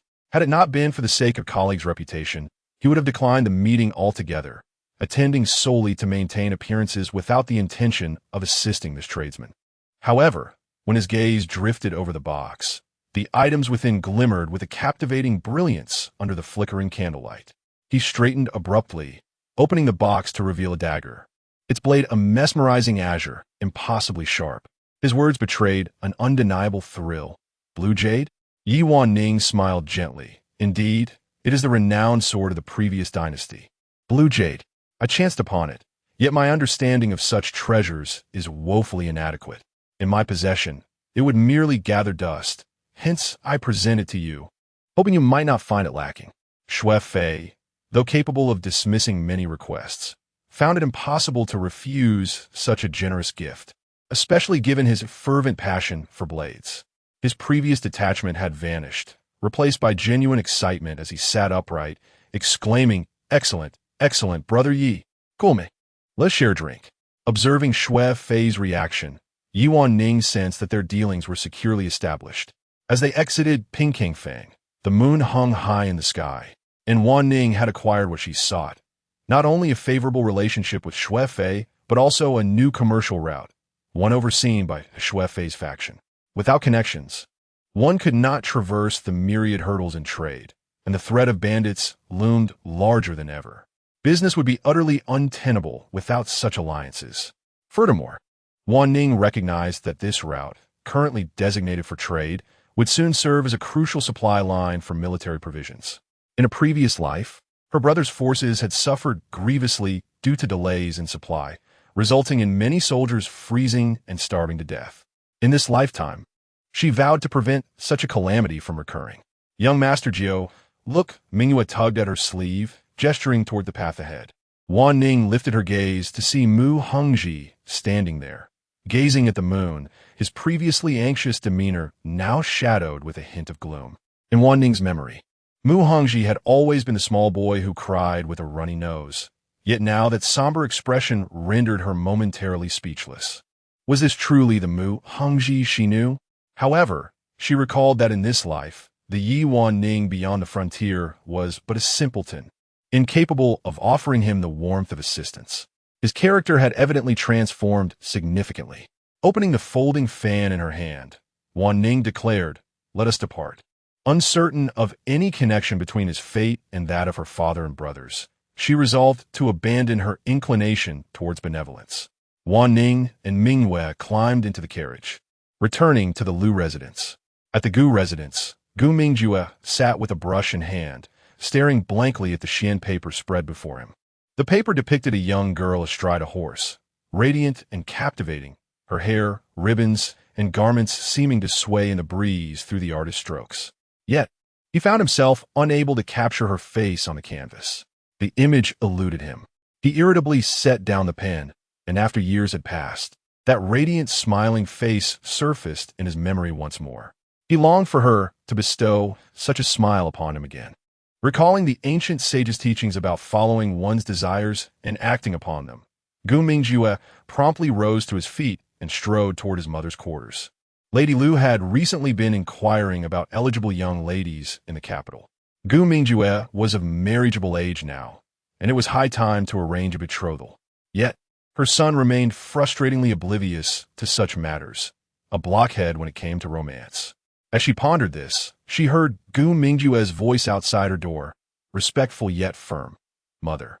Lady Lu was taken aback. "Mingyue, what is it?" He stepped inside and stood before her, his tone deliberate and solemn. "Mother, I wish to be betrothed to someone." Chapter 56. Longing Lady Lu nearly thought she had misheard. "What?" Gu Mingyue stepped forward and repeated, "I wish to be betrothed." Lady Lu searched her son's face for any hint of emotion, but the boy, despite his youth, had already mastered the art of inscrutability, much like his father. Suppressing her curiosity, she asked whose daughter.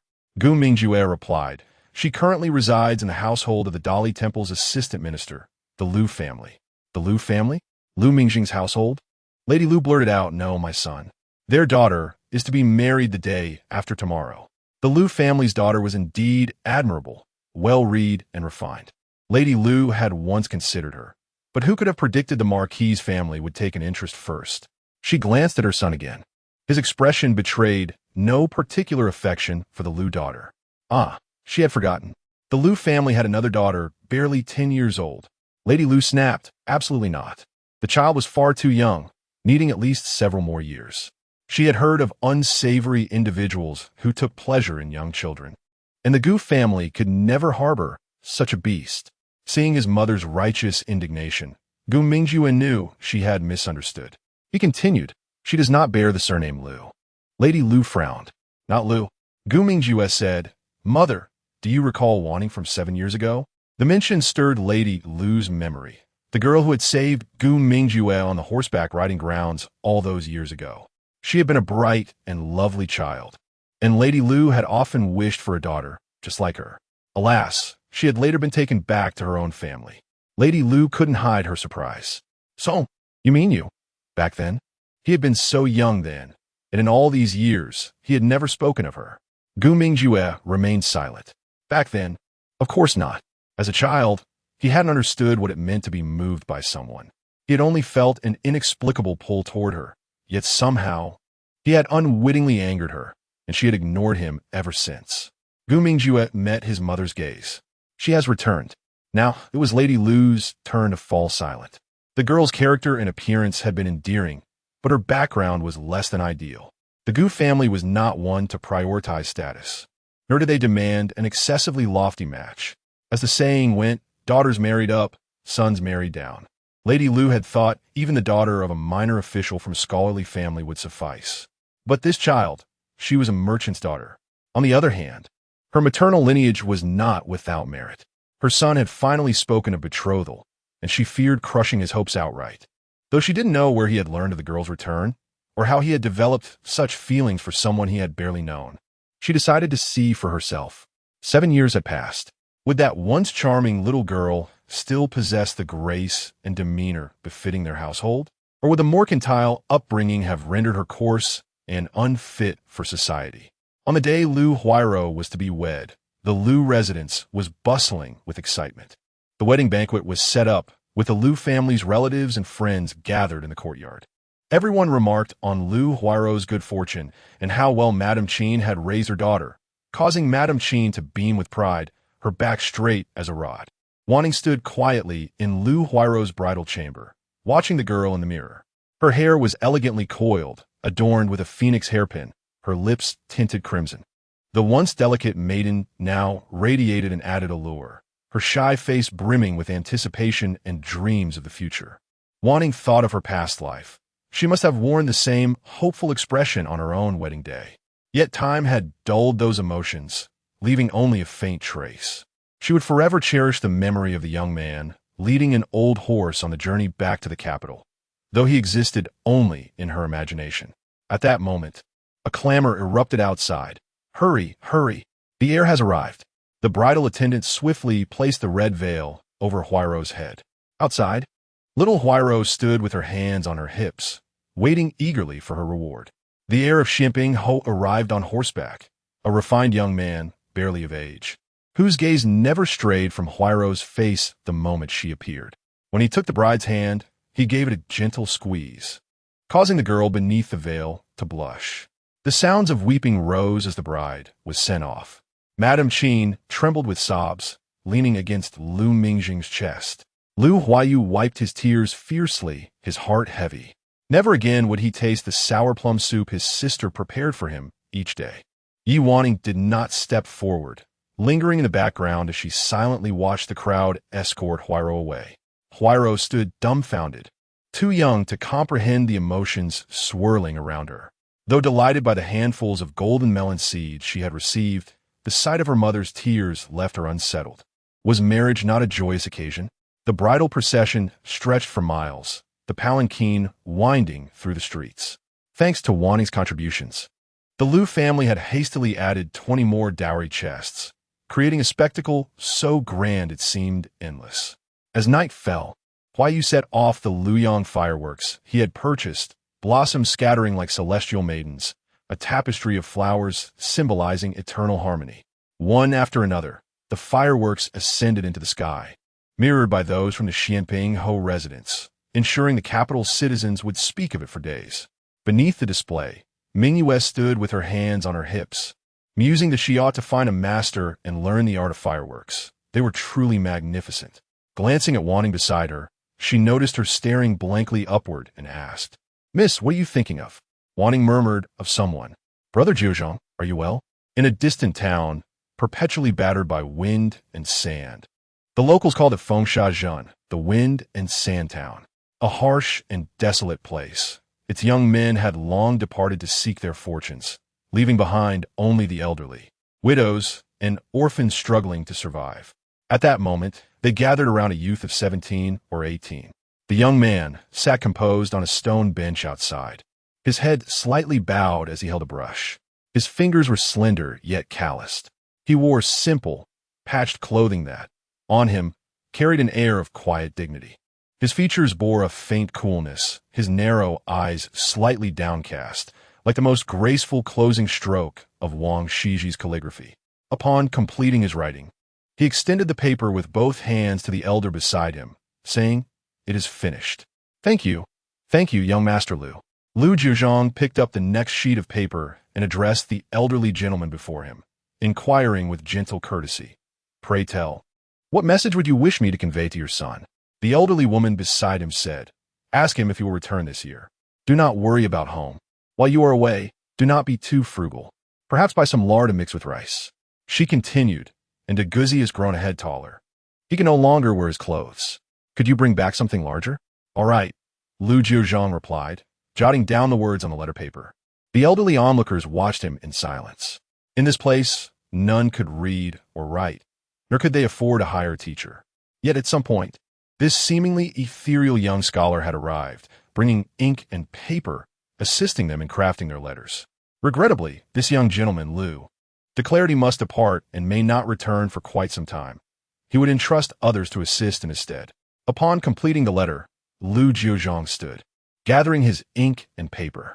"Lu, Master Lu," a young girl stepped forward, her face flushed with shyness, nervously clutching a basket. This is the eggs from the chickens we raise." Lu Jiuzhang replied, "Thank you, but I do not need them. Your family may use them." With that, he stepped away. The girl, anxious, took a step closer and implored, "Master Lu, will you not return?" Lu Jiuzhang remarked, "It should be." The girl's eyes suddenly brimmed with tears, her sobs resonating in the air. Yet, the young man did not once glance back, continuing his journey forward. The elder behind him sighed, acknowledging that although young Master Lu was indeed a good person, he was somewhat too aloof. How delightful that girl Ming was. Upon reaching the outskirts of the town, Lu Jiuzhang paused beneath a tree. As the wind and sand subsided, a multitude of leaves cascaded to the ground, among which one leaf stood out for its exquisite beauty. The young man bent down to retrieve the lovely leaf, gently brushing away the dust, and his usually indifferent gaze softened with tenderness. Chapter 57. The autumn examination. Yi Wanning arrived this time without a definitive plan on how long to remain in the capital. Once she established a connection with Shui Fei, she commenced preparations for procuring grain. She recalled that next year, the southern regions would suffer from floods while the north would experience droughts, leading to widespread crop failures. Wealthy aristocrats hoarded grain, and purchasing it required exorbitant sums, plunging many into dire straits. At that time, her father was stationed beyond the frontier, and as he perused letters from his colleagues, his brow was furrowed with unrelenting concern. To this day, she vividly remembers the tremor she felt upon reading the phrase about cannibalism and the sight of corpses strewn about. After a brief stay of a few days, she bid farewell to Lu Mingzheng and the Qin family, citing urgent matters that required her attention. During her time there, both Lu Mingzheng and the Qin family became aware that Wanning was engaged in trade. Wanning had not deceived them. She merely stated that she was taking over her father's previous business connections and was assisting in the endeavors. Qin, being a traditional matriarch, believed it inappropriate for a young woman to expose herself to the public in such a lowly pursuit, fearing it would hinder her prospects of marrying into an esteemed family. Lu Mingzheng remained silent. He recalled his own sister and simply advised her to exercise caution, offering help should she require it. Naturally, Wanning had no intention of involving Lu Mingzheng in her affairs. After parting ways with the two, Yi Wanning hastened toward Yangzhou and other regions, renowned for their abundance of fish and rice, particularly grain. However, the task of collecting grain proved far more challenging than she had anticipated. Local merchants and officials were in collusion, and despite her financial efforts, she could only amass around 10,000 stones of grain. With the Yangzhou route proving unfruitful, Wanning resorted to a broader approach, dispatching her subordinates to gather grain from various regions. After accomplishing this, when she returned to the capital, autumn had already settled in. Upon entering the city and traversing Chang'an Avenue, Wanning paused before a quaint establishment selling sweet soybean milk.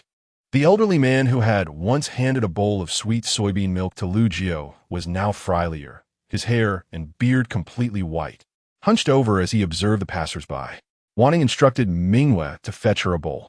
Mingwei dismounted the carriage and ordered a bowl, then returned to the carriage to hand it to Wanning, who also bought a bowl for herself, savoring it alone. The beverage was sweet and aromatic, utterly delightful. At a street corner, a group of elegantly dressed young men emerged together. One among them suddenly halted. "Mingjue, what is the matter?" inquired one of his companions. Gu Mingjue's gaze fell upon the girl in a pink blouse, relishing her sweet soybean milk. The young men nearby began to tease, "Wow, I never would have imagined, Mingjue, that you would be so captivated by a girl." They were all classmates of Gu Mingjue, sharing a close camaraderie, and it was rare to witness such a side of him, prompting their playful banter. It was well known that Gu Mingjue was rather infuriating. Whenever he and Lu Jiuzhang were around, other girls' attentions were solely directed at them, while he maintained an air of aloofness. Now it seemed he could no longer afford to be so lofty. Gu Mingjue continued to observe Mingyue, recalling that she had been with her upon disembarking. His gaze quickly shifted to the carriage parked nearby, where Wanning was seated within. On that day, after he expressed his desire to the Lu family to betroth himself to Wanning, Mrs. Lu prepared to pay a visit to Wanning. However, upon arriving at the Lu residence, she discovered that Wanning had just departed. Thus, the matter lingered unresolved. Now, she has returned. Gu Mingjue strode towards the carriage. Mingyue, having just finished a bowl of sweet soybean milk and preparing to request another, suddenly noticed a young man approaching the carriage. She hastily stepped forward to block his path, her brows furrowing. "What do you wish to do?" Gu Mingjue respectfully addressed the carriage. "Might I inquire if Miss Wanning is inside?" "I am Gu Mingjue." Mingyue was taken aback. He actually knew the young lady's given name. Wanning, overhearing, rubbed her forehead in exasperation. She had no desire to engage with Gu Mingjue at present.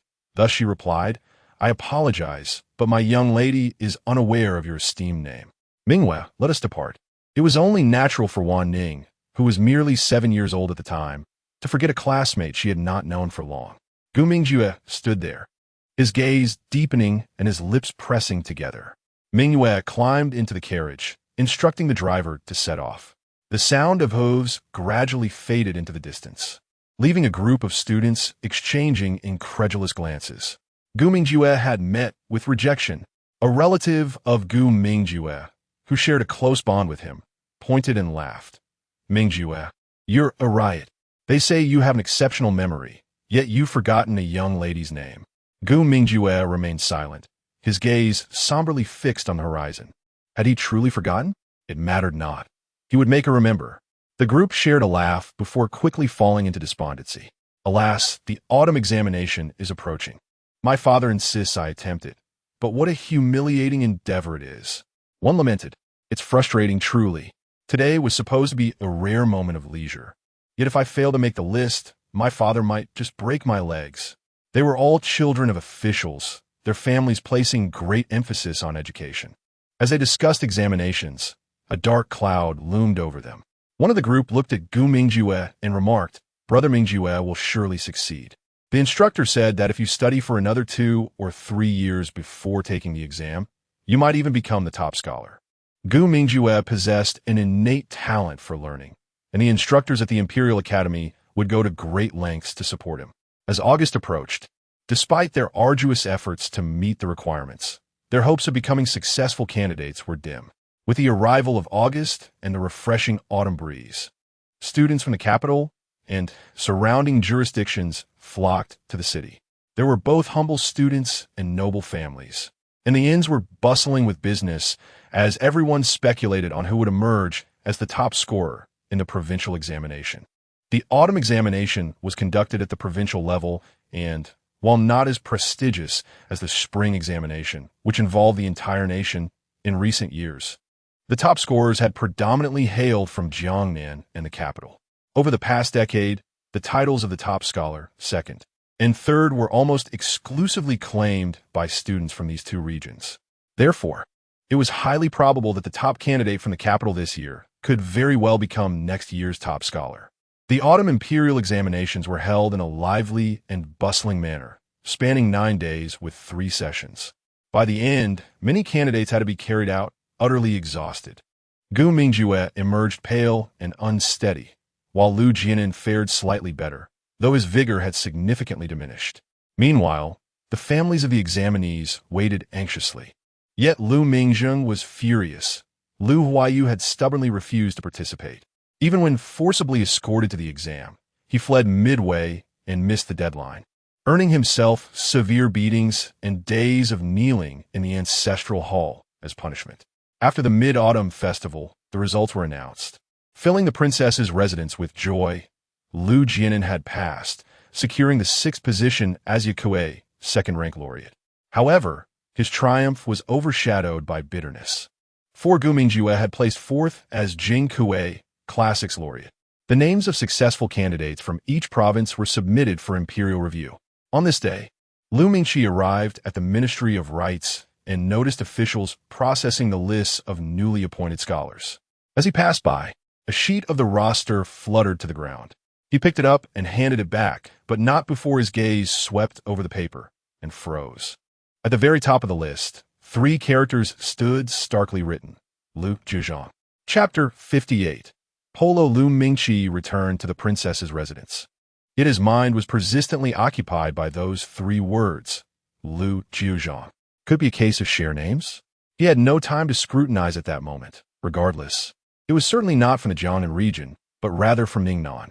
7 years had passed, and that name had nearly faded from his memory.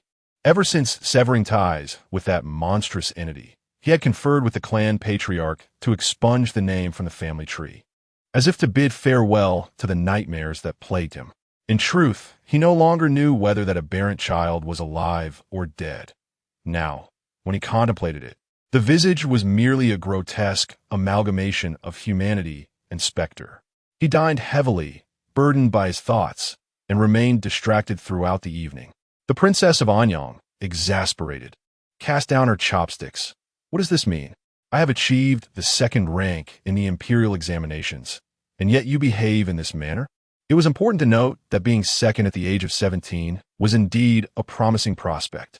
In the entirety of the capital, among this year's students of the Imperial Academy, only that lad from the Gu family could somewhat rival Jianan. Yet that boy's archery skills paled in comparison to those of Jianan. For young men, excelling in both literary and martial pursuits is a rare and commendable feat. Lu Mingqi hesitated before speaking. Today, I visited the Ministry of Personnel and saw the names of those who have passed the examinations from various regions. The first name from Ningnan province was Lu Jiuzhang. The princess of Anyang paused for a moment, then, with a nonchalant laugh, replied, "Do not forget, there are countless individuals with the same name across the world. Even if it were him, what of it? Ningnan is a barbarous land, where officials are often exiled. Few manage to survive there for long, and the literary culture is dismal. In recent examinations, not a single scholar has emerged from Ningnan province. So what if he is first? Though they are all scholars, the disparity among them is vast. The top scholar from Ningnan would scarcely make it onto the honor roll in the capital. What is there to worry about?" Hearing the princess's words, Lu Mingqi found himself in agreement. Besides the Imperial Academy, there exist 6 prestigious academies across the land, where the nation's elites are predominantly nurtured. All 6 academies are situated in the Jiangnan region, while other areas produce talent only sporadically, failing to form a significant force. With this in mind, he dismissed the matter from his thoughts. Wanning, upon her return, did not reside with the Lu family. She had previously purchased a residence in the capital, where she would stay during her time there. After the results of the mid-autumn examinations were announced, naturally, some rejoiced while others despaired. Wanning heard that Lu Huaiyu had been severely beaten, his posterior bruised, and thus brought medicinal ointment to the Qin family. Qin, also distressed, wiped her tears. I truly do not understand what that stubborn child was thinking. It was as if he had run away from a death sentence. Wanning could only offer a few words of comfort before visiting Lu Huaiyu, who was unable to touch the bed due to his injuries and lay sprawled instead. Upon hearing movement, he assumed his parents had returned and lamented, "Just hit me. It doesn't matter if you kill me. This is how I study. I cannot become a source of pride for you." Unbeknownst to Qin, who was unaware of her son's deliberate antics, she approached in anger and seized his ear. "Your sister Wanning has come, and yet you behave in such a manner?" Upon hearing that Wanning was present, he was immediately taken aback and, feeling embarrassed, hastily drew the curtain. "I'm not in pain anymore. I was merely jesting. Wanning, please do not come." Wanning suppressed a laugh and offered him some gentle words of consolation before being whisked away by Lu Huaishio for some playtime. Lu Huaishio was about to turn 11. Her birthday falling in October. Unlike her serene sister Lu Jiuzhang was vivacious and spirited, emboldened by her brother's influence to dare any mischief, often driving Lady Qin to the brink of reaching for the feather duster. While Huairou had been raised to universal acclaim, this little imp of a sister proved even more unruly than Huaishou's elder brother had been in his youth. At 11, Huaishou attended the prestigious Women's Academy, though attended was a generous term, as the institution primarily served as a social circle for daughters of fifth-rank officials and above. The Lu family had only recently gained the privilege of entry. Pulling Wanning aside, Huaishou gazed at her with hopeful eyes.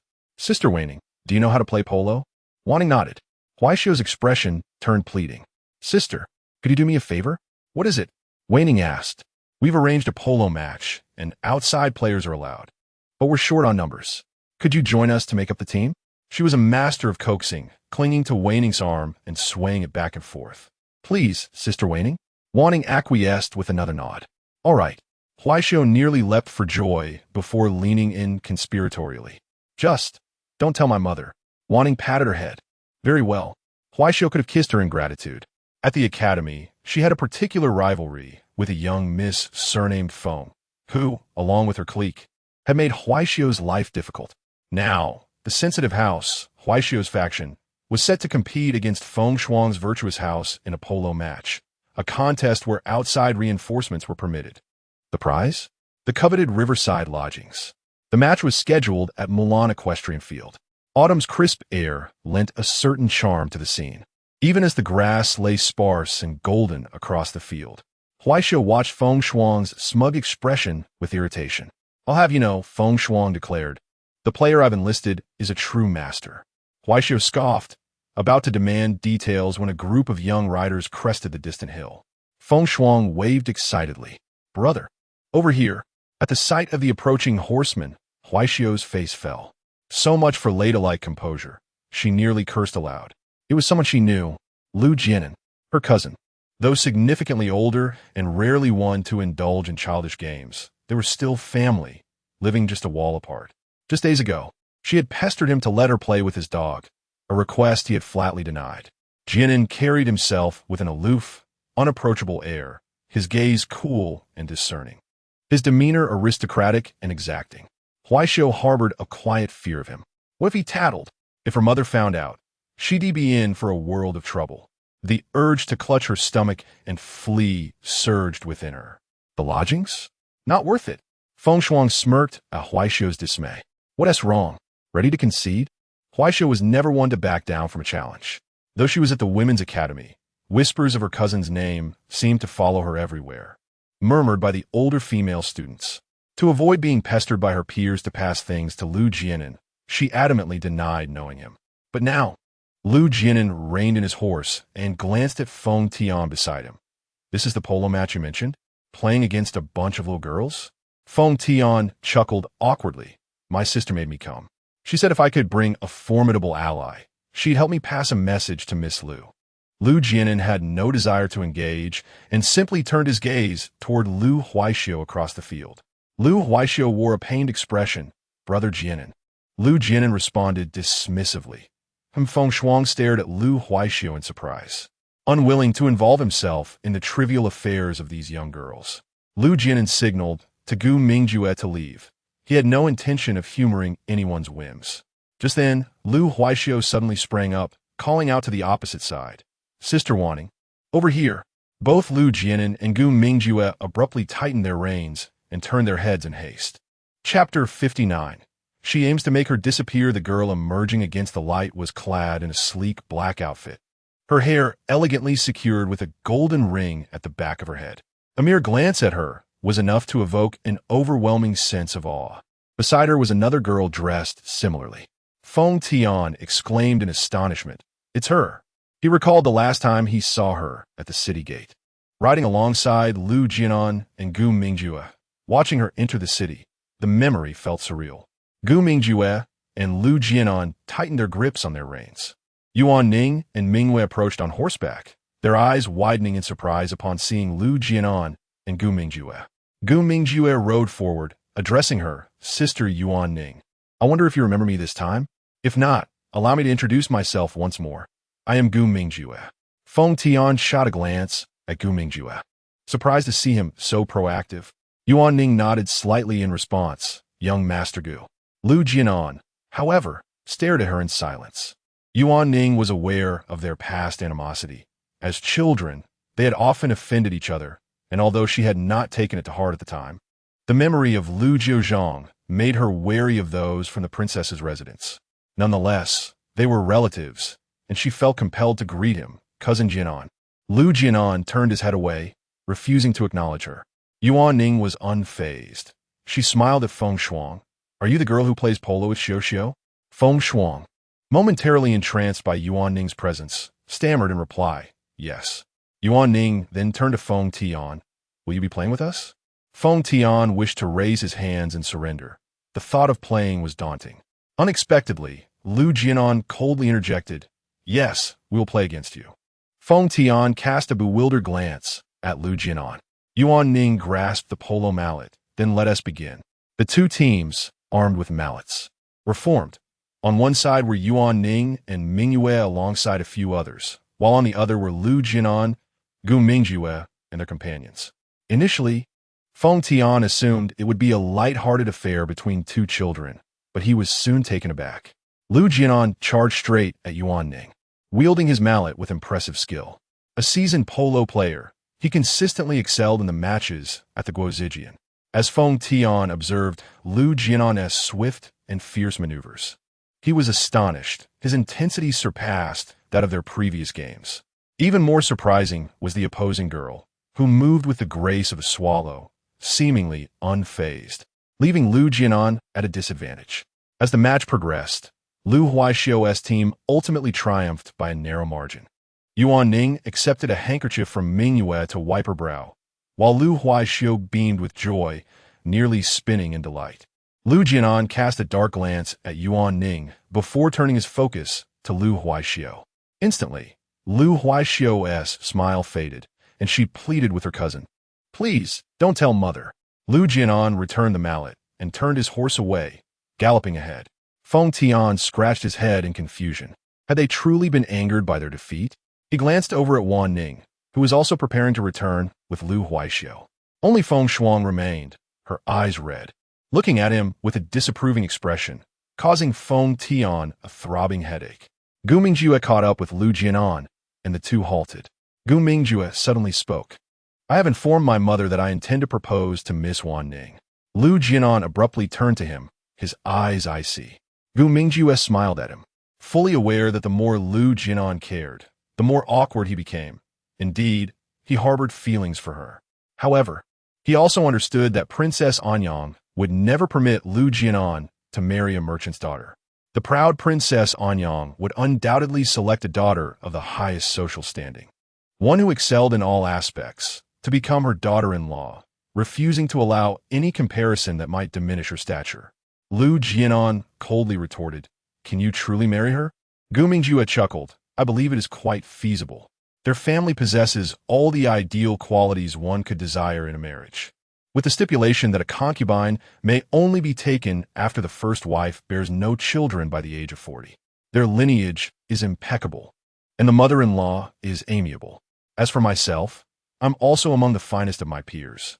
Which young lady could possibly refuse? Lu Jianan tightened his grip on the reins. Yuan Ning, donning a veil, returned to the city with Mingyue, while Lu Huaixio headed back to school. As they rushed back to the capital, a carriage suddenly came to a halt. A hand reached out from within, hastily lifting the curtain to reveal an exceptionally radiant face. Miss, what is the matter? Inquired the maid accompanying her. The young lady, sitting in the carriage, maintained an elegant demeanor, yet her eyes betrayed a hint of anxiety. She immediately instructed the guard outside the carriage, follow those two ladies and ascertain their identities. Yes, the guard promptly complied. Lin Xuanji sat within the carriage, her mind swirling with the image of the horse-riding maiden, her face obscured, only the fluttering veil visible, as if she were about to take flight. This sensation, this feeling, she had encountered it before. In the writings of Bailey Changfeng, she had repeatedly dreamt of a faceless woman on horseback, her hair billowing in the wind. identical to the girl she had just seen. If Bailey Chongfeng were to witness this. Over the years, the emperor had begun selecting a wife for him, and everyone presumed it would undoubtedly be her. Yet only she knew that the faceless enchantress was his true obsession. She was lost in her thoughts when a guard came to report.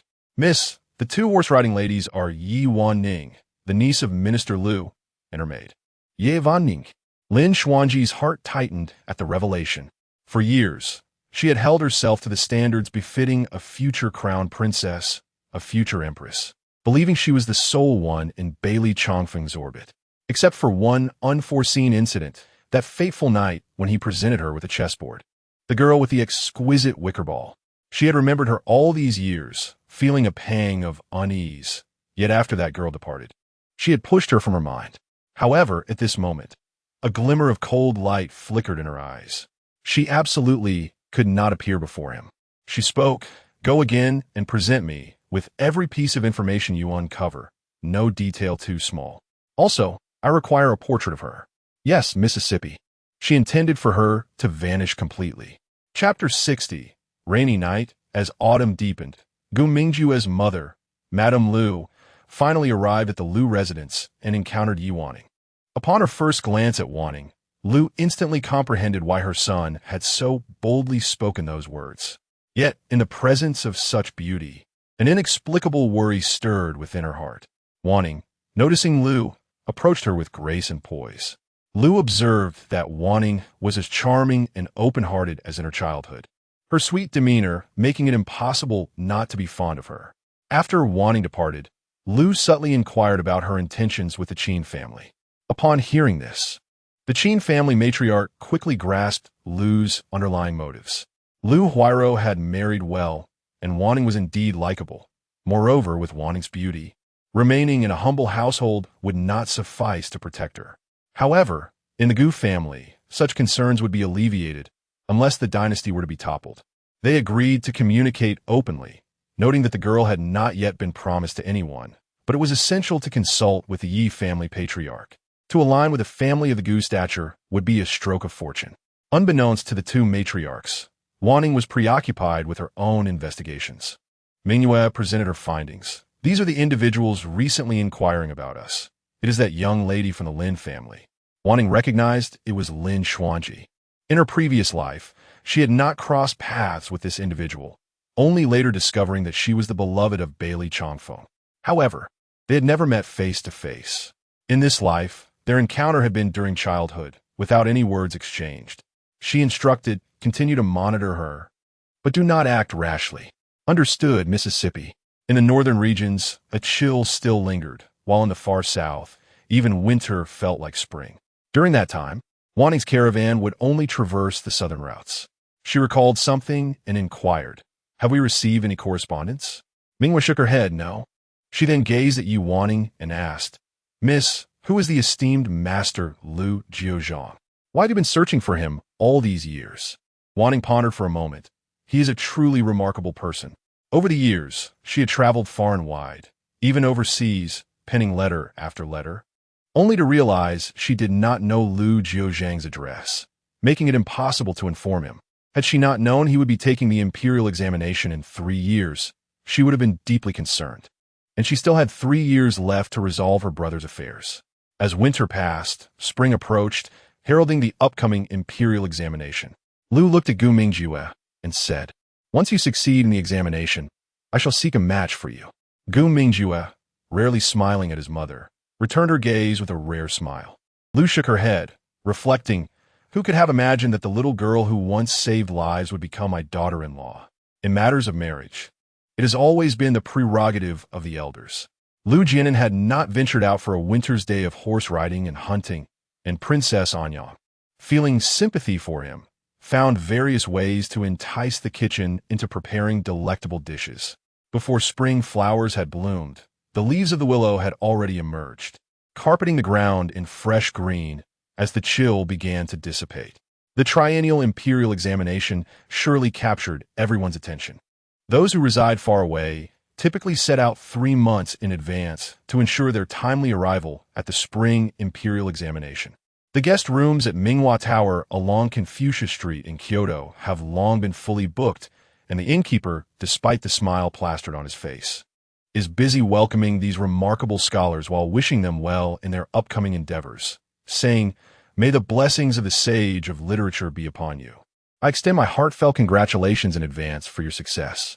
Among the arriving scholars are spirited youths and elderly men with graying hair.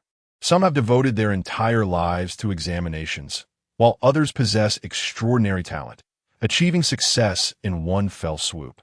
On this day, gentle spring rain falls softly. One scholar arrives a bit later, making his way directly to the largest courtyard. The innkeeper, upon seeing him, apologetically states, "My dear young sir, I regret to inform you that both of our towers have been fully reserved."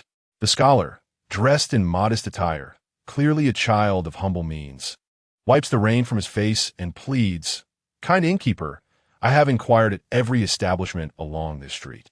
Yours is the only place with sufficient space. I only seek refuge from the rain."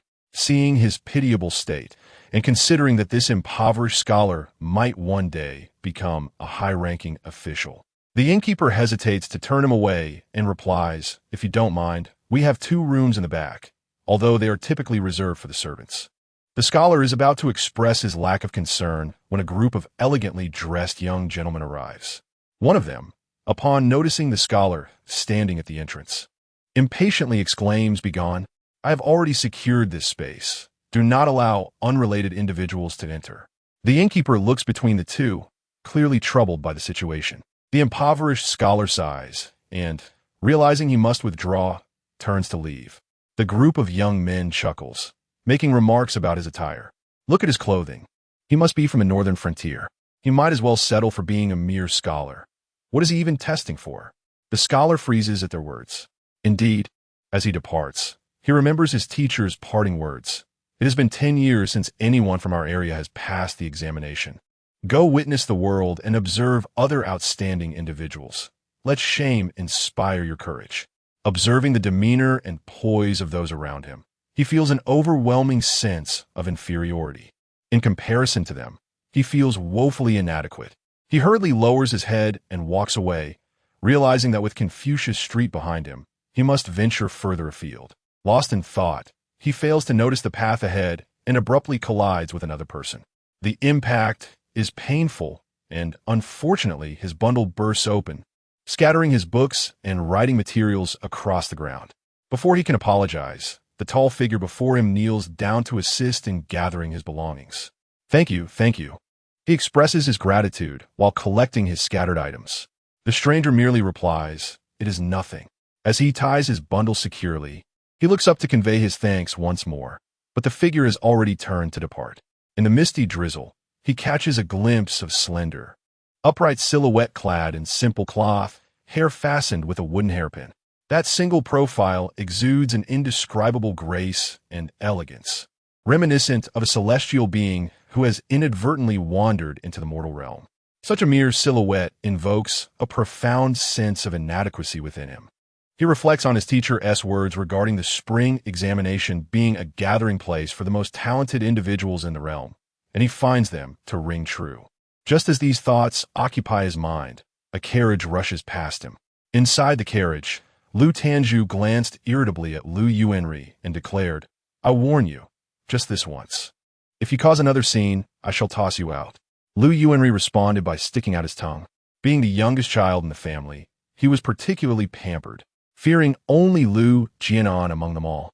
This time, he had insisted on tasting the osmanthus cake from Luanju, leaving Lu Tanju with no choice but to brave the rain. Upon arriving at Luanju, before she could utter a word, Lu Yuanri leaped from the carriage, only to dash toward Luju, where he stumbled and fell to the ground with a thud. At that moment, a carriage came barreling toward him. Lu Tanju gasped in terror and shouted, "Yuanri!" Overwhelmed with fear, Lu Yuanri burst into tears. Just then, a young man in simple clothing rushed forward and scooped him up. The carriage whizzed past. Lu Tanju felt a wave of relief wash over her, but as she turned her gaze toward Lu Yuanri, her heart skipped a beat. Chapter 61. Awaiting reunion outside the 6 Must Pavilion. a solitary lantern flickered, casting a soft glow through the misty rain, illuminating the world in delicate strokes. Clad in the simplest of garments, he stood there, evoking images of serene mountains and bright moons amidst the pines. Every contour of his visage bore a sharpness that belied the tranquility he exuded, as if the brilliance was contained within the depths of the mountains. Though he was engaged in acts of kindness, there lingered an impression of detachment, as if he observed the joys and sorrows of the world from a distance. Untouched by the tribulations of life, Lu Jiuzhang, having encountered numerous distinguished figures in the capital, including her father and brother, who were both renowned for their handsome appearances, found herself struck by an absurd thought in that fleeting moment. They and he were akin to fireflies against the sun and moon. This youth, clad in simple attire, released Lu Jiuzhang without casting a glance at the stunned Lu Jiuzhang in the carriage, before vanishing into the haze of rain. Captivated by his demeanor, Lu Jiuzhang momentarily lost her senses. She felt as if the tumultuous storm around her had never been so enchanting. Recently, the capital had been abuzz with the spring examinations, and she wondered where this scholar had emerged from. The young man traversed through the gentle rain, navigating bustling thoroughfares and deserted alleyways.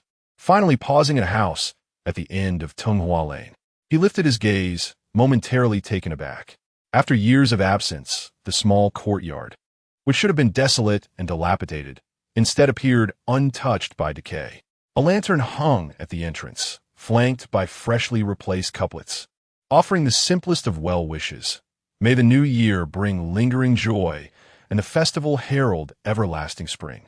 He produced a small key, inserting it into the lock with perfect precision. A twist, and the door yielded. Had the key remained unchanged to ensure he could return? Stepping inside, he found the courtyard devoid of weeds, with only a trellis adorned by climbing rose, budding tenderly, eager to flourish with the warming weather. Inside, the oil lamp still contained fuel. He ignited it, revealing a table and chair, untouched by dust, evidently cared for by someone regularly, maintaining its pristine condition for 7 years. His books remained, one after another, yellowed yet unspoiled by time, unaffected by mold or vermin. Someone had been diligent in airing them out.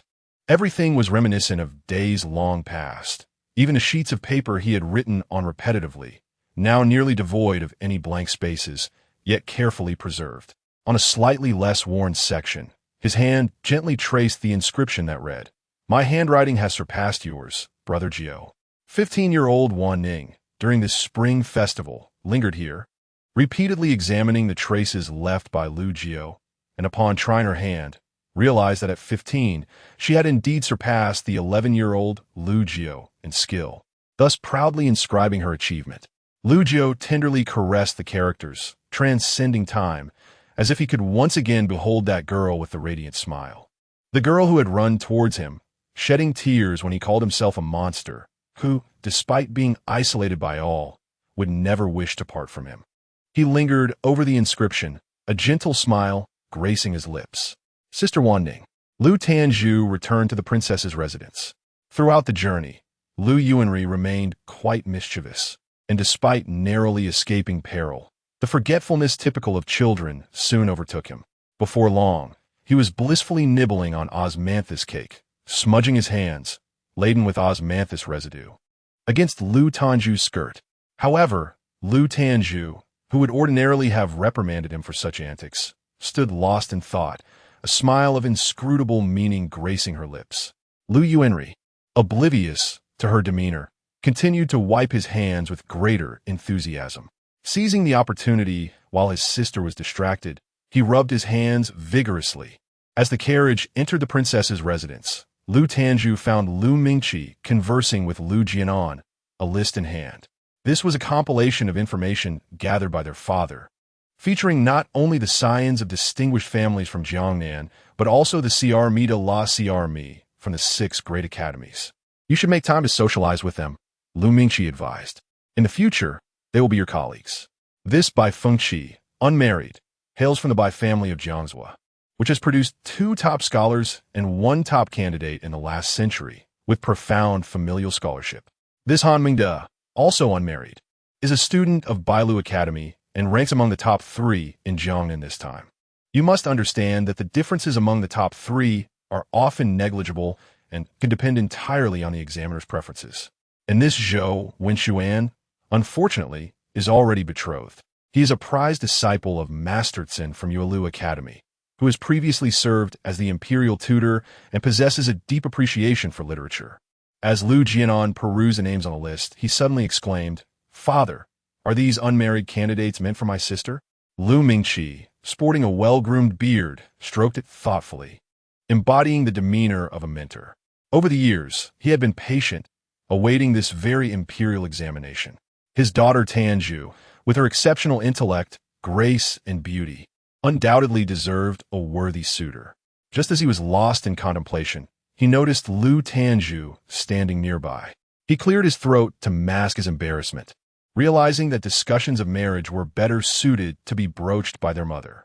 Furthermore, any mention of matrimony typically caused Lu Tanju to display an aversion that might lead one to believe something was amiss.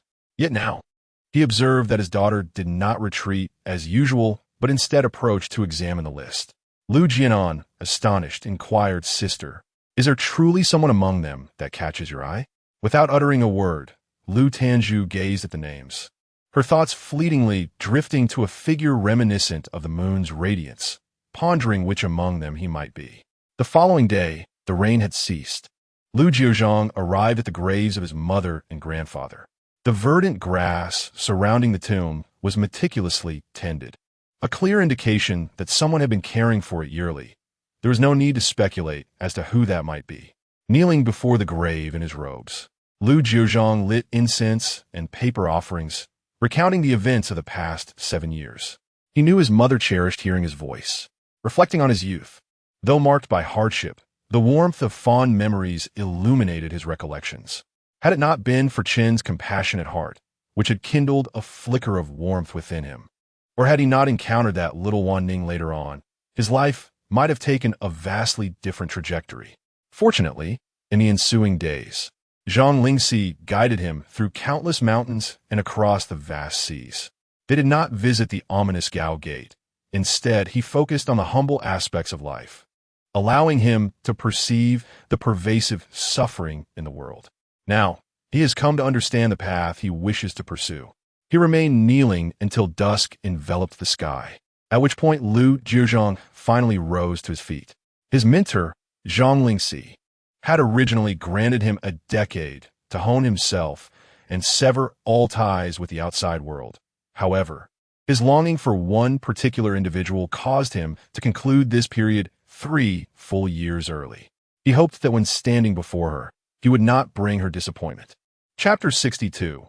Zhangju. Early in the morning, the doorman of the Lu residence opened the door to find a young man clad in simple attire standing outside. Upon noticing the door open, he stepped forward slightly and inquired, "May I ask if Miss Wanning of the Yi family is still residing here?" The doorman was momentarily taken aback by the young man's demeanor, before responding, "Miss Wanning is not here." "Then, might you know where she currently resides?" The young man pressed. The doorman shook his head. "I do not know. If Miss Wanning were in the capital, she would visit regularly, bringing gifts." "Thank you," Lu Jiuzhang replied. As he observed the retreating figure of the young man, the doorman pondered in his heart. Miss Wanning was as beautiful as a celestial being, yet here was another person who resembled a divine spirit. The following day, Lu Jian planned to stroll along Wenmiao Street. Just as he was about to leave, Lu Tanju called out to him, "Brother, what is it?" He halted. Lu Tanju hesitated, her face blushing slightly. Seeing such bashfulness on his sister's face was a rare sight. Lu Jian was taken aback. He leaned closer and lowered his voice. "Is there something you need help with? Do not hesitate to tell me." Lu Tanju said, "Yesterday, I took Yuan Ri out to buy osmanthus cake, and someone saved him from being struck by a cart. You should go find out who it was, so we can express our gratitude." "Why didn't you call out to that person at the time?" Lu Jian asked. Lu Tanju shyly admitted she had not reacted in time, merely saying, "I forgot." "Very well, what did that person look like?" He continued, "It should be a young scholar who has come to the capital for the examination." Lutan Fudi Plaith. Lu Jian sighed, "Sister, most of those who come for the exams are young scholars." Lu Tanju added, "He was quite handsome." A teasing glint appeared in Lu Jian's eyes, More handsome than me? Lu Tanzhu playfully swatted at him, her cheeks reddening. Stop asking. Lu Jiuzhang burst into laughter, thumping his chest. Leave it to me. Rest assured, I shall find the most handsome one for you. Alas, he thought, his father indeed had an eye for beauty. He hoped his sister would not encounter someone already married. When Miao Street was currently the liveliest thoroughfare in all of the capital, with lodging places on both sides brimming with visitors. Everyone hoped to stay close to the Confucius Temple, seeking its blessings for success in the examinations. Minghua Tower and Huangjing Courtyard were particularly bustling, as students from Jiangnan occupied them. Recently, Jiangnan had outperformed the capital in the imperial examinations, leading them to believe that these establishments would bring them good fortune. The scholars from Jiangnan, known for their literary talents, were not hurried, while students from other regions were still cramming in the final moments. They had decided to leisurely savor the sights and sounds of the capital.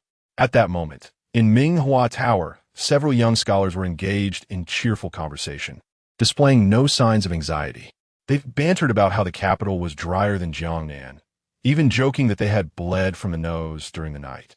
They debated which taverns served the best food and expressed a desire to enjoy a spring outing. As they chatted, one scholar leaned out to see a number of young ladies looking up at them from in front of Minghua Tower. He chuckled softly, remarking, "The young ladies of Kyoto are utterly distinct from those of Jiangnan. They possess a bold and ardent spirit. Indeed, just yesterday, when Brother Fengqi dismounted from his carriage, he was encircled by a throng of girls within mere steps, who lavished upon him an array of fragrant sachets.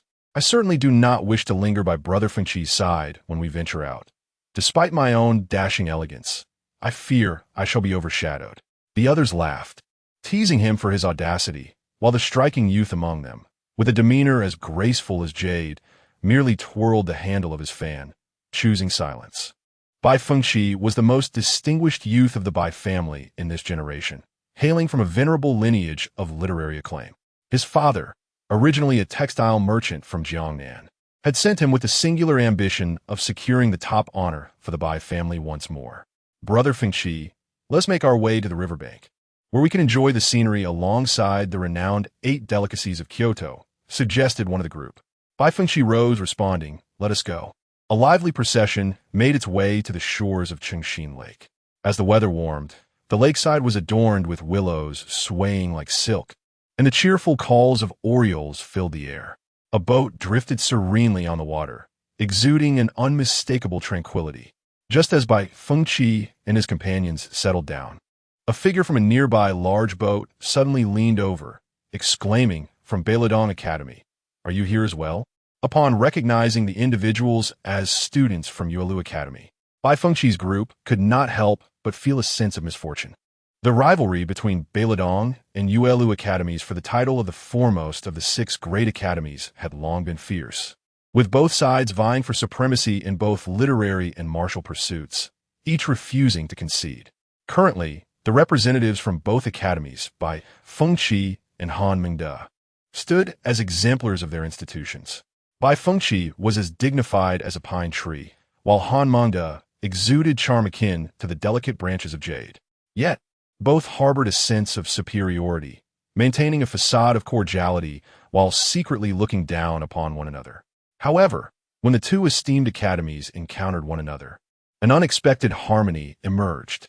For while internal disputes among Jiangnan academies were commonplace, the larger world necessitated unity in the face of shared challenges.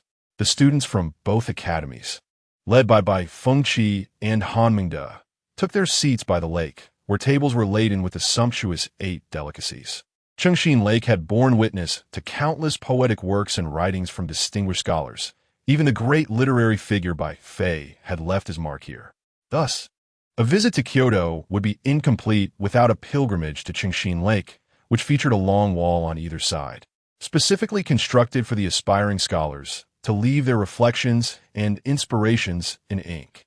After their meal, the students from both academies strolled to admire the wall. Despite the ravages of time, the inscriptions remained the legacies of spirited individuals, some celebrated in literary circles for eternity, others recognized for their political innovations. As they beheld these ancestral treasures, the group was filled with an invigorating sense of aspiration. Bai Fengqi and Han Mingde gazed with eyes alight with admiration.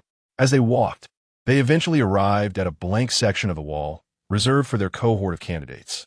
Bai Fengqi and Han Mingde seized the brushes placed nearby and inscribed a powerful phrase, eliciting cheers from the surrounding students. After completing their writing, they continued to stroll leisurely along Qingxin Lake when they stumbled upon a scholar with a small stall selling calligraphy and paintings. Though labeled as such, the artworks were merely simple depictions of springtime farming scenes and yearly calendars, common in the households of ordinary folk. The scholar squatted there, his garments, though dried from last night's rain, remained wrinkled and unkempt. It was a disgrace to his dignity. What a pitiful figure he appeared to be. Ah, was this not the northern scholar who sought lodging with us last night? Upon overhearing such remarks, Zhang's face flushed crimson, and he timidly raised his sleeve to shield his countenance. Misfortunes seemed to compound, as he had found himself without a place to stay, unfamiliar with the capital's layout, and had wandered in vain, only to spend a night huddled outside a dilapidated courtyard with his belongings. To his dismay, upon awakening, he discovered that his funds had vanished completely. With no alternatives, he pondered selling some of his possessions. Aware that his calligraphy and paintings were of mediocre quality, he resolved to part with items that ordinary folk might afford. It was springtime, and spring plowing paintings, while not particularly valuable, could at least serve as modest decorations. At this moment, a gnawing hunger plagued him. He bowed his head, feeling a flush of embarrassment, especially since he noticed a number of young ladies approaching. Overwhelmed by shame, he hastily gathered his scattered items from ground. Just then, a bright and melodious voice inquired, "Excuse me, my young lady has already made her purchases. How much for yours?" Chapter 63. A fortuitous encounter. Zhang Ju was taken aback, lifting his gaze to behold a young maiden standing before him, her delicate figure clad in a pink garment, more charming than a blossom. Mingyue waved her hand, the bells on her wrist jingling melodiously. "Hey, why are you in a daze?" Embarrassed, Zhang Ju lowered his head, hastily picking up his drawings, mentioning the payment, and presenting them to Mingyue. Nearby, a scholar chuckled. "My lady, why not allow me to draw for you? This fellow has no future and is merely wasting money. Though I may not achieve greatness, my talents far surpass that of this impoverished wretch." Seeing Mingyue's extraordinary beauty, the scholar could not contain his crude remarks. However, Mingyue, a spirited girl of the realm, was unfazed by such insults. Instead, she strode forward and yanked him out of the crowd. The scholar, tall and robust, found himself unable to escape her grip. Mingyue raised her hand and struck him sharply across the face, the sound echoing as it left his cheek swollen. Then, with a swift kick to his abdomen, she sent him sprawling to the ground. Startled and fearful, the scholar curled up. "You dare strike me?" Mingyue dusted her hands. "Indeed, I do. I take great pleasure in dealing with ruffians." The scholar, seething with rage, glanced around to find the other scholars and maidens regarding him with disdain. Despite his scholarly accomplishments, his misconduct rendered him an outcast in the region, where his family's influence shielded him from retribution.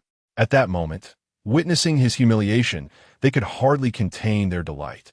Just then, a voice, clear and melodious as a bamboo flute, wafted from a carriage by the lakeside. Mingyue, acknowledging this as a signal to cease hostilities, she handed Zhang Ju the money and hurried back to the carriage. Upon reaching it, she turned to him and said, "The lady has declared, when away from home, who among us is without troubles? Aiding another is akin to aiding oneself.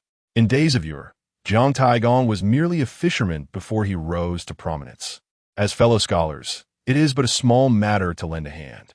With that, she mounted the carriage, leaving the assembly of scholars feeling embarrassed, especially those who had mocked her earlier, wishing they could vanish into the earth.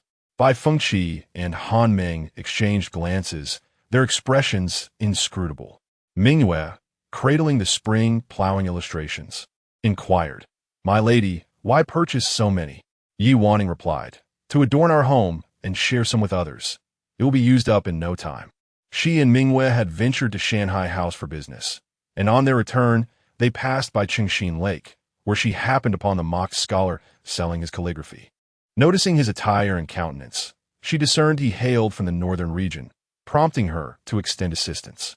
Upon returning to the estate, Wanning affixed one of the illustrations to her wall, selecting another to don as she rode towards the depths of Tenghua Lane. Even in the absence of her brother Jiuzhang, she ensured his courtyard resembled that of any ordinary family. Locking the door behind her, Wanning secured it and affixed her chosen illustration to the wall, stepping back to admire her work with satisfaction. She then seated herself within, idly perusing the yellowed pages of old books. The book in the home of Brother Jiuzhang has been passed down through countless generations, although it has been remarkably preserved. The quality of the paper is undoubtedly not the finest. With the passage of time, it is certainly due for a replacement. Wanning took a seat and began to peruse the book. She possessed little talent for reading. Over the years, the only skill she diligently practiced was calligraphy. Leaning over the table, she examined the characters she had organized from Lu Jiuzhang's writings. In those days of true poverty, even a rough sheet of paper required repeated use. Yet at that time, Brother Jiuzhang's handwriting was not as impressive as she had imagined. At least now. She had surpassed him. Suddenly, she recalled a particular piece she had written earlier and retrieved it for inspection. As her gaze fell upon the words, her heart skipped a beat. Next to her modestly proud proclamation, there was an additional small character. My handwriting is already better than yours, Brother Jiuzhang. Could it be Brother Jiuzhang? Wanning sprang to her feet and shouted, Brother Jiuzhang, Brother Jiuzhang. Yet, there was no response. She scoured every room and finally spotted a bundle atop a cabinet in one of the chambers. It belonged to Brother Jiuzhang. He had returned. Wanning leaped with joy, bubbling with excitement, eager to see him at once. In her haste, she searched the house fruitlessly, then mounted her horse, determined to rush outside. However, just as she was about to gallop out of Tenghua Alley, it dawned on her how vast Kyoto was and where she might begin her search. Resolutely, she halted the horse and returned indoors, resolving to wait patiently. Lu Jiuzhang had journeyed to Dali Temple, where he met Master Minkong. During that time, he was confined there, copying Buddhist scriptures day by day, while Master Minkong recited sutras repeatedly in the Grand Buddha Hall nearby. When they reunited, Minkong appeared aged, and the two sat upon the meditation cushions, immersed in profound contemplation.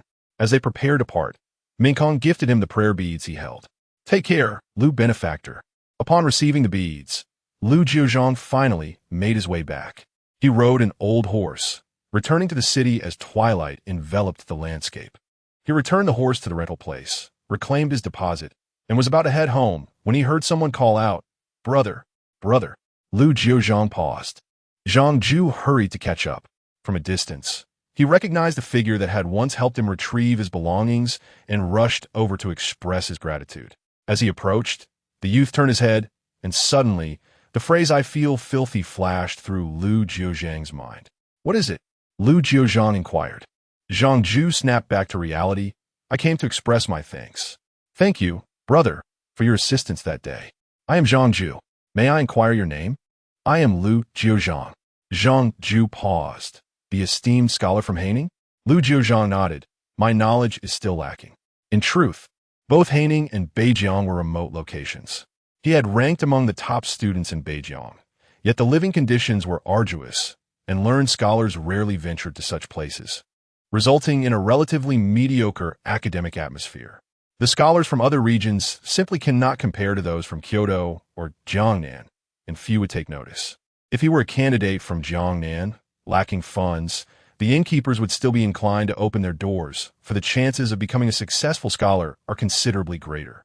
But now, he retrieved the coins from his pocket. To express my gratitude to Brother Lu, may I treat you to a steamed bun? His money had been stolen. Otherwise, he would have surely invited you to a fine banquet at a restaurant. Zhang Ju purchased a bun, and the two stood by the desolate riverside, consuming it with the clear water. Zhang Ju remarked, This money was given to me by a kind-hearted young lady. If I encounter her, I will certainly express my thanks. By the way, Brother Lu, have you come here to gain some experience? Lu Jiuzhang shook his head. Zhang Ju clasped his hands together and said, Then allow me to extend my early congratulations for your success, Brother Lu. As for me, I merely wish to witness it all. The northern frontier is exceedingly impoverished and plagued by disturbances from foreign tribes. Life there is truly arduous. I sincerely hope that one day, our northern region will prosper as well. Lu Jiuzhang replied, it will. Hang yu smi lit. After finishing the bun, he continued to engage Lu Jiuzhang in conversation, his words flowing freely while Lu Jiuzhang quietly listened. By the time they bid farewell, it was already late at night, and the streets were deserted. Lu Jiuzhang made his way back to Tenghua Alley. Suddenly, his footsteps halted, the door gently closed, not fully shut, and there was light within the house. He paused for a moment before raising his hand to softly push open the door. A young lady lay asleep at the table, reminiscent of that farewell night 7 years prior, where she had similarly dozed off mid-conversation. In an instant, 7 years seemed to dissolve into a dream. Awakening felt as if time had stood still, as if he had returned to that moment. Chapter 64. Reminiscence. Lu Jiuzhang stood there, quietly and profoundly gazing at her. She had fallen asleep, her long eyelashes resting delicately on her eyelids, faintly mirrored in the soft glow of a nearby lamp, akin to the shadows of flowers reflected in a spring tide. He knew it was her. Time seemed to stretch indefinitely before he finally withdrew his gaze. A gentle breeze wafted through the open window, tousling the girl as soft hair. A single strand floated up, brushing against her nose, causing her to twitch slightly in her slumber, a hint of discomfort evident on her face. Lu Jiuzhang reached out, intending to tuck the errant hair behind her ear, but hesitated, withdrawing his hand. He wondered if Wanning had someone special in her life now. He could not act so freely. He quietly approached the window, closing it softly. The stray hair settled back down. Seating himself beside her, Lu Jiuzhang adjusted the lamp, pulling it slightly away. He was aware that Wanning preferred a softer light while she slept. In the past, if the sunlight streamed too brightly into her eyes while she read, it had disturbed her rest. He sat vigilantly beside her, gently leafing through a book. However, Wanning's sleep was restless. She lay awkwardly, her head tilted, her body shifting as if she might tumble to the floor. Lu Jiuzhang quickly reached out to steady her, torn between waking her or allowing her to continue her dream. Yet, Wanning nestled against his hand, using it as a small pillow, her face pressed against it as she drifted back to sleep atop the table. Her skin was smooth and tender, and Lu Jiuzhang recalled the roughness of his own palms, yearning to withdraw his hand, but ultimately surrendering to the moment. He decided to let her rest undisturbed. As the night gradually faded into dawn, the sounds of the night watch echoed from the streets, heralding the arrival of morning light. Wanning's eyelashes fluttered, and she slowly opened her eyes. The young man sat there, a wooden hairpin in his dark tresses cascading like a waterfall, his brows lowered as he read. Illuminated by the faint glow of the lamp, an image of serene elegance, untouched by the world's dust. Lu Jiuzhang sensed something unusual in his hand, and then felt a gaze upon him. A sudden tension gripped him, tightening his hold on the book. He realized that Wanning had awakened. 7 years apart could render even the closest of friends unfamiliar. He wondered if Wanning found him too strange. Over these years, she must have encountered countless individuals, all likely charmed by her. He felt insignificant in comparison. Suppressing the inexplicable melancholy rising within him, he turned to face her. In the next moment, her slender form suddenly collided with him, enveloping him in a tight embrace as she exclaimed, "Brother Jiuzhang." Lu Jiuzhang felt his entire being stiffen. The book slipped from his grasp, landing on the table. He looked down to find her face turned up towards him. Resembling a blooming flower, her bright, slightly reddened eyes shimmering with a hint of grievance. "Brother Jiuzhang, you finally returned. Wanning has missed you dearly." Lu Jiuzhang found himself captivated by her gaze. The rapid thumping of his heart echoed in his ears, rendering him speechless. Wanning. Tears cascaded down her cheeks, soaking into his garments. Wanning was overwhelmed with joy, excitement, and a touch of grievance. After shedding her tears, she felt a pang of embarrassment and quickly composed herself. "Brother Jiuzhang, I truly do not cry often. Yet, I cannot help it when I see you." Lu Jiuzhang merely acknowledged her with a soft sound. Wanning leaned closer, her gaze fixed on his face. "Brother Jiuzhang, you are truly handsome." Startled, Lu Jiuzhang instinctively recoiled, remaining silent. Observing his reaction, Wanning recalled the previous life's description of him as a closed-off person, which made her want to smile. Since he chose silence, she took it upon herself to speak, her eyes sparkling with life as she transformed back into the chatty little girl she once was. She animatedly recounted her newfound wealth, her adventures braving the waves at sea, battling great white sharks with her companions, collecting countless seashells, witnessing places where people were still being consumed, and hearing the fabled mermaids singing beneath the moonlit sea. Lu Jiuzhang listened intently, as if he sought to fill the void of the past 7 years through her words. Wanning continued until the sun reached its zenith, at which point she suddenly remembered something. "Brother Jiuzhang, are you hungry?" He replied, "Not particularly." With a bright smile, Wanning exclaimed, "I am hungry. Please take me to eat, Brother Jiuzhang." She led him to a street stall where they enjoyed noodles, before bringing him to her residence. "This is my temporary abode in the capital." Meanwhile, Granny Zhou was growing increasingly anxious, urging Mingyue and others to quickly search for Wanning, who had not returned for an entire day. Just as her worry peaked, Wanning appeared, accompanied by an exceptionally handsome young man. Granny Zhou glanced at Wanning, her expression questioning. Wanning smiled and introduced, "Granny Zhou, this is Brother Jiuzhang." Lu Jiuzhang was met with several astonished glances from Granny Zhou, who could hardly fathom that the once inconspicuous boy, avoided like a plague, had grown into such a remarkable figure. She had previously done her utmost to keep the young lady from associating with him, and now her feelings were tangled and difficult to express. However, it was clear that the young lady no longer required his protective wings. Mingyue looked on with curiosity, realizing this was the Brother Jiuzhang the young lady often spoke of. Lu Jiuzhang, typically taciturn, remained aloof, revealing no emotions save for those shared with Wanning and Zhang Lingxi. Wanning was aware that Lu Jiuzhang was here to take an examination, and her eyes sparkled with anticipation. According to her memories from her previous life, he would only arrive 3 years later, but now he was here 3 years early, marking a divergence from her past. Yet, she knew that regardless of the time, he would undoubtedly secure the top position. After all, he was Lu Jiuzhang. With just a few days until the spring exams, she was determined to ensure that Brother Jiuzhang was well-fed and rested for the upcoming challenge. Meanwhile, Lu Jian made his way home as the sun dipped low in the sky. That afternoon, he had an unexpected encounter at Chengxin Lake with by Fengqi and Han Mingde from Jiangnan. He had long since discerned their preferences, and with his status as the legitimate son of Princess Anyang, even the proudest scholars were unlikely to refuse his friendship. An examination was merely an examination. Even if one achieved the highest honors, without familial support or friends to assist, the path to officialdom would prove far more arduous than for others. Thus, anyone with intellect would never remain stagnant. Although these two individuals are not lacking in appearance, it seems insufficient for her sister to offer such a remark. However, it may also be the case that a woman's perception of others is often flawed.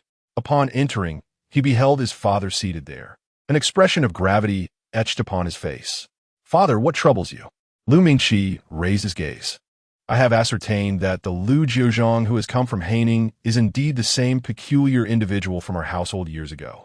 Chapter 65. The bet since the last time he encountered this name, Lu Mingqi has been troubled. Today, he took the liberty to examine the nameplate and discovered it was indeed him. Originally from Kyoto, I relocated to Ninghai 7 years ago without any relatives. Aside from that little monster, who else is there? Lu Jian furrowed his brow, pondering why his father was so alarmed. After all, they were not related to him in any significant way. The scholar from Ninghai was hardly comparable to one from Jiangnan. Deep down, Lu Mingqi felt a lingering discomfort. That peculiar little creature, whom he had not even glanced at in the past, was in his eyes beyond redemption, utterly incapable of measuring up to even a mere fingertip of his own child. His family, both Jianan and Tanju, are exceptionally remarkable, and he certainly would not allow the illustrious Lu family to be tainted by that unfortunate element. Lu Jianan felt rather indifferent. Had it not been for that mother and son causing his mother to endure the whispers of so many, he would have remained unconcerned. His impression of Lu Jiuzhang was merely that of a silent, frail child standing off to the side, too thin to be particularly appealing. The only thing that left him somewhat unsettled was the inexplicable bond that Yi Wanning seemed to insist on having with him. Whenever he thought of Yi Wanning, a wave of agitation surged within him, igniting an inexplicable flame in his heart. He retreated to his study, gazing at the Zhao brush that hung there. What was so special about just a Zhao brush? He now possesses a superior brush, yet he clings to the old one with inexplicable reluctance. Gu Mingjue's words echoed in his ears, igniting a fierce desire to confine Yi Wanning. But what justification did he have? What means were at his disposal? He was filled with both anger and helplessness, much like that day when he played polo, desperately yearning for her gaze to remain upon him, compelling him to swing the polo mallet with fervent determination. Aware that Lu Jiuzhang was preparing for his examination, Wanning stifled her impulse to invite him out for a leisurely outing, instead opting to observe him as he studied, while she engaged in her own musings. Meanwhile, Mingyue, standing nearby, had never realized her young lady could be so loquacious. "Miss, I heard from others that in families where examinations are approaching, they even go so far as to drive pests away, lest their noise disturb those engrossed in their studies." Yi Wanning hesitated momentarily before inquiring, "Brother Jiuzhang, am I disturbing you?"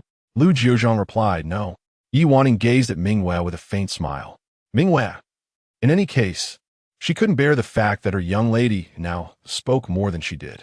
With that, she turned and fled. Despite this, Wanning restrained herself, merely taking up brush and ink, quietly practicing her calligraphy by his side. Lu Jiuzhang lifted his eyes briefly to glance at her before lowering them again. Returning to his book, Wanning accompanied him in his studies, seizing spare moments to devise ways to nourish him, then turned her attention to preparations for the imperial examinations. The spring examinations lasted 9 consecutive days, confined within a cramped examination cell. Determined to ensure Jiuzhang's comfort, Wanning spared no effort. Old Madame Zhou watched with a sigh, thinking she was fussing more than an old nursemaid. While purchasing tonics for Lu Jiuzhang, Wanning passed by Wenmiao Street. Outside, a posted list displayed the bookshop's predictions for the top examination candidates. The name most frequently cited for the top honors was by Fengqi, followed by Meng Jin and Han Mengde of the capital. Further down, Gu Mingjue and Lu Jianan also ranked prominently. Beside the list, wagers were being placed. Wanning alighted from the carriage and approached the exterior of the bookshop, which was in the process of closing for the day. To her surprise, she noticed a woman standing outside, shrouded in a veil, obscuring her features. Yet, it was evident at first glance that she was an exceptionally beautiful lady. "May I inquire?" "Miss, what brings you here?" "I wish to place a wager, 20,000 taels." She produced a banknote from her bosom, but regrettably, it was insufficient. The proprietor accepted the note and asked, "Whom do you wish to bet on, miss?" Wanning replied, "Lu Jiuzhang."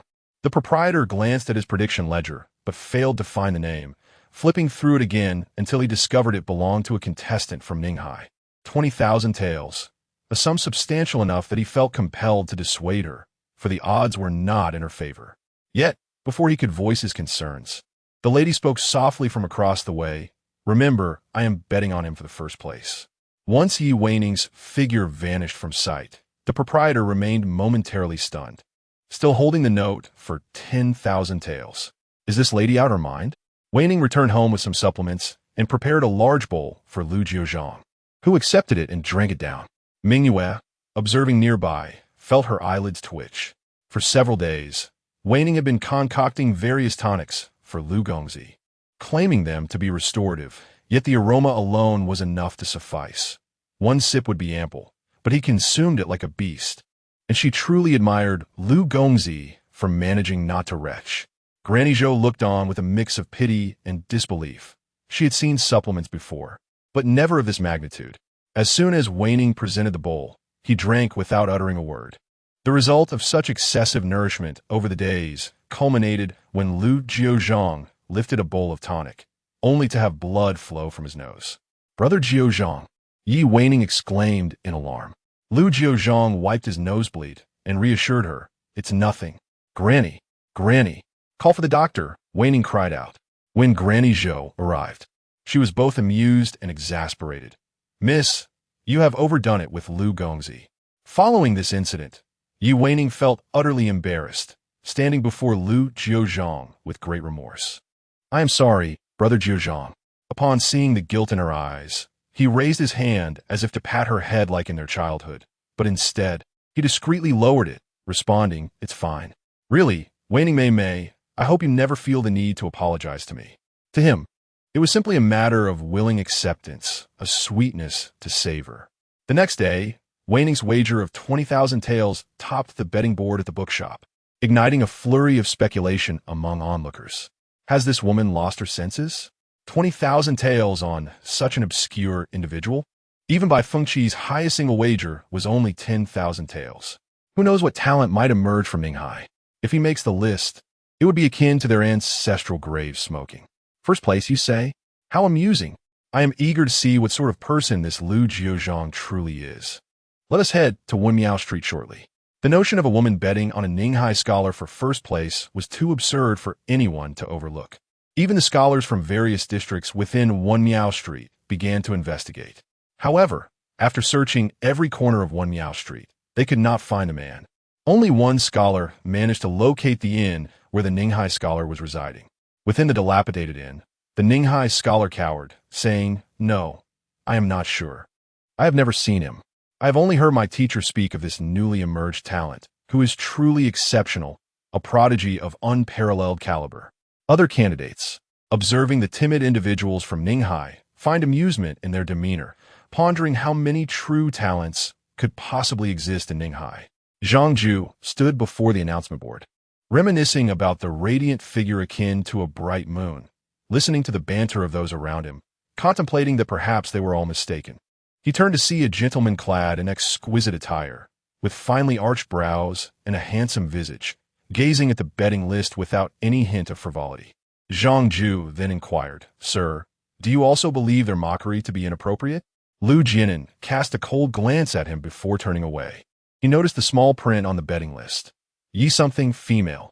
Lu Jiuzhang, Yi Wanning. Chapter 66. Rescuing on the day of the spring examination.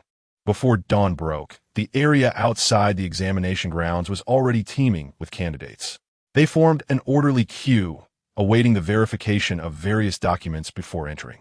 Each individual was meticulously checked for their name and identity, and thoroughly searched.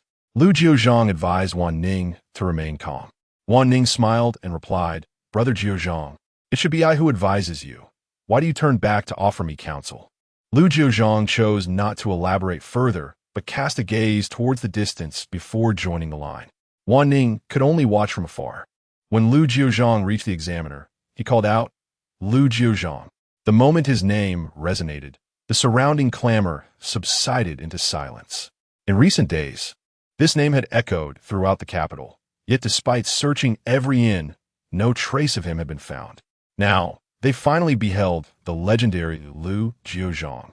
Even the examiner was momentarily taken aback by the stillness, lifting his gaze to meet Lu Jiuzhang's countenance, as radiant as the moon, and silently remarked on the remarkable presence before him.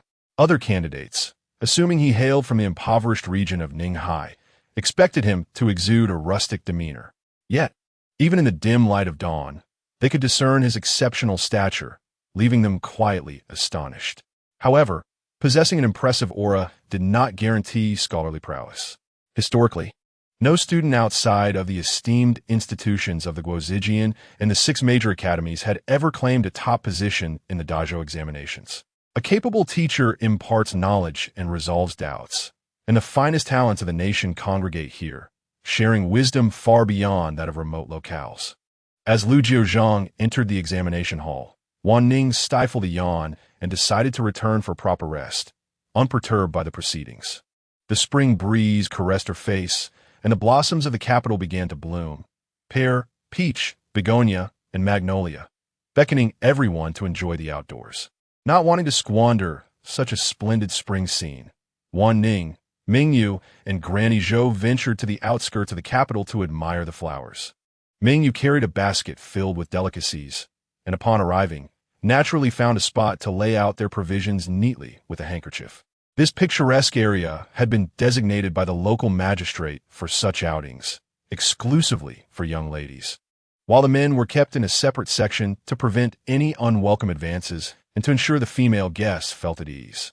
Relaxing in the warm spring sun, Wanning and Mingyu observed the other young ladies who had come in groups, some weaving flower baskets, others chasing butterflies, and still others engaged in games of flower tossing and shuttlecock kicking, creating a scene of vibrant merriment.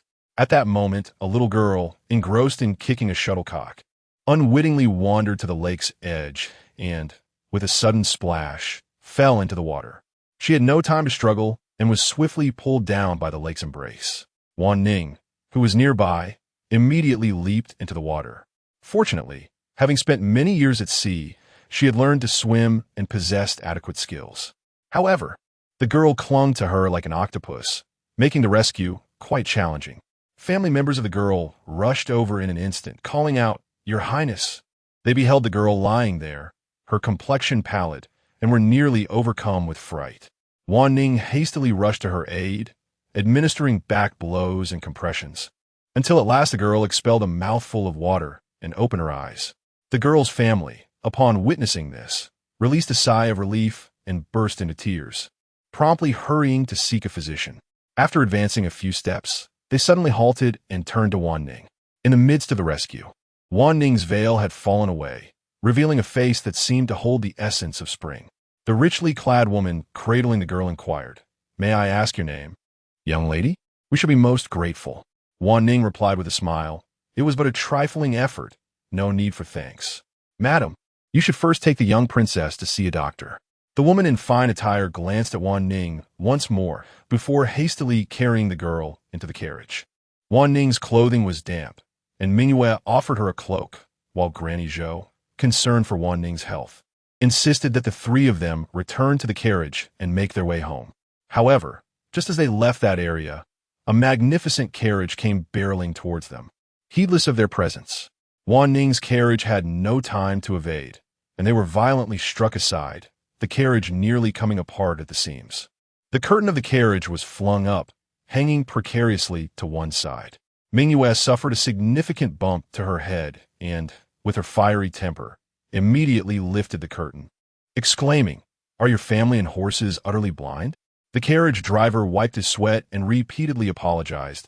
"My sincerest apologies. The horses went wild just now. Truly regretful." Mingyu's temperament was such that she softened when others showed humility, so she replied, "Do be more careful next time." Yes, of course." The driver hastily assented. Mingyu drew the carriage curtain shut, allowing the journey to resume. As the carriage gradually faded into the distance, none of its occupants noticed Lin Xuanji standing beneath the pear blossom tree nearby, her delicate half-face concealed behind a silk fan as she gazed with an amused smile at the gentleman beside her. "What does His Highness think?" she inquired softly. "Is she not a beauty unparalleled in the world?" The man beside her, clad in luxurious silks and adorned with a jade belt, gazed with infatuation in his eyes, murmuring, Truly. Lin Xuanji remarked coolly, "She is merely a merchant's daughter. To have the fortune of catching the prince's eye is an honor for her." Yet the man no longer heard her words, his attention fixed solely on the distant carriage as it disappeared from view. Returning to her residence, Wanning hastened to bathe in warm water and change her garments. Mingyu carefully dried her hair with a fragrant incense burner, while Madame Zhou insisted on preparing ginger tea, refusing to rest until Wanning had drunk it. The imperial examinations spanned 9 days across 3 sessions. Wanning mused that once Jiuzhang completed them, the spring scenery would be at its finest, a perfect opportunity for him to unwind. Though the examinations were not yet concluded, the betting outside had not ceased. Meanwhile, young maidens had already begun embroidering scented sachets in anticipation. Art shops everywhere had begun selling portraits of Bai Fengqi and Han Mingde, along with collections of their poetry and paintings, poised to capitalize on the results once announced. That evening, Wanning was summoned by Lady Qin. "You and I shall attend the peach blossom banquet at the Zhou family estate," Lady Qin declared. Wanning hesitated. "It is not my place to be there." Lady Qin clasped her hand firmly. Nonsense. What does propriety matter? In any case, it is all merely amusement, akin to engaging with young ladies of your own age. I wish to interact with other matrons, and since Huaishio is quite unruly, I can only rely on you to keep an eye on her. After some contemplation, Wanning agreed. The Qin family indeed harbors intentions. She is aware of Lu's plans. As long as Gu Mingjue encounters no significant setbacks this time, he is bound to excel. Consequently, the matter of his union with Wanning can be brought to the forefront. As the future mistress of the household, it is time for her to make some social appearances. On this day, Wanning donned a plain attire and was drawn by Lu Huaishio onto the carriage heading towards the residence of Lord Zhou. Chapter 67. Archery. The Peach Blossom Banquet at the Zhou family estate is renowned among the noble households of the capital. Lady Li Qingbi, the matriarch of the Zhou family, stands apart from other women. In a previous life, Wanning had heard tales of her, for she is the only female general of the great Zhou dynasty. Originally a sheltered young lady, Li Qingbi developed a passion for military texts from a young age. She was later married into the northern frontier. At a time of great turmoil, her husband, a scion of the Wang family, proved to be cowardly, seeking to surrender to the Manchu invaders in a panic. Witnessing her husband's incompetence, Li Qingbi took matters in her own hands, dispatching him with a single thrust of her blade, and valiantly led the elderly, weak, and ill of the city to repel the Manchu forces that had come to raid. Subsequently, the Wang family sought to bring the matter to the emperor's attention. But upon learning of the incident, the sovereign reprimanded them fiercely and bestowed upon Li Qingbi the title of General Hongying. Upon her return, the heir of the Zhou family, captivated by her valor and character, proposed to her several times before finally winning her heart, thus making her the daughter-in-law of the Zhou estate. This peach blossom banquet is orchestrated by Lady Li Qingbi herself. Wanning's agreement to attend, at the behest of the Qin family, is rooted in a past incident. She recalls that at the end of the year, her father and brother fought a desperate battle, during which her brother's armor was pierced by a spear. Had it not been for the valiant young officers who protected him, he would have perished. The fierce conflict arose from incursions by the Turkic tribes at the border, and as stalemate ensued, a Manchu force surged from the northern frontier, making the struggle all the more arduous. The situation was so dire that her family had considered sending her to safety within the walls ahead of time. Now, with Lady Li Qingbi's previous dealings with the Manchu, Wanning hopes to glean some insights.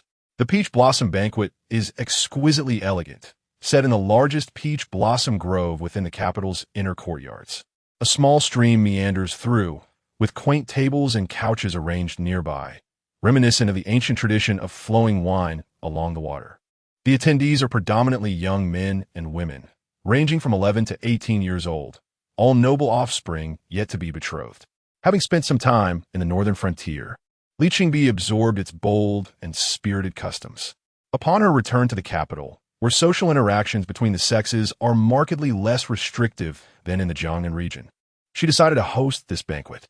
As the wine flows along the stream, the young men occupy the left and the young women the right, while the married ladies of more advanced years are relegated to the side, enjoying drinks, card games, and lively conversation. However, this year's Peach Blossom Banquet is noticeably subdued compared to previous years, coinciding with the spring examinations, which have drawn many talented youths away to participate. Today, the young ladies have arrived in full force, dressed in the latest fashions and adornments, resembling a vibrant garden in bloom. Among them, the most striking are Lu Tanzhu and Lin Xuanji, one clad in bright yellow and the other in soft pink, seated at the head of the stream, drawing the secret glances of the young men across the water. Though it is widely acknowledged that Lin Xuanji is likely to become the future princess consort, the allure of her presence is irresistible. Lu Tanzhu, urged along by Princess Anyang, occupies the upper seat, seemingly indifferent to the attentions of the young men who are aware of her proud demeanor and choose not to press their advances. As the crowd gathered, maidens and young boys guided the ladies of various households to their seats beside the flowing stream. Along the banks, young men and women exchanged fleeting glances, feigning indifference, before lowering their heads to whisper among themselves. At that moment, One youthful lad inadvertently dropped a delicate roux-kiln teacup into the water, prompting his companions to jest. "Brother Hanyang, what is the matter? Have you lost your strength?" Yet, Gao Hanyang paid little heed to their teasing, his gaze fixed resolutely ahead. Curiosity piqued. The onlookers turned their attention to the source of an unspoken allure, and silence enveloped the gathering. Led by a small maid, Wanning approached, hand in hand with Lu Jiuzhang. She had a purpose in her heart.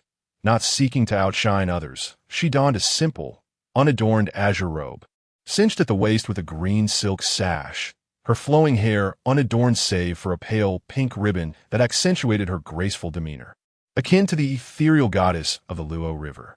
All present, regardless of gender, were captivated by her beauty, and for a fleeting moment, the air was thick with silence until Wanning and Lu Jiuzhang took their seats at the small table in the center, prompting a gradual return to reality among the crowd.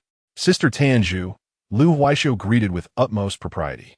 Lu Tanju acknowledged her with a slight nod, her expression tinged with curiosity as she turned to Wanning. With a gentle smile, Wanning replied, "Sister Tanju, I am Wanning." "Sister Wanning." Lu Tanju could not suppress her surprise. Known for her haughty demeanor, she rarely regarded others with any significance. While many young ladies in the capital clamored for her attention, she found them tediously dull. However, there was one girl from her childhood who always greeted her with a bright smile and spoke of teachings she barely understood, which had intrigued her. She nodded in acknowledgement to Wanning. Seated quietly at the back, Wanning's thoughts drifted beyond the gathering of youths, her gaze traversing the peach blossom grove to where Li Qingbi engaged in light-hearted conversation with the other matrons.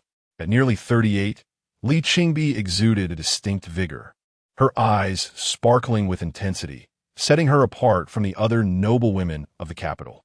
As the festivities commenced, cups floated down the stream, and the game of passing the flower began. Whoever caught the cup was obliged to recite a poem in accordance with the poetic prompt, lest they face a light-hearted penalty. Though termed a penalty, it was merely an opportunity for the young ladies to showcase their talents, whether through the serene melody of the guqin or the enchanting notes of the xiao. As the cups drifted along, both Lu Jiuzhang and Wanning managed to evade participation initially. However, when the cup eventually reached Lu Jiuzhang, she cheerfully recounted a jest that sent the assembly into fits of laughter, her youthful charm endearing her to all. Finally, the cup found its way to Wanning, and all eyes turned to her, curious about the identity of this striking maiden brought by the Lu family.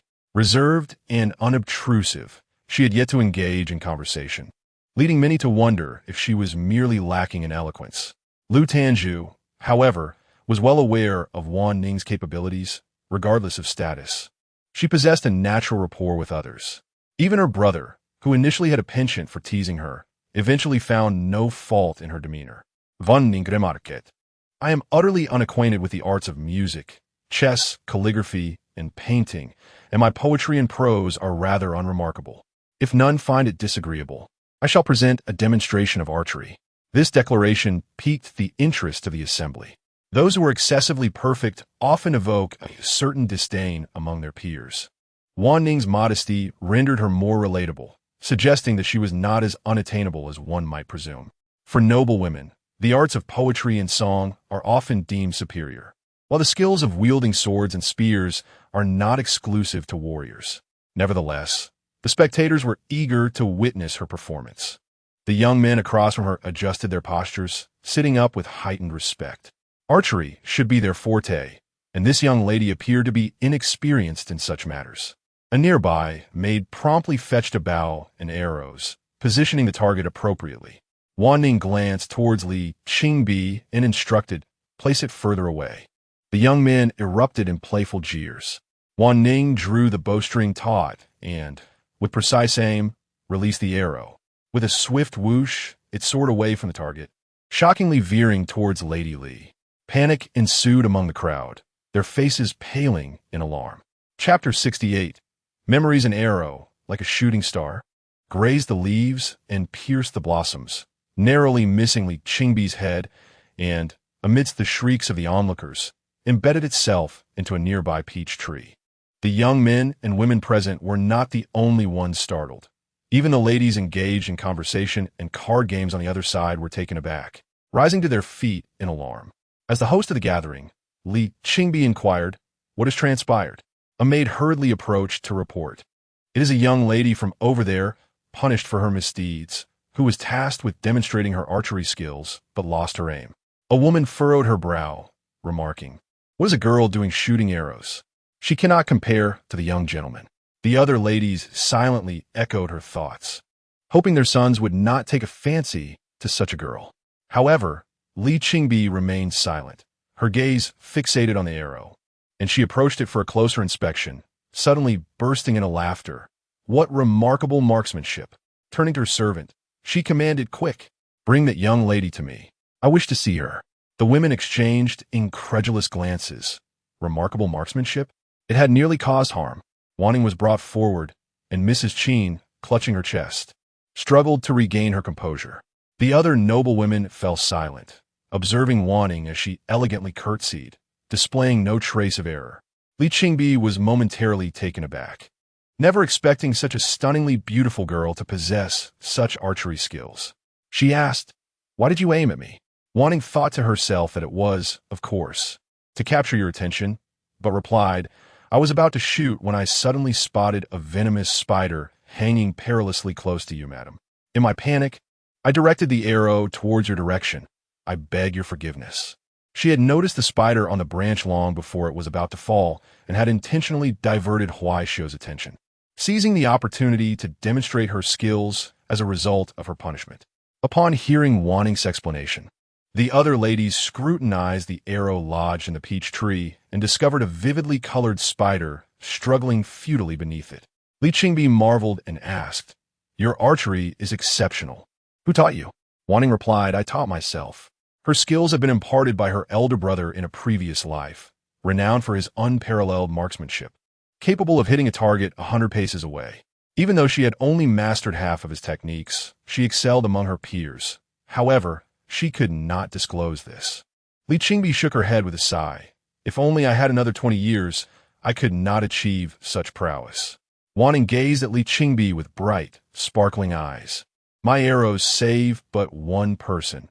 Even on the battlefield, they can slay only one enemy. Yet, General Hong Ying can rescue countless lives in the northern frontier, and I greatly admire him. Alas, I cannot return to witness the gallant figure of General Hong from that day." Mrs. Qin felt her heart settle once more. Wanning's eloquent words were pleasing to the ear, even to an outsider like herself, let alone to others present. Wanning's eyes were dark, large, and bright, exuding a sincerity that, when gazed upon, evoked an inexplicable sense of trust. Li Qingbi, upon witnessing her current state, could not restrain herself from recounting a tale from years past. The northern frontier, an untamed expanse of barren land, devoid of verdant hues and water, was only graced by the fertile soil of northern frontier city, a coveted territory constantly contended by the barbarian tribes. On that fateful occasion, I managed to lead the inhabitants of the city to fend off the marauding hordes, a feat accomplished not solely by the collective spirit of the city's denizens, but also by a fortuitous alignment of circumstances. It was a time of bountiful harvest, yet the townsfolk had not yet ventured out to commence their gathering when the cunning barbarians descended upon us. Curiously, despite our troops being stationed a mere 100 miles away, the barbarians circumvented our forces and descended upon the city, which was primarily inhabited by the elderly, women, and children.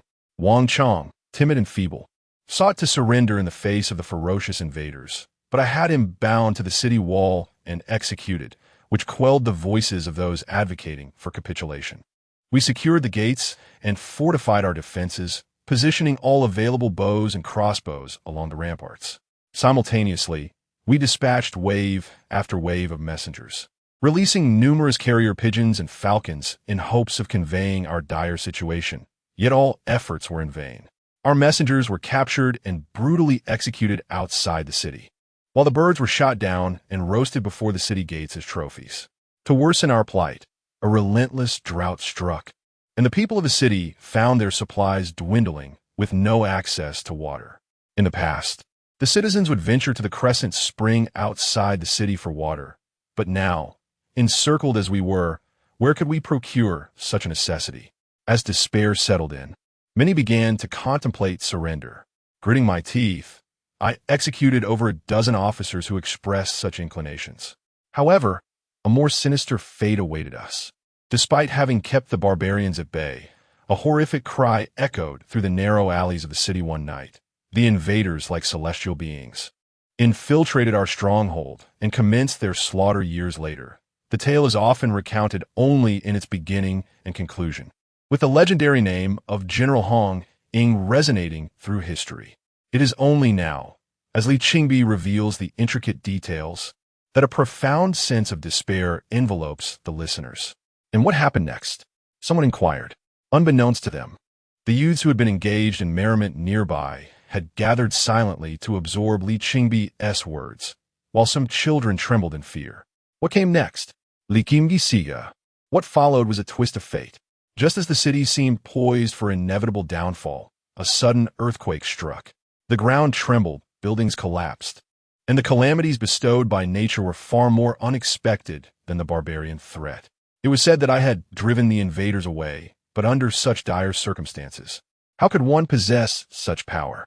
In that moment of seismic upheaval, the barbarians, too, were seized by terror and ceased their onslaught. This was soon followed by a torrential downpour. When calm was finally restored, we beheld that a significant portion of the enemy had retreated. Seizing the opportunity amidst the chaos, we mounted a desperate breakout to send word for help, which ultimately brought about our salvation. As Li Qingbi's tale concluded, an enveloping silence fell over the audience. After Li Qingbi concluded her remarks, she gazed upon the somber expressions of the young men and women and with a wave of her hand declared, "The past is behind us. Today, with the guardianship of the valiant Wang Yong and the noble Ho, there is no cause for concern. Go forth, children, and continue." The group settled back down, but their thoughts no longer lingered on the frivolities of the past. Instead, they began to discuss the remarkable deeds of Wang Yong and Ho. As dusk enveloped the surroundings, merriment resumed among them. Lu Huaishio, having indulged in a hearty feast, felt a sense of fullness and, upon Wanning's inquiry, was escorted by a maid to attend to her needs. While she waited outside, after some time passed without any sign of Huaishio's return, she prepared to venture into the courtyard. Just then, a maid emerged from within, bowing her head as she addressed Wanning. "Miss, your sister is this way. Please follow me." Chapter 69. Retribution. Wanning gazed at the bowed head of the maid before her, remaining still. The maid, noticing Wanning's lack of response, anxiously urged, "Missy, please come with me at once." Wanning replied, "Return and inform Miss Lin that she should not waste her efforts." The maid, still with her head down, smiled and said, "What does the young lady mean? I do not understand." Wanning pointed out, "Look at your attire. It is somewhat oversized and must not fit you well. This garment appears to belong to a lowly maid, with frayed cuffs. Yet you carelessly donned it without noticing that your hands are not those of a common servant. They bear no calluses." The maid stiffened, retracting her hands. Wanning continued with a smile, "Moreover, you are not a dedicated attendant. Upon my arrival, you recognized me as Missy. Did you not find that odd? Kindly convey to Miss Lin Xuanji that I do not appreciate being treated as a potential thief. Should this inconvenience persist, I may feel compelled to reveal my true capabilities." It was only then that the maid exhibited a look of panic, her gaze meeting Wanning's. The seemingly harmless young woman maintained her smile, yet her eyes were cold and sharp. The maid forced a smile, saying, "If the young lady does not wish to go, then so be it. I shall take my leave." Without awaiting a response, she hurriedly departed. In her previous life, Wanning had fought valiantly on the battlefield, narrowly escaping death. And in this life, she had outwitted bandit leaders in the most chaotic of maritime environments. Thus, she held little regard for the tactics employed by Lin Xuanji. Though Lin Xuanji had sent individuals to surveil them, what could those with limited understanding of the martial world hope to achieve against her? All information had circulated back to her. At that moment, Lu Huaishio rushed out, complaining, "Sister Wanning, that girl led me astray, nearly causing me great distress. It infuriates me." Wanning playfully tapped her nose and said, "All right, let's be on our way." The two returned to the banquet. where Lin Xuanji observed as they took their seats, a flicker of surprise and ruthlessness crossing her gaze. Why had her plans failed? She had coordinated with the Prince of Cheng's associates to lead Wanning to them. Why did it not unfold as expected? Regrettably, she could not approach the maid to clarify the situation. As the banquet concluded, Wanning, along with Qin Shi and Lu Huaixiu, took a carriage back to their residence. Wanning declined Qin Shi's invitation to stay longer, halting outside her courtyard. Once Qin Shi's carriage vanished from sight, Mingyue arrived, driving a carriage to the entrance of the courtyard. In the depths of night, with no one around, Wanning lifted the curtain and entered the carriage. Inside lay Lin Xuanji, utterly fatigued, accompanied by her maid. Terror flickered in Lin Xuanji's eyes after the banquet. She had boarded the carriage and inquired why her trusted maid had failed to fulfill their prior agreement.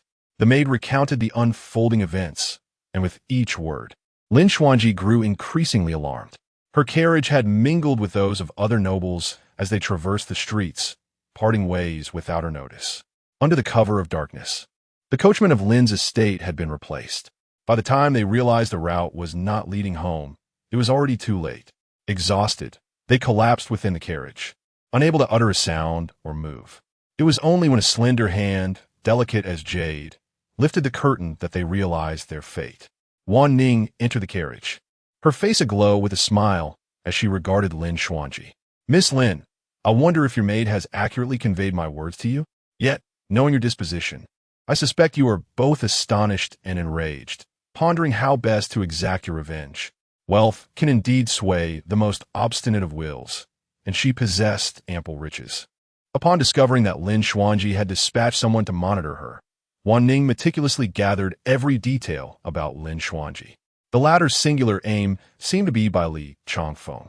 Beneath her seemingly gentle and dignified exterior, her methods were insidiously treacherous, a likely influence from her mother. Thus, her way of dealing with a woman appeared to involve tarnishing her reputation. With a dagger in hand, Wanning traced it across Lin Xuanji's face, causing the latter's eyes to widen in terror, tears brimming. Wanning chuckled softly. "Miss Lin, do not fear. I have no intention of marring your beauty." She retracted her dagger, continuing to observe Lin Xuanji. "After all, as a despicable and unscrupulous merchant, I possess countless ways to render you more hopeless than mere disfigurement. For instance, I could reciprocate your actions, allowing you to awaken in the residence of the prince. Alternatively, the tribes of the northern frontier and the Turks in the north have a penchant for beauties such as yourself. As a merchant, it would not be arduous to treat you as merchandise." With each word that escaped Wanning's lips, Lin Xuanji trembled until her face lost all color. Observing the frightened Lin Xuanji, who resembled a timid rabbit, Wanning extended her hand, and Mingyue presented a small pill to her. Wanning grasped Lin Xuanji's chin and forced it into her mouth. "Miss Lin, you are curious about what this is, aren't you? It is a remarkable substance, a supplement made from the skin of marine fish. If consumed, it will manifest once a year, and without an antidote, with each occurrence, one's lifespan diminishes, ultimately leaving one's fate in the hands of heaven. However, I shall administer this year's antidote to you first." With another motion, Mingyue offered a white pill to Wanning, who then administered it to Lin Xuanji. Wanning clapped her hands together, declaring, "Aside from me, no one else possesses this. The poison is colorless, tasteless, and symptomless. Even the imperial physicians would struggle to identify it. Should you doubt me, feel free to test it. To ensure I provide you with an antidote each year, your compliance is paramount. For instance, when I require your assistance, you might extend a helping hand. As for now, you should contemplate how to deter the prince from troubling me further. That carriage collision during the spring outing was orchestrated by you, was it not? Should the prince find me, it is quite possible you shall be wed to another, destined to become a secondary consort in the princess residence." Having spoken, Wanning turned her gaze away from Lin Xuanji and leapt from the carriage, clapping her hands as she entered her own courtyard. As by Li Changfeng's beloved, Lin Xuanji would undoubtedly glean valuable information from her in the future. If Lin Xuanji sought to ensnare her, Wanning would reciprocate in kind. After Mingyue tidied up the remnants, She returned to find her young lady engrossed in a cookbook. Mingyue approached, and Wanning extended her hand, saying, "Let me have a taste."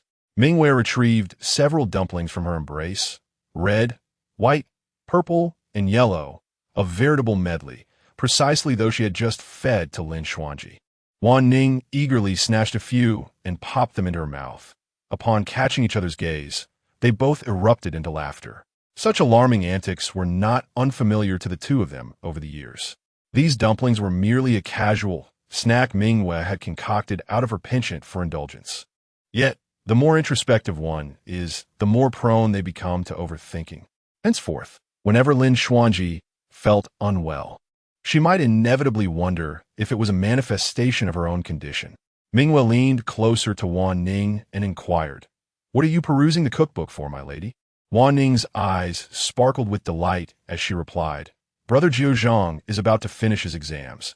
I wish to prepare something delicious for him." Chapter 70. The examination concludes after enduring 9 days of grueling examinations across 3 sessions. The candidates finally emerged from the examination hall one by one under the midday sun. The spring sunlight was dazzling, and the area outside the examination grounds had long been packed to the brim, especially with families from the capital who had been waiting since dawn. Those from the Jiangnan region had also brought their book boys, craning their necks in anticipation. When the gates of the examination hall swung open at noon, the crowd erupted in clamor. "They're coming out! They're coming out!" The first examinee staggered out, his steps unsteady, and a servant rushed forward to support him. Some nearly collapsed upon exiting, carried swiftly to their carriages by sturdy attendants. Others vomited the moment they stepped out, while some burst into tears, each displaying their own state of exhaustion. Bai Fengqi emerged, his complexion pale, but his eyes gleaming with unmistakable triumph. Han Mingde followed closely behind, swaying slightly. Did the examination drain Brother Mingde so thoroughly? Bai Fengqi teased. Han Mingde smiled in return. Exhaustion matters little, so long as all essential points found their way onto paper. After this brief exchange of verbal sparring, each was escorted to their carriage by their respective attendants. Gu Mingjue and Lu Jiuzhang also emerged one after another, exchanging respectful bows. "Brother Mingjue, we shall meet again when the results are posted." "Indeed, until then." With that, Lu Jiuzhang boarded his carriage and promptly vomited, accustomed to a life of luxury and refinement. The 9 days of confinement in a cramped cell had been nothing short of torment. Lady Lu watched anxiously until she finally spotted Gu Mingjue, experienced in such matters. She quickly handed him a bowl of sugared water. After a sip, he was helped into the carriage by his book boy, where he fixed his mother with a steady gaze. Lady Lu sighed in amused resignation. "Understood, understood. Your mother has already made all the arrangements." The matter of the marriage proposal was well in hand. Only then did Gu Mingjue weakly close his eyes. Wanning watched as the examinees emerged one by one, each whisked away by their families. Beside her, Mingyue remarked, "Young miss, your neck is stretching longer than a goose's." The examinees are nearly all gone, and the crowd is dispersing. It was then that Lu Jiuzhang finally stepped out. The young man appeared composed, though the 9 days had left faint traces of weariness on his features. Yet there was no sign of frailty or distress. Even the sunlight that fell upon his robes seemed to cool in his presence. "Brother Jiuzhang." Wanning lifted the hem of her skirt and leapt from the carriage, dashing toward him. Lu Jiuzhang lifted his gaze to meet hers. She stopped before him, her eyes sparkling. "Brother Jiuzhang, are you tired?" "Not at all," he replied. Subtly, he shifted slightly away. 9 days without bathing or changing his clothes made him wary of causing her discomfort. Yet Wanning seized his hand and pulled him toward the carriage. "Brother Jiuzhang, hurry. I've prepared hot water for you. You can bathe as soon as we return. Then rest properly. After that, we'll dine at Shohua Tower." Her hand tightly clasped his, contrasting with his cold touch. Hers was warm and delicate, embodying the unique softness of a young lady. His hand stiffened momentarily, instinctively curling up, yearning to embrace this warmth and tenderness. Yet, as soon as he made contact, he withdrew. Wanning guided him into the carriage, instructing Mingyue to fetch water and assist him with his baggage. She then produced a low stool, inviting Lu Jiuzhang to rest his legs upon it. The examination room was hardly fit for habitation. One could only sit curled up within its confines. With his towering stature, Lu Jiuzhang must be exceedingly uncomfortable. However, he shook his head gently, replying, "Sister Wanning, there is no need for such kindness on my account." Wanning beamed at him, "But you are my brother Jiuzhang." In her previous life, every time her brother returned from battle, he would tease her, watching her as she angrily fetched his clothing, moved his belongings, and kneaded his shoulders and legs. He would then jest about her not having had enough to eat, likening her to a tickling child, which would infuriate her to the point of seeking a meteor hammer to strike him, startling Yi Su into thinking she was about to commit fratricide. All those memories lingered vividly, yet while Yi Su demanded everything from her, her brother Jiuzhang seemed to require nothing. Faced with such a radiant smile, Lu Jiuzhang felt as though he had been seared by fire and hastily averted his gaze. "There is no need, Sister Wanning. I am quite well." Simply being able to gaze upon her was more than enough. Upon returning indoors, Lu Jiuzhang took a bath and had a meal before Wanning urged him to rest. "Brother Jiuzhang, please rest first." She lit a calming incense in the room, then closed the door behind her as she stepped out. Lu Jiuzhang lay in bed, feeling neither weary nor distressed. From a young age, upon realizing he would succumb to madness, he often feared sleep, keeping his eyes wide open, enveloped by a shroud of darkness, terrified that the monster within him would emerge and harm others. His first memory of an episode occurred in slumber. At that time, he wondered if refraining from sleep would suffice. He lifted his hand, rolled up his sleeve, and gazed at the faint red line tracing his arm. His teacher's words echoed in his ears.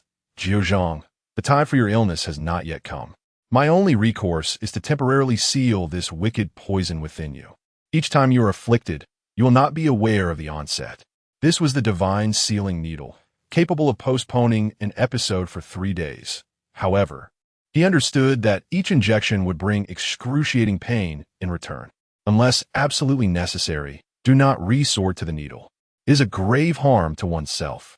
The 3 needles, carefully tucked away, offered a semblance of comfort. He closed his eyes. When Lu Jiuzhang awoke, darkness had settled, and the group made their way to Shouhua Tower. The carriage halted in front of the establishment, now the most renowned tavern in the capital.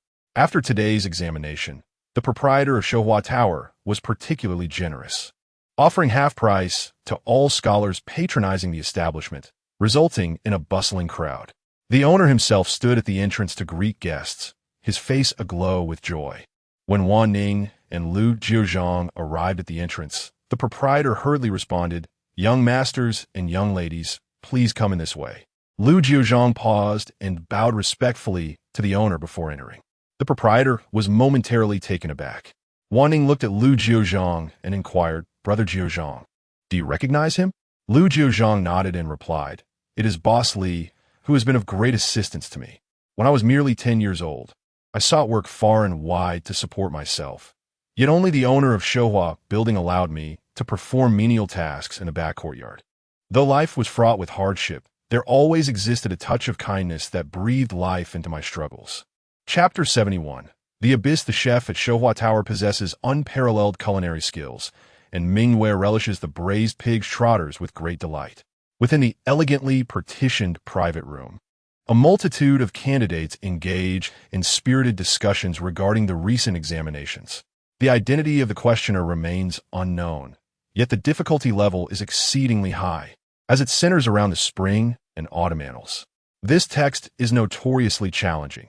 A single phrase can spawn countless interpretations and necessitate extensive knowledge, making it the bane of all candidates. The specific phrase tested was previously mentioned by the sage of Yuelu Academy, who encouraged us to ponder it deeply. Alas, I failed to reflect at the time, only recalling the sage's fragmented teachings. Brother Feng, in his concern, remarked that even the esteemed teachers of our Yulu and Beladong academies seldom reference it. How could we expect the uneducated folk of Nanjing to grasp it? Laughter erupted among the group.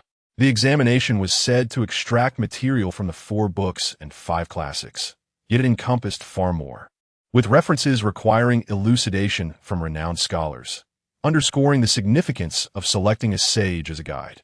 Bai Fengqi and Hamengde, seated nearby, appeared at ease. They exchanged glances with Zhou Wenxuan and raised their cups, saying, "Brother Wenxuan, come, let us drink." Zhou Wenxuan, seated at the table, raised his hand and replied, "I shall not partake. My wife disapproves." Han Mingde, bemused, responded, "But your sister-in-law is not present. Why must you adhere to her wishes?" Zhou Wenxuan stated firmly, "My heart bears witness." The assembly rolled their eyes in unison. Zhou Wenxuan is distinguished in both intellect and character, yet his lack of adaptability renders him rather dull. Despite being a scholar, he married at 17 and is peculiarly obedient to his wife, even dictating his daily meals according to her directives, making him an eccentric figure. In the center of the tavern, the scholars from Jiangnan drew the attention of surrounding patrons. The literary flair of Jiangnan is unmatched elsewhere, apart from the capital. The candidates from this region are among the most spirited, destined to become the pillars of the future bureaucracy. At this juncture, a scholar from the Jiangbei region remarked, "I have now encountered by Fengqi, Han Mengde, Zhou Wenxuan, Gu Mingjue, Lu Jiuzhang, and Pei Zhilia, all of whom exude remarkable presence. My heart finds solace. I'm now eager to see what sort of person Lu Jiuzhang is." Someone scoffed, "I too wish to behold him. It has been days without sight of anyone. I cannot believe he has even attended the examination. After all, he is the top scholar of Nanjing. What if he succeeded? Have there been any successful candidates from Nanjing in recent years?" Meanwhile, at a small table nestled in the corner, a scholar from Nanjing blushed with embarrassment. Their homeland is steeped in poverty, with even officials unable to reap substantial rewards. How can one expect the common folk to fare any better? They had ventured here merely upon hearing that Shohua Tower offered half-priced meals, pooling their meager funds to savor the renowned delicacies of the capital. Little did they anticipate such a scene, rendering their meal utterly tasteless and prompting them to silently curse the top scholar for his ostentation, feeling unworthy even to enjoy a simple meal. In the Jiangnan region, the scholars wished to mock a few more words, but were interrupted by Fengqi, who admonished them, "Do not speak ill of others behind their backs." Zhou Wenxuan nodded in agreement. Brother Bai is indeed correct. Han Mengde cast a glance at them. Everyone looks down upon the Ninghan north border, but without it, how much more suffering would our great Zhou endure? If in the future you ascend to official positions and are sent to those places, will you dare to refuse? The crowd lowered their heads in silence. One scholar, feeling quite indignant, mumbled under his breath, pondering that the officials from Ninghan north border were surely those who had failed to attain the degree, and those who did pass would have to be extraordinarily unfortunate to be dispatched there by the emperor. Initially, Wanning felt displeased listening to others speak of Lu Jiuzhang, but upon hearing that Fengqi and his companions had not tarnished the reputation of scholars, she soon felt at ease. She discreetly observed Lu Jiuzhang and noticed that his expression remained unchanged. She thought to herself, given Brother Jiuzhang's temperament, he would never take others' opinions to heart. It wasn't long before they finished their meal, while others continued to toast and drink. As the atmosphere grew lively, the scholars conversed more freely, lavishing praise upon by Fengqi and Han Mengde. Brother Fengqi and Brother Mengde will surely leave many young ladies in Jiangnan heartbroken upon their return. Indeed, last time, we had the honor of Brother Chengze, who caught the eye of the Grand Preceptor and subsequently wedded his esteemed daughter. With the looks of these two gentlemen, is certainly inevitable. I have heard that the legitimate daughter of the current Princess Anyang is extraordinarily beautiful. Laughter erupted among them. Bai Fengqi and Han Mengde, however, covered their foreheads, feeling quite helpless at the playful jests of their classmates. At that moment, Bai Fengqi's gaze sharpened. While everyone had been focused on him and Han Mengde, they turned to follow his line of sight. Their lanterns shone particularly bright, casting shadows on the surrounding areas. In the distance, a man and a woman were making their way towards the entrance, accompanied by an exceptionally beautiful young lady and a prosperous-looking matron. The woman was veiled, and the man wore a wooden hairpin, yet they were turned away from view, obscuring their features, though their demeanor was remarkable. Han Mengde inquired, "What is it, Brother Fengqi?" Bai Fengqi shook his head. "It's nothing. I merely suspect I may have misjudged." He noticed that the tall man bore a seemingly unremarkable wooden token at his waist. Generally, young gentlemen of some means would adorn themselves with jade, rarely opting for wood. Yet the design carved upon this wooden token seemed familiar to him. As he was about to depart, the headmaster of Baladong Academy, his mentor, had called him aside to speak, ultimately pointing to a design on a painting. This design is known as Qianyuan. Remember, there are mountains beyond mountains and people beyond people. Should you encounter someone bearing this design, do not act rashly. If necessary, as a disciple of Confucius, offer your humble assistance if he requires it. What could the origin of this design be? Chapter 72. An encounter from the time the exams concluded until the results were announced. There remained a span of 10 days or so, a considerable interval. Lu Jiuzhang continued to immerse himself in his studies. Setting aside his books, he would gather his writing materials and venture into the secluded alley, where he assisted those who were illiterate in reading and composing letters.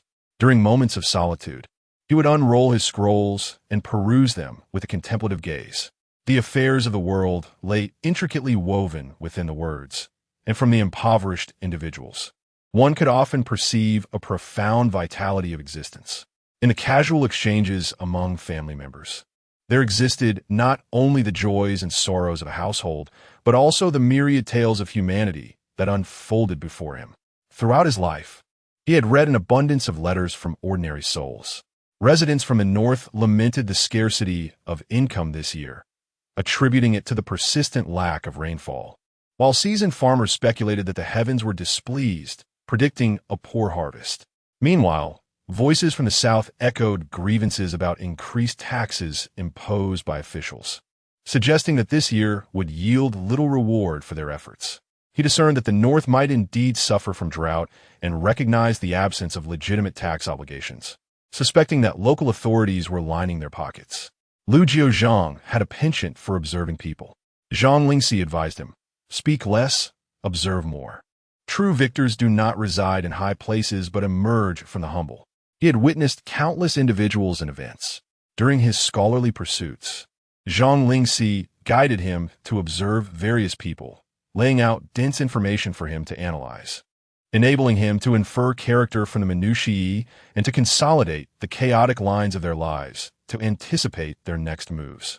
At times, human nature proved to be more malevolent than anticipated. At other times, it was unexpectedly benevolent. As he observed more, the spectrum of joy and sorrow grew ever fainter. Wanning was prone to drowsiness, requiring a full night's rest to function properly. However, upon awakening one morning, Lu Jiuzhang had already departed, leaving behind a note indicating his whereabouts. Wanning, therefore, attended to her maritime affairs during the morning. As she was not at sea, she concentrated on maintaining her current operations without expanding her maritime routes. She needed to invest effort into matters within the Great Zhou dynasty. Once she had completed her tasks, it was generally close to noon. Wanning then prepared provisions and set out to find Lu Jiuzhang. When the results were announced, she would gather her belongings and seek her family. In recent years, she had accumulated wealth and was determined to assist her family in overcoming any encountered difficulties, thereby averting misfortune. However, her brothers, steadfast in their principles, remained unmoved by riches, and opportunities were scarce. On this particular day, the sun shone brightly, and Lu Jiuzhang arrived at his usual spot to help others read and write letters. Unlike his customary lengthy stays, he departed earlier that day, noticing that it was nearly noon. As he traversed Chang'an Avenue, a crowd suddenly coalesced, their faces reflecting panic and fear as they gazed at a small shop selling goods. An elderly man had collapsed unexpectedly. "What shall we do? Is he dead? Go check. Why don't you investigate? It's frightening." Regardless, the authorities have been alerted. Through the throng, Lu Jiuzhang spotted the old man lying askew on the ground, a bowl of sweet soy milk splattered beside him. He pushed through the crowd, approached the elder, felt for a pulse at his wrist, and then, with determination, hoisted the old man onto his back and hurried towards the nearest clinic. Due to a timely awakening, the elderly man found himself roused from slumber. Age had brought with it an array of ailments, and he had not anticipated that while serving sweet soybean milk, he would collapse, believing his end had come. To his surprise, he could still open his eyes. The old man uttered in a feeble voice, "Thank you." Coughing, he struggled for breath. Lu Jiuzhang inclined slightly, responding, "Please take care, sir." It should have been he who expressed gratitude. On that wintry day, amidst falling snow, a child, akin to a wandering spirit, had received a bowl of steaming sweet soybean milk. The elder gazed at Lu Jiuzhang and smiled, appreciating the remarkable young gentleman before him. How wonderful he was! In his lifetime, he had neither children nor a companion, selling that very bowl of sweet soybean milk, living his life through each serving. The greatest joy for him was witnessing the satisfied expressions of those who purchased his milk. Such was contentment. Lu Jiuzhang sought the physician at the medical hall, who scribbled a prescription on a piece of paper. After settling the fee, he entrusted the staff to prepare the medicine for the old man. The physician, astonished, regarded Lu Jiuzhang with a mix of curiosity and admiration. As he examined the intricacies of the prescription, he found it increasingly ingenious. By the time he lifted his gaze, Lu Jiuzhang had already exited the medical hall, leaving the physician to ponder the remarkable skills of this young master. Having ensured the old man was comfortably settled, Lu Jiuzhang hurried home after midday. He strolled along the willow-lined Shui Bridge, observing elders basking in the sun and others engaged in fishing. The sight of the fishing rods reminded him of Wanning, who had adored fishing in her youth. During their studies, he would watch her, her small hand propping up her face, eagerly awaiting a catch. When a fish finally bit, she would lament the small size, wishing to let it grow before consuming it. And when she caught a larger one, she would muse about the fish's parents, lamenting their loss. Ultimately, Wanning always returned empty-handed, yet she remained cheerful and buoyant, devoid of disappointment. He couldn't help but chuckle. A horse-drawn carriage sped past him, knocking over an elder's fishing basket. He instinctively leaned down to assist, repositioning the basket with care. At that moment, within the swiftly passing carriage, Lu Tanju lifted the curtain and, in a fleeting moment, glimpsed the figure she had longed for amid the rain. She leaned out to observe, catching sight of the person who was aiding the overturned basket. Lu Jiuzhang raised his head, and their eyes met. "It is he," Lu Tanfu exclaimed. Her hand tightening as she called out, "Stop the carriage." The driver hastily reined in the horses. She lifted her skirts and alighted from the carriage, her maid hurrying to keep pace beside her. She had never moved so swiftly. Even though he walked slowly, she feared she might lose him. "Young master," Lu Tanju called out. Lu Jiuzhang paused, turning to face her. His expression remained aloof, not recognizing her. Lu Tanju approached and bowed, expressing her gratitude. "Some days ago at Lu Baiju, you saved a child. I am a sister of that little one. Today, I wish to thank you for your kindness. Might you grant me the honor?" She had never invited any young lords before, and, at this moment, she felt an overwhelming sense of anxiety, her heart racing uncontrollably. Lu Jiuzhang spoke softly. "There's still those waiting for me at home. My apologies. It is but a small matter, not worthy of concern." With that, he disregarded her and turned to leave. Lu Tanju watched him depart and stepped forward. "May I ask your name, young sir?" However, the retreating figure grew increasingly indifferent. A mere name is of no significance. He did not pause for a moment. Lu Tanju's heart fluttered uncertainly, and she felt an irresistible urge to follow, but was halted by her maid's call, "Mississippi." Lu Tanju stood frozen in place. He mentioned someone waiting for him at home. She wondered who it could be. Had he perhaps married? Lu Jian had brought her portraits of Bai Feng Qi and Han Mengde, yet neither resembled him. After searching for so long, she had not anticipated encountering him here. He said someone awaited him. Could his home be in the capital? Was he a scholar from the capital?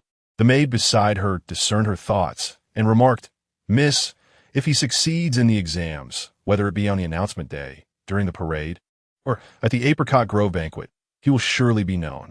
It will be better to have the princess assess him then. If he does not succeed, lacking a promising future, no matter how handsome he is, the princess would not take notice." Lu Tanju clutched the handkerchief in her grasp, gazing dreamily at the figure that had vanished before her. Lu Jiuzhang turned the corner and noticed a vendor selling jasmine flower garlands, contemplating purchasing one to take home, uncertain whether Wanning would appreciate it. As he lifted his gaze, he spotted Wanning standing by the riverside pavilion. a young man of noble bearing approaching her with a basket of colorful flowers, his eyes sparkling with warmth and affection. Chapter 73. Rejection. Wanning could not find Lu Jiuzhang, so she decided to wait here, thinking he would surely pass this way upon his return. The surface of the Qin River shimmered, its recently thawed waters exuding a unique softness, reflecting the azure sky and white clouds. Standing beside the Wangjiang Pavilion, Wanning gazed into the distance. It was from aloft behind the Qin River that Gu Mingju first caught sight of her vibrant figure. His life flowed monotonously, marked by school, studies, and examinations, all conforming to the expectations of those around him. Although everything seemed within reach, the outcomes were invariably bland and unremarkable. However, upon encountering Yi Wanning, it was as if a vivid blossom had suddenly erupted in his otherwise drab existence. Remembering his mother's promise, he excused himself from the friends who had invited him to drink and left the tavern. A vendor was selling spring flowers, and he chose the most flourishing basket. His friends inside the tavern were lamenting Ming Ju's lack of loyalty, as he had left before even tasting a drink. Peering out the window, they were thrilled to witness Gu Mingju approaching with a flower basket in search of someone. Wanning, my dear sister, he called as he stepped closer. Wanning turned, slightly taken aback, and responded, What business do you have, Master Gu? He addressed her as sister, while she referred to him as Master Gu, an indication of their emotional distance that stirred a subtle discomfort within him. I heard your hometown is by the sea? He inquired. Indeed, Wanning replied. I have never been to the seaside, he continued, and I have heard that the coastal scenery differs greatly from that of the capital. One day, I shall visit your hometown, Wanning, and I wonder if you would be willing to play the gracious host? As he contemplated this, a warm surge filled his heart, imagining a future visit to propose during his high school years. He longed to see her, yet the girl behind her veil obscured her expression. I rarely return home now. Wanning sighed. If Master Gu wishes to go, there will be many eager to host you. She wished to avoid lingering with Gu Mingju, and thus lifted her foot to depart. Upon seeing this, an inexplicable panic surged within Gu Mingju, and he reached out, grasping her wrist. Wanning, please, Master Gu, exercise restraint, she replied. He quickly released her. Am I truly so detestable? Wanning halted. Your family background and character are unparalleled, Master Gu. I dare not despise you. It is merely that I feel unworthy. She did not despise him. Rather, past entanglements held her back, and she wished to remain distanced from them in this lifetime. Unable to contain himself, Gu Mingju declared, You are deserving of anyone. Wanning was momentarily taken aback, her gaze meeting his with a hint of surprise. The youth had yet to enter the official realm and had not yet mastered the inscrutable expressions that would come later. Yet at that moment, his eyes were remarkably candid. Master Gu, I'm sorry, but please do not seek me out in the future, she stated, delivering a polite, yet unmistakable rejection. Gu Mingju tightened his grip on the flower basket. Do you have someone you favor? Wanning remarked, There was once, but now there is not. At present, I prefer to live freely and independently. Master Gu, I wish you find a woman who reciprocates your affections. In a previous life, she had devoted all her love, extinguishing that flame of passion. In this life, she sought to avoid the mire of entanglement. Having spoken, Wanning inclined her head slightly and departed. In her hand, she carried a meal intended for Lu Jiuzhang. Not wishing to entangle herself further with Gu Mingju, she left in haste, failing to notice Lu Jiuzhang leaning nearby. The young man stood there, gazing blankly at the receding figure of the girl.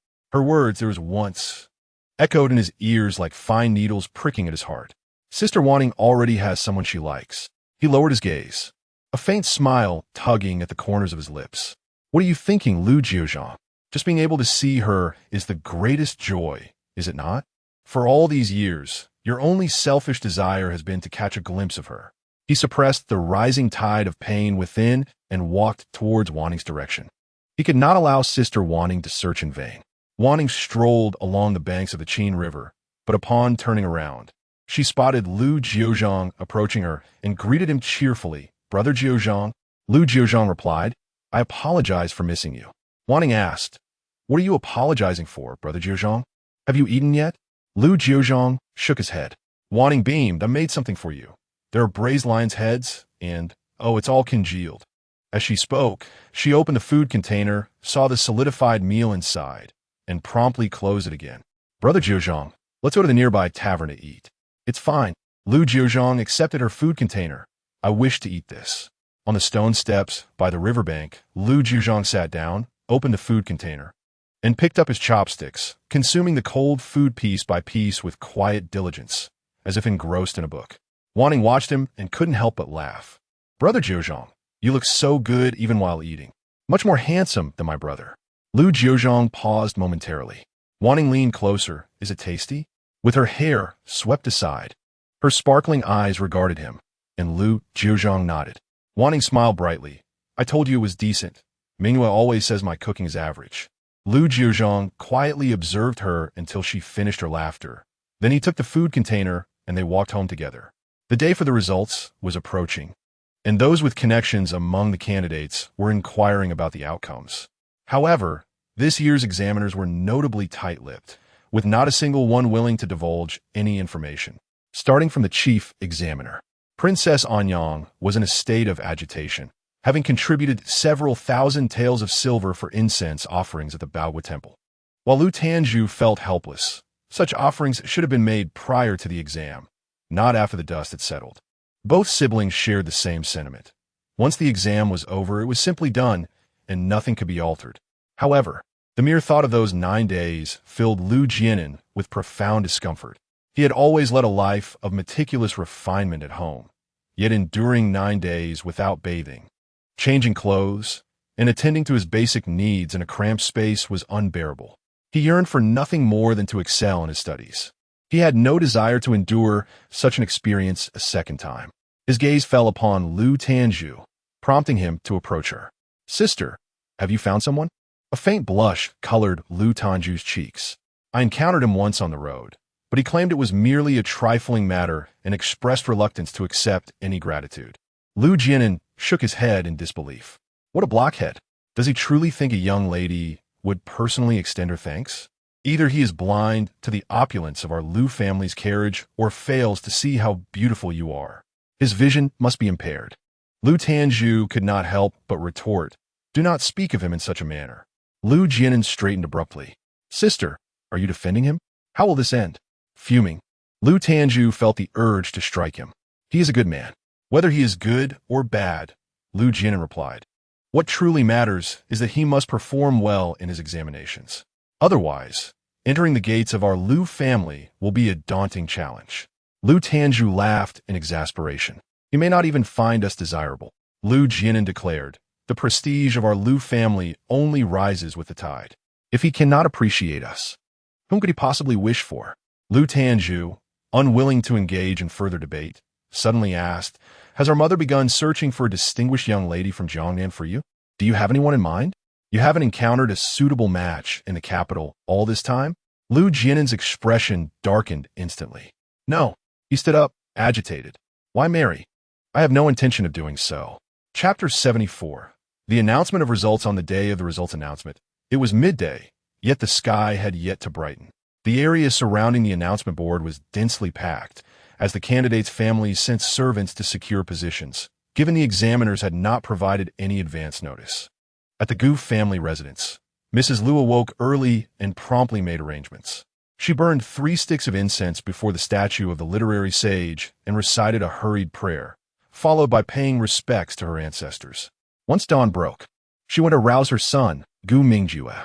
Upon entering the room, she discovered that her son had already risen and gone to the study to write. Amused, she teased.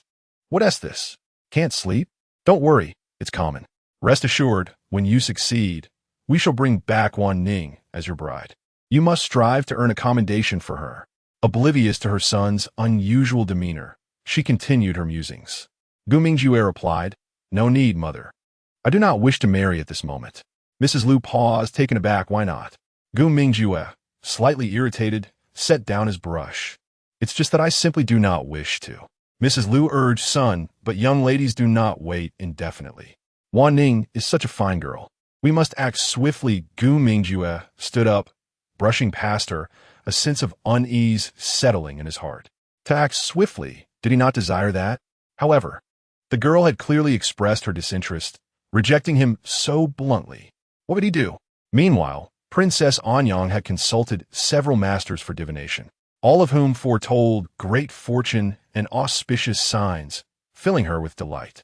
She had already arranged for rewards and firecrackers, eagerly anticipating the news to celebrate in grand style. That morning, Lu Jiuzhang followed his usual routine of practicing martial arts, and after a refreshing bath, he observed his mother bustling about. Both Gu Mingjue and Lu Jiuzhang were nearly guaranteed to succeed. It was merely a matter of ranking. Thus both families, though anxious, felt a growing sense of assurance. The more assured one felt, the less frantic they became.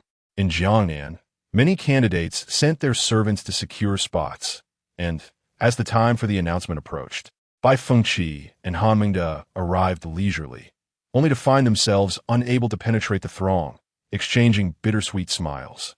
At that moment, Lu Jiuzhang and Gu Mingjue also arrived in their carriage, accompanied by Lu Tanju. Upon reaching the venue, Lu Tanju cautiously lifted the carriage curtain, scanning the crowd repeatedly. Lu Jiuzhang inquired, "Is there no one?" Lu Tanju frowned and shook her head, her heart growing heavier. They had arrived rather late. Those not attending the announcement either already knew of their success or were certain of their failure. Recalling the plain attire, she pondered how difficult it was for those of humble origins to ascend. Zhang Ju huddled within the crowd, crouched in a corner, peering out. He held no great hopes. He was certain he would not make it onto the top list. Sighing, he thought it best to simply enjoy the spectacle. He had initially come to witness the event, half joking that should he succeed, it would be akin to stumbling upon good fortune, thereby enabling him to bring his elderly mother from the frigid northern frontier to care for her health.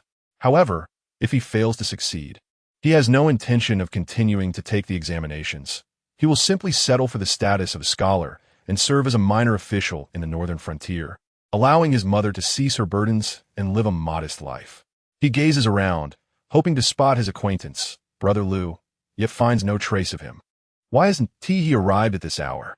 He does not appear to be from a wealthy household, with attendants to assist in checking the results. At that moment, a voice from the crowd, belonging to an eager scholar, rang out, "Where is Lu Jiuzhang? Has he arrived? Come forth so we may see him. Let us behold the top scorer on the imperial list, lest we fail to recognize such an extraordinary talent in the future." The previously tense atmosphere was shattered by this cheerful soul, prompting an uproar of laughter from the crowd. Scholars from Jiangnan wished to join in the merriment, but upon glancing at Han Mingde and Bai Fengqi, they restrained themselves. In recent days, Lu Jiuzhang had become a topic of gossip among scholars from other regions. Zhang Ju even engaged in a dispute after overhearing slander against him. But faced with overwhelming numbers, he could only leave in frustration. Meanwhile, Lu Tanju turned her gaze towards Lu Jian, and upon hearing the name Lu Jiuzhang, "Is it that Lu Jiuzhang?" she inquired. Lu Jian nodded affirmatively, unable to suppress her frown. Lu Tanju reflected on how long it had been since she had heard that name, so long that she had nearly forgotten it. She had not paid much attention to others, only vaguely recalling his frightening demeanor during his illness, which had alienated him from his family. Observing his sister's furrowed brow, Lu Jian reassured her, "Fear not. He is but a fallen noble, having found opportunity only in the remote land of Ninghai. How could he possibly pose a threat to our family? A prestigious lineage like ours cannot be shaken by a mere orphan. Even if he were to achieve a stroke of luck in the examinations, in the realm of officialdom, with a little maneuvering, a solitary individual lacking support can easily be manipulated." It seemed his sister, having spent too long in seclusion, was unaware of the intricacies of such matters. Just as he spoke, the sound of gongs and drums erupted, announcing the arrival of the officials tasked with posting the results. The crowd suddenly surged, parting as if by magic. "Make way! Make way!" They craned their necks, eager to glean any information from the tightly rolled list. Some candidates felt their hearts racing, trembling with a mix of anticipation and dread. Elderly scholars with graying hair appeared particularly anxious, aware that their time for examinations was dwindling, and this might be their last opportunity in life.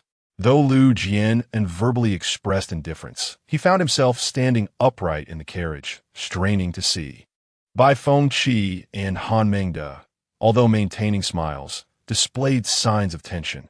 One was nearly squeezing the sweat from his fan, while the other discreetly hid trembling fingers behind his back.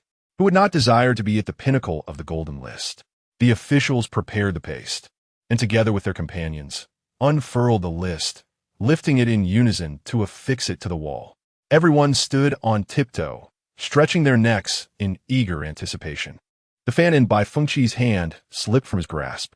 Han Mengde widened his eyes in disbelief. Lu Jianan's complexion turned pale. Gu Mingjue could scarcely believe what he was witnessing. Zhang Ju straightened his back abruptly. A peculiar silence enveloped the gathering, a synchronized expression of incredulity. At the top of the golden list, the foremost name, occupying the highest position, was none other than the subject of their recent drunken banter, Lu Jiuzhang. Chapter 75. The top scholar, the three characters Lu Jiuzhang, stood prominently, recognized by all, yet at that moment, it seemed as if everyone had suddenly forgotten their meaning. It was as though a collective silence had choked their voices. The official who had posted the results, equally curious about this young Master Lu, called out, "May I inquire if the top scholar, young Master Lu, is present?" The room fell into an eerie hush, with all eyes darting about in search of the elusive Lu Jiuzhang. The top scorer of the imperial examination was honored as the Hui Yuan, yet no one responded to the official's query. The official pressed on, "Might I ask if young Master Lu has any family members here?" Still silence reigned. Even if Lu Jiuzhang himself was absent, surely his servants would be present. However, the candidates who had earlier boasted for Lu Jiuzhang to reveal himself now shrank back in quiet relief, knowing he was not there. Thank goodness he was absent. The official, taken aback by the scene, chuckled and sighed. Indeed, the top scholar is beyond the reach of ordinary folk. He seems utterly unconcerned with the announcement of his own triumph. With a shake of his head, he departed. Among the throng of candidates, those from Ninghai were the first to leap up in exuberance. The top scholar is from Ninghai. Our Ninghai. They reveled in the delight of surpassing a multitude of candidates from the capital and the Jiangnan region. Zhang Ju also smiled. Despite his own disappointing results, he felt a sense of satisfaction. He had long suspected that Jiuzhang was no ordinary talent, and now it was confirmed. The candidates from Jiangnan and the capital wore expressions of dismay, some clenching their fists. Impossible. There must be some trickery involved. How could a place like Ninghai produce a top scholar? They speculated about Lu Jiuzhang's secrecy and possible clandestine dealings, their murmurs echoing in agreement. Zhou Wenxuan, ranked second on the golden list, spoke up, silencing the dissent. That's not the case. Han Mengde added with a smile, "I agree. It is simply a matter of skill. I now wish only to meet this top scholar." While candidates from the capital and Jiangnan might resort to minor schemes, the idea that a scholar from Ninghai could possess any such connections to sway the examiners was preposterous.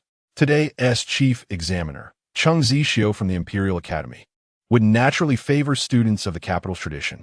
Likewise, most of the other examiners hailed from Jiangnan, giving them a distinct advantage in assessments. Now, a candidate from Ninghai had outperformed both the capital and Jiangnan's examiners, which was nothing short of astonishing. Bai Fengqi remarked, "It seems this Lu Jiuzhang is indeed a prodigious talent. Let us investigate his origins and perhaps pay him a visit." Several esteemed scholars echoed this sentiment, and though others may have felt discontent, they were compelled to remain silent. Each individual harbored their own thoughts, yet only Lu Jianan and Lu Tanju exchanged a glance, their brows furrowed in concern. Lu Jianan had achieved a respectable ranking within the top 30 in the imperial examinations, a position far from disgraceful. Yet beneath the towering shadow of Lu Jiuzhang, even such an accomplishment seemed dim and insignificant. Could it be? "Jianan, do you think he might seek revenge against us?" Lu Tanju murmured, her voice laced with unease. Lu Jianan responded with a cold, wordless smirk before turning to the coachman. "Let's go. Home." Meanwhile, Lu Mingqi, on duty that day, found his thoughts incessantly drawn to his son's examination results. Colleagues, aware of his son's scholarly prowess, showered him with premature congratulations, certain of his success. Yet an inexplicable disquiet gnawed at him. The moment the noon bell tolled, he hurried home. Before he even reached his residence, the clamor of celebratory gongs and drums reached his ears. Messengers of good tidings had arrived. Though Lu Jiuzhang had not yet returned, the swift-footed heralds had already descended upon the princess's estate, their jubilant cries ringing through the air. Congratulations to the young master of the Lu household for securing the 23rd rank in the highest tier. Joyous news. Felicitations to young Master Lu. To the princess. To His Excellency Lu. Princess Anyang, overjoyed, scattered rewards as though they were mere trifles. By the time Lu Mingqi arrived, the scene was one of unbridled festivity, and the tendril of unease in his heart withered away. Excellent. My son has brought honor to our name. As the heralds prepared to depart, laden with generous gratuities and having delivered their auspicious words, the princess halted them with a question.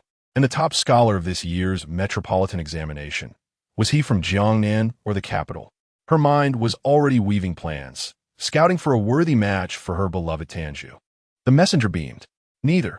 This year's result has astonished everyone. With animated enthusiasm, he addressed the princess and Lu Mingqi. The top scholar hails from Ninghai, a provincial graduate, no less. And what's more, he shares your family name. It is none other than Lu Jiuzhang. Curiosity about this year's top scholar spread like wildfire. Some, leveraging their connections, sought out his registered residence in the capital, a customary requirement for all examination candidates. Thus, a procession of elegantly robed young scholars wound their way toward the address, their presence transforming the narrow, humble alley known as Tunghua Lane in the northern quarter, a district of laborers and the impoverished, into a spectacle of unexpected grandeur. The lane, usually cloaked in quiet obscurity, now stirred to life as the clamor of celebration roused its residents, peering from doorways with bowls in hand. The common folk watched as these refined gentlemen crowded the cramped passage, their brilliance casting an almost surreal glow upon the dingy surroundings. Bai Fengqi, Han Mingde, and their companions arrived at the doorstep, only to find the wooden gate shut tight, the couplets on either side undisturbed. Their calls went unanswered. Turning, Bai Fengqi noticed an elderly man peering cautiously from a nearby dwelling. Honored elder, might you tell us where the young Master Lu residing here has gone? The old man shook his head, then, as if fearing something, hastily retreated behind his door. The group exchanged bewildered glances before resigning themselves to departure. The earlier revelation had so stunned them that they had scarcely glanced at the rest of the rankings, merely confirming their own names before dispersing. After all, the palace examination still lay ahead. There would be time enough to seek out Lu Jiuzhang then. And so, they returned to the proclamation board for another look. The announcement venue is adjacent to the Confucian Temple Street. As the results are posted, scribes skilled in the art of penmanship immediately begin to transcribe the list, disseminating it throughout the alleys of the capital and the various halls of the temple. Should any scholar reside nearby, the air would soon be filled with the jubilant sounds of drums and firecrackers. At this very moment, amidst the crackling of firecrackers, the proprietors and shopkeepers are eagerly inquiring about the identity of this Lu Jiuzhang, and which establishment has garnered such joyous news. When Bai Fengqi and Han Mingde, accompanied by others, arrived at Confucian Temple Street, a young boy suddenly dashed over like a whirlwind, exclaiming, "Hurry! Lu Huiyuan is coming to see the results." The crowd gasped in astonishment, and in an instant, whether they were shopkeepers, owners, or even waiters who had been preparing dishes, they all hastily set aside their tasks to join the patrons who had abandoned their meals in pursuit of the announcement site. Bai Fengqi strode ahead and, noticing the throngs trailing behind him, could not help but feel a twinge of absurdity and amusement. This was surely the most sensational examination result in memory. As he turned his gaze, he spotted Zhou Wenxuan sitting solitary in the grand hall of the tavern and called out, "Brother Wenxuan, come, let us see who this Lu Jiuzhang truly is." Zhou Wenxuan sat upright, shaking his head. "My wife has advised me that at this time, one should prioritize nourishment." Bai Fengqi chuckled softly, then continued on his way. Around the corner lay the expansive area designated for the announcements. The crowd that had previously gathered to view the results had already dispersed, leaving behind only a tall figure standing in the center of the open space. With hair pinned up by a wooden hairpin and clad in a loose azure robe, he exuded both brilliance and restraint. In the presence of this individual, all the young men of the city appeared as mere dust. Chapter 76. It is him. Wanning accepted the scroll handed to her by Mingyu, and as she unfurled it, a smile immediately illuminated her face.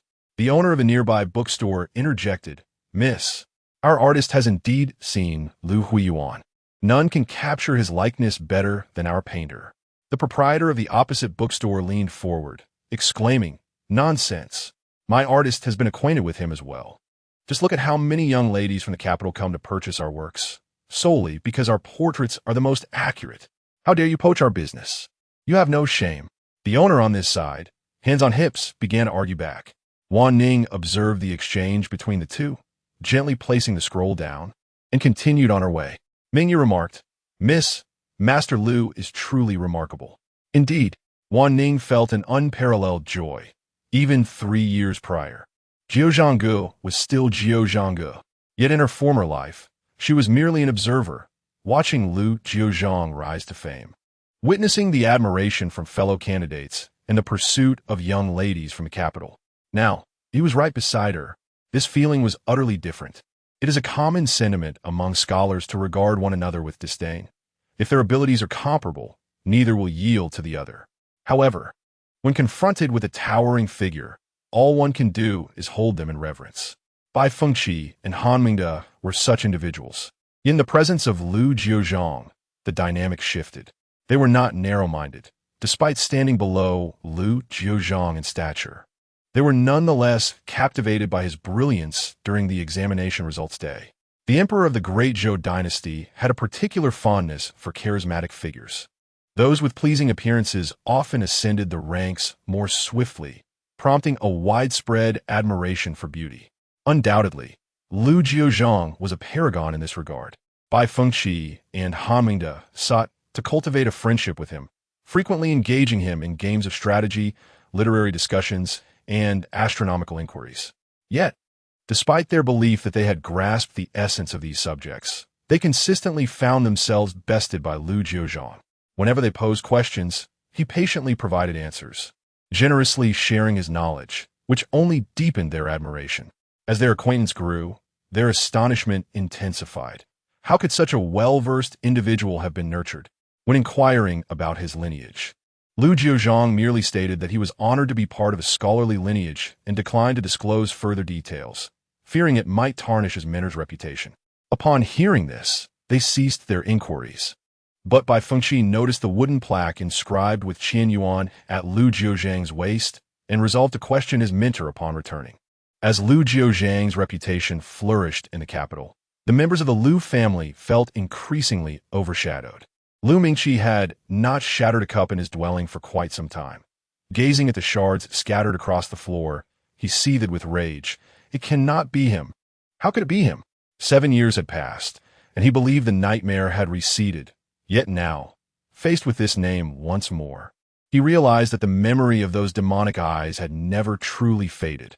That monster, that blood-sucking fiend, he had returned for vengeance. The mere thought of such a being haunted his nights, now resurfacing. Princess Anyang's countenance was icy as she tapped her fingers on the table, looking down upon Lu Mingqi with disdain. "What are you panicking about?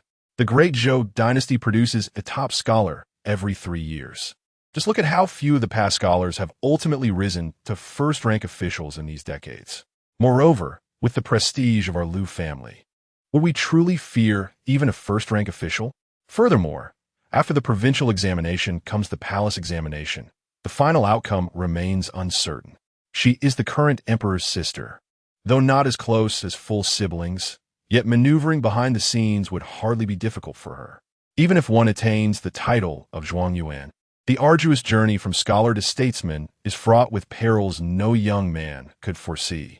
Before his wings have fully grown, the slightest storm could dash this fledgling eagle to ruin. Lu Tanju noticed a glint of ruthlessness flicker in her mother's eyes and averted her gaze. Softly, she suggested, "Mother, why not turn hostility into harmony?" Princess Anyang fixed her daughter with a displeased stare. Tanju, do you realize what you're saying? Lu Tanju fell silent. Indeed, for years, her mother, a princess, had endured slanderous whispers from marrying beneath her station. That woman and her son had always been a thorn in her mother's heart, proud and unyielding. How could her mother tolerate the son of a destitute scholar's daughter trampling upon her dignity? With a sigh, Lu Tanju rose and stepped outside. Lu Yuanri came running over, clinging to her leg. Sister, I want to eat Lubiju's osmanthus cakes again. The household had been tense since the matter of Lu Jiuzhang arose, and even her younger brother dared not make a fuss, merely gazing at her with pleading eyes. She affectionately ruffled his hair. Come, I'll take you to buy some. But you mustn't leap from the carriage recklessly like last time. Lu Yuanri nodded vigorously. Since the day she returned from checking the examination results, Lu Tanju had not ventured out again. That day, she had anxiously sought the moonlit gentleman of her thoughts, only to return with news that displeased the entire family. The carriage rolled along Chang'an Avenue. The rain had just ceased, leaving the ground damp. Spring blossoms withered, petals tumbling to the earth, crushed into the mud. Lost in melancholy, she lifted the curtain, gazing at the fading spring scenery outside. As the carriage halted, Lu Yuanri pushed aside the curtain, fearing he might jump out again. She swiftly caught his arm. Just as she was about to scold him, she froze. Outside Lubiju stood a man in a blue robe, jade-like in demeanor, none other than the one who had occupied her thoughts. Yet the next moment, a girl's cheerful voice reached her ears. Brother Jiuzhang, try this. Is it good? Brother Jiuzhang. The word struck her like a blow. She watched as he accepted the pastry from the girl, murmuring approval. She watched the girl skip ahead, a tiny flower slipping from her hair into the dirt. He bent down, gently retrieving the insignificant blossom, dusted it off, and cradled it in his palm as though it were the most precious treasure. Quietly, he followed her, his gaze tender and devoted, yet cautious, never daring to touch. Chapter 77. Before the palace examination, the spring examination, known as the Usurp, has yielded over 300 successful candidates, referred to as gongsheng. Following this, the palace examination, or jianshi, requires these candidates to face the emperor himself in the grand hall, where they must respond to questions posed by him in person, subsequently earning their ranks of first, second, or third place, thus qualifying them for official positions. Each gongsheng is diligently preparing for this momentous occasion. The palace examination typically involves drafting proposals, providing counsel to the emperor. However, the current sovereign is rather unconventional, possessing a fondness for aesthetics and poetry. In the previous palace examination, he unexpectedly evaluated candidates on poetry, catching those who had prepared for current events completely off guard, leading to surprising results among the top 3. Consequently, since that time, candidates are now compelled to prepare not only for proposals, but also for poetry, uncertain of what further surprises the emperor may conjure. Those with connections find this endeavor considerably easier than those without. Among the frontrunners, aside from Lu Jiuzhang, all are well-connected individuals. The examination questions from past palace assessments are accessible to the examiners, and thus, the National Academy and the 6 major academies possess a clandestine compilation of examination secrets. Each emperor has distinct preferences, which can be discerned from the topics of past palace examination questions. Hence, instructors at the National Academy and the 6 major academies train promising candidates to attract the emperor's favor. It is understood that merely achieving the highest rank does not guarantee success, and even being the top candidate is a rare feat in history. Thus, there is no need for haste, as opportunities abound. Achieving the highest rank is akin to igniting the ancestral graves, while the second and third ranks merely produce smoke. Everyone hopes their ancestors will stir from their eternal rest. As March has passed and April approaches, Bai Fengqi observes the flurry of willow catkins in the city. Reflecting on the season, the plums of Jiangnan are ripening, yet he realizes he shall not partake in the delights of his homeland as plums this year. With a sigh, he lowers his head and resumes drafting his proposals. In contrast to the other candidates buried in their studies, Lu Jiuzhang has not altered his routine. Each day, he generously assists the destitute in the marketplace by writing letters for them. When the surroundings are quiet, he takes out his books and reads without regard for those around him. Far and wide, people have come to know of the benevolent scholar who writes letters, resembling a celestial being. One day, shortly after settling at a street corner, he hears the rumble of distant thunder. Spring thunder has arrived. People hastily gather their belongings to return home. After helping an elderly man secure his possessions, Lu Jiuzhang begins to tend to his own. As he is packing, a voice calls out to him, Lu Xiong. He looks up to see Zhangju. By this time, the rain has started to pour in earnest, and Zhangju quickly opens his tattered umbrella and rushes over to shield Lu Jiuzhang from the downpour. Brother Zhang, Lu Jiuzhang says, gently nodding while clutching his writing materials. Zhangju remarks, the palace examination is imminent. Are you not preparing? Lu Jiuzhang responds, I shall let nature take its course. With a sigh, Zhangju continues, I have given up hope and am preparing to return home. Do you have any funds for the journey, Brother Zhang? Lu Jiuzhang inquires. Zhangju smiles. Indeed, fortunately, I encountered a fellow townsman who lent me some money. I fear I may not witness your triumphant procession through the streets, for I must hasten back to the northern frontier. The journey alone will take a full month, and my heart aches with longing for my aging mother. Here in the capital, the blossoms have already faded, while the northern frontier remains parched and frigid. I cannot rest easy knowing she remains there alone. In any case, I firmly believe Lu Jiuzhang will achieve the rare distinction of topping all 3 imperial examinations, perhaps even securing the illustrious triple triumph. Zhangju clasped his hands in farewell. Parting now, who knows when we shall meet again? Yet to have had the fortune of befriending Brother Lu has been the greatest joy of this journey. Lu Jiuzhang replied, Take care, Brother Zhang. Our paths shall surely cross once more. Just as Zhangju was about to speak again, a bright, melodious voice reached his ears. Hey, aren't you that scholar who sells paintings? Zhangju turned in surprise and saw a young maiden in a pink gown perched at the front of carriage. None other than the girl who had purchased his painting and soundly thrashed the foul-mouthed scholar that day. Mingwei burst into laughter. You know my Lord Lu? Huh, helping one another only to find we're all connected. What a delightful coincidence. Zhangju glanced between Mingwei and Lu Jiuzhang. Wanning lifted the carriage curtain, her eyes curving into crescents. Brother Jiuzhang, I pasted one of this gentleman's spring plowing paintings in your home, you know? Realizing this was the very lady who had relieved his dire straits. Can you believe deeply? My deepest gratitude for your kindness that day. You and Brother Lu are both noble souls. May fortune favor you.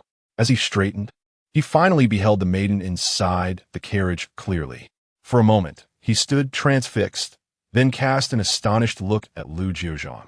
What manner of parents could have birthed such celestial siblings? Hearing Wanning address him as Brother Jiuzhang and seeing their striking resemblance, he assumed they were brother and sister. The rain had ceased. Zhangju raised his hand in farewell. Wanning inquired, Master Zhang, are you from the northern frontier? Hang Yunu did. How did you know, my lady? Wanning tossed him a small pouch. Catching it, he found it filled with gold leaves. She smiled. Master Zhang, I lack many things, but wealth is not one of them. Consider this travel expenses. When I visit the northern frontier, you must prepare well. I intend to feast on roasted lamb. Zhangju was stunned. Never had he expected Wanning to be so extravagantly generous. He made to refuse. Milady, you yist. This one could buy 10 of me. Should you never come, would you not suffer loss? Wanning waved a hand. As the saying goes, loss is but hidden fortune. I seek a little luck from you. Alas, this very year, I shall journey north to behold those boundless vistas. Seeing her unshakable resolve, Zhangju ceased his protests and bowed again. Then I shall humbly accept. I await your arrival in my humble abode. Beside them, Mingwei resisted the urge to scratch her ears. Scholars and their endless niceties, half of it I can't even follow. Zhangju closed his umbrella, offered one last bow, and departed. As Lu Jiuzhang and Wanning turned back, he studied the girl beside him. Little Wanning, you plan to visit the northern frontier? Wanning smiled gently and said indeed, because in the northern frontier, her elder brother faces a perilous situation. She must prepare in advance to meet him. Her longing for her father and brother was overwhelming. A profound yearning glimmered in the depths of the young girl's eyes. Lu Jiuzhang gazed at her, then quietly lowered his own gaze. Who is Sister Wanning thinking of? Chapter 78. The Palace Examination on the 21st day of April. Beneath a gentle breeze and clear skies, the candidates for the palace examination arrived outside the imperial palace before dawn, meticulously adjusting their attire as they awaited entry into the royal grounds. Wanning plucked a sprig of osmanthus and handed it to Lu Jiuzhang. "What others have, brother Jiuzhang, you shall have as well," though no personal belongings were permitted before the formal entry into the palace. It was customary for examinees to adorn themselves with osmanthus branches, a symbol of triumph in the imperial examinations. Lu Jiuzhang accepted the sprig and fastened it to his lapel. When the moment arrived, Lu Jiuzhang took his place at the end of the procession. He glanced back at Wanning one last time, lingering until a nudge from a fellow candidate urged him forward. Lu Jianan and Gu Mingjue turned their heads, catching only a glimpse of the distant maiden in the carriage. A complex tide of emotions surged within them. The examination was held in the Hall of Gathering Heroes. The candidates stood before the imperial presence, not daring to raise their eyes as the ceremonial eunuch called their names one by one. The roll call followed the rankings of the metropolitan examination. When the name Lu Jiuzhang echoed through the hall, the emperor exchanged a glance with the eunuch, who promptly commanded Lu Jiuzhang step forward. Lu Jiuzhang obeyed. "Lift your head." As he raised his gaze, Lu Jiuzhang beheld the reigning sovereign, Dali Temple. The emperor, clad in golden robes and seated upon the throne, appeared to be in his 50s, his noble bearing hinting at the striking handsomeness of his youth. Dali Temple studied Lu Jiuzhang intently, once then again. The Dali family had always prized exceptional beauty. Had it not been for this, Princess Anyang would never have been so desperate to marry Lu Mingqi all those years ago. The emperor was no exception. His selection of the top 3 scholars often favored the most comely over the most brilliant.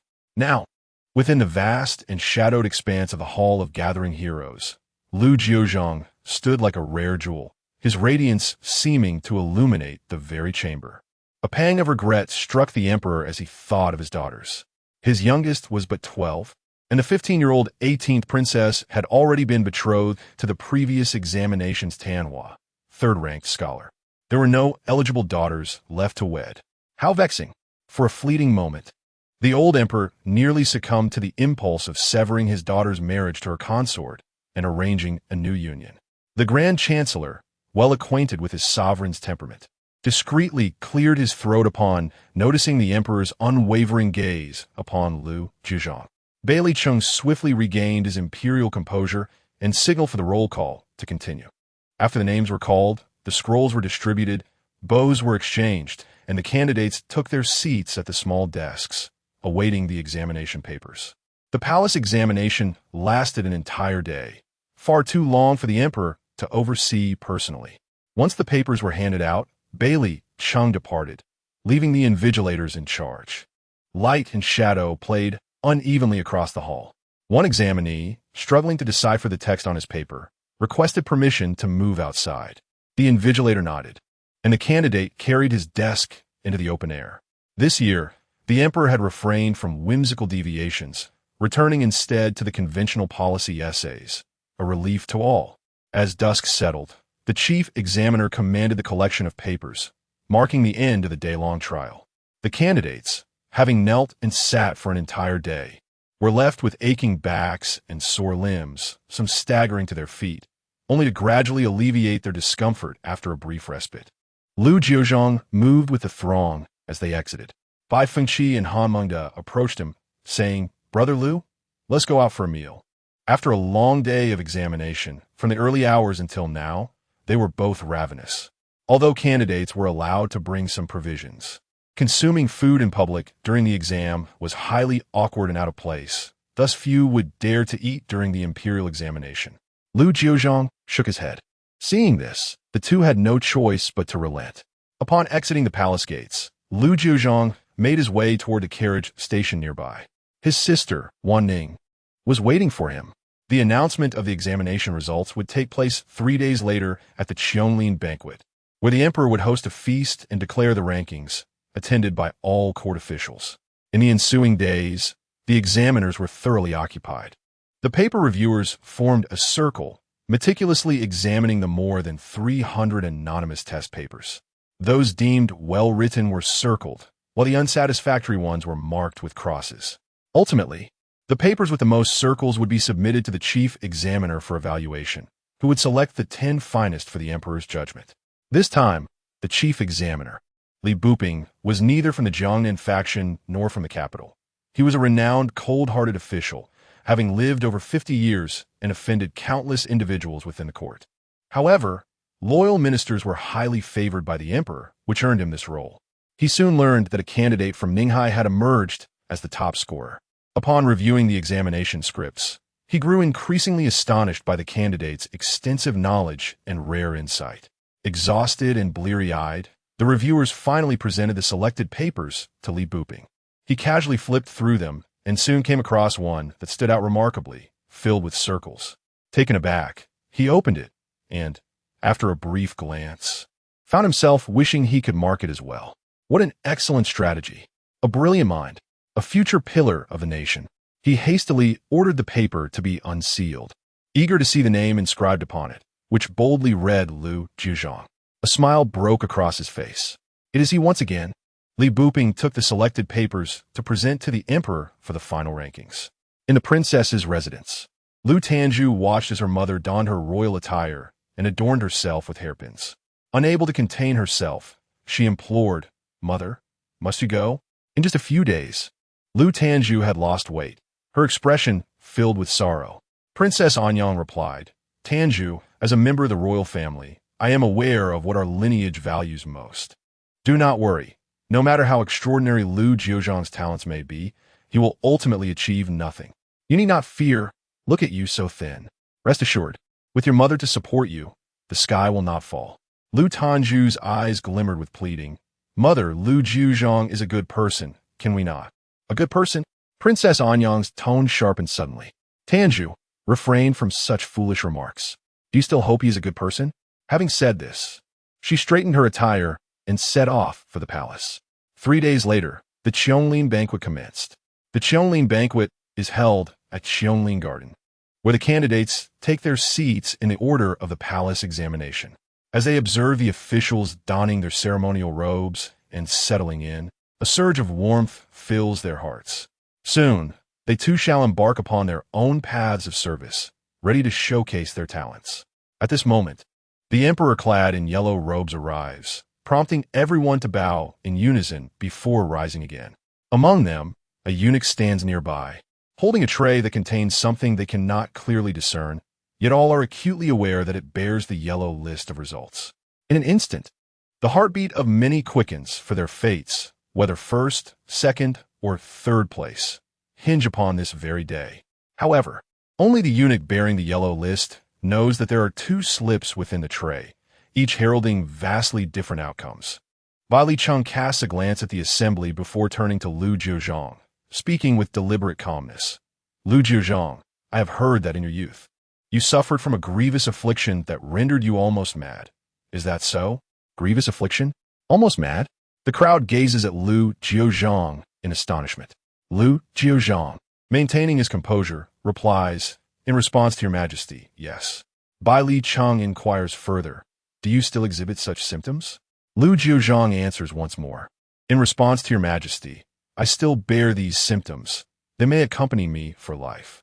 The assembly looks at Lu Jiuzhang with uncertainty, their minds tumultuous. The emperor's expression turns frosty as he picks up the yellow list on his left and hands it to the eunuch. "Announce the results." Chapter 79. Unbearable outside the Qianglin Garden, a throng of people surged, the populace huddled together, their eyes fixed upon the official wall, acutely aware that soon the results of this year's imperial examination would be unveiled. According to tradition, the emperor would announce the list during the Qianglin banquet, designating the top 3 candidates and bestowing titles upon the champion, runner-up, and second runner-up. Subsequently, the yellow list would be displayed on the official wall. After the banquet, the champion would lead a procession of scholars, donned in their official robes, adorned with hats and flowers, parading through the streets to return home, allowing the entire city to witness the splendor of the newly minted scholars. The proprietors along One Miao Street had sent their servants to keep watch, eagerly anticipating the unveiling of the yellow list, ready to promote their accommodations, knowing that in 3 years, these candidates would once again seek lodgings for prospective rewards. Some citizens even brought provisions, prepared to forego their midday meals, intent on waiting to witness the festivities firsthand. Wanning, however, chose not to join this fervor. Instead, she invested heavily to secure a prime location on Juke Street. As soon as the procession commenced, she would catch her first glimpse of the spectacle. Mingyue leaned against the window, her excitement bubbling forth. "Miss, there are so many people." She had never seen such a crowd. Pomegranate trees lined the street, their buds just beginning to bloom amidst the lush green leaves, creating an enchanting and lively atmosphere. Beneath the pomegranate trees, the air was thick with the fragrance of fine garments and the rustle of hairpins. Wanning understood that today, countless noble women would be peeking through their windows, secretly observing the procession of scholars. Those from higher social standings would undoubtedly fix their gaze upon the top 3 candidates, hoping to catch their eye, which could lead to a delightful matchmaking affair, while the less distinguished young ladies would shy away from the front and instead focus on those in the rear. Mingyue curiously observed the women lining the street, some as young as 11 or 12, barely blossoming. Others were more mature, resembling middle-aged ladies, clutching several fragrant sachets. She innocently inquired, "Miss, what are they doing?" Wanning replied, "They are waiting to toss flowers in sachets." There was once a delightful tale of a poor girl who threw a sachet at a scholar, and as fate would have it, they were drawn to one another. The following day, the newly appointed official came to propose marriage. Mingyue tilted her head, pondering, then what if young Master Lu gets hit and swoons? Wanning took it, recalling how, in her past life, during young Master Lu's parade, not only women but men and children alike threw items, causing such a commotion that even the horses struggled to move, eventually leading to one horse throwing a fit and bolting away. That was truly a scene of springtime exuberance. Beholding the blossoms of Chang'an in a single day, Mingyue's expression turned somber. What if too many women are enamored with young Master Lu? How will he choose? Wanning shook her head. He will choose none. Mingyue gazed at Wanning in astonishment. Why not? Wanning understood all too well, for it had been so in her previous life. A vague melancholy washed over her. Before her untimely demise, Brother Jiuzhang remained solitary, having offended many powerful figures. The once promising champion ultimately did not serve in the Hamlin Academy, but was rather dispatched to a remote post. At that time, he still heard Mu Hongji shaking his head and sighing with lamentation. This life of his would be arduous. Thinking of this, Wanning shook her head. In this lifetime, Brother Jiuzhang would surely not suffer the same hardships as before. Just as she was lost in thought, the distant sound of gongs and drums suddenly erupted, instantly electrifying the crowd. He's coming. They're here. The top scholar is parading through the streets. Hurry, hurry. The early summer air carried a hint of warmth, and the crowd, having stood under the sun for so long, was already glistening with sweat. Yet the sound of the announcement, all discomfort was forgotten in an instant. Wanning turned to Mingyue urgently. Mingyue, quickly, prepare the flowers. She intended to shower her beloved brother Jiuzhang with a cascade of blossoms. In the distance, the newly appointed scholars, clad in crimson robes, rode their horses in a stately procession. Just as Wanning lifted a flower, her gaze froze. Amid the clamor of gongs and drums on Vermilion Bird Street, a booming voice proclaimed, by His Majesty's decree, the top scholar of this imperial examination is by Feng Qi from Jiangnan. The second-rank scholar is Pei Zhili from the capital, and the third-rank scholar is Han Mingde, also from Jiangnan. The crowd erupted in jubilant cheers. Wanning's heart lurched. Impossible, even if there were discrepancies between the provincial and palace examinations. And even if the emperor's preferences played a decisive role, how could her brother Jiuzhang not even rank among the top 3? In her past life, he had. Clutching the flower, she resolved to scatter it for brother Jiuzhang regardless of his rank. To her, he would always be the finest. The young maiden sachets and blossoms rained down like petals in a storm. The 3 young men at the forefront were undeniably exceptional, and even the most reserved ladies could not maintain their composure in such a scene.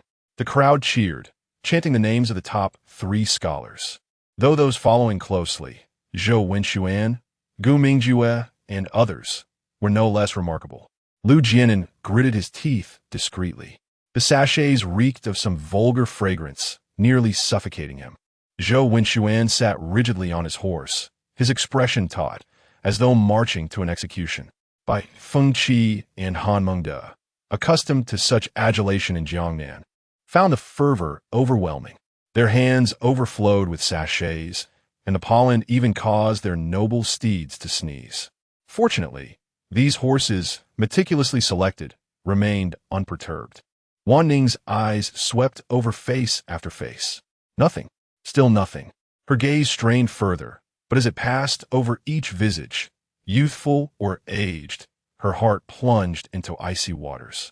Brother Jiuzhang was not among them.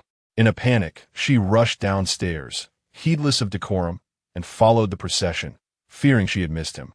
Yet among the newly appointed scholars, there was no Lu Jiuzhang. Her veil slipped to the ground, drawing the gazes of the scholars and onlookers. In the surging tide of the crowd, she felt like a drowning soul grasping for driftwood.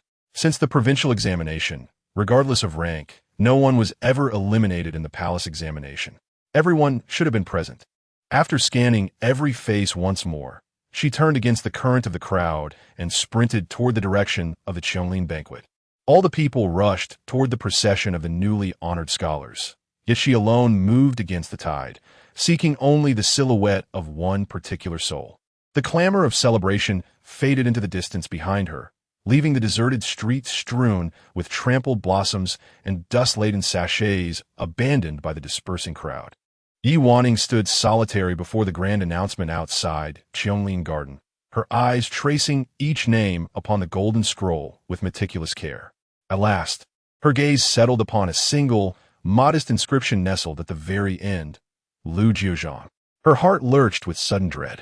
Where is Brother Jiuzhang? Where could he be? Frantic, she scanned her surroundings until two officials emerged from a nearby alleyway, their faces pale with shock and fear. It's true. How horrifying, one muttered. To think such a thing would happen before the procession. Truly a monster. Wanning's mind reeled. She dashed forward.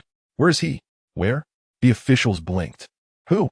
Lu Jiuzhang, the newly honored scholar. She pressed. One of them fumbled with a key. Ah, him. He asked us to lock him in the chamber at the end of the alley. Her voice turned brittle. I am his sister. Please, give me the key. I will take him home. In the dimmest recess of the alley, Jiuzhang slumped against the wall, his body racked with violent convulsions. Pain had blurred his thoughts, and cold sweat beaded upon his strained form. Footsteps, the jangle of keys. As Wanning approached, she heard his voice, steady, controlled, despite everything. Thank you both. Please, do not open it yet. Return in an hour. Her steps faltered. A bitter ache swelled in her chest. Brother Jiuzhang. The man's eyes flew open in recognition, his composure fracturing. Don't come in. His voice cracked with urgency. Wanting, don't. Let the world see him. Let the world speak of him. But not her. Never her. Not like this. Broken, wretched, unworthy. Chapter 80. Accompaniment, a door apart. The young man's hand pressed firmly against the door, his teeth clenched tightly, refusing to reveal even the slightest trace of anguish. Cold sweat trickled down his forehead, each droplet falling to the ground. The veins in his wrists twisted and strained, horrifying red lines crisscrossing his body, every inch of muscle and bone stretched taut. Yet none of this compared to the presence of her outside the door. He was afraid, terrified of her entering. He did not want her to witness him in such a state. With his teacher's assistance, he had learned to retain his sanity during most of his episodes, no longer falling into a trance as he had in his childhood. He could sense the onset of his condition, quietly retreating to endure the torment alone for a few hours. He had seen the grotesque reflection of himself during those episodes, and each subsequent attack reminded him of how he had once frightened Wanning, even causing her harm. He could not bear the thought of her witnessing him like that again. Clinging to the last thread of clarity in his mind, he fixated on the crack of the door. Wanning halted her steps, refraining from advancing further. Her voice was light, even laced with a hint of laughter. All right, Brother Jiuzhang, Wanning will wait for you here. In that instant, the tension in Lu Jiuzhang's heart eased. In previous episodes, he had been oblivious, only feeling pain at the onset, and upon regaining consciousness, the ordeal had passed. But now, With awareness came the acute sensation of suffering in every moment. Yet, it mattered not. He would rather bear the pain himself than risk harming others in a state of unawareness. His hands trembled slightly, the agony causing his vision to blur into patches of black and white, rendering everything indistinct. Outside the door, only Wanning's voice, as refreshing as a spring breeze, reached his ears. "Brother Jiuzhang, I've prepared many flowers for you. When you come out, you mustn't refuse them. The weather is splendid today. Guess what I just saw?" A scholar received a sachet, and to our surprise, it was a burly man. Everyone laughed heartily. I believe the delicacies at Xiongling Garden must be quite unappetizing. Back home, an old hen is simmering, infused with the aroma of astragalus that Granny Zhou added. While passing through the West Market, I noticed a bell hanging at a stall. I should buy it for my horse. "Brother Jiuzhang, you look splendid in red. You're the most handsome." His mind was clouded, yearning to respond, yet the fear of vocalizing his pain silenced him. He thought, as long as Wanning was not unhappy, that was sufficient. Just a little longer, he would soon be well. However, he remained unaware that the young girl at the door, while speaking cheerfully, bore tears that fell silently. She raised her hand to wipe them away, continuing her light-hearted chatter. Brother Jiuzhang is in pain. She heard his labored, erratic breaths, each one a stark reminder of his struggle. Yet she could offer no tangible assistance. She understood all too well. He wished no one to witness him in such a state. As a child, whenever he was beaten, he would turn his back at dawn, unwilling to let her see the bruises marring his face. All she could do was remain by his side, feigning ignorance, filling the silence with her endless chatter.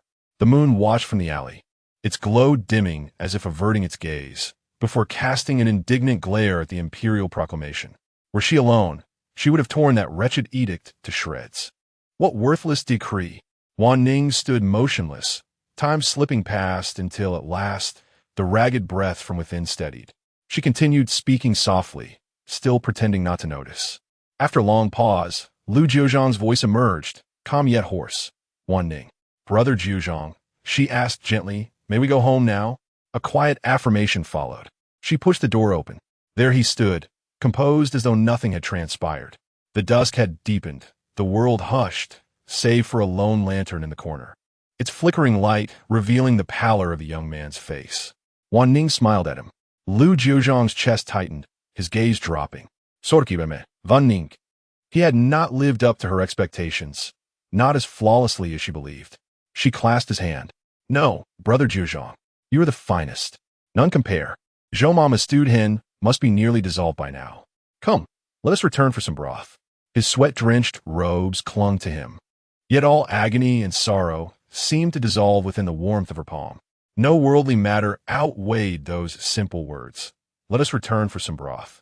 Others may bask in their triumphs, their toasts, and revelry, but this moment belonged solely to them. Lu Jiuzhang's name surfaced briefly during the imperial examinations, only to fade once more into obscurity. The world's gaze ever drifts toward the brightest spectacle. After all, history remembers only the victors. The capital buzzed with the spectacle of snatching a son-in-law beneath the rankings. Bai Fengqi caught the eye of a minister's daughter, though whether the match succeeded remained unclear amidst the ensuing uproar. Meanwhile, Lu Jianan and Gu Mingjue became the subjects of fervent gossip among the capital's young ladies. Later, murmurs briefly touched upon Lu Jiuzhang, the scholar who had shown so brilliantly in the preliminary exams, only to falter at the palace hall, landing at the very bottom. Some spoke of his striking presence, though few had truly seen him. Others scoffed. What presence? Merely a stroke of luck in Ninghai, embellished by imagination. Had he any real distinction? Would he not have drawn notice during the procession? The procession of successful candidates birthed the capital's 10 distinguished gentlemen, a list that bore no mention of Lu Jiuzhang. With the scholar's rank secured, official appointments awaited. The top candidate, as tradition dictated, entered the Hanlin Academy, the antechamber to future premiership, provided one did not stumble along the way. The top 3 candidates are quite similar, all having entered the Hanlin Academy, while others have been conferred the title of Shijishi, with some being dispatched to remote areas. Meanwhile, Lu Jiuzhang's appointment has also been issued. He has been appointed as the magistrate of Qingyuan County, set to assume his duties in July, necessitating an immediate departure to avoid missing his term. Lu Mingqi, upon seeing the transfer, laughed with unrestrained delight. His son has entered the Hanlin Academy as a shijishi, while Lu Jiuzhang is to serve in Qingyuan County as a minor official of the 7th rank. How splendid! Qingyuan County is, after all, notorious within their circles. Situated near desolate lands, it is marked by harsh winters and poverty, plagued by banditry and a multitude of unruly citizens. Previous officials have met grim fates. One was beheaded by bandits, another was driven to suicide, and yet another resigned from office merely to preserve his life. For Lu Jiuzhang, it appears he may either find his career stifled here or meet his end in this perilous locale. Chapter 81. The 5th day of May, Li Buping stood outside the Hall of Diligent Governance for half an hour before being summoned by Dali Temple. The emperor, no longer young, bore streaks of silver at his temples despite his meticulously groomed appearance. Upon entering, Li Buping wasted no time in addressing the matter at hand. Your Majesty, Lu Jiuzhang is an unparalleled talent among his peers. Even if he did not rank among the top 3 in the imperial examinations, he certainly deserved a place in the 2nd tier. Why, then, was he relegated to the lowest rank and dispatched to Qingyuan, even if he suffers from some ailment? It does not render him incapable of service. Since the founding of the dynasty, countless unresolved issues had plagued the realm. Were it not for the Prince of Shared Authority guarding the northern borders, chaos would have long since erupted. Beyond the northern frontier, Qingyuan stood as one of the most treacherous regions. Once a stronghold of rebel forces, Qingyuan was a land of harsh mountains and treacherous waters. The court had dispatched troops to suppress the rebellion, but to no avail. Casualties were heavy, and the mission ended in failure. Thus, the region became a lawless no-man's land, tacitly ignored by the court, which merely stationed officials there as a formality. In recent years, only those who had displeased the emperor or fallen out of favor were sent to Qingyuan, where 9 out of 10 met their end under the guise of honorable sacrifice for the nation. Li Buping could not fathom the emperor's decision and felt compelled to urge him to reconsider. The emperor set down the memorial in his hand and replied, "Did you not claim that this young man is an unparalleled talent? Regarding Qingyuan, I have declared that whoever resolves its troubles shall become chancellor. This is an opportunity to test whether he possesses the makings of a future chancellor. Even if he does, he is but a youth not yet of age. Have not the top scholars of past reigns all been deemed chancellor material? Yet they were placed in the Hanlin Academy to observe governance and discern the imperial will, never cast into such a place to fend for themselves. Your Majesty is sending him to his death." Li Buping wished to press further, but Dali Temple, displeased, tossed the memorial onto the table. "Enough, minister. You may withdraw." Though Li Buping longed to continue, the emperor's disinterest was evident.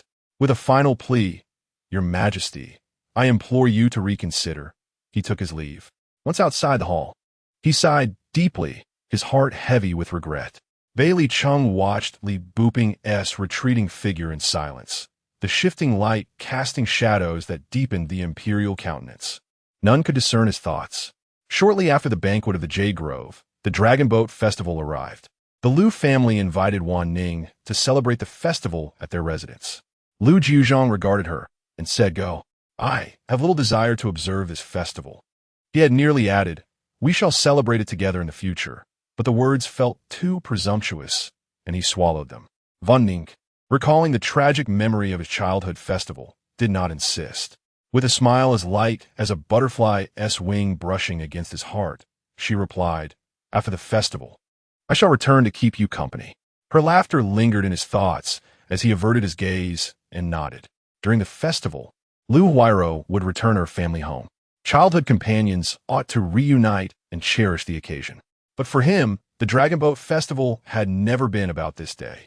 His fingers unconsciously sought the old, faded 5-colored thread hidden within his robes, the very one tied around his wrist years ago by a girl with crescent moon eyes. By that time, the Dragon Boat Festival had already passed. She felt quite embarrassed when presenting the 5-colored thread, suggesting that they could treat that day as the festival. Henceforth, his perception of the Dragon Boat Festival was no longer the same as that of the world. In his heart, it would forever be 3 days later. As Wanning departed, Lu Jiuzhang rose, shouldered his writing implements, and traversed through the bustling crowd celebrating the festival, making his way to Xishan. It was the day of his birth, a day of maternal hardship. Today marked the moment when his mother bore him after 10 months of pregnancy, and he came to keep her and his grandfather company. He purchased sweet bean porridge and brought along a book, sitting beside the two graves, calling out to them, "Mother, grandfather." He poured a bowl of sweet bean porridge before the tombs. It was only later that he comprehended why the most delectable thing in his mother's eyes was sweet bean porridge. It embodied his grandfather's tranquil and enduring love for his mother, as well as the carefree youth of his mother. A poor scholar, the most cherished possession in his home was a collection of books. He was reluctant to indulge in food or clothing. Yet he would save diligently to procure a book from the nearby bookstore, envisioning it as a treasured heirloom for his daughter. His grandfather, like his mother, must have had a fondness for books. Generally inarticulate, he opened the book and read aloud to the two of them until the sun began to set, before finally making his way home. On the evening of the Dragon Boat Festival, the capital remained vibrant and lively. Lu Jiuzhang navigated through the throngs, quietly retreating to a secluded spot, as he had never been particularly fond of crowds. Lu Yuanri, enjoying osmanthus cake, was being urged by Lu Tanzhu to return home for dinner when he spotted Lu Jiuzhang. "Sister, look, that big brother," Lu Yuanri exclaimed. Lu Tanzhu looked up, momentarily taken aback. Amidst the bustling world, it seemed he still stood apart, approaching them. A lump formed in Lu Tanzhu's throat, as the memory of that Dragon Boat Festival flooded back, where a child had been trampled underfoot during an episode. She hastily lowered her head, eager to pull Yuan Ri into the carriage. Lu Jiuzhang walked past them without casting a glance in their direction. "Big brother," Lu Yuan Ri called out. "Are you alone? Come to my house for the Dragon Boat Festival." Lu Tanzhu could scarcely react in time. Lu Jiuzhang did not turn back, but paused momentarily and replied, "I apologize, but I cannot trespass the gates of the Lu residence." Lu Yuan re-looked at his sister in confusion, while Lu Tanzhu's complexion drained of color. He knew. He understood everything. He was aware they belonged to the Lu family. Yet, on that day, beneath the hooves of the horse, he had still rescued Yuan Ri, reminded of her family's actions. Lu Tanzhu felt a profound shame, standing there with a weight on her chest, watching him depart. Lu Jiuzhang was, in essence, supposed to be her brother. As he passed by Shohua Tower, the voices of Bai Fengqi and Han Mingde drifted through the window. "Lu brother." The two leaned out, exclaiming, "Wait, Lu brother." They hurriedly fetched a wine jug and cups. Since the Qianglin feast, the two had been inundated with banquets, one after another, as they had ranked among the top 3. Invitations came from teachers, friends, high officials, and notable figures, leaving them with no opportunity to decline. At this moment, during the Dragon Boat Festival, I finally found a moment of respite and invited my classmates to partake in some wine. To my surprise, I spotted Lu Jiuzhang, aware of his extraordinary talents. I felt unworthy even in the presence of those who have achieved the highest honors. "Brother Lu, when you set off?" They were all aware that Lu Jiuzhang had been appointed as a minor official in Qingyuan County, typically a 7th-rank county magistrate, lacking exceptional abilities, would only aspire to reach the 5th rank in a lifetime. However, he is Lu Jiuzhang. He replied, "In 3 or 4 days.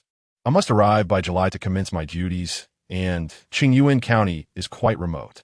Han Mingde remarked, "This farewell is bittersweet. We shall await the day of our reunion in the capital. Knowing your aversion to crowds, we have brought the wine downstairs. Let's raise this cup in farewell to you, Brother Lu." Accepting the cup, Lu Jiuzhang drank it in one gulp. The 3 of us exchanged respectful farewells. Bai Fengqi and Han Mingde watched as Lu Jiuzhang ambled away. He was destined to be one of the most illustrious figures in the history of the Zhou dynasty. Yet fate seemed to have played a cruel joke on him, causing him to fall from grace. Little did he know how many candidates behind him whispered that his reputation was unmerited. Nevertheless, as he walked through this world, it appeared that neither honor nor disgrace could sway him in the slightest. Proud and unparalleled, he stood apart from the mundane. Whatever fate had in store, it was of no concern to him. He remained steadfast in adhering to the path he held in his heart. Chapter 82. Triple kill at the Jin Wangfu Lin Xuanji walked gracefully along the cobblestone path, accompanied by Zhao Shun, who cautioned her, "Miss Lin, please take care and watch your step. The prince would surely be concerned." Lin Xuanji found Zhao Shun's words quite endearing. Just as she was about to respond, her gaze lifted to see a man in purple emerging from a building. Dali Temple was on the verge of reaching his 20s, his form now fully matured. With deep, profound eyes and elegantly arched brows that exuded an air of nobility surpassing his youth. Following him was a young man clad in blue, also strikingly handsome. Yet his countenance bore a shadow of gloom. Lin Xuanji recognized this blue-clad youth as Mu Hongji, Dali Chongfeng's most trusted advisor over the past year. It was said that he possessed an extraordinary breadth of knowledge and had assisted Dali Chongfeng in surmounting numerous challenges. Lin Xuanji lifted her skirt slightly as she ascended the steps and nodded respectfully to Mu Hongji, addressing him as young Master Mu. Dali Chongfeng returned her smile. Lin Xuanji inquired, "I have heard that the top scholar has been dispatched to Qingyuan County?" Dali Chongfeng nodded in affirmation. "Indeed, since he cannot serve my purposes, he must be utterly eliminated." Lin Xuanji expressed her curiosity. "Is there no way to persuade His Majesty to reconsider?" One of the emperor's closest attendants had indeed provided insight. When they had met Lu Jiuzhang in the Jiang Hall, the emperor had quickly appointed him as the top scholar after reviewing his examination answers, only to later change his mind. Dali Chongfeng remarked, "That is where we must credit Hongji. My father, though appearing benevolent to outsiders, is deeply suspicious and prone to jealousy, and my intercession would be futile." It was Mu Hongji who devised a subtle approach to gently remind Princess Anyang. Contemplating this, Dali Chongfeng asked, "Hongji, how did you ascertain that Lu Jiuzhang is the son of Lu Mingqi's legitimate wife?" It was customary for royal offspring like themselves to investigate the standout candidates once the examination results were announced, laying the groundwork for the future. Yet, despite all his inquiries, Dali Chongfeng found it impossible to uncover Lu Jiuzhang's past. However, Mu Hongji had succeeded. He had extended an invitation to Lu Jiuzhang, hoping to recruit him, but as Mu Hongji had predicted, the scholar remained utterly indifferent. Moreover, Mu Hongji had foreseen that this individual would pose a significant threat to him, advocating for his prompt removal to ensure Dali Chongfeng's ascension would face no obstacles. After encountering several inexplicable events, Dali Chongfeng was left in profound admiration of Mu Hongji. He had revealed the existence of a traitor among the crown prince's confidants, one of his most trusted advisors. And indeed, it proved to be true. He had predicted that Prime Minister Wang would retire due to mourning, and soon after, the Prime Minister had indeed returned to his homeland. It seemed as though everything lay within Mu Hongji's grasp. Therefore, when Mu Hongji warned that Lu Jiuzhang would become a significant adversary, Dali Chongfeng did not hesitate. He resolved to eliminate Lu Jiuzhang. It was inadvisable to act beneath the emperor's gaze, but with the young man now in Qingyuan, devoid of any backing, his eradication would be a trivial endeavor. However, Lin Xuanji harbored no interest in Lu Jiuzhang. She had already discovered that Yi Wanning was Lu Jiuzhang's cousin, and the two shared a close bond. Having journeyed to Qingyuan together, aside from Lu Jiuzhang, it would be most advantageous for Yi Wanning to perish silently, ensuring she would never again behold the grand expanse of the world.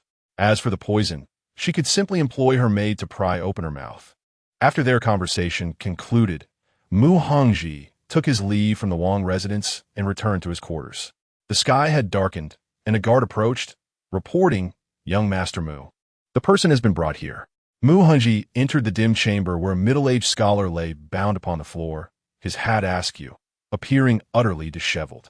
Mu Hongji approached, the flickering light casting shadows upon his brooding features as he crouched before the man. "He Mingji, how does it feel? Is it to your liking?" The scholar glared at him with fury. "You despicable wretch, do you still aspire to make a name for yourself?" Mu Hongji's foot came down upon the man's face, his eyes swirling with anger and malice. In the past, he had dismissed his writings, driving him away in disgrace. And now, he would ensure that all who had mocked or scorned him would pay dearly for their transgressions. Yet now, circumstances had shifted dramatically. He had not anticipated that 3 months prior, He had been beaten to within an inch of his life and cast into the river, unable to float. His body dragged beneath the surface. In that moment of near death, a flood of memories had surged forth, visions of the future. It seemed fate had favored him, as he was rescued by a passing boatman. After organizing those strange memories and verifying their authenticity, he realized they were indeed prophetic. He was now privy to all that was to come.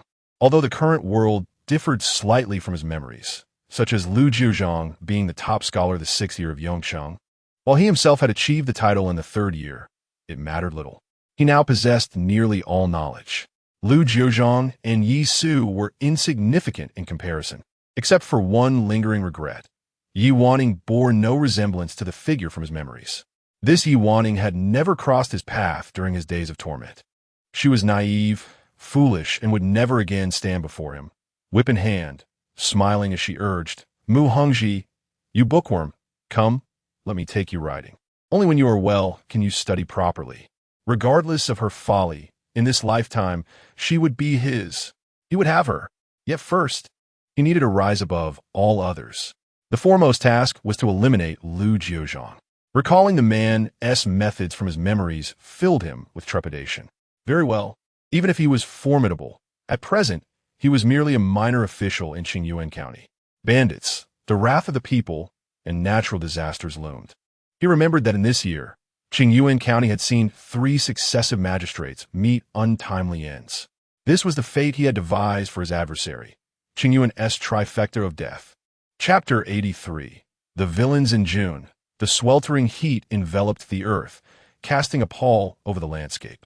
2 horse-drawn carriages traversed the official road. Mingwei lifted a leaf in a futile attempt to shield herself from the scorching sun and, with a sullen demeanor, lamented, "Miss, how much longer until we reach Qingyuan County? This wretched place is more unbearable than the sea. We might as well have drained our water supply and still not found a place to refill." Lu Jiuzhang interjected from behind. "We are still over 200 miles from Qingyuan County. We ought to be passing through Menghua County now."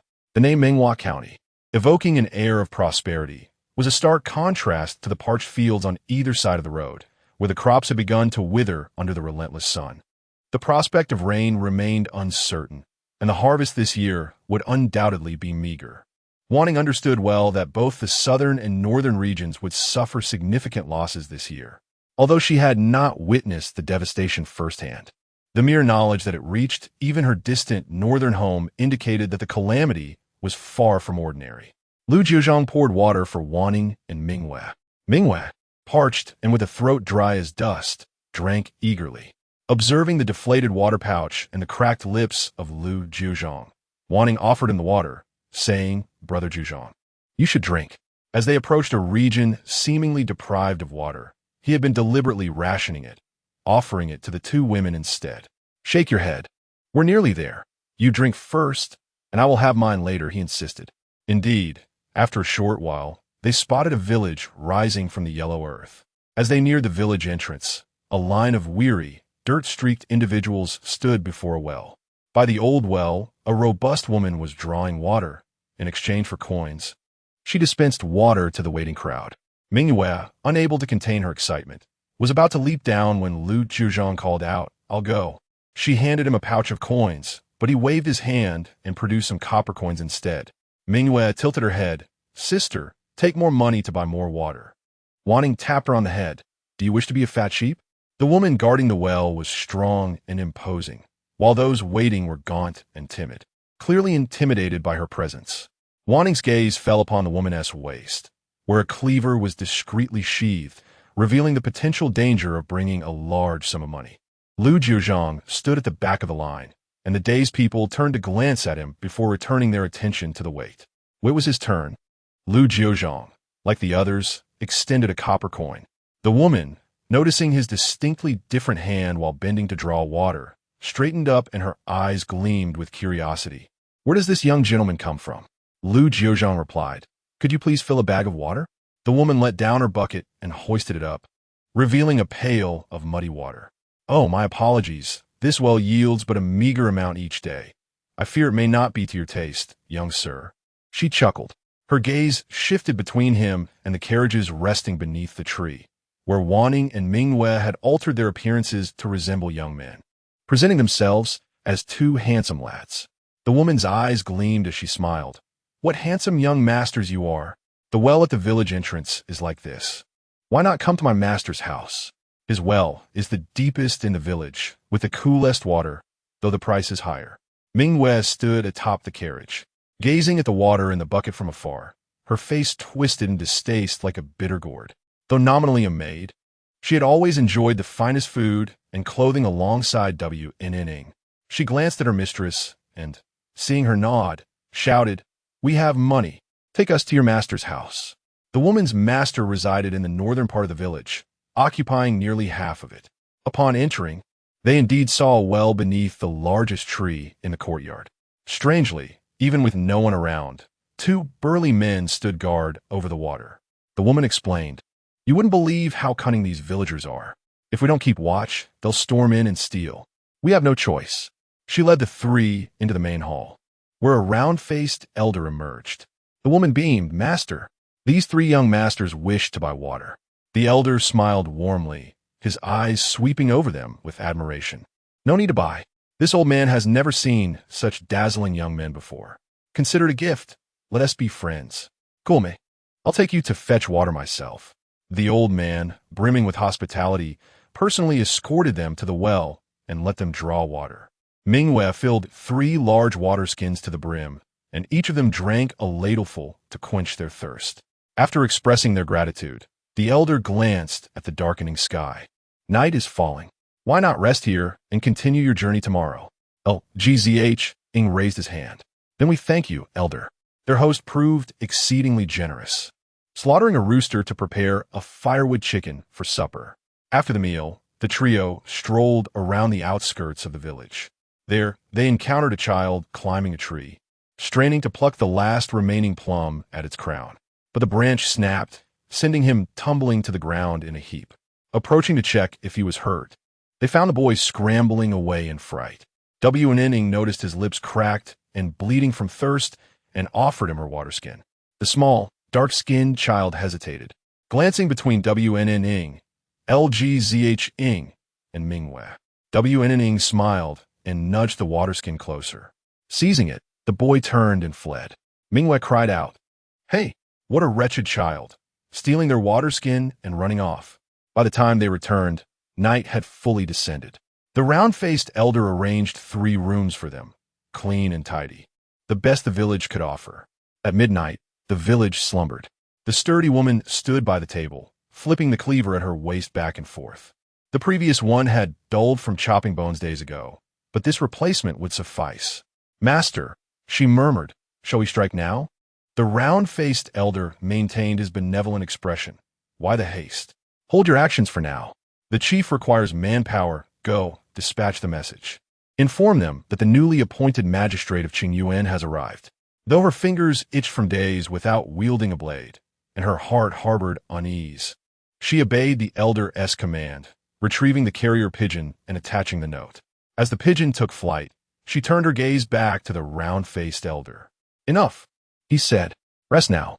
Endure it." The light extinguished. The pigeon flapped its wings, barely clearing the estate before its body lurched midair. A sharp whiz, and it plummeted downward. Wanning, gripping a slingshot, stepped forward and picked up the fallen bird. Chapter 84. Wang Pingshan. A message cylinder was fastened to the leg of a carrier pigeon.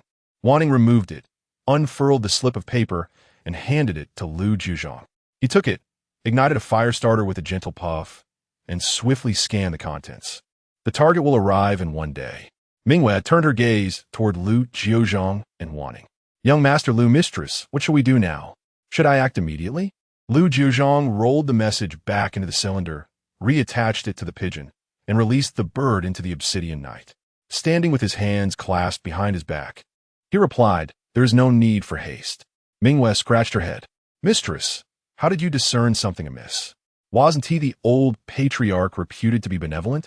Though prodigious in martial arts, poison-craft, and linguistics, her mind was straightforward, and she had failed to perceive any deception. Wanning murmured, if he were truly benevolent, would he deny the villagers even muddy water to drink? Throughout their journey, They had witnessed the destitution of the locals and the barrenness of the land. Under such circumstances, how could a single household occupy nearly half the village? Even the gentry of prosperous regions would not dare such extravagance. Mingwe seethed. So he exploits the common folk? Why don't they petition the authorities? Wanning shook her head. The people have no wealth to speak of. What can mere oppression yield? Observe the furnishings in that house. That antique vase from the previous dynasty alone would require a decade of extortion to afford. Mingwe frowned. Then where did they acquire such riches? Wanning glanced at Lu Jiuzhang, who answered, "They are not common folk. They are bandits." Mingwe gasped softly. "Bandits?" Lu Jiuzhang continued. Though remote, the 3 counties of Menghua, Pu's, and Qingyuan lie along the sole passage connecting the northern frontier to the Eastern Sea. The Eastern Sea is home to many affluent merchants. What manner of brigand is most adept at disarming suspicion? Those who least resemble outlaws. Those who extend a helping hand in times of peril. Wanning added, moreover, we have lingered in that estate for hours. During the meal, did you notice any children in the courtyard? Mingwe pondered, then shook her head before her eyes brightened with realization. Ah, Mist. Though the patriarch's mother appeared to be in her 90s, her stance was as steady as her grandson's, clearly trained in martial arts. Wanning nodded approvingly. The pupil has learned well. Though Mingwe did not grasp the meaning, she sensed the praise and beamed, nodding vigorously. Her expression then darkened, fists clenching. Shall I administer poison? We could overthrow them now. Let the villagers divide their spoils, and spare them from drinking filth. Wanning shook her head. No, this household is but the tip of the iceberg. Without eradicating the root, the people will remain trapped in misery. A glint of exhilaration flashed in Mingwe's eyes. Then I shall uproot them entirely. Wanning smiled faintly, but remained silent. Her gaze shifted to Lu Jiuzhang. Amid the darkness, his eyes gleamed like celestial stars, fixed upon the distant horizon. The forces here were intricately entangled. Though his official post lay in Qingyuan County, these roving bandits in Menghua had already uncovered his identity and laid their trap. The journey, seemingly stretching over 200 miles, is fraught with uncertainty. The 3 individuals exchanged no words as they quietly entered the dwelling and succumbed to slumber. Upon the break of dawn, Wanning and her companions replenished their water supply, and the round-faced elder graciously provided them with some provisions before they resumed their journey. Not long after setting foot on the official road, a child suddenly darted forth, tossing an object in their direction. As Wanning caught it, she realized it was her water pouch, and the child was the very one she had offered water to the previous day. The child, glancing around with caution, anxiously pointed ahead and then gestured behind him, unable to speak but emitting frantic whimpers. He was warning them of impending danger.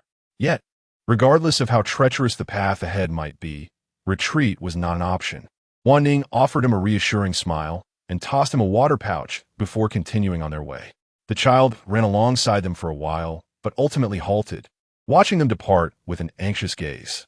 Lu Jiuzhang unfurled the map, revealing their route to Wanning. At our current pace, we shall arrive in a day, meaning those individuals are likely lying in wait for us here. His finger pointed to a location marked Wangping Mountain. Wanning inquired, "What shall we do next, Brother Jiuzhang?" He replied, "We shall draw the snake from its hole and ensnare them all." After traveling 30 miles, they arrived at the town of Menghua County. Wanning tenderly stroked her white horse, leading it to the trough and spending a considerable sum to quench its thirst. This magnificent steed, though tasked with pulling the cart, was deserving of better. Wanning groomed it with a comb before venturing into the town in search of food. Mingwe was ravenous, having subsisted solely on dry rations during their journey. At last, they located the sole tavern in Menghua County. Upon entering, the tavern attendant regarded them as if they were treasures of gold. Mingwe ordered an extravagant spread, encompassing an array of chicken, duck, fish, and meat, and immediately began to feast. Lu Jiuzhang diligently cleaned the bowls and chopsticks for Wanning, pouring her a glass of clear water. As the 3 enjoyed their meal, they overheard a conversation from a nearby table. "I heard yet another has perished. The bodyguards are too afraid to accept any assignments, and that bridal procession has now lingered in the city for 7 days. Who would dare to leave? The last merchant caravan hired their top bodyguards, yet they too met their fate at Wangping Mountain. By the time they were discovered, The men's corpses had begun to decay, their hearts removed. The women were simply abducted. Days later, I've heard that one merchant's wife was found stripped and cast aside at the city gate, driven mad as she dashed headlong into the city walls. Meeting her end, it said that the bandits on that mountain not only desire women, but also spare no handsome men. Their conversation faltered as they cast glances towards Lu Jiuzhang and his companions. It was evident to all that the trio was not from this county. Their striking appearance set them apart, particularly the two with delicate features and generous demeanor. Should they venture further, it would be clear they conformed to the preferences of the bandits at Wanping Mountain. Lu Jiuzhang turned to the table and approached them, asking, "Excuse me, where's that bridal procession located?" The two conversing individuals set down their chopsticks. Their curiosity piqued as they gazed at Lu Jiuzhang. The youth before them was an exceptional figure, unlike any they had encountered before. Yet, it was evident he bore the air of a scholar. One of them took a sip of wine and inquired, "May I ask, young sir, why do you pose this question?" Lu Jiuzhang replied, "We are bodyguards." The two were genuinely taken aback, glancing at Lu Jiuzhang and then at the two other, seemingly friendlier youths nearby, their expressions conveying unspoken thoughts. After clarifying their address, the trio proceeded towards the wedding procession. Mingyu could no longer contain herself and spoke up, "Young Master Lu, I cannot guarantee the safety of the bride." Indeed, though she possessed some martial skills, her ability to protect herself was limited. She excelled particularly in evading detection and escape, but beyond that, she could do little. Suddenly, Lu Jiuzhang halted in his tracks, turning his gaze towards the far end of the long street. "No, our bodyguards have arrived." The sound of galloping hooves echoed, and an individual, sharp and formidable as a spear, emerged at the street's end. A fleeting memory flashed in Wanning's mind. Young Nianshan, the dark-clad figure accompanying Zhang Lingxi. Chapter 85. The wedding after 7 years apart. Yang Nianshan appeared unchanged, his countenance still sharp and cold, his gaze introspective. He halted before Lu Jiuzhang, dismounted gracefully, and bowed slightly, addressing him as young master. Several others, equally expressionless, followed suit and bowed in unison.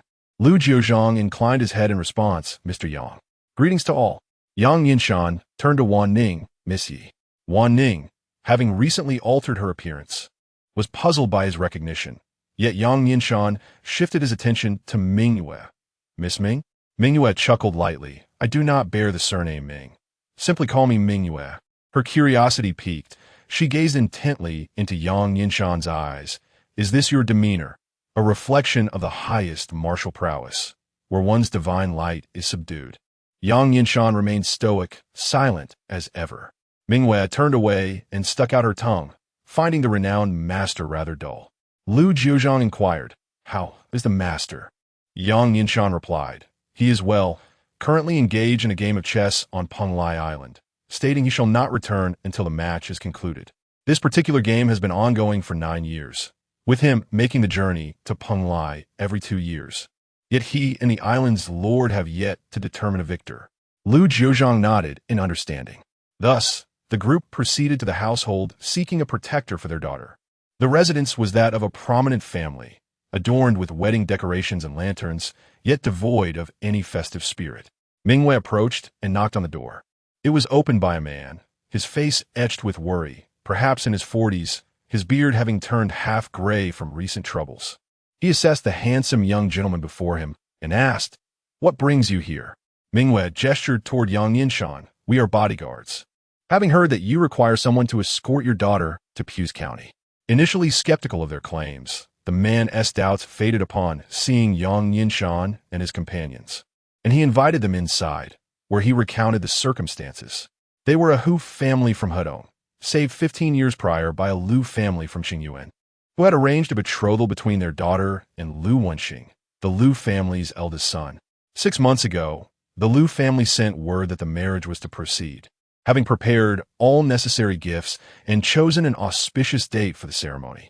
He was to send his daughter to Pu's County, where Lu Wenxing would journey from Qingyuan to escort her. However, they had not anticipated that upon reaching Menghua County, they would discover the bandits of Wang Pingshan had become increasingly brazen, preying upon travelers, men subjected to brutal treatment, and women horrifically violated. With the wedding date looming, the father found his beard graying further with worry. He looked at Mingyue and her companions, feeling anxious, yet only Yang Nianshan provided him with a sense of reassurance. The others, though pleasing to the eye, seemed to him merely ornamental, often ineffective in dire situations.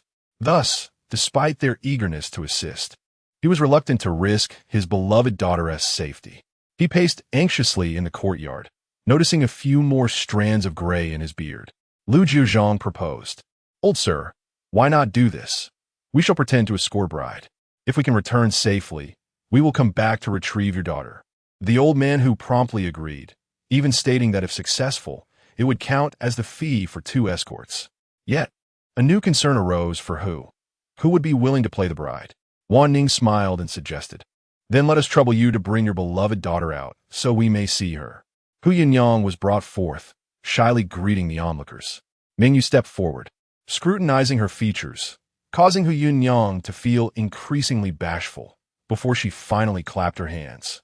She took out a bundle, rummaged through its assorted contents, then retreated into the room to study her reflection in the mirror. When she emerged again, Hu and the others were momentarily rendered speechless. The resemblance to his daughter was striking. At first glance, one might easily mistake her for Hu Yunyang, unless one was familiar with her.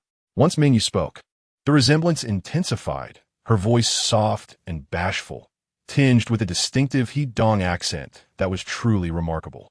Even Yang Nianshan cast a curious glance at Mingyu. Subsequently, adhering to Lu Jiuzhang's instructions, Mingyu selected 3 individuals from whose entourage who bore a similar stature to Lu Jiuzhang and the others. After a bit of fussing, she reluctantly clapped her hands, declaring, "This will have to suffice. It is indeed a challenge." From a distance, the 3 bore a resemblance to Lu Jiuzhang and Wanning, but up close, it was insufficient. Lu Jiuzhang remarked, "During the days we are away, please have these 3 procure provisions at meal times." Who nodded in agreement.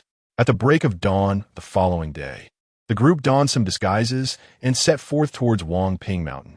The sweltering summer rendered the crops alongside the official road nearly lifeless, while the distant mountains loomed, their trees appearing listless, leaves wilted from the sun's relentless blaze, and scarcely a sound of cicadas or birds could be heard. Yang Nianshan addressed Lu Jiuzhang. The bandit on Wangping Mountain is one of King Wu's 12 tiger generals, known as Shan Chongming, notorious for his crude and violent methods. He has a son and a daughter, both equally ruthless. His son, Shan Wu, delights in tormenting his wives and daughters, while his daughter, Shan Wan, has taken 9 husbands. Mingyu, overhearing this, poked her head out of the bridal sedan and clenched her fist, exclaiming, "Such ruffians, once they fall into my grasp, shall witness a fate worse than death." After traveling for some time, the deep and continuous expanse of Wangping Mountain came into view. Meanwhile, at the county office in Menghua County, the theater-loving magistrate, Li Shui Fa, sat lazily in his chair, half-closed eyes listening to Xiao Tao Hua's rendition of On the Wall. He opened his eyes and inquired, "Where are the others?" The scribe beside him chuckled. "They're watching closely. They just stepped out to fetch a meal and have yet to depart." Li Shui Fa raised an eyebrow. They must have some reservations, especially given the recent excessive actions at Wangping Mountain. However, those assigned to Qing Yuan are surely out of favor. Anyone arriving in these 3 counties cannot escape the greeting gift. He then instructed, "Send word to the mountain, stating they are still within the county and have not yet set off." "Understood," the scribe replied. As he watched the figure of the official recede into the distance, Li Shuifa hummed a tune, feeling somewhat melancholic. In this place, integrity was a liability. Every magistrate assigned here would inevitably receive a so-called greeting gift from the bandits, which was nothing more than a display of intimidation. The mountain robbers had their own insidious methods of torment. During the initial encounter, they would ensure that the newly appointed magistrate submitted completely, instilling fear that would compel him to look eastward and dare not turn west. This was no realm of the emperor. Here, it was the domain of thieves. The magistrate was merely a puppet. How did the previous magistrate of Qingyuan meet his end? Oh, he did not die. Rather, he was driven nearly mad by torment and, like a dog, crawled around the yamen, offering up his wife and daughter to save his own skin, after which he was permitted to resign and escape Qingyuan. Indeed, while entering Qingyuan may be easy, exiting is fraught with difficulty. This time, that young lad, barely 18 or 19, one can only wonder what manner of torment awaits him. Chapter 86. Thieves' Den in the dimly lit chamber. A woman wielding a whip surveyed the strikingly handsome young scholar before her, a smirk playing upon her lips. "Will you comply?" The scholar, with eyes ablaze with defiance, let out a cold laugh and averted his gaze. Rising swiftly from her seat, the woman lunged forward, seizing the scholar's head and forcefully smashing it against the wall. The impact was tremendous, blood splattering across the surface as the scholar's once charming visage contorted in agony, his cries silenced before he crumpled to the ground. "Unappreciative wretch, drag him out and bring in the next." A middle-aged man, sporting a goat-like beard, bowed at the entrance. "Yes, Mississippi." Immediately, the lifeless body of the defiant scholar was hauled away, and a robust man was ushered in. Having witnessed the grim fate of his predecessor, he entered, eyes wide with terror at the sight of the bloodied floor, trembling in fear. Sun Wen scrutinized the man from top to bottom, her gaze finally settling upon his chest. Grasping her whip, she delicately parted his clothing, a satisfied smile gracing her lips. The sight of her smile sent a shiver down the man's spine, causing him to involuntarily soil his pants. Sun Wen's expression darkened instantly. She tightened her grip on the whip around his neck, and with a sickening crack, the man's throat was crushed. His eyes widened in shock before he collapsed. With a wave of her hand, the body was swiftly removed. Such misfortune. This new batch of men is utterly lackluster. Unlike her brother, who relished in coercion, she preferred voluntary submission. However, disobedience or dissatisfaction would lead to a swift demise. The compliant ones, she would indulge for a few days, and if they pleased her, they would be welcomed into her service for the long term. At that moment, the bearded man hurriedly approached with news. "Miss, the goods have arrived." Sun Wen twirled the whip in her hand. "How do they fare?" The man replied, "They have been assessed, quite promising, a group of brides." Sun Wen grasped her whip and rose to her feet. "Let's proceed." Before even entering the domain of Wanping Mountain, Yang Yinshan sensed an unusual atmosphere. His instincts were keen, enabling him to perceive the presence and number of individuals nearby. Feigning ignorance, he acted as the head escort, shouting amidst the clamor of drums and gongs, "Prepare for protection." As they traversed the narrow passage flanked by ancient trees, the oppressive heat transformed into a foreboding chill. The group pretended to be engulfed in trepidation, casting anxious glances around. Suddenly, a large bird swooped down from a towering tree, startling the bearers, who cried out in alarm. "They are coming! They are coming!" Sun Wen, observing from the side, let out a derisive laugh. With such cowardice, they dared to approach Wanping Mountain. With a swift gesture, a battalion of over 100 armed brigands surged forth from the shadows. Yang Yinshan shouted, "Stay calm. Remain composed." Yet chaos erupted around them, as fear overcame his comrades, who abandoned their armor and cowered upon the ground, devoid of courage. Dan Wen approached them wielding a whip, first surveying them from top to bottom. Her gaze shifted from Yang Yinshan to the group of bearers, and then back to Yang Yinshan. The bandits were well aware of the young lady's peculiar inclination. They would first assess the appearance of their captives. If deemed acceptable, their lives would be spared for amusement on the mountain. If not, they would meet a swift demise. Among the group, aside from Yang Yinshan, the appearances of the others fell within the realm of what Dan Wen found tolerable. However, feeling a lack of novelty lately, she decided with a wave of her hand, "Bind them all and take them up the mountain." Yang Yinshan feigned resistance for a moment before his weapon was disarmed, and he too was bound. Dan Wen lifted the curtain of the flower palanquin and, upon seeing a delicate face, waved her hand again. "Bind her too. Let's see if my brother likes her." Thus, this bridal procession was inevitably taken up the mountain. Wanning and Lu Jiuzhang found their hands bound as they were forced to navigate the intricate paths of Wanping Mountain. Upon witnessing the sudden emergence of these individuals, Wanning realized they were no ordinary bandits. Their trainers had molded them into elite soldiers. The mountain was riddled with numerous winding paths, and it was clear that a single misstep could trigger a myriad of traps. Wamping Mountain was but one of many in the Qingyuan Menghua Puja region, which housed not just one, but several hidden armies. The captives were confined within a room, where Mingyue leaned against Wanning and curiously whispered, "Miss, should I wail at the top of my lungs?" She believed she had a talent for acting and thought that perhaps she could join an opera troupe upon their descent, thus expanding her connections within the realm. Wanning nodded, prompting Mingyue to unleash a mournful wail. In response, a stone was hurled through the window from outside. "Cry again, and I'll kill you."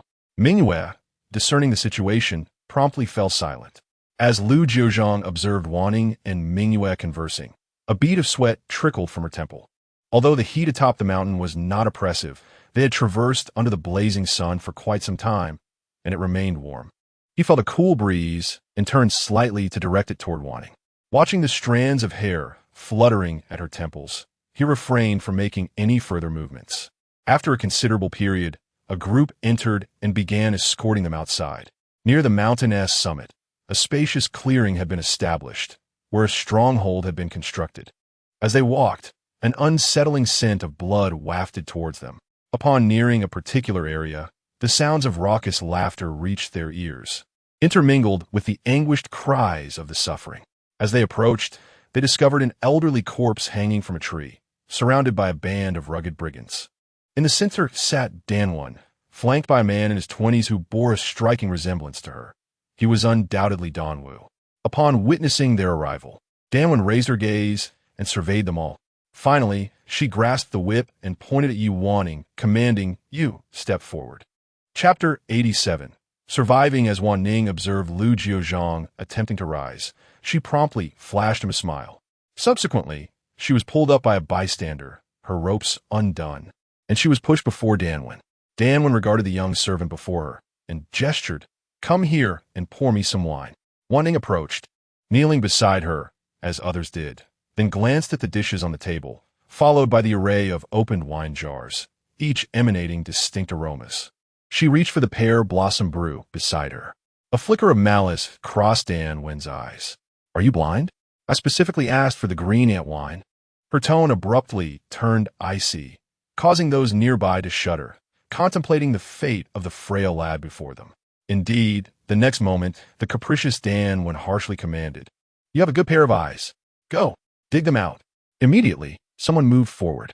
Yet, Wanning chuckled softly. "Miss, the green ant wine is not suitable for you today." Danwon was taken aback by the lad's audacity. Her curiosity piqued. Disguised as a servant, the youth's voice transformed, bright and youthful, his unmasked eyes sparkling like amber in the light. Noticing the lady's interest, the person who intended to drag Wanning away halted. In a low voice, Wanning continued, "By Lu Tian once penned, fresh brew of green ant wine, with a small red clay stove. This green ant wine is most warming to the heart, perfect for winter. However, it is sweltering today, and the dishes served, including pig trotters and chicken, would be better complemented by this pear blossom brew, which not only alleviates internal heat, but also enhances the flavor. Moreover, I have heard that when paired with rouge duck breast, it can further enrich one's complexion." Wanning's gaze subtly drifted over Danwon's lips, adorned with uneven rouge, and the piercings in her ears. Even amidst the struggles of life, this young lady still cherished her beauty.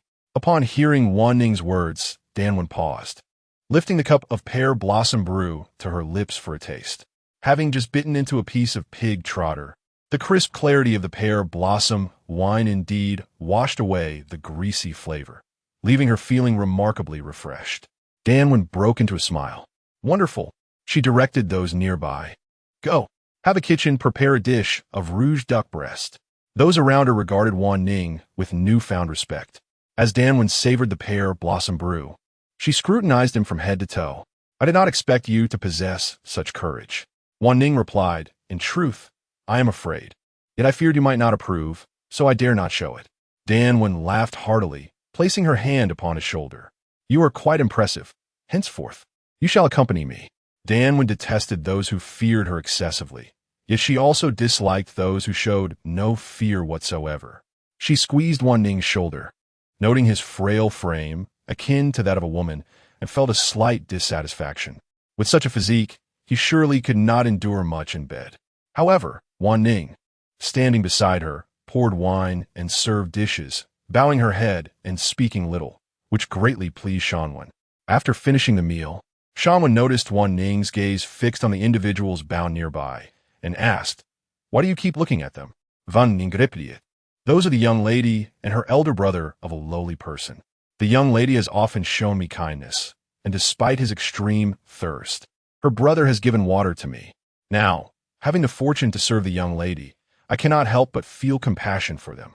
Shanwen smirked, glancing at Mingyu and Lu Jiuzhang, and finally said, "Your brother has inherited your fine eyes, but alas, his demeanor is cold and unappealing. For your sake, I shall loosen their binds. Make sure it brings me joy, understood?" Wanning obediently replied, "Thank you, Mississippi." At that moment, Wanning heard a loud slap. Out of the corner of her eye, she saw Shan Wu grasping a young girl, pointing at the elder man hanging from a tree, declaring, "I shall hang your grandfather here, turning him into a desiccated corpse, and bring you to witness it daily." Despite her face being covered in dust, the girl was evidently exquisite, her face swollen from slap. Her eyes, filled with bitter hatred, remained fixated on her grandfather's lifeless body. Wanning felt the weight of such anguish, her heart tightening in sympathy. Meanwhile, the surrounding thieves cheered, reveling in the torment of others. Wanning averted her gaze, following Shanwen and carrying tea for her. As they walked, Wanning increasingly sensed that this was a veritable hell on earth. A group of numb-faced women were confined in conditions resembling a pigsty, scantily clad, some appearing half-mad, many with swollen bellies, leaving one to ponder the nature of their existence. Progressing further, she encountered pools of blood. The children fared slightly better, confined in small groups, occasionally pulled out to be handed a knife, instructed to slay the nearby dogs. One child, with a quivering voice, cried out, "He is Ah Huang! He is Ah Huang! I won't kill!" A burly man approached, raised his hand, and struck the child, sending him crashing to the ground, teeth scattering. They raised these animals alongside the children, ultimately compelling them to take lives, thus cultivating a cadre of merciless executioners. This extinguishing of all humanity was the legacy they sought. But were the pregnant women taken from the mountains or selected from these original children? The thought tightened Wanning's chest again. Wangping Mountain was merely one of the 3 counties. What about the others? Shanwen, while inspecting, received reports at every stop, her expression betraying no emotion, as if it were all in natural order. Continuing onward, Wanning beheld several disfigured corpses of men. Shanwen pointed at the bodies and stated, "Behave well, or this shall be your fate. Understood?" Wanning lowered her head, replying, "I shall certainly behave." Shanwen chuckled with satisfaction. Over the years, Wanning had witnessed the ferocity of pirates. However, those marauders would kill and consume their victims with a certain efficiency. Unlike the slow, torturous methods displayed here, Wanning's gaze swept across the lifeless bodies until it landed on a scholar-like figure who stirred slightly. He was not yet dead. Wanning lowered her eyes. Turning to another direction, she heard a cacophony of laughter intermingled with the growls of a vicious dog. Let her disobey. Today I shall see whether the beast or she is the stronger. Upon raising her gaze, Wanning beheld Dan Wu and his entourage of sycophants, gathered around a wooden enclosure, fixated on a formidable hound within. The dog was colossal, standing nearly half the height of a person without even rising, its menacing visage adorned with sharp teeth, blood dripping from its gaping maw. A barely conscious man was being dragged away, his body mangled beyond recognition. Then, Wanning observed the previously aloof and icy young woman being ushered into a nearby room. Addressing Danwen, she said, "Miss, I shall fetch a chair for you to observe from the adjacent room." Danwen was pleased by Wanning's thoughtfulness and nodded in approval. Wanning set the teapot aside and entered the dwelling, where a woman clad in a fresh ensemble emerged. As they brushed past one another, Wanning discreetly slipped a needle into the young woman's hand. Survive. Chapter 88. Come, I shall lead you to vengeance. A flicker of astonishment passed through the girl's eyes. However, Wanning silently brushed past her and retrieved a chair from within. This needle contained a substantial amount of anesthetic. Inserting it into any part of the hunting dog would offer a glimmer of hope. He carried the chair outside and then procured a fan to provide some relief to Shanwen. The girl was thrust into the enclosure. The massive black dog, having just attacked a person, still radiated a fierce aura, while the surrounding crowd erupted into raucous laughter. Go on, tear her to shreds. Huh, how dare she offend our young master? To be favored by him is a privilege. The girl stood there, her body trembling uncontrollably. Despite her quaking form, there was an alluring elegance about her that captivated Shan Wu, tightening his throat. She was truly beautiful. He had an affinity for strikingly lovely women, and this one was the most exquisite he had encountered recently. Just one glance from her icy gaze made him reluctant to let her go, as he devised countless schemes to make her take the initiative. He had already executed her grandfather and given her scholar fiancé to his sister, yet she remained ungrateful. Suddenly, the black dog lunged at her, causing the girl to shudder in terror. Nevertheless, she seized a nearby stick and fought back valiantly. Yet, how could a frail woman compete with a ferocious, trained beast? The crowd roared with laughter, clapping, and cheering. Wanning watched the girl being torn at, barely able to restrain himself. At that moment, the girl raised her hand with great effort, and the black dog immediately clamped down on it, poised to sever her palm. Suddenly, the beast began to slump downwards. With a thud, the heavy carcass of the animal fell to the ground. What is happening? People rushed forward to investigate, but found nothing amiss. Wanning understood that the anesthetic had already been administered when the dog lunged at the girl's hand. Yeah, hi. In the eyes of these spectators, the dog was far more valuable than a mere human. They had raised many dogs, yet only this one met their requirements. They tore the woman away, calling for others to come and see. Shanwen cast a cold glance at his brother. This toy of yours is hardly durable. Furious, Shanwu shouted, who allowed me to see this dog today? Who? I shall ruin him. Seeing that there was no longer any amusement to be had, Shanwen rose to his feet. Wanning followed closely behind, circling the village. This stronghold was fraught with traps, without a thorough understanding of the mountainous terrain. Any attempt at a frontal assault would result in significant losses and uncertain outcomes. If Wangping Mountain was thus fortified, it was reasonable to presume that others were equally so. No wonder previous military campaigns by the court had proven futile, and now the great Zhou dynasty was beset by internal strife and external threats. How much effort could the emperor possibly invest? Wanning remained by Shanwen's side as the night began to envelop the land. Yang Yinshan was bound in the back room. As a formidable bodyguard, he was tightly restrained, awaiting the judgment of Dan One. The guard glanced at Yang Yinshan. Barring any unforeseen circumstances, after being drugged tonight, he would be delivered to Dan Wen's chamber. However, it was rumored that the young lady had acquired an interesting boy that afternoon, leaving uncertainty about whether she would attend to him or not. The guard was soon summoned to play cards. Lowering his head, Yang Yinshan discreetly revealed a razor-thin blade that had been concealed in his mouth. This blade had been sealed with wax, and after resting in his mouth for an extended period, it had naturally softened. Now, as he expelled it, the edge glimmered. With this hair-splitting shard, he severed the ropes binding him. Outside, the guard continued to engage in his card game with two others. Like a wisp of smoke, Yang Yinshan glided behind them. With a swift motion, before the trio could react, he brought them down silently. He stealthily made his way to the kitchen, where preparations for a meal were underway. From the sole of his boot, he retrieved a pouch of powder and poured it into a nearby wooden barrel. The powder dissolved into the water, vanishing from sight. Having completed this task, he pressed himself against the eaves, observing as the kitchen staff poured the tainted water into the pot for cooking. Only then did he discreetly depart. He proceeded to the location where Lu Jiuzhang was imprisoned. Young master, everything is prepared. The drug has been mixed into the food, Lu Jiuzhang reported. Good, he replied. While most will eat the vegetables, there are always a few who will not. Gather everyone first. Additionally, I noticed that Dan One and Dan Wu do not dine with the others, so we must exercise caution. Then I shall trouble you to keep an eye on Wanning after you handle this matter, Yang Yinshan said. Understood, young master, he replied before slipping into the night. Mingwei approached. Young Master Lu, are we to take a life? Lu Jiuzhang nodded. Mingyue's excitement was palpable. Since their maritime escapade, she had not engaged in any combat. Just as Lu Jiuzhang anticipated, the siblings from the Dan family typically dined with their father in the evenings. Their father, Dan Xiong, was once one of the 12 tiger generals under King Wu.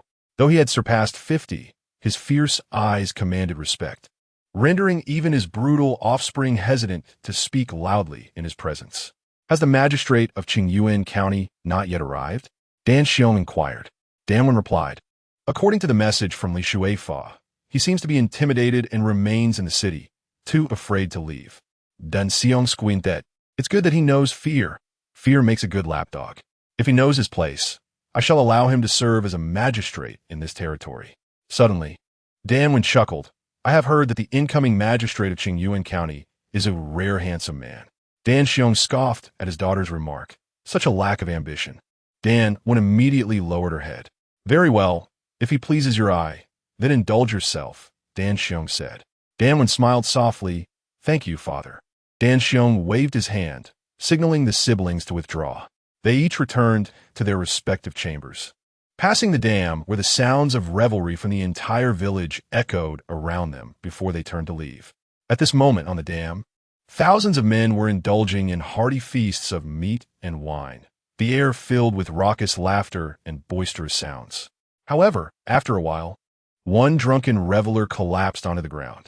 Nearby, a thief mocked him, saying, with such a capacity for drink, what are you consuming? Yet, scarcely had the words left his lips when he too felt a wave of dizziness, pondering the potency of the liquor that night, and he too succumbed. Soon, one by one, a multitude of bandits fell to the ground. A few dozen who had refrained from the food were startled to witness the mass collapse. Then, one person snapped to attention and exclaimed, there are intruders. Quickly, seek out the chief and the young ladies.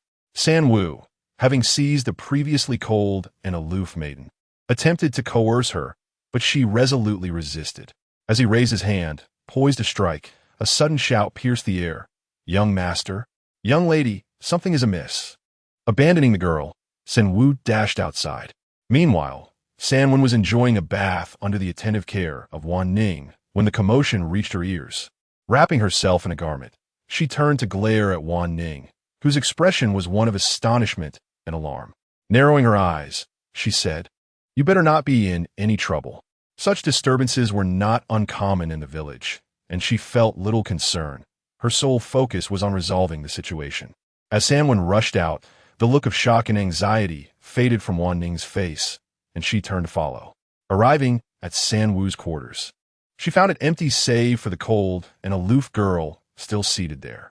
Pushing open the door, the maiden jolted, her demeanor shifting to that of a wild beast. Upon seeing Wanning, she hesitated momentarily. Wanning extended her hand, saying, come, I shall lead you to avenge. Chapter 89. I am Lu Jiuzhang. The young girl bore countless scars upon her body. Yet at this moment, as she beheld the hand extended towards her, she struggled to rise. She placed her hand, marred by dog bites, into the outstretched palm. The wounds were nearly deep enough to expose bone. However, Wanning understood that what she required now was not the healing of her injuries, but rather the pursuit of vengeance. She clasped the girl's hand and led her forth. Dan Xiong emerged wielding a hammer, gazing at his injured children and then surveying the multitude of fallen foes. His gaze landed upon the group encircling them, fixating on Yang Yinshan. He immediately discerned that this individual was the most formidable among them. With a mighty shout, he swung the hammer towards Yang Yinshan, simultaneously calling out, escort the young master and mistress down the mountain. Yes, the remaining warriors brandished their weapons, forming a protective barrier around Danwen and Dan Wu. The siblings exchanged a fleeting glance with their father, their hearts heavy with reluctance. Yet, in this perilous moment, they had no choice but to escape. Only by fleeing could they hope for the opportunity to exact their revenge. Without further hesitation, they dashed down the mountain, shielded by their guardians. Yang Yinshan commanded, pursue them. The 10 or so individuals beside him swiftly took flight like swallows, racing after Danwen and Dan Wu. Dan Xiong intercepted Yang Yinshan growing interestingly alarmed. This youth, despite his tender years, possessed extraordinary martial prowess. Even in his prime, he could scarcely endure half an hour against such an opponent, let alone now. He grit his teeth, striving to buy his children even a moment more. As Wanning led the girl out, she caught sight of Dan Wan and Dan Wu fleeing in the distance. Her gaze shifted, and not far off, she spotted a bow and arrows. She then proceeded to the stable, where she tethered an old horse. Pulling the girl onto the steed, she galloped toward the direction of her beloved's escape.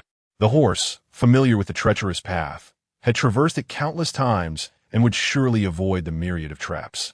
Indeed, as Wanning had anticipated, the horse navigated the dense mountain trails with ease, as if it recognized the way. The steed charged toward its master, oblivious to the specter of death it carried upon its back. The girl, riding through the darkness, harbored a fierce and fiery light in her eyes. She recalled her grandfather, who had been hanged, the torment she had endured, her husband, who remained oblivious to his fate. She clenched her teeth, knowing that this was the only way to stave off the tears that threatened to spill. Do not weep. How could one cry when the enemy still lives? Even with dozens protecting them, the 10 or so pursuers were all highly skilled martial artists. It was rare for a single village to produce even 1 or 2 such formidable fighters, let alone this many. As the number of protectors dwindled and the injuries mounted, Dan Wu's heart raced with dread. He was unwilling to meet his demise. Casting a glance at his sister, a glint of cold determination crossed his eyes. Dan Wan, I can no longer afford to consider you. Ahead, around a bend, lay a trap. He resolved to abandon Dan Wan to the fray, believing it to be his only chance for survival. With this thought in mind, he quickened his pace, pushing to the front, and spotted the stone. He reached out and nudged it aside. The flying knife of the heavenly net descended swiftly. Dan Wan was taken aback, forced to retreat repeatedly as he glanced at the 10 pursuers closing in, then at his brother who was racing ahead alone, a bitter smile escaping his lips. Well. Dan Wan felt as though he had never run this fast before. His feet seemed to soar as cold sweat seeped from his back in layers. The foot of the mountain was just below. He knew there was a stable down there, where a few horses awaited. If he could mount one, the pursuers would be unable to catch him. He sprinted forward, only to hear the sound of galloping hooves approaching from behind. Astonished, he turned to see 2 figures atop an old horse. The young man held the girl's hand as she drew back her bowstring with all her might, as if pouring her entire life force into that single arrow. The wound on her hand burst open, blood streaming down, dripping onto the galloping horse's back. She caught sight of her enemy's panicked eyes, and it seemed she could also see her grandfather's furious gaze. Releasing her grip, the arrow whizzed through the night, piercing straight through the chest of the fleeing man. A heart-piercing shot. She suddenly broke into a loud cry. Wanning sat quietly behind her, listening to her weep in silence. Dan Xiong had never felt so aged. He gasped heavily, the iron hammer he wielded growing increasingly heavy. At last, with a clang, his hammer was knocked from his grasp, and he stumbled back, leaning against a wall, gritting his teeth as he demanded, "Who is it? Let me die knowing." A faint, tranquil voice emerged from the shadows. "It is I." He looked up sharply. Lu Jiuzhang stepped forth from the darkness. The young man, at first glance, seemed unremarkable. Yet, having fallen, Dan Xiong grasped the iron hammer and laughed heartily. Who would have thought that after years of pecking at swallows? Today I will be pecked in the eye by one. Well, you young lad, if I die, it won't just be Wang Ping Mountain that falls. Can you truly escape? Lu Jiuzhang replied, I have no intention of escaping. Today, I merely wish to utilize Wang Ping Mountain. Hearing this, Dan Xiong felt a chill run through him. What do you intend to do? Lu Jiuzhang continued. Years ago, when King Wu rebelled, he had 12 fierce generals, all dragons among men. In the end, 4 remained, each taking control of a mountain peak. To outsiders, it appeared as if they ruled independently. However, over the years, the 4 have secretly allied, collectively asserting control over 3 counties, leaving even the county officials wary of them. If only one bandit is eradicated, as long as a leader remains, peace will forever elude this place. Thus, I must utilize Wang Ping Mountain as their burial ground. Dan Xiong scoffed repeatedly, None sense. Do you think you can summon them? Kill them? Why would they ever believe you? Lu Jiuzhang replied, what I know is that after their defeat, the four fierce generals initially intended to follow their old master, yet ultimately did not. What do you think of that? Dan Xiong's expression shifted slightly. We just don't want to die. What of it? Lu Jiuzhang's voice remained faint. That is because, by the banks of Xiangshui Lake, everyone believes that King Wu has taken his own life, cradling his newborn child. Yet, few are aware that King Wu's offspring were not limited to a single child. He bore twins. Thus, for all these years, the four of you have occupied this place, tirelessly searching for that child, waiting to regroup and reclaim the throne. In San Xiong's eyes, disbelief flickered. How do you know? Only the 12 Tiger Generals were privy to those events. The other 8 have perished in battle. How could you possibly be informed? Lu Jiuzhang replied, how I know is of little consequence. What matters is that if I were to assert through your lips that news of the child has surfaced, the other 3 would undoubtedly have to come. At that juncture, with the aid of your men, we should be able to neutralize a substantial portion of their forces. As for now, we can mobilize the city guard from each county. Seizing the moment of their disarray should not prove overly difficult. San Xiong's head buzzed with confusion. He suppressed the rising panic within. Those county officials are cunning. They would defy even the emperor's orders. Do you think they would heed you? Lu Jiuzhang's eyes glinted with a sharp light. You need not concern yourself with that. San Xiong shouted, you young man, what business is this of yours? Why not grant us a path to escape? In the future, should we attain great wealth and power, you would benefit as well. Lu Jiuzhang raised his gaze and regarded San Xiong. His eyes were profound, tranquil, and chilling. He spoke, I apologize, but for the time being, this matter does indeed concern me. I am Lu Jiuzhang, the newly appointed magistrate of Qingyuan County. Chapter 90. The borrowed troops when Wanning returned with the young girl. Everything had already settled into a somber stillness. The black-clad figures who had slain Shan when hastened to carry away the body of Shan Wuda as well. The remains of the 3 members of the Shan family lay alongside those of the deceased. The girl gently placed her grandfather's body down and wept inconsolably. Wanning recalled the scholar they had seen earlier, who had miraculously survived, and instructed Mingyue to check on him. Mingyue and her companions soon located the scholar, and fortunately, he still had a flicker of life. Lu Jiuzhang took his pulse and proceeded to prescribe medicine. The girl rushed forward, calling out to the scholar, Yingyun. It turned out that this scholar was her newlywed husband, Nian Yin. The girl's name was Cui Nian Yin. They were not locals,